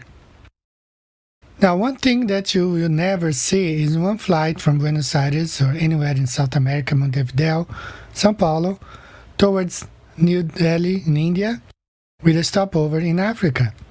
Especially if it's below the equator. You're never gonna see anything like that, or even in north of Africa, you're not gonna see. What you will find are flights like this one, where from Argentina you have to stop in Europe. So a flight from Argentina to India can only happen with a stopover in Europe. Why not anywhere in Africa? You won't see any flights stopping there from South America because it's not possible. The only way that you can fly from Argentina to India is through Europe. You will find stopover in Amsterdam, and just like is explained here on the flat Earth map, this is the way that you fly from Argentina, South America to India. You can only stop in Europe. There's no way you can understand, looking at the flat Earth map, that this flight cannot really stop in Africa. Let's go to the next one. Direct commercial flights from Wellington, New Zealand to Johannesburg in South Africa. If you look at the globe, in theory, the distance between Wellington and Johannesburg is 7,305 miles, much less than the distance from Sydney to Los Angeles. But when you look at the flat Earth map, you can understand why this flight cannot happen on a globe, because the distance is much greater. I have found this one from Wellington, stops in Brisbane, Australia, and then Doha in the Middle East, and then to Johannesburg. You can also find stopover in Hong Kong and one via Dubai. If you look at the flat Earth map, you can understand why they offer these stopovers either in Dubai, Doha, or Hong Kong from Wellington, because Earth is flat. There's no other way on the globe. Looking back here, you see how the flight would have to go up above the equator and then down again to South Africa. But if you look at the flat Earth map, you can easily understand why this flight will cross the equator 2 times, because it's going from a farther distance from Wellington to Johannesburg. Let's go to the next one. Direct commercial flights between Sydney, Australia to Lima, Peru. Now this is one flight that I really would like to see. The distance between the two cities, 7,948 miles in theory, but if you look at the flights, the Qantas flies from Sydney to Houston, it's much closer. Since there were many Australians stuck in Peru amid COVID-19 outbreak, and it shows that there are many people willing to travel to Peru from Australia. Then you think there are many people who travel there actually, and there should be a flight from Sydney to Lima, Peru, but since Earth is not a globe, it's not possible because the distance is much greater. Just look here on the globe. This flight from Sydney has to stop in Los Angeles and then go to Lima, Peru. And why not a straight flight from Sydney to Lima, since the distance is about the same from Sydney to Los Angeles, but it's impossible because Earth is not a globe. And this is how this flight really works. From Sydney, it has to stop in Los Angeles because Earth is flat. There's no other way. Crosses the equator to Los Angeles and then crosses again to Lima, Peru. Earth is flat, and here's one more proof. Let's go to the next one. Direct commercial flights between Auckland, New Zealand to Lima, Peru. So if you think the distance between Sydney to Lima is too big, so why not fly from Auckland to Lima, Peru? Why not a direct flight, since the distance is only 6,687 miles in theory? Machu Picchu in Peru is one of the new 7 wonders of the world. There would be plenty of people from Auckland, from New Zealand, or coming from Sydney, Australia, with a stopover in Auckland to catch this flight to Machu Picchu. 6,687 miles. That would take it 13 hours, 12 hours, and it would be an easy flight on the globe if that was possible. Let's now compare here on the globe one more time. This is how it would look like on the globe, but since Earth is not a globe, there's no way these flights can take place. These flights can only happen on a flat Earth. From Auckland, they would have to work like this, from Auckland through Los Angeles and then Lima, Peru. That's how they fly now, because it's not possible to fly a straight flight from Auckland to Peru. The distance much bigger than the theory of 6,687 miles. Let's go to the next one. Direct commercial flights between Wellington, New Zealand to Lima, Peru. For those who think that Auckland to Lima is still a big of a distance, why not Wellington, which from Wellington to Lima, Peru, in theory, it's only 6,577 miles. Aussies could fly over, stop over in Wellington, and catch the flight to Lima, to Peru. So here, on the image, you can see how this flight would look like on the globe. But since Earth is not a globe and it's impossible to fly straight from Wellington to Lima, Peru, the only option is fly a stopover in Los Angeles. And looking at the flat Earth map, you can understand why the distance between Wellington to Lima, Peru is much greater than 6,577 miles. It's an impossible flight, and it can only happen with a stopover in Los Angeles because Earth is flat. Earth is not a spinning ball. Let's go to the next one. Direct commercial flights between Montevideo in Uruguay to Perth in Australia. The distance 7,784 miles in theory, much less than the distance between Sydney and Houston. They do fly. Qantas has a flight to Houston or Dallas, which is over 8,000 miles. So this flight should be possible if Earth were a spinning ball. Just like the flights from Buenos Aires to Perth, that should be possible if Earth was a ball. But since Earth is not a ball, these flights can only happen either through Europe or with a stopover in Houston and Los Angeles and Sydney and then to Perth.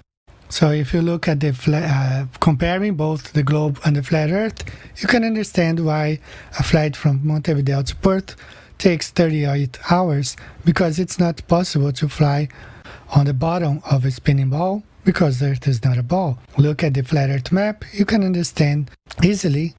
easily understand why these flights cannot happen and does not happen and would never happen because Earth is not a globe. It can only happen on the flat Earth map with the stops in Los Angeles and Sydney and then finally to Perth.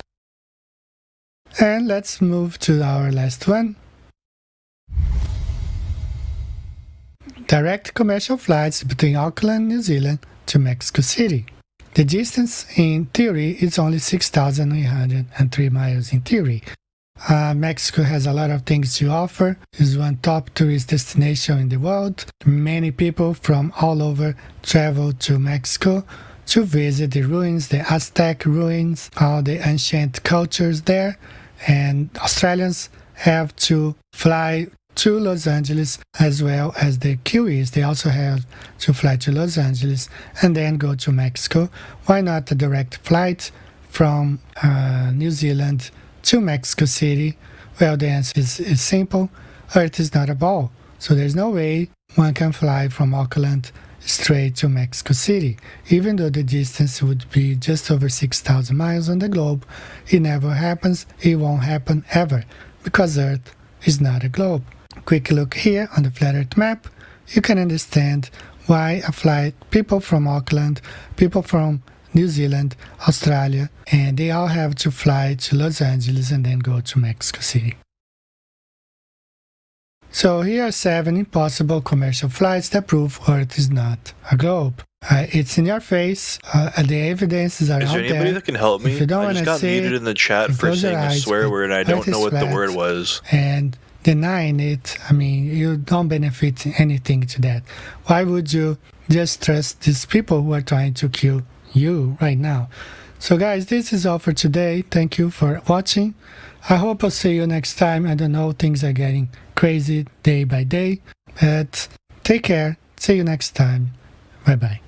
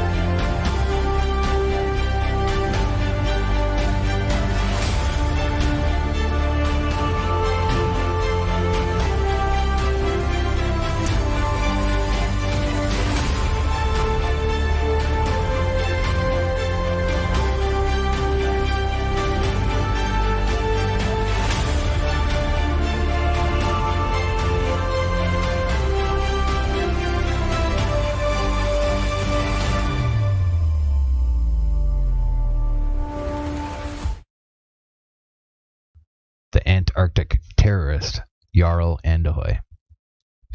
Tromsø, Oslo, Norway. The Dagbladet.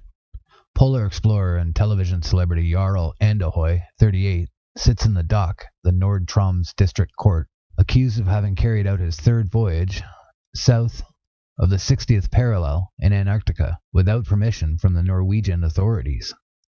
He is also accused of having sailed without insurance, so the provisions of the Antarctic Treaty requires. The expedition took place a year ago, where, among others, comedian Anne-Kat Herland, 43, and rock guitarist Peter Barley, 50, was on the journey. The voyage constitutes television program Berserk in Pioneer Waters, which premieres on TV Norge tonight. There's an advance sentence. Andahoy believes the charges against him are baseless. He points out that the sailboat is registered in Russia and claims to have acquired permission from the Argentine authorities before the expedition started. He never sought permission in Norway because he believes an application by him will never be merited by the Norwegian authorities. He felt prejudged by the Polar Institute of Foreign Affairs. Ever since 2011, I have been treated as terrorist in Antarctica by the Foreign Ministry and the Norwegian Polar Institute. They've stolen equipment, withheld information, and tried to stop my expeditions, says Andahoy. He believes everything started 5 years ago when he went on an expedition aboard Antarctic yacht Berserk with a crew of 4. The aim was to celebrate the 100-year anniversary of Roald Amundsen's trip to the South Pole. The expedition ended dramatically when the sailboat disappeared during a storm in the Ross Sea. Andahoy was even on land, along with 18-year-old Samuel Massey at the time. Comrades Robert PCP, who is 34, Tom Gizel Bellica, 36, and South African Leonard J. Banks, 32, were never found. Andahoy was fined 25,000 kroners after the expedition. He endorsed this writ. In 2012, he returned to Antarctica to find out what had happened to his friends. Again, Andahoy was fined for having traveled to Antarctica without licenses and insurance. Foreign Affairs and the Norwegian Polar Institute have opposed and tried to stop me. They still do. The entire input on this matter was that I had permission to sail, something I had said, Andahoy said, adding, "It will be exciting to see where they are now. This is a tragedy for me and other relatives who have lost shipmates and sons in Antarctica. The essential question is if there was an accident that was just swept under the carpet." Foreign Ministry rejects accusations of the Arctic explorer. Andahoy's claims fall on absurdity. Beyond this, we do not want from the ministry's side to comment on an ongoing trial, says Pressevakt at UD Astrid Sail to Dagbladet, the newspaper. The head of section at the Norwegian Polar Institute, Birgit Njastad, testified in the criminal case against Andahoy. She told Dagbladet that she did not want to comment beyond what was said in court. The documents showing Andahoy alleged authorization of Argentine authorities for permission to conduct the voyage was sent over to the prosecutor late Tuesday night. The papers were written in Spanish. They were assessed whether grounds for the examination. The reason is Andahoy complained that the dismissal was a violation of protection zone determination, believed they died unnecessarily, and would like to shed further light on the circumstances of the accident. He believes, therefore, that these matters have not been resolved, and he believes that all parties will benefit from what exists, says the lawyer Nora Vardal to Dagbladet. 3 crew members, Robert and 32, Tom, 34, and Leonard, 36, Antarctica on the Bezelschmitter and Horseshoe Bay, McMurdo Sound, before the Berserker disappeared.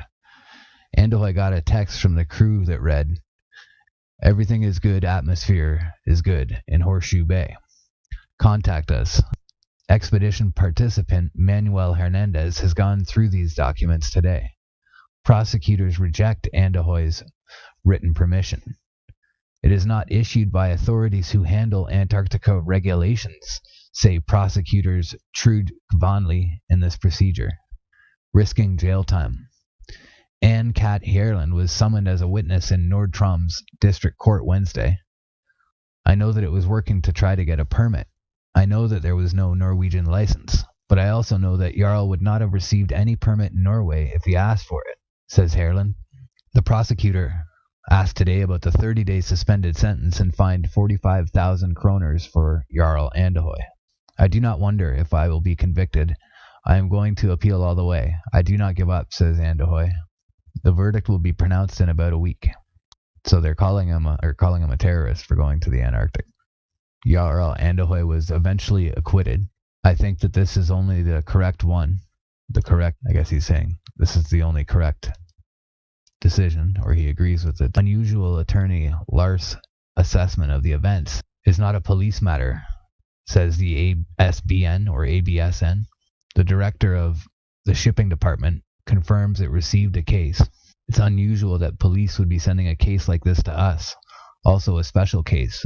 We previously decided to investigate this. Now we'll reconsider this information for us to choose. These accidents basically happen and we perform an investigation. We prioritize the safety on board vessels, particularly the HGV. We do not prioritize accidents of pleasure craft in the same way. Inset. The day before the Berserk disappeared, Andahoy got a text message from the crew which read, "There is a good atmosphere and all is well. We leave Horseshoe Bay. Contact us when you can. Want answers." Jarl Andahoy wants to know what exactly happened before the Berserk wrecked. Unanswered questions. It has emerged as a mystery for Andahoy. Now Andahoy wants answers. Troms and Finnmark, the public prosecutor, has forwarded the case to the Accident Investigation Board with instructions to assess whether there are grounds for further examinations. The reason that as Andahoy complained that a dismissal of violation of protection zone determination occurred when the Berserk went to Horseshoe Bay. Andahoy believes action was solely due to necessity. Its purpose of the complaint was to shed light on the circumstances prior to the accident. There are things in here in this matter that are still not resolved, and documentation that we still have not obtained, but that exists. All parties will benefit from that there are no secret issues prior to the event, says Andahoy's lawyer, or Nils Jorgen Vardal, told Dagbladet. Attorney Lars Faust's assessment meant that further investigation of the events is not a police matter, and that the cause, therefore, was sent to AIDN. Director Morten Kven in AIBN Shipping Department confirms that it has received the case. It is a bit unusual that the police have sending a case like this to us. It is also a special case. We have previously taken a decision not to investigate. We shall now consider this again, but there must be new information for us to choose to do it, says Kvime. Accidents of this type are basically not a priority of the Accident Investigation Board, the AIB. That we should prioritize the safety on board vessels, particularly HGV. We tend not to prioritize accidents with pleasure craft, says Kvime, which states that a full decision will be published in the next few weeks. On January 19th, it is planned to have a premiere of TV Norg's Berserk series. It was today the press viewing where the media got to see episode 1, half the episode 8 and episode 9. The last episode is an epilogue, and more documentary than the rest of the series. Here we see how the one before the crew parted in Antarctica took place, and it repeated calls about the risks of the mission. Several of the families wanted to stop the series. Today wrote VG that the mother of Tom Gizzle Bellica and parents of Charles Banks has chosen to summon TV Norge for the series. A temporary injunction was filed yesterday to stop the series, but hopefully their stance may be changed under certain conditions. There is the documentation for this. We believe, however, that we are on safe legal ground, says TV Norge boss Harold Strom Dagbladet. Flat Earth has long been denigrated, derided, and disparaged as being the most crackpot of all conspiracy theories, marginalized, mocked, and ridiculed for centuries as being an ignorant, ancient, unscientific worldview. But the facts of the matter are far from what you have been told. When thoroughly examined and diligently researched with an open mind, any skeptical, critical thinker will find it is actually the tilting, wobbling, spinning spaceball Earth promoted by NASA and taught in schools that is truly ridiculous and unscientific. The following are 20 ways anyone can prove for themselves that Earth is a level, stationary plane. 1. Common sense. It cannot be overstated or overemphasized. The most important thing to realize and most obvious way to know you are not spinning on a ball is your own common sense and lived experience. You have always and will always experience yourself as living right side up on a motionless earth, with the sun, moon, and stars revolving over and around you. This is common sense, and what everyone in the world personally experiences every day of their lives. We are taught to believe otherwise, however, many things completely contrary to our own common sense and experience from a very early age. We are told that people living down under the spinning ball Earth in Australia are actually living upside down relative to those residing in the northern hemisphere, while an invisible force, strong enough to hold people, buildings, and oceans stuck to the underside of a rapidly rotating ball, but weak enough to allow birds, bugs, and planes to take off and fly with ease, keeps Earth's atmosphere spinning in perfect balance and holds everyone firmly to the surface without crushing us. We can clearly see that the horizon is horizontal, but we are told it curves. We can feel that the earth under our feet is motionless, but we are told it moves. We can observe the luminaries revolving around us, but we are told it is us that revolves. It is obvious that stars are stars, but we are told that stars are suns. We can see the sun is bigger than the stars, but we are told stars are bigger than the sun. We can see the sun and moon are the same size, but we are told the sun is 400 times larger. It is obvious that up is up and down is down, but we are told there is no such thing. As stated by flat earth author David Wardlaw Scott, with the modern astronomer there is theoretically neither up nor down, though his experience belies his assertion every time he looks up to the heavens or down to the ground. Such aberration of intellect is really to be pitied. The 3rd century philosopher Lactantius was similarly perturbed about the idea, stating, "A sphere where people on the other side live with their feet above their heads, where rain, snow, and hail fall upwards, where trees and crops grow upside down, and the sky is lower than the ground? The ancient wonder of the hanging gardens of Babylon dwindle into nothing in comparison to the fields, seas, towns, and mountains that pagan philosophers believe to be hanging from the earth without support. Truly, the idea that people are standing, ships are sailing, and planes are flying upside down on certain parts of earth, while others are tilted at 90 degrees and all other impossible angles, is utter absurdity and an affront to common sense. In fact, common sense is the first casualty of globe belief. No child or unindoctrinated man would ever conclude or even conceive, if given to their own devices, based on their own personal observations, that Earth was a spinning ball revolving around the sun.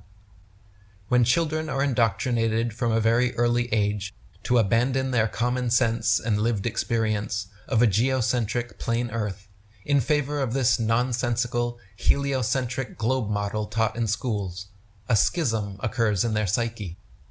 No longer can they trust their own senses and experience, and instead must trust information completely contrary to it, taught by supposed experts and authority figures who insist their version of reality is correct.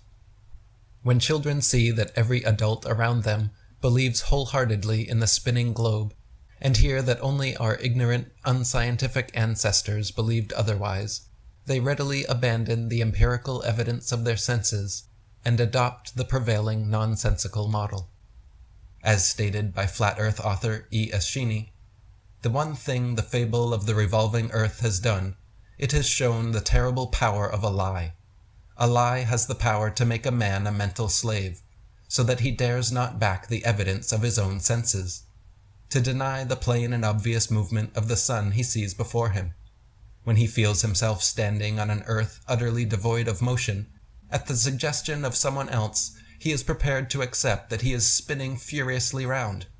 When he sees a bird flying and gaining over the ground, he is prepared to believe that the ground is really traveling a great number of times faster than the bird. And finally, in order to uphold the imagination of a madman, he is prepared to accuse his maker of forming him a sensiferous lie. 2. Fake photographs. One of the main reasons the average person believes the world is a globe is because of the globular Earth images and video footage provided by NASA and other space agencies. Hundreds of such pictures and thousands of videos featuring a globe Earth are freely available on the internet, yet most people never critically examine them with a skeptical eye. From the earliest photographs to the latest live streams, NASA and the world's other space agencies continue to be exposed for their Hollywood-style trickery.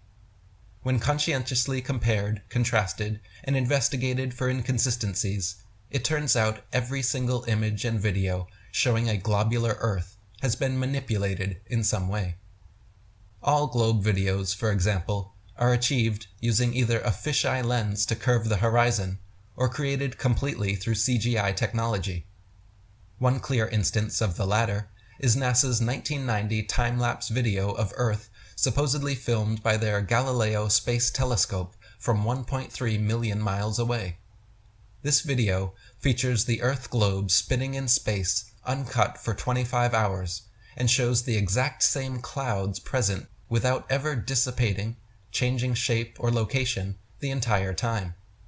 In reality, if you watch clouds in the sky for several minutes, three things will inevitably happen. The clouds will all move, some will morph, gradually changing shape, and others will dissipate and disappear completely. In NASA's official footage of the spinning ball Earth, however, the entire world's cloud cover doesn't dissipate, morph, or move for 25 hours, which is, of course, impossible, and proof of fakery. A good example of fisheye lens fakery is the famous 2012 GoPro Red Bull jump, where skydiver Felix Baumgartner was lifted to a record-breaking 128,000 feet in a stratospheric balloon, then jumped back to Earth. 7 GoPro cameras on the outside of the craft and strapped to Felix himself recorded the entire ascent and descent. Astute observers will notice that from ground level all the way up to the 24-mile apex, the horizon is significantly curved and remains equally so for the entire ascent. This is because the curve is artificial and being caused by the GoPro camera's standard-issue fisheye lens. Once Felix reaches his peak altitude and the door of his craft opens, an inside camera mounted behind him without a fisheye lens reveals the truth, showing a perfectly flat horizon still at eye level, 128,000 feet high. As for the hundreds of supposed photographs available of the globe, NASA readily admits that these are composite images and not actual photographs. They claim the composites are made by taking strips of data sent from satellites, spliced together in Photoshop, and colorized for the final creation. NASA's senior program analyst and lead data visualizer, Robert Simon, admitted in an interview that they are photoshopped because they have to be. When compared side by side and viewed with a discerning eye, the inconsistencies become obvious. The coloration of the land and oceans and relative size of the continents drastically changes between images, and they often feature far too little land mass for 50% of a globe. Several of NASA's blue marble Earth images have repeat instances of exact cloud patterns clearly copied and pasted into place. Computer enhancements done on Earth images taken during the Apollo missions also show similar photo trickery. When hues are removed from the black backgrounds and brightness enhanced, distinct rectangular artifacts appear around the globe where they were pasted in, again proving them to be doctored composites. Furthermore, when NASA's Earth pictures are compared with those from the Russians, Chinese, and other space agencies, the differences become evident, and the fact that they are all simply Photoshop images becomes obvious. If NASA and the world's space agencies could provide real, legitimate photographs and videos of a globe, they most certainly would. So the fact that they continue producing and pumping out nothing but fisheye fakery and CGI cartoons is strong evidence that Earth is not what they claim. 3. Water.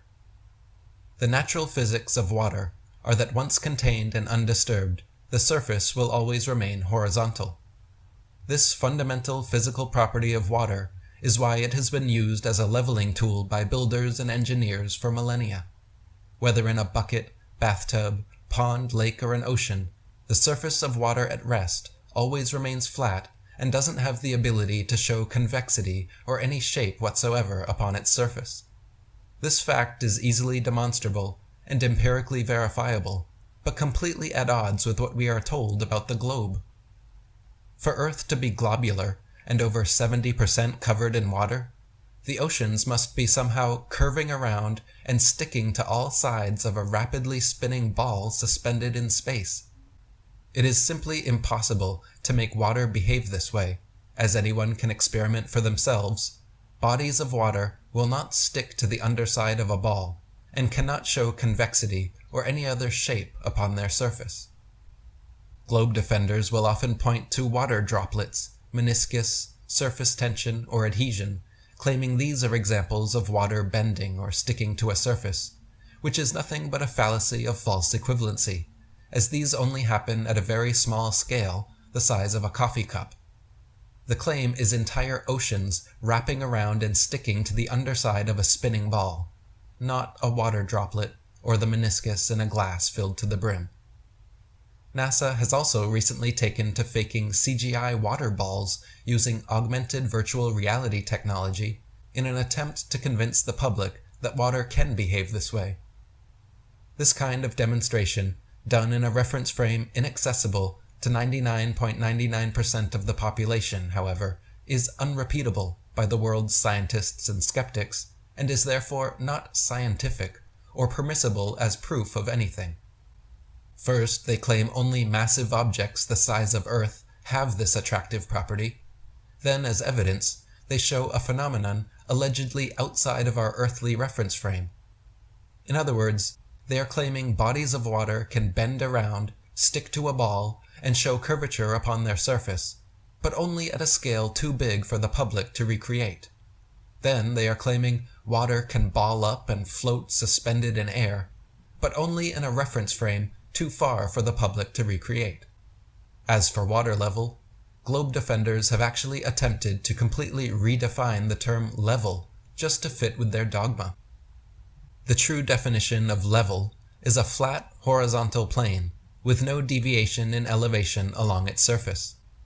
Water always reliably seeks and maintains its own level, and that is why it has been used in spirit levels and construction projects from time immemorial to create perfectly horizontal structures, no matter their size.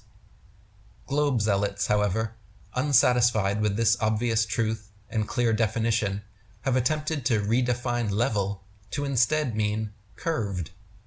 Their globe-friendly version of level means equal heights around a ball when measured from a central point. The fact of the matter is, however, that nobody has ever reached this hypothetical center point of the hypothetical Earth globe, so their redefined term cannot be tested or falsified. Until that day, rest assured there is good reason we call it sea level and not sea curve. 4. The horizon. The horizon is always perfectly horizontal, 360 degrees around the observer, regardless of altitude.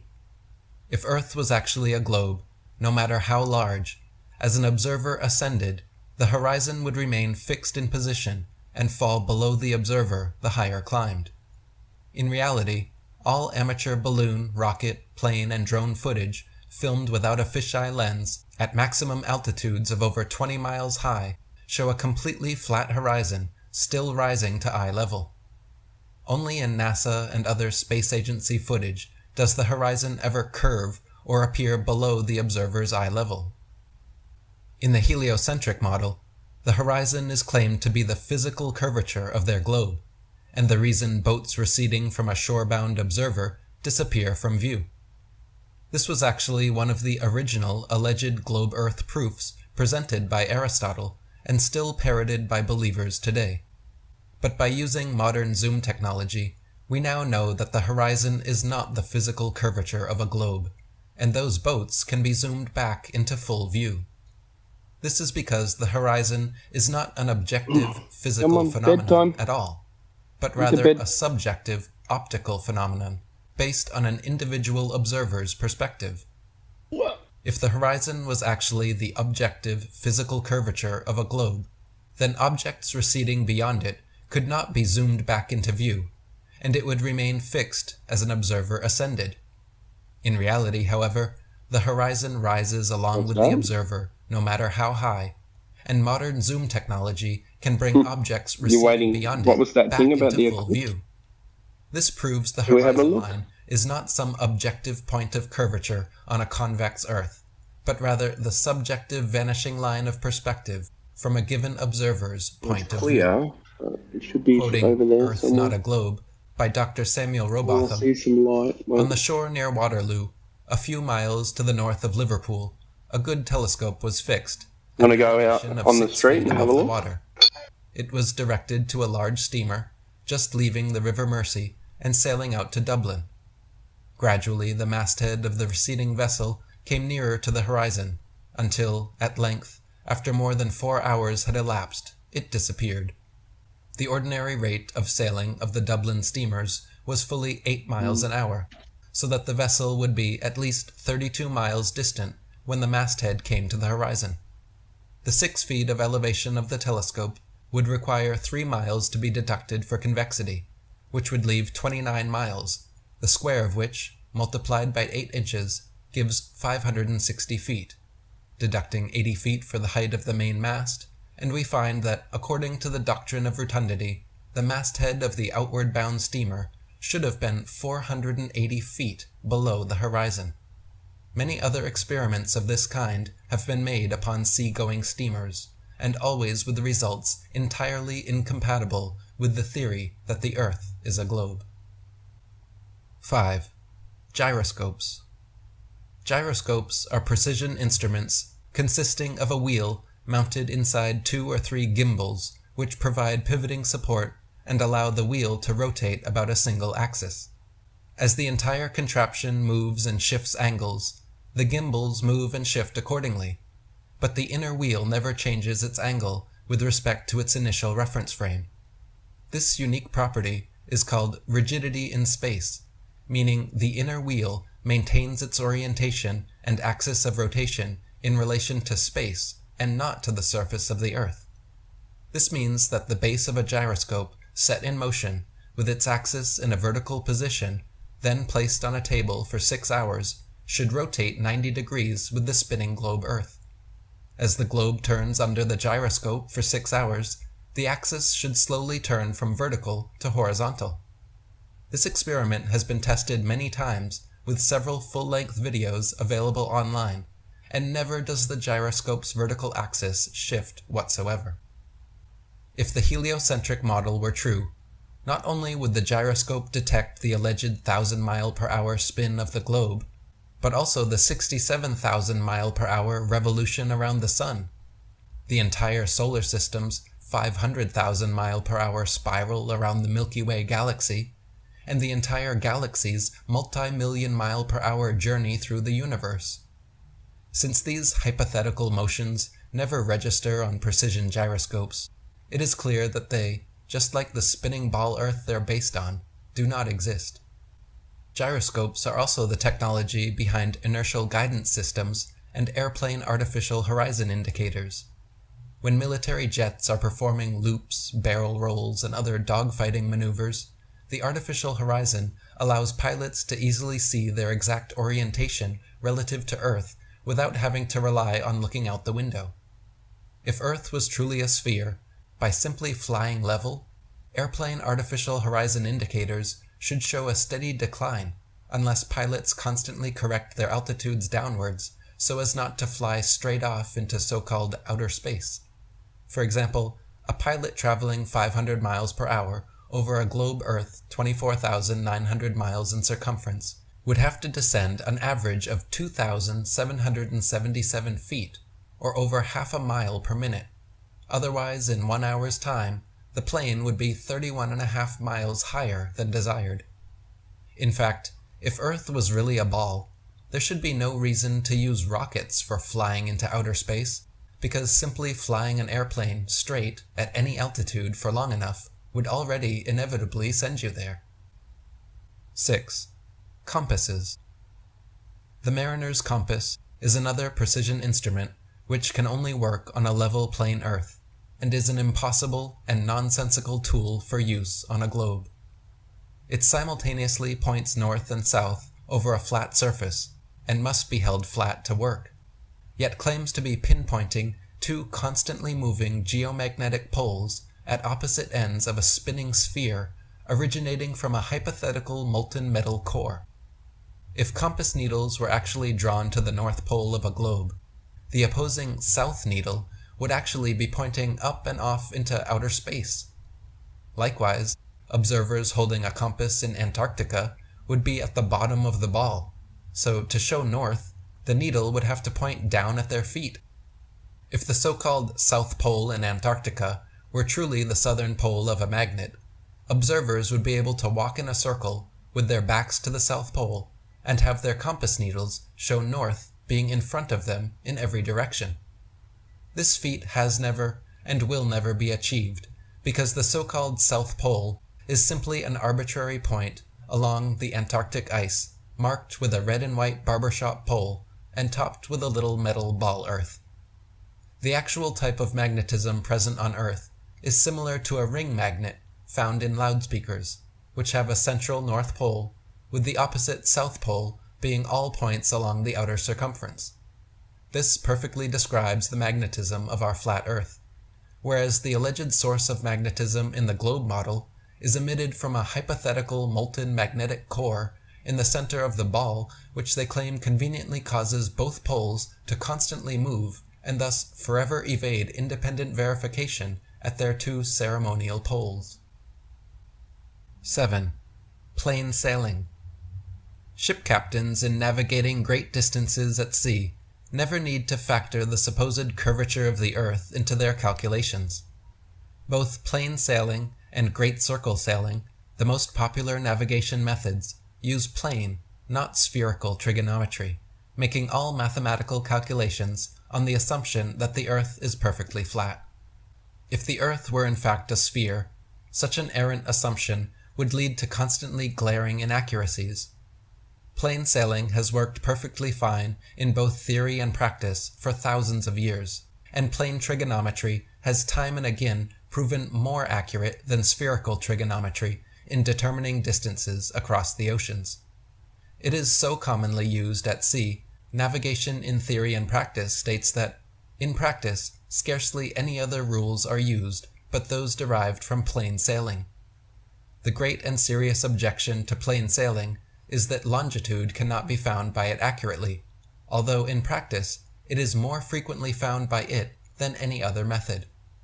So both latitude and longitude are found most often and most accurately by assuming Earth to be flat, more accurately even than assuming the Earth to be spherical. Quoting 100 Proofs Earth is Not a Globe by William Carpenter, "If the Earth were a globe, a small model globe would be the very best, because the truest, thing for the navigator to take to sea with him. But such a thing as that is not known. With such a toy as a guide, the mariner would wreck his ship of a certainty. This is a proof that Earth is not a globe." 8. Construction. Surveyors, engineers, architects, and builders are never required to factor the supposed curvature of the Earth into their projects. Plumb bobs are used to establish plumb vertical datums, with spirit levels then used to establish horizontal datums and lay flat foundations across great expanses. If Earth was actually a globe of given proportions, builders would find themselves constantly deviating from both their established vertical and horizontal datum lines. But in reality, canals, railways, bridges, tunnels, and other large projects are always cut and laid horizontally, often over hundreds of miles, without any allowance for curvature, and no deviation from established datums. As stated by surveyor T. Westwood in Earth Review magazine, quote, "In leveling, I work from ordnance marks, or canal levels, to get the height above sea level. The puzzle to me used to be that over several miles, each level was and is treated throughout its whole length as the same level from end to end, not the least allowance being made for curvature." The Suez Canal, which connects the Mediterranean Sea with the Gulf of Suez on the Red Sea, is one clear proof of both the Earth's and water's non-convexity. The canal is 100 miles long and without any locks, so the water within is an uninterrupted continuation of the Mediterranean Sea to the Red Sea. When it was constructed, the Earth's supposed curvature was not taken into account. It was dug along a horizontal datum line 26 feet below sea level, passing through several lakes from one sea to the other, with the datum line and the water's surface running perfectly parallel over the 100 miles.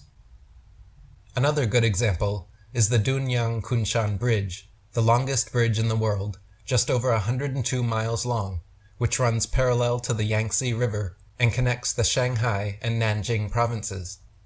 This bridge is approximately the same length as the Suez Canal, and was also built without factoring the alleged curvature of the Earth. If Earth was actually a globe 24,900 miles in circumference, spherical trigonometry dictates that the center of both the Suez Canal and the Dunyang Kunshan Bridge would bulge over 1,666 feet higher than either end. Engineer W. Winkler was published in the Earth Review regarding the Earth's supposed curvature, stating, "As an engineer of many years' standing, I saw that this absurd allowance is only permitted in school books. No engineer would dream of allowing anything of the kind. I have projected many miles of railways and many more of canals, and the allowance has not even been thought of, much less allowed for. This allowance for curvature means this, that it is 8 inches for the first mile of a canal, and increasing at the ratio by the square of the distance in miles. Thus a small navigable canal for boats, say 30 miles long, will have, by the above rule, an allowance for curvature of 600 feet. Think of that, and then please credit engineers as not being quite such fools. Nothing of the sort is allowed. We no more think of allowing 600 feet for a line of 30 miles of railway or canal than of wasting our time trying to square the circle. Railroads are another example of large-scale construction projects spanning hundreds or even thousands of miles, working from an established datum line and without deviating for the entire length. The Manchester Ship Canal Company, in an official statement published in Earth Review magazine, confirmed, quote, "It is customary in railway and canal constructions for all levels to be referred to a datum which is nominally horizontal, and is so shown on all sections. It is not the practice in laying out public works to make allowances for the curvature of the Earth." As an example, the London and North Western Railway forms a straight line 180 miles long between London and Liverpool. The railroad's highest point, midway at Birmingham Station, is only 240 feet above sea level. But if Earth was actually a globe of given proportions, the 180-mile stretch of rail would form an arc with its center point at Birmingham raising over a mile, a full 5,400 feet above London and Liverpool. A surveyor and engineer of 30 years, published in the Birmingham Weekly Mercury, stated, "I am thoroughly acquainted with the theory and practice of civil engineering. However bigoted some of our professors may be in the theory of surveying according to the prescribed rules, yet it is well known amongst us that such theoretical measurements are incapable of any practical illustration. All our locomotives are designed to run on what may be regarded as true levels or flats. There are, of course, partial inclines or gradients here and there, but they are always accurately defined and must be carefully traversed. But anything approaching to 8 inches in the mile, increasing as the square of the distance, could not be worked by any engine that was ever yet constructed. Taking one station with another all over England and Scotland, it may be stated that all the platforms are on the same relative level. The distance between eastern and western coasts of England may be set down as 300 miles. If the prescribed curvature was indeed as represented, the central stations at Rugby or Warwick ought to be close upon 3 miles higher than a cord drawn from the 2 extremities. If such was the case, there is not a driver or stoker within the kingdom that would be found to take charge of the train. We can only laugh at those of your readers who seriously give us credit for such venturesome exploits as running trains round spherical curves. Horizontal curves on levels are dangerous enough. Vertical curves would be 1,000 times worse. and with our rolling stock constructed as at present, physically impossible. 9. Long-distance photography. We are consistently able to observe objects at incredibly long distances, far beyond what would be possible if Earth was actually a globe of given proportions. By inputting the observer height and distance viewed into an Earth curvature calculator, it is easy to check how much a target should be obstructed on a globe Earth. For example, it is often possible to see the Chicago skyline from sea level 60 miles away across Lake Michigan. In 2015, after photographer Joshua Nowicki photographed this phenomenon, several news channels quickly claimed his picture to be a superior mirage, an atmospheric anomaly caused by temperature inversion. While these certainly do occur, the skyline in question was facing right side up and clearly seen, unlike a hazy, illusory mirage, and on a ball Earth 24,900 miles in circumference should be a full 2,400 feet below the horizon. In Genoa, Italy, from only 70 feet above sea level, on clear days it is possible to see the distant islands of Elba, Gorgona, Caprea, and Corsica, which are 81, 99, 102, and 125 miles away. If Earth was truly a globe of given proportions, all 4 islands could never be visible for such an observer, and would be hidden behind 3,300, 5,200, 5,600, and 8,700 feet of curved water. From Anchorage, Alaska, at an elevation of 102 feet, on clear days, both Mount Foraker and Mount McKinley can be seen in their entirety, standing straight from base to summit with the naked eye from 120 and 130 miles away, respectively. If Earth was really a ball of given circumference, both mountains should be leaning back away from the observer, with the lower half of each mountain completely obstructed from view. Based on verifiable curvature calculations, 7,719 feet of Mount Foraker's 17,400-foot summit and 9,220 feet of Mount McKinley's 20,320-foot summit should be hidden behind a giant bulge of curved globular Earth. The current record-breaking longest-distance zoom photograph recently captured Pic Gaspard from Pic de Finestrelles, a whopping 275 miles away, with an observer height of approximately 9,000 feet, from which, based on correct curvature calculations, the entire 12,740-foot mountain should be invisible behind nearly 6 miles of curved Earth. Even more recently, flat earthers like J. Tolan Media have been filming using infrared zoom cameras at high altitudes to capture lakes, mountains, and other landmarks up to an incredible 1,000 miles away. If Earth was really a globe the size we are told, many of the landmarks photographed would be hidden behind upwards of 70 miles of curved Earth. 10. Lighthouses. The distance from which various lighthouse lights around the world are visible at sea also far exceeds what could be found on a globe of given proportions. For example, the Dunkirk light in southern France, at an altitude of 194 feet, is visible from a boat 10 feet above sea level, 28 miles away. Spherical trigonometry dictates that if Earth was a globe with the given curvature rate, this light should be hidden 190 feet below the horizon. The Port Nicholson light in New Zealand is 420 feet above sea level and visible from 35 miles away, where it should be 220 feet below the horizon. The Agero light in Norway is 154 feet above high water and visible from 28 statute miles, where it should be 230 feet below the horizon. The light at Madras on the Esplanade is 132 feet high and visible from 28 miles away, where it should be 250 feet below the line of sight. The Cordonin light on the west coast of France is 207 feet high and visible from 31 miles away, where it should be 280 feet below the line of sight. The light at Cape Bonavista, Newfoundland, is 150 feet above sea level and visible at 35 miles, where it should be 491 feet below the horizon. The lighthouse steeple of St. Botolph's Parish Church in Boston is 290 feet tall and visible from over 40 miles away, where it should be hidden a full 800 feet below the horizon. The Isle of Wight lighthouse in England is 180 feet high and can be seen up to 42 miles away, a distance at which modern astronomers say the light should fall 996 feet below the line of sight. The Cape Legulas lighthouse in South Africa is 33 feet high, 238 feet above sea level, and can be seen for over 50 miles.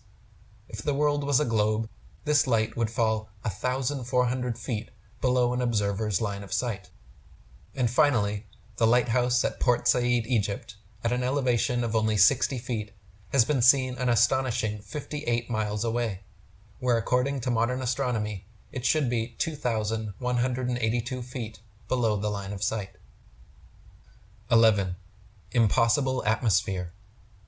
If Earth was truly a globe, constantly spinning eastwards at over 1,000 miles per hour, it stands to reason that helicopters and hot air balloons should be able to simply hover over the surface of the Earth and wait for their destinations to come to them. For example, during the Red Bull Stratosphere dive, Felix Baumgartner, spending 3 hours ascending over New Mexico, should have landed 2,500 miles west into the Pacific Ocean, but instead actually landed a few dozen miles east of the takeoff point. Likewise, vertically fired cannonballs and other projectiles should fall significantly due west on an eastward spinning ball. In actual fact, however, whenever this has been tested, vertically fired cannonballs shoot upwards an average of 14 seconds ascending, 14 seconds descending, and fall back to the ground no more than 2 feet away from the cannon, sometimes directly back into the muzzle.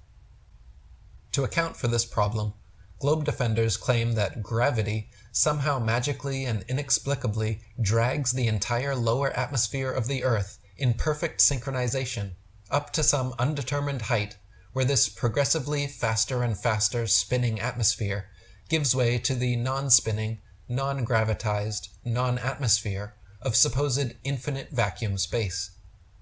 NASA refuses to answer at what altitude this impossible feat allegedly happens, but the effect such a transition would have on a craft traversing it would be disastrous. It is also scientifically refuted by the simple fact that vacuums cannot exist connected to non-vacuums while maintaining the properties of a vacuum. As anyone who has punctured an aerosol can knows, two adjacent pressure systems, not separated by some kind of barrier or membrane, will equilibrate. If gravity magically dragged the atmosphere along with the spinning ball Earth, that would mean the atmosphere at the poles would be spinning at 0 miles per hour, while over the mid-latitudes it would be spinning around 500 miles per hour, and gradually faster until reaching the equator, where Earth and the atmosphere would be spinning together at over 1,000 miles per hour. Not only would this gravitized atmosphere increase speed from poles to the equator, but would also necessarily progressively increase speed the higher the altitude. In reality, however, the atmosphere at every point on Earth is equally unaffected by this alleged force, as it has never been measured and is proven non-existent by the ability of airplanes to fly unabated in any direction without experiencing any such atmospheric changes. Landing airplanes on such fast-moving runways, facing all manner of directions, north, south, east, west, and otherwise, would also be practically impossible. Not to mention rain, fireworks, birds, bugs, clouds, smoke, balloons, and projectiles would all behave very differently if the Earth and its atmosphere were constantly spinning. Tests were conducted in the 19th century with cannons facing each of the cardinal directions, which proved Earth and its atmosphere are not spinning. If they were, then north and south-facing cannons would establish a control, while east-firing cannonballs should fall significantly farther than all others, while west-firing cannonballs should fall significantly closer. In actual fact, however, regardless of which direction cannons are fired, the distance covered is always the same. Common sense tells us if Earth and its atmosphere were constantly spinning eastwards over 1,000 miles per hour, this should somewhere, somehow, be seen, heard, felt, or measured by someone, yet no one in history has ever experienced this alleged eastward motion. Meanwhile, however, we can hear, feel, and experimentally measure even the slightest westward breeze. Furthermore, clouds, wind, and weather patterns casually and unpredictably meander every which way, with clouds often traveling in opposing directions at varying altitudes simultaneously. This is altogether incompatible with the theory of a rapidly rotating Earth and atmosphere. 12. Flight times. If Earth and its atmosphere were constantly spinning eastwards over 1,000 miles per hour at the equator, then the average commercial airliner traveling 500 miles per hour should never be able to reach its eastward destinations before they come speeding up from behind. Likewise, westward destinations should be arrived at thrice the speed, but this is not the case. In reality, the differences between eastbound and westbound flight durations usually amount to a matter of minutes, and nothing near what would occur on a spinning globe. As Gabrielle Henriette stated in her book Heaven and Earth, if flying had been invented at the time of Copernicus, there is no doubt that he would have soon realized that his contention regarding the rotation of the Earth was wrong, on account of the relation existing between the speed of an aircraft and that of the Earth's rotation. If the Earth rotates, as it is said, at 1,000 miles an hour, and a plane flies in the same direction at only 500 miles, it is obvious that its place of destination will be farther removed every minute. On the other hand, if flying took place in the direction opposite to that of the rotation, a distance of 1,500 miles would be covered in 1 hour, instead of 500, since the speed of the rotation is to be added to that of the plane. It could also be pointed out that such a flying speed of 1,000 miles an hour, which is supposed to be that of the Earth's rotation, has recently been achieved, so that an aircraft flying at this rate in the same direction as that of the rotation could not cover any ground at all. It would remain suspended in mid-air over the spot from which it took off, since both speeds are equal. The spinning globe model dictates that Earth and its atmosphere would be moving together 1,000 miles per hour at the equator, and progressively slower, approaching zero closer to the poles. The following examples all take place at the mid-latitudes, where the globe model claims that Earth and its atmosphere should be moving together at approximately 500 miles per hour, the same as the average flight speed of a commercial airliner. Flights from Los Angeles to New York City, traveling east with the alleged rotation of the Earth, take an average of 5.5 hours, for instance, so the return flight west should only take 2 3/4 hours. But in fact, the average New York City to LA flight actually takes upward of 6 hours, a time totally inconsistent with the spinning globe model. Flights eastward with the alleged spin of the Earth from Tokyo to Los Angeles take an average of 10.5 hours. Therefore, return flights westward against the alleged spin should take an average of 5.25 hours, but in actual fact take an average of 11.5 hours. Another flight duration totally inconsistent with the globe model.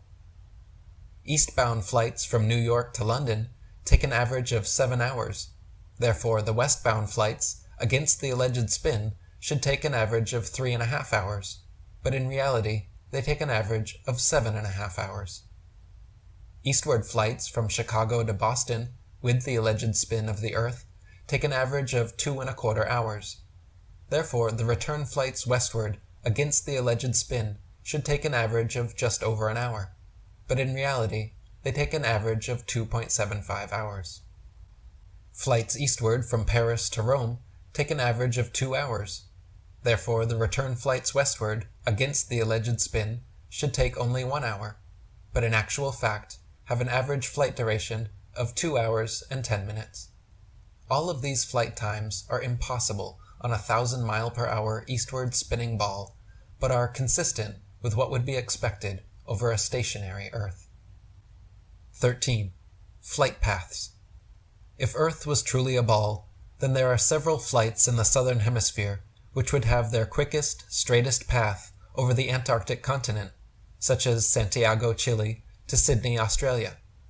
Instead of taking the shortest, quickest route in a straight line over Antarctica, however, all such flights detour all manner of directions away from Antarctica, instead claiming the temperatures are too cold for airplane travel.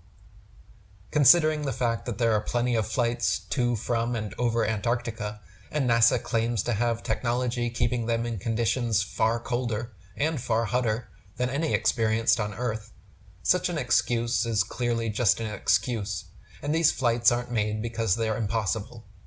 If Earth was a ball and Antarctica was too cold to fly over, the only logical way to fly from Sydney to Santiago would be a straight shot over the Pacific, staying in the southern hemisphere the entire way. Refueling could be done in New Zealand or other southern hemisphere destinations along the way, if absolutely necessary. But in reality, Santiago to Sydney flights go into the northern hemisphere, making stopovers at LAX and other North American airports before continuing back down to the southern hemisphere. Such ridiculously wayward detours make no sense on the globe, but make perfect sense and form nearly straight lines when shown on a flat Earth map. On a globe, Johannesburg, South Africa to Perth, Australia should be a straight shot over the Indian Ocean, with convenient refueling possibilities on Mauritius or Madagascar.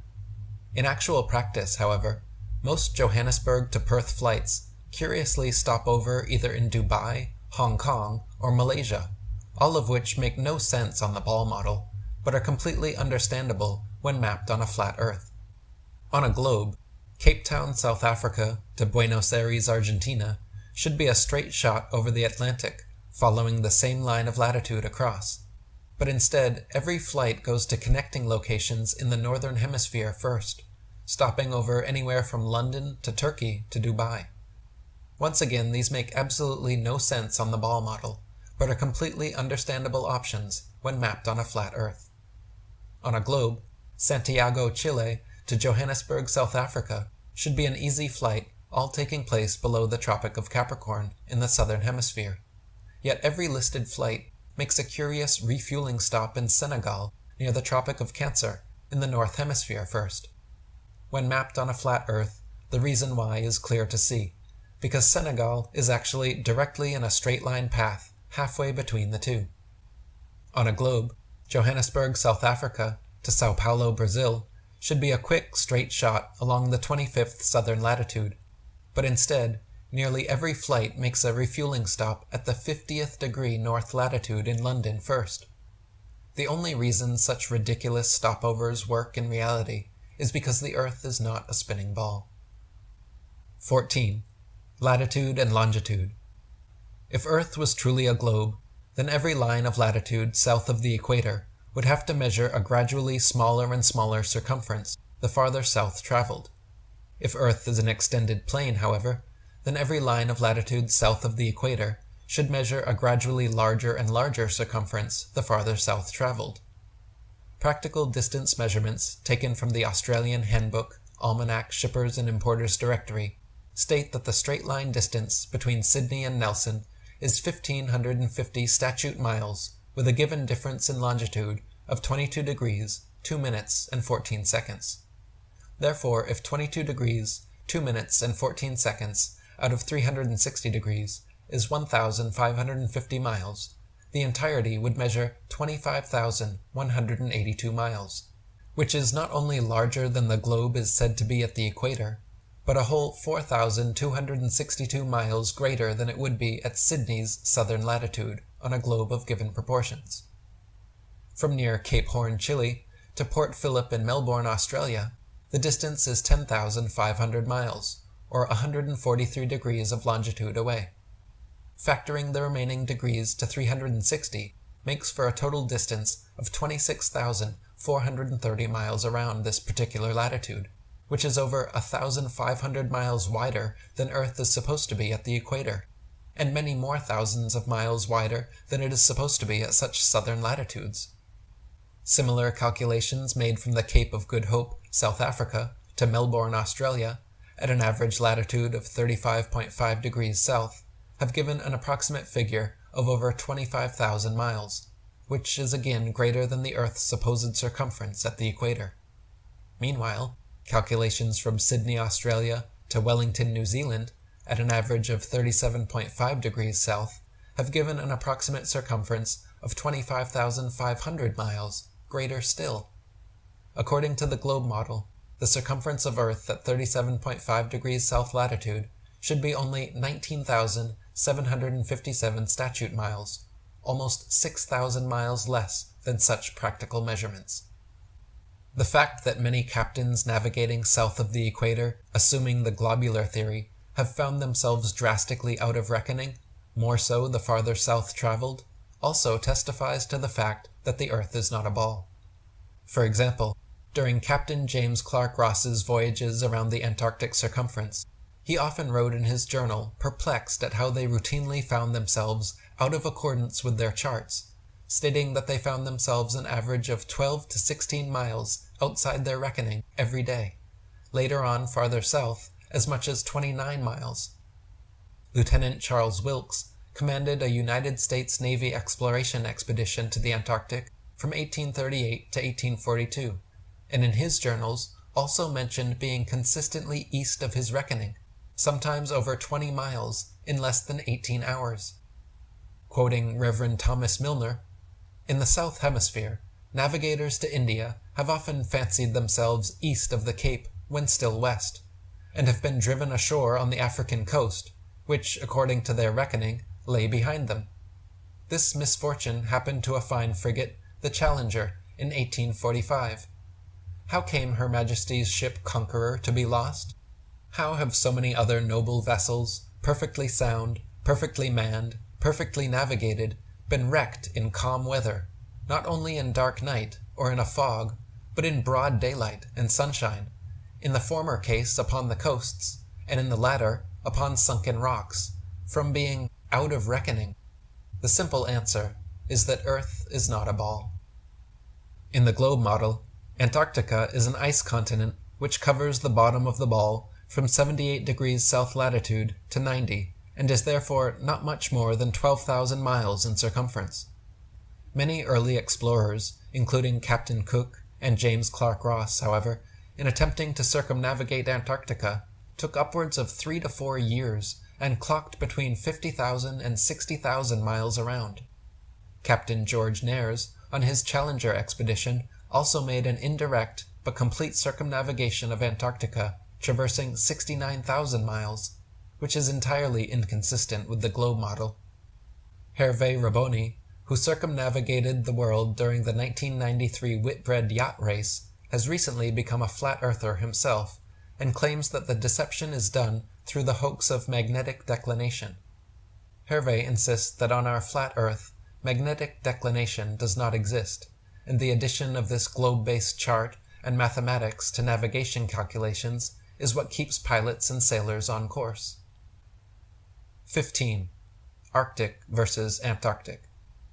If Earth was truly a globe, the Arctic and Antarctic polar regions and areas of comparable latitude north and south of the equator should share similar conditions and characteristics, such as comparable temperatures, seasonal changes, length of daylight, plant and animal life. In reality, however, the Arctic and Antarctic regions and areas of comparable latitude north and south of the equator differ greatly in many ways, entirely inconsistent with the globe model, but exactly as expected on a flat Earth.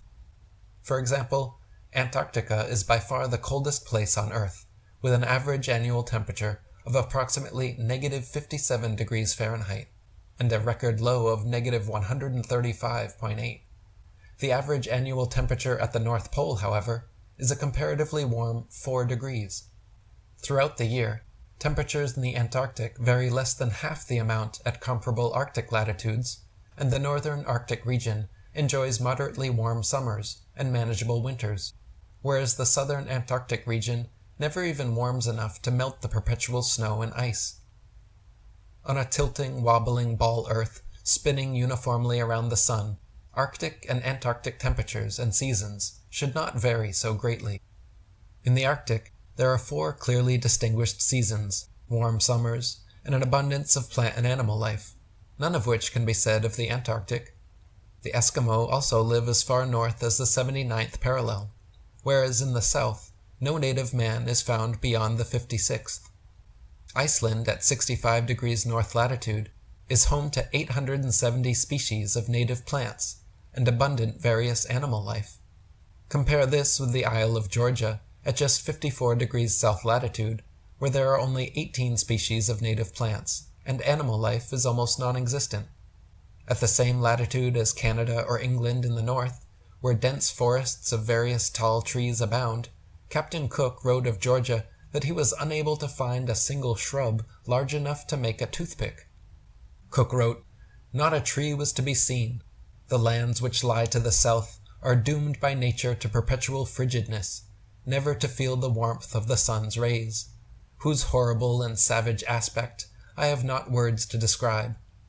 Even marine life is sparse in certain tracts of vast extent, and the seabird is seldom observed flying over such lonely wastes.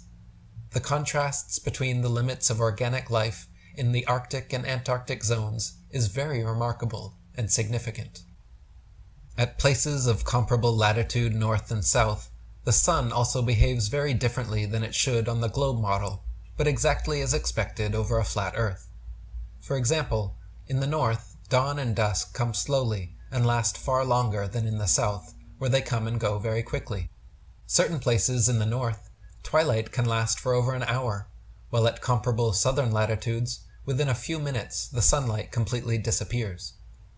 Also, the longest summer days north of the equator are much longer than those south of the equator, and the shortest winter days north of the equator are much shorter than the shortest south of the equator.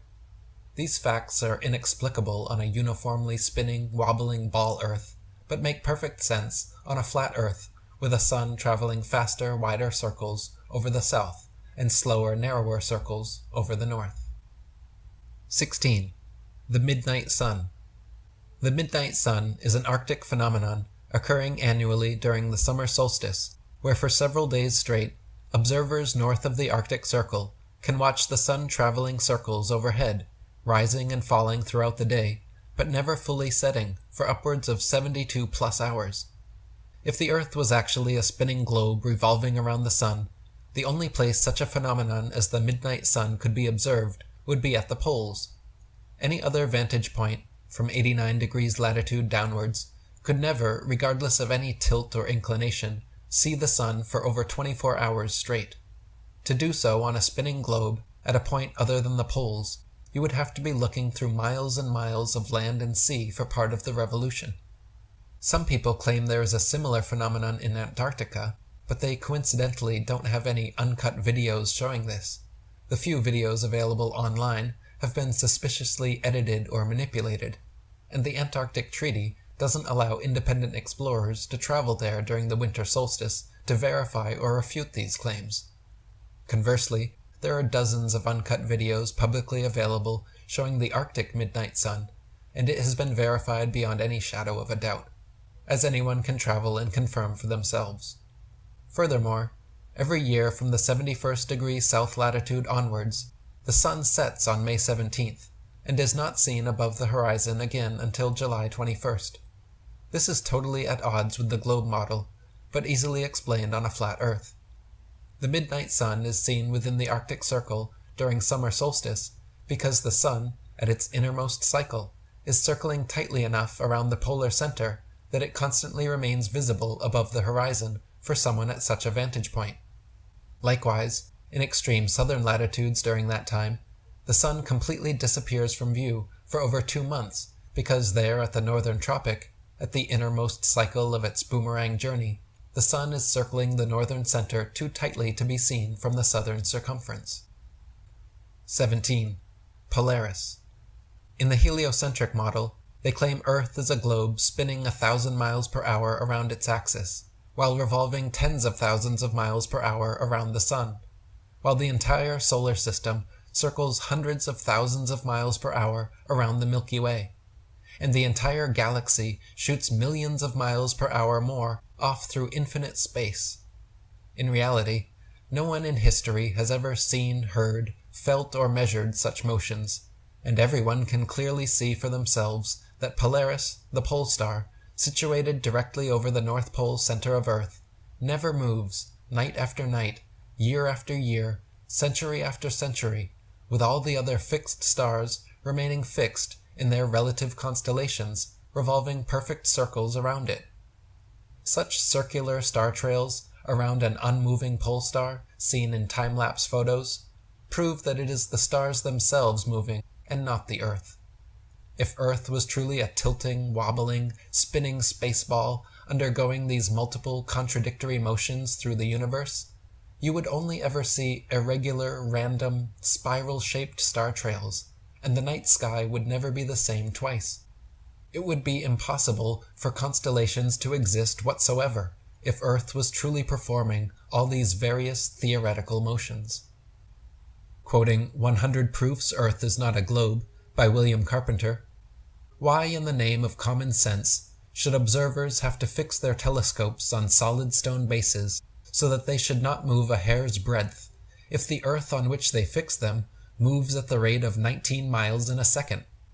Indeed, to believe that 6,000 million tons is rolling, surging, flying, darting on through space forever, with a velocity compared with which a shot from a cannon is a very slow coach, with such unerring accuracy that a telescope fixed on granite pillars in an observatory will not enable a lynx-eyed astronomer to detect a variation in its onward motion of the 1,000th part of a hair's breadth, is to conceive a miracle compared with which all the miracles on record put together would sink into utter insignificance. Since we can, in middle north latitudes, see the North Star on looking out of a window that faces it, and out of the very same corner of the very same pane of glass in the very same window all the year round, it is proof enough for any man in his senses that we have made no motion at all, and that the Earth is not a globe." 18. Sigma Octantis. Sigma Octantis is claimed to be a southern central pole star similar to Polaris, around which the southern hemisphere stars all rotate around the opposite direction. Unlike Polaris, however, Sigma Octantis cannot be seen simultaneously from every point along the same latitude. It is not central, but allegedly 1 degree off-center. It is not motionless, and in fact cannot be seen at all using commercially available telescopes. There is legitimate speculation regarding whether Sigma Octantis even exists. The heliocentric model claims stars south of the equator revolve the opposite direction around Sigma Octantis, but in reality, all the luminaries revolve the same direction east to west around Polaris, like in a planetarium dome. Our Earth planetarium, however, is too vast for any observer to see all the stars simultaneously from one vantage point, so their apparent motion, angle, and inclination changes based on perspective and the exact direction faced. Quoting Earth Not a Globe by Dr. Samuel Robotham, "Another thing is certain, that from within the equator, the North Pole star, and the constellations Ursa Major, Ursa Minor, and many others, can be seen from every meridian simultaneously, whereas in the south, from the equator, neither the so-called South Pole star nor the remarkable constellation of the Southern Cross can be seen simultaneously from every meridian, showing that all the constellations of the South Pole star included sweep over a great southern arc and across the meridian, from their rise in the evening to their setting in the morning. But if the Earth is a globe, Sigma Octantis, a South Pole star, and the Southern Cross, a southern circumpolar constellation, they would all be visible at the same time from every longitude on the same latitude, as is the case with the Northern Pole star and the northern circumpolar constellations. Such, however, is not the case. 19. Local Sun.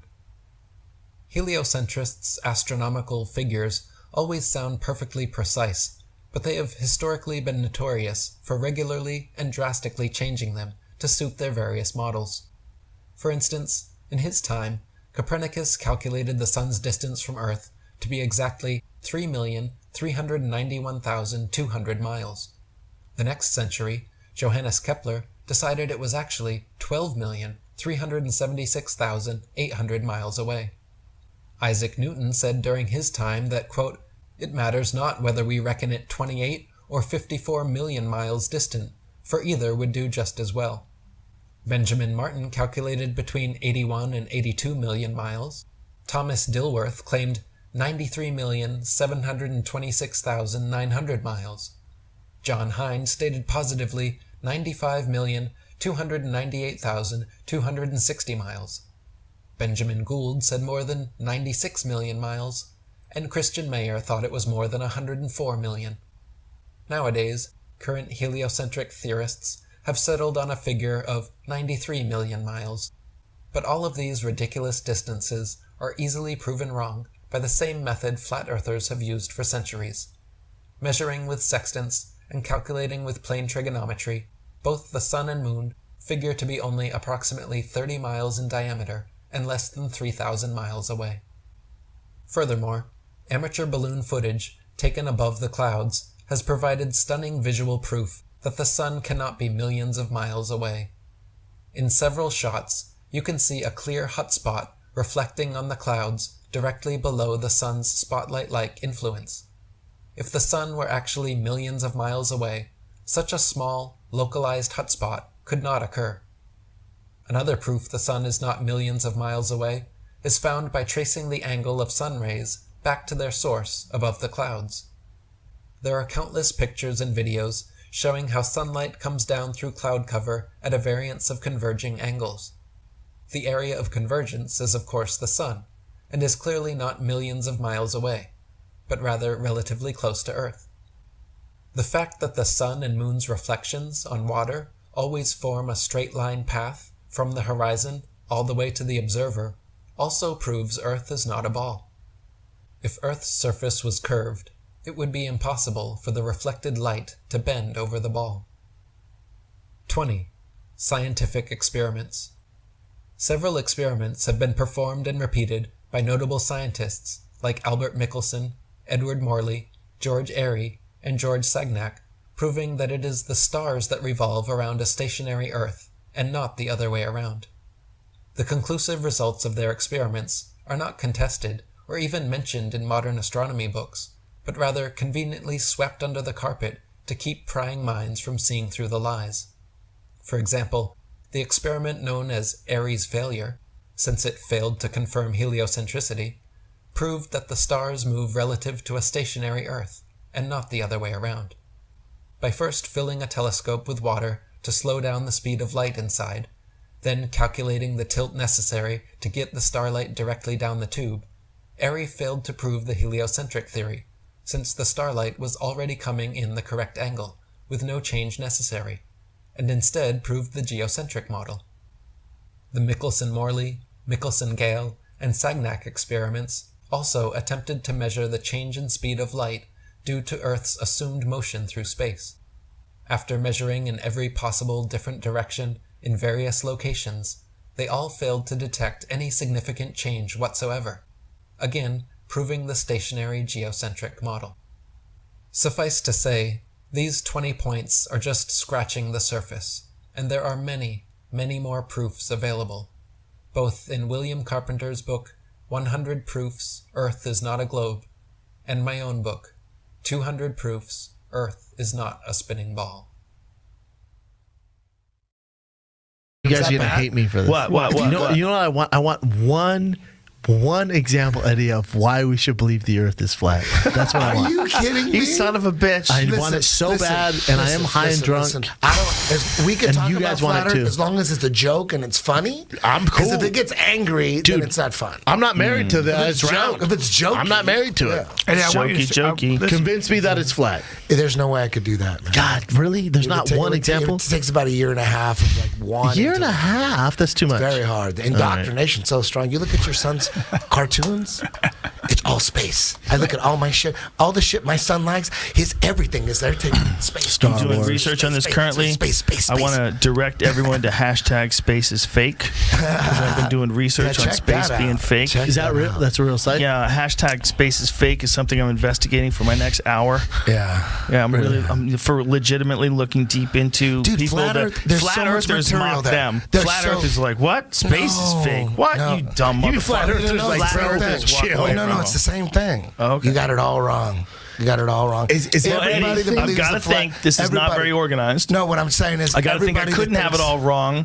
No, There's no everybody, way. anybody that thinks the Earth is flat, they totally don't believe what we're taught about what's above us. So when the people sun? say space Wait a is minute. fake, What about the sun? They mean all the information we're getting. You're lying about that shit. that it's not that it doesn't exist. Of course it exists. We see it. Right, of course. But space is fake sounds ridiculous. Like There's we're something up looking there. at it and it's fake. That's ridiculous. That's just not what the it means. It Truman means Show. that all the information we got about all We're those off. lights in the sky. Yeah, something they're else. They're lying NASA's to lying? us. They're lying to us. Why would NASA lie? And there's a reason, and why I can sit wouldn't here they, and tell you, Brian? but you guys don't want to hear it. Hold on. So I don't want to talk Can you give about us the cliff notes? The cliff notes are, man. Have you studied any kind of a? He doesn't need to, B. Let's hear just a few of it. The goal has always been for the most powerful emperors is a one world government. They always wanted a one world government. All the Roman emperors, they try to figure out, they try to do different combinations. How about and they would fall, and a new emperor would come and go, you know what? I'm going to fucking rule World the world domination, in other words. Aztecs. I'm not going to let my soldiers get married. That way we'll have a stronger army. They have different philosophies. Everyone believed different shit. But they all wanted a one world government. There's no way to have a fucking one world government. Nobody's into that shit. Right. Not even other rulers from small countries are like, one world government? That's going to put me out of a job. Fuck your one world government. People that don't know shit about politics don't want a one world government. Sure. There's no way you're going to sell a one world government. It's impossible. The only way to make a one world government work is to have the people embrace it. They have to want it because nobody wants it. So the trick is to make people want it, to embrace it. There's only one way. I gotta pee. There's only Hold one on, way. Joe. This is very You're gonna important. miss I've out heard on this. I know this. Okay. I don't know The that. only way, and they've known this forever. The Vatican knew this. The Vatican, the Pope wanted to rule the world. They all knew it, but they couldn't do it. They all knew it, but they knew one way, but there's no way how they're going What's to the pull it one off. way, man? The only way is if there was some extraterrestrial threat from up above us. That would be the only way to have everyone embrace the one world government. They all knew that for years. But they didn't work That's so far. the plan. They could never It's a make shitty it work. plan, though. They didn't have the technology 500 years ago. The Vatican knew about it. They wanted it. And you go to the Vatican, you see paintings of like Have you been there? UFOs with aliens in them. And back when I used to believe in UFOs, but before I figured out that UFOs they want us to believe in UFOs. They're preparing us for a fake alien invasion. That's always been the plan. A one world government. The only way to do it is to get us to embrace it. And the only way to embrace it is from an alien attack. Ronald Reagan talked about it many times at the UN, CFR. He talked about it because wouldn't it make, he looked at all the leaders of the nation, of the world, and said, wouldn't it make our lives easier if we just had some kind of extraterrestrial threat? He said that shit. He said that in front of the UN. Like he's trying to get everybody into I don't think he ever said believing. that. No, he said that many times. It's on video many times. Ronald Reagan? Ronald Ever Reagan. heard of him, Brian? Ever heard I've of him? listened to a lot of Bush speeches. was vice president. Right. He was talking about, and there's many videos of him saying, what lies before us. He's in front of the nation doing a State of the Union address, saying what lies before us is the opportunity to forge a new world order, an order. Because he's talking about like Do you it's think time. that means the space is fake? Yes. No. When people ask me why would they fake space, it's always been about a fake alien attack. You can't have a fake alien attack. I've never heard a politician ever talk You can't about have a fake alien attack though. without space. But I've never heard a politician You talk have to have about space first. So they always, you know who promoted space more than anybody? Who wanted Nazis. Who wanted Nazis? Russians. But before the Nazis, you know who wanted space? Aztecs. No, the Vatican. Mayans. The Vatican. They have all the biggest. They have all the astronomers. They're all Jesuit Vaticans. All of them. All the ones that are giving us this information about space. They all come from the Vatican. The Vatican has the most The powerful Vatican said telescope. that the Earth- You know what the name of the Wait a Vatican minute. The telescope Vatican is? doesn't have the most powerful Yes, telescope. they do. You know what its name is? What Too, is it guys? called? The most powerful telescope, the Vatican. And you know what name it is? I've What? done the research on YouTube. on I have the YouTube. links. But you know what the name of this? Do you know Isn't what the the biggest name one in of Chile? this? The most powerful telescope in the world. It's in the Vatican. What Do is you it? know the Lucifer? Lucifer's What? dick balls.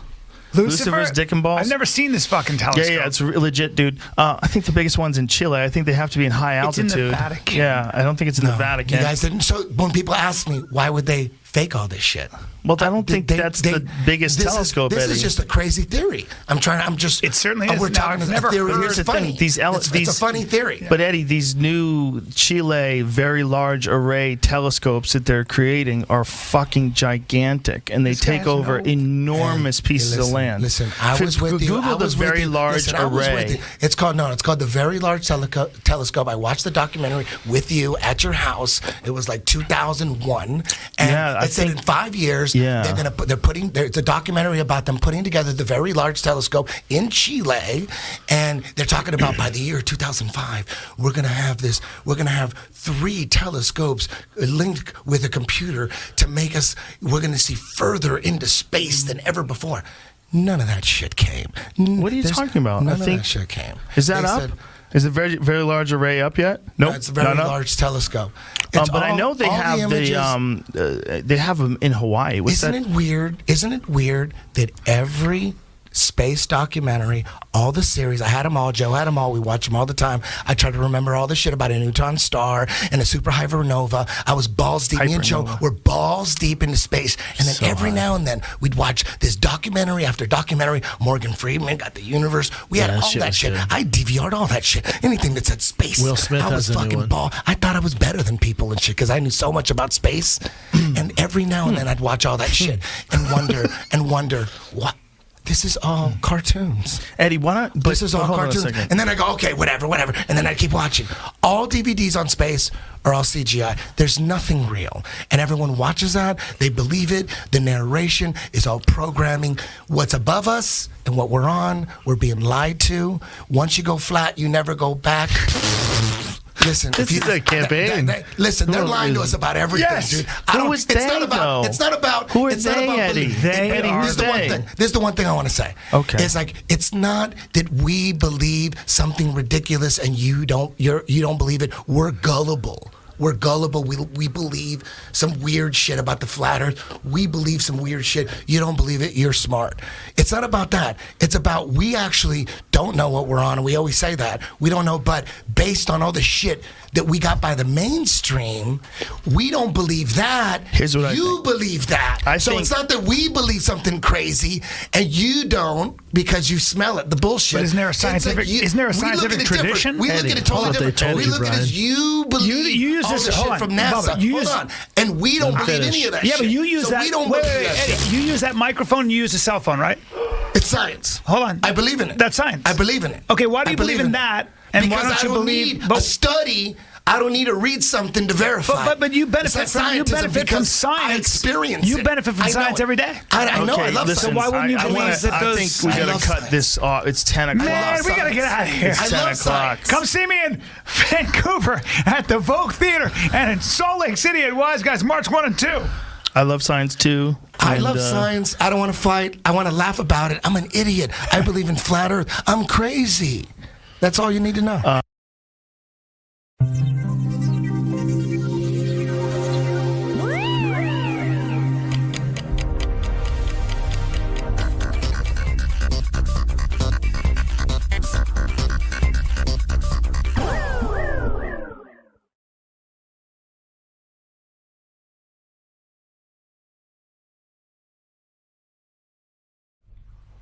In the flat Earth model of the cosmos, the North Pole is the immovable center of the world and the entire universe.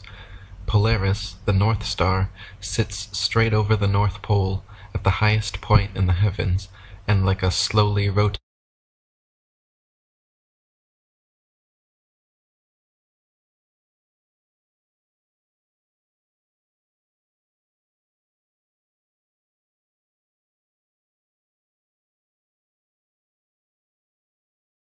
Hey, what's up, everybody? How y'all doing? Who's in here right now? Good day, Miggy. Hey, yo, what's up? Not much, man. How are you? Pretty good. Kiwi, what's up? What are you doing? Not much, man. Got up to catch the eclipse at 5 a.m. this morning, and yeah, it's been a great morning. Gonna hit the gym in a few minutes. About it, my brother. How are you doing? Yeah, doing really well. Good, man. You got that morning voice going. Oh yeah. Yo. What's up, Elijah? Going on. Hey, Elijah. Did you catch it? Yeah, of course I did. I woke up like a fool crazy, man. My Just looking at the moon, trying to simulate how the fuck that this could be causing that. I was like, yeah, this is a spell killer. For obviously, you know how you have raids and it's good enough for most roaches, but there's some like super roaches that's what this kind of terminology is the kind of stuff. But that's how I think of the anti-flat earthers, because like Nate lives like right in my vicinity. He's like, I don't see the issue. Like, what doesn't make sense about it? I see the diagram, and what doesn't make sense. Like it's almost like they don't know how to put the diagram with the observation and simulate how those two come together. It's like they don't have that part of the brain where you can literally imagine things in your mind and put things together in your mind. It's like that portion of their brain is broken. Because how you gonna ask me what about it doesn't work? It's like, Sam, I know the sun is coming up over there. I'm trying to. I was literally watching geometrically speaking, I was watching the moon literally an hour ago, and now the sun is the sun is up, and the moon is still up technically, though I can't see it. And they're like, no big deal. It's like, but how is that the Earth's shadow? Second of all, when the shadow, like, there are times of, supposedly, I don't really know, I have to double check this, but Geo says that there are times that the shadow will leave in one direction and literally it'll go back. And I think that's the picture, the image that Travis just got, because we were all talking about how it looks like the moon appears like it's going to be lit from the bottom up again, which makes no fucking sense. Because if it's entering the Earth's shadow, then how the fuck could what appears to be a shadow on the moon come like reverse instead of continue? But the thing that makes me crazy, is when we ask the Globers this and we're looking to them to go, oh, the spell is finally broken, and they go, I don't get it. What's the problem? And it's like, yo, get me out of NPC world right fucking now. Lord, I'm ready. Please. You know what I mean? Like, it just blows my mind.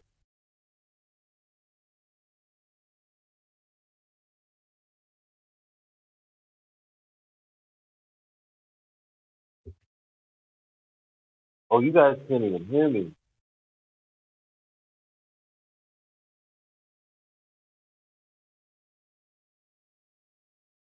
Oh, yes, you can. You can hear me, right? Yeah, we can hear you. Yeah, sorry. Again, switching to my phone. That was so the moon was presenting as orange in the sky, and then as the sun, like the incoming colors began to light up the eastern sky, I'm like, the eastern sky is matching the moon in the western sky for me, right? So I had the incoming lights in the eastern sky and then the moon over the western sky. It was just, yeah, it's an amazing thing to win. Yep. I want to know, how is it supposed to be an eclipse? What do you mean? Well, it's just a red moon. Oh, no, it began hours ago. Like, so from Not in Australia. Oh, they said it was going to be. You guys y'all aren't going to get that. No, they turned around and they said that at 10 o'clock we would have a lunar eclipse. Oh, that's the article I was reading. So you got okay. So it's going to be 10:16. It's coming. Don't worry. By 11, it should be like it's because you're going to see it coming back. Like you know how like because we just watched the first half of it. I guess you're going to experience the portion where the light comes back into the moon, whereas that's crazy. Yeah. Well, they said it was going to be 10 o'clock. I came out here with my P1000, and it's just a red-coloured moon. I just posted a picture of it, and it's 11:15. Yeah. See it.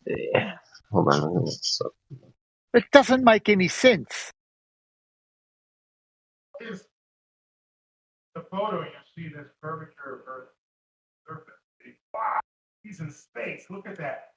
No, he's not.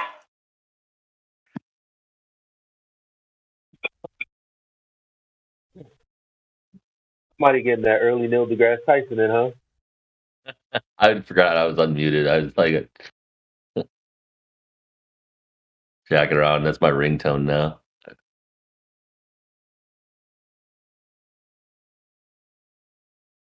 Might as well finish it off. This Here. is a spellbreaker for those that really have eyes to see. But for some people, it's like they don't even get it.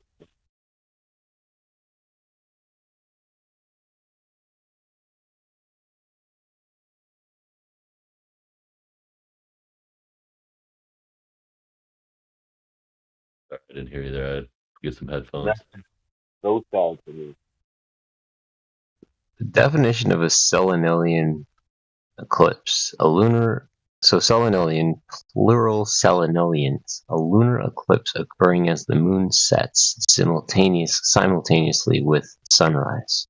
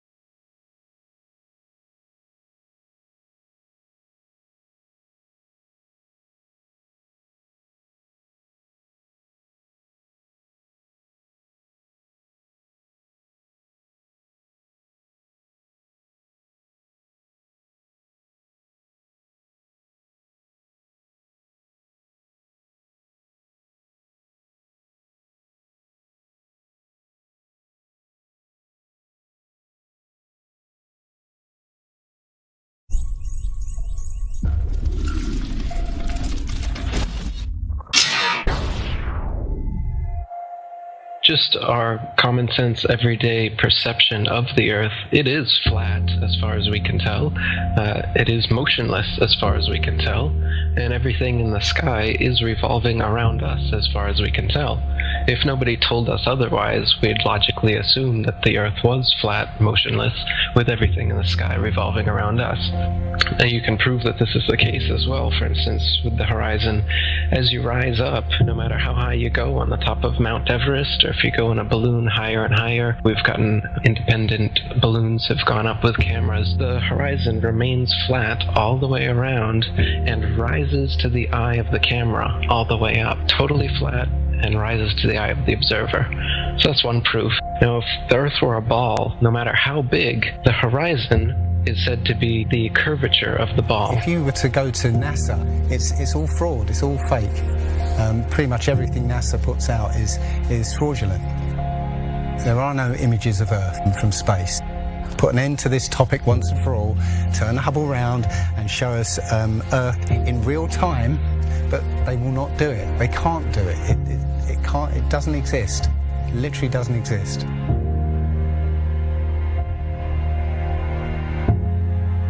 Hello.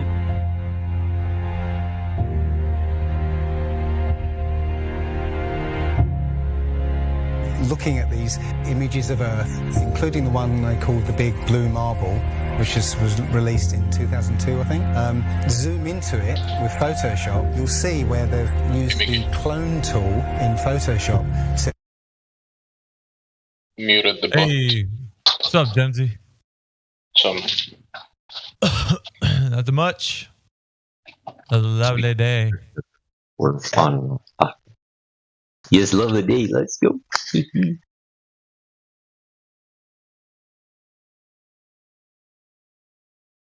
Yeah, you missed a great conversation yesterday, Dempsey. I was gonna tag you, but I didn't do it. We had a guy named A Lizard come in here. He was talking about the concept of everything, you know, like ether and everything. That's pretty good. I saw on your profile you were playing Roblox, so I was like, yeah, you probably want to just chill for the day. That's actually probably my little ones, because I wasn't at the house. So maybe she was in my console, and it shows like I was playing, but she uses my profile. But either way, the conversation was all right. I mean, the guy was, because I asked him if he knew Bob Nodell, because actually Bob, well, it was a weird thing because he popped in the YouTube live stream text chat, so he was on there. But yeah, he's saying this almost the same thing. Around what time was it? Around what time? Well, where do you live? So I can tell you. If I'm in the U.S., so Central time. East Coast, U.S. So it'll be yesterday around evening time for us. It was somewhere like evening. 4 or 5, something like this. So who was talking to him so I can find the screen? Because if I see the screen name on the YouTube, yeah, I'll be able to kind of like find. Well, yeah, you said A Lizard, so yeah, A Lizard. Yeah. A Lizard. Yeah. It was a good topic because I was like asking him what he thinks and like who he follows, and but he got into like a free energy and stuff. So he's still in here, obviously. It was around 9 or 10 a.m., wasn't it? Eastern. Yeah, he was talking about the electrical wires that we have. They like even if you cut them, they're still conducting electricity. So yeah, this was in the morning. This was like probably 10 or 11 a.m. Eastern yesterday because I was in the office when that chat was going it morning down. Time? Yeah, it felt like evening for me. I don't know. No, so I remember sitting in the office thinking, okay, I could listen to this for a little bit. It could be. Had to wake up because I have to move my car before the street cleaning comes and take it.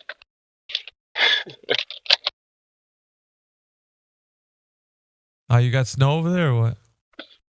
No, the street cleaning, they do it, today is the street cleaning day, and I'm on that side of the street that they'll take it if people are on this side, yeah. Whew. There's no snow. It's November in the East Coast, Northeast, which is supposed to be cold around these times, and it's been like 75, 70, almost 80 degrees almost every day. We haven't got a first snowfall yet over here in the Midwest. Usually by the end of October, we're getting some snow, some kind of snow. Yeah, I don't remember any November around here having these temperatures. Yeah, it is weird. They shift from year to year. Like usually, it almost seems like winter's getting pushed back and pushed back. Like it's shifting. What we would call winter would be like what we used to call winter would be like the beginning of October. Now it's all the way like the beginning of December or middle of December. Yeah.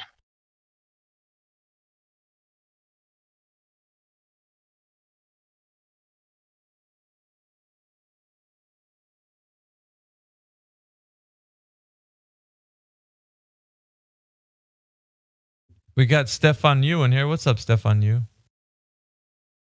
How you doing, man? Stefan Yu, are you there? Hello. Yeah, I'm here. I just come to listen. I'm at work right now, and I feel kind of lonely doing my stuff here. And yeah, I'm just want to listen to you guys. Hey, no worries, man. Keep us on like a podcast. It's a good way to kind of work through your day and listen to different things for sure. Yep. Mostly, usually people do that, but yeah, welcome to the chat, and yeah, hopefully you can hear some good conversations as people are waking up in America and popping in here. Yeah, thanks, man. We've been having some really good conversations in here for the past couple of days, and it's great. I like it. There has been some people in here that challenged the idea, but for the most part, we only know what we know, and speculation is sometimes good to have. Like when the people that don't know what's going on, they tend to like say, well, there's many different concepts of flat Earth. The concept that I've seen used to be like back when we first started investigating flat Earth was that the Earth is actually bigger going out. Like it's got more. It doesn't end in Antarctica. It goes further out. So there's a couple of theories with those guys. I always preface with speculation, but yeah, this is it's a pretty big topic. However, you can know things like things that we investigate within our own ecosystem. We can know some things, but as far as like giving everything explanations, that's like to the things in the sky. That's what we've been taught. That's why we always talk to people about that. That seems to be the biggest hurdle, I think, for people that are like, well, what are planets then?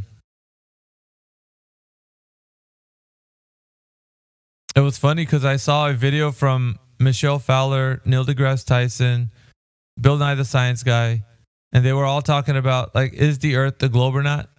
And the way that they explain it is crazy, like redundant.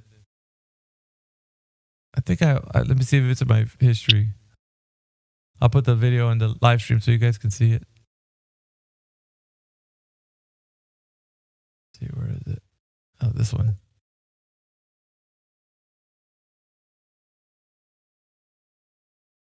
Hey, we got Dino that just joined us. I'm going to go ahead and mute you. Dino, how's it going?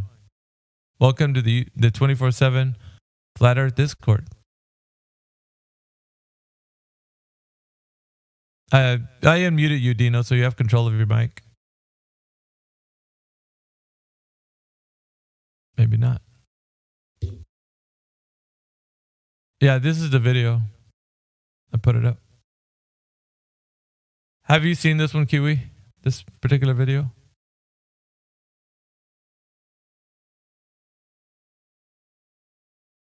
Watch. Is Earth flat or round? Yeah. Look at the thumbnail. Flying disc in the middle of the planet. But isn't that something, I don't know, some type of a language barrier or something? Or they trying to play with games? Because something can actually be flat and round at the same time. Like a flat round table or a coin or a frisbee. Yeah. And when you listen to them, Jemsy, this is like, I would say when the very first people started talking about it on social media, they were asking these questions. So it's almost like the question somebody would ask at the beginning of like all of these ideas. So Neil deGrasse and Bill Nye and Michelle Fowler, all of those like people were on here. Like each of them were talking about it. It sounds extremely like redundant. You're like, man, why would you boats go over the curve? That's one proof. But it's been a while actually. This video was, let's see, 2 years ago. 2 years ago. Oh, Bill Nye is in there as well. Oh no. Yeah. It's only boats go over the horizon. No, they don't. Yeah, it's only 10 minutes long. I can play it just a little bit of it if you want to hear it. Just like the questions that they were asking. Watch. I'll play it. I can stop it or whenever you guys want to stop it. I just wanted you to hear the way it sounds with these guys. Watch. Hey, Michelle said that it's not okay. Yeah. She said it's not It's okay. round. Go Okay, ahead. now let's see. How do we go about proving that?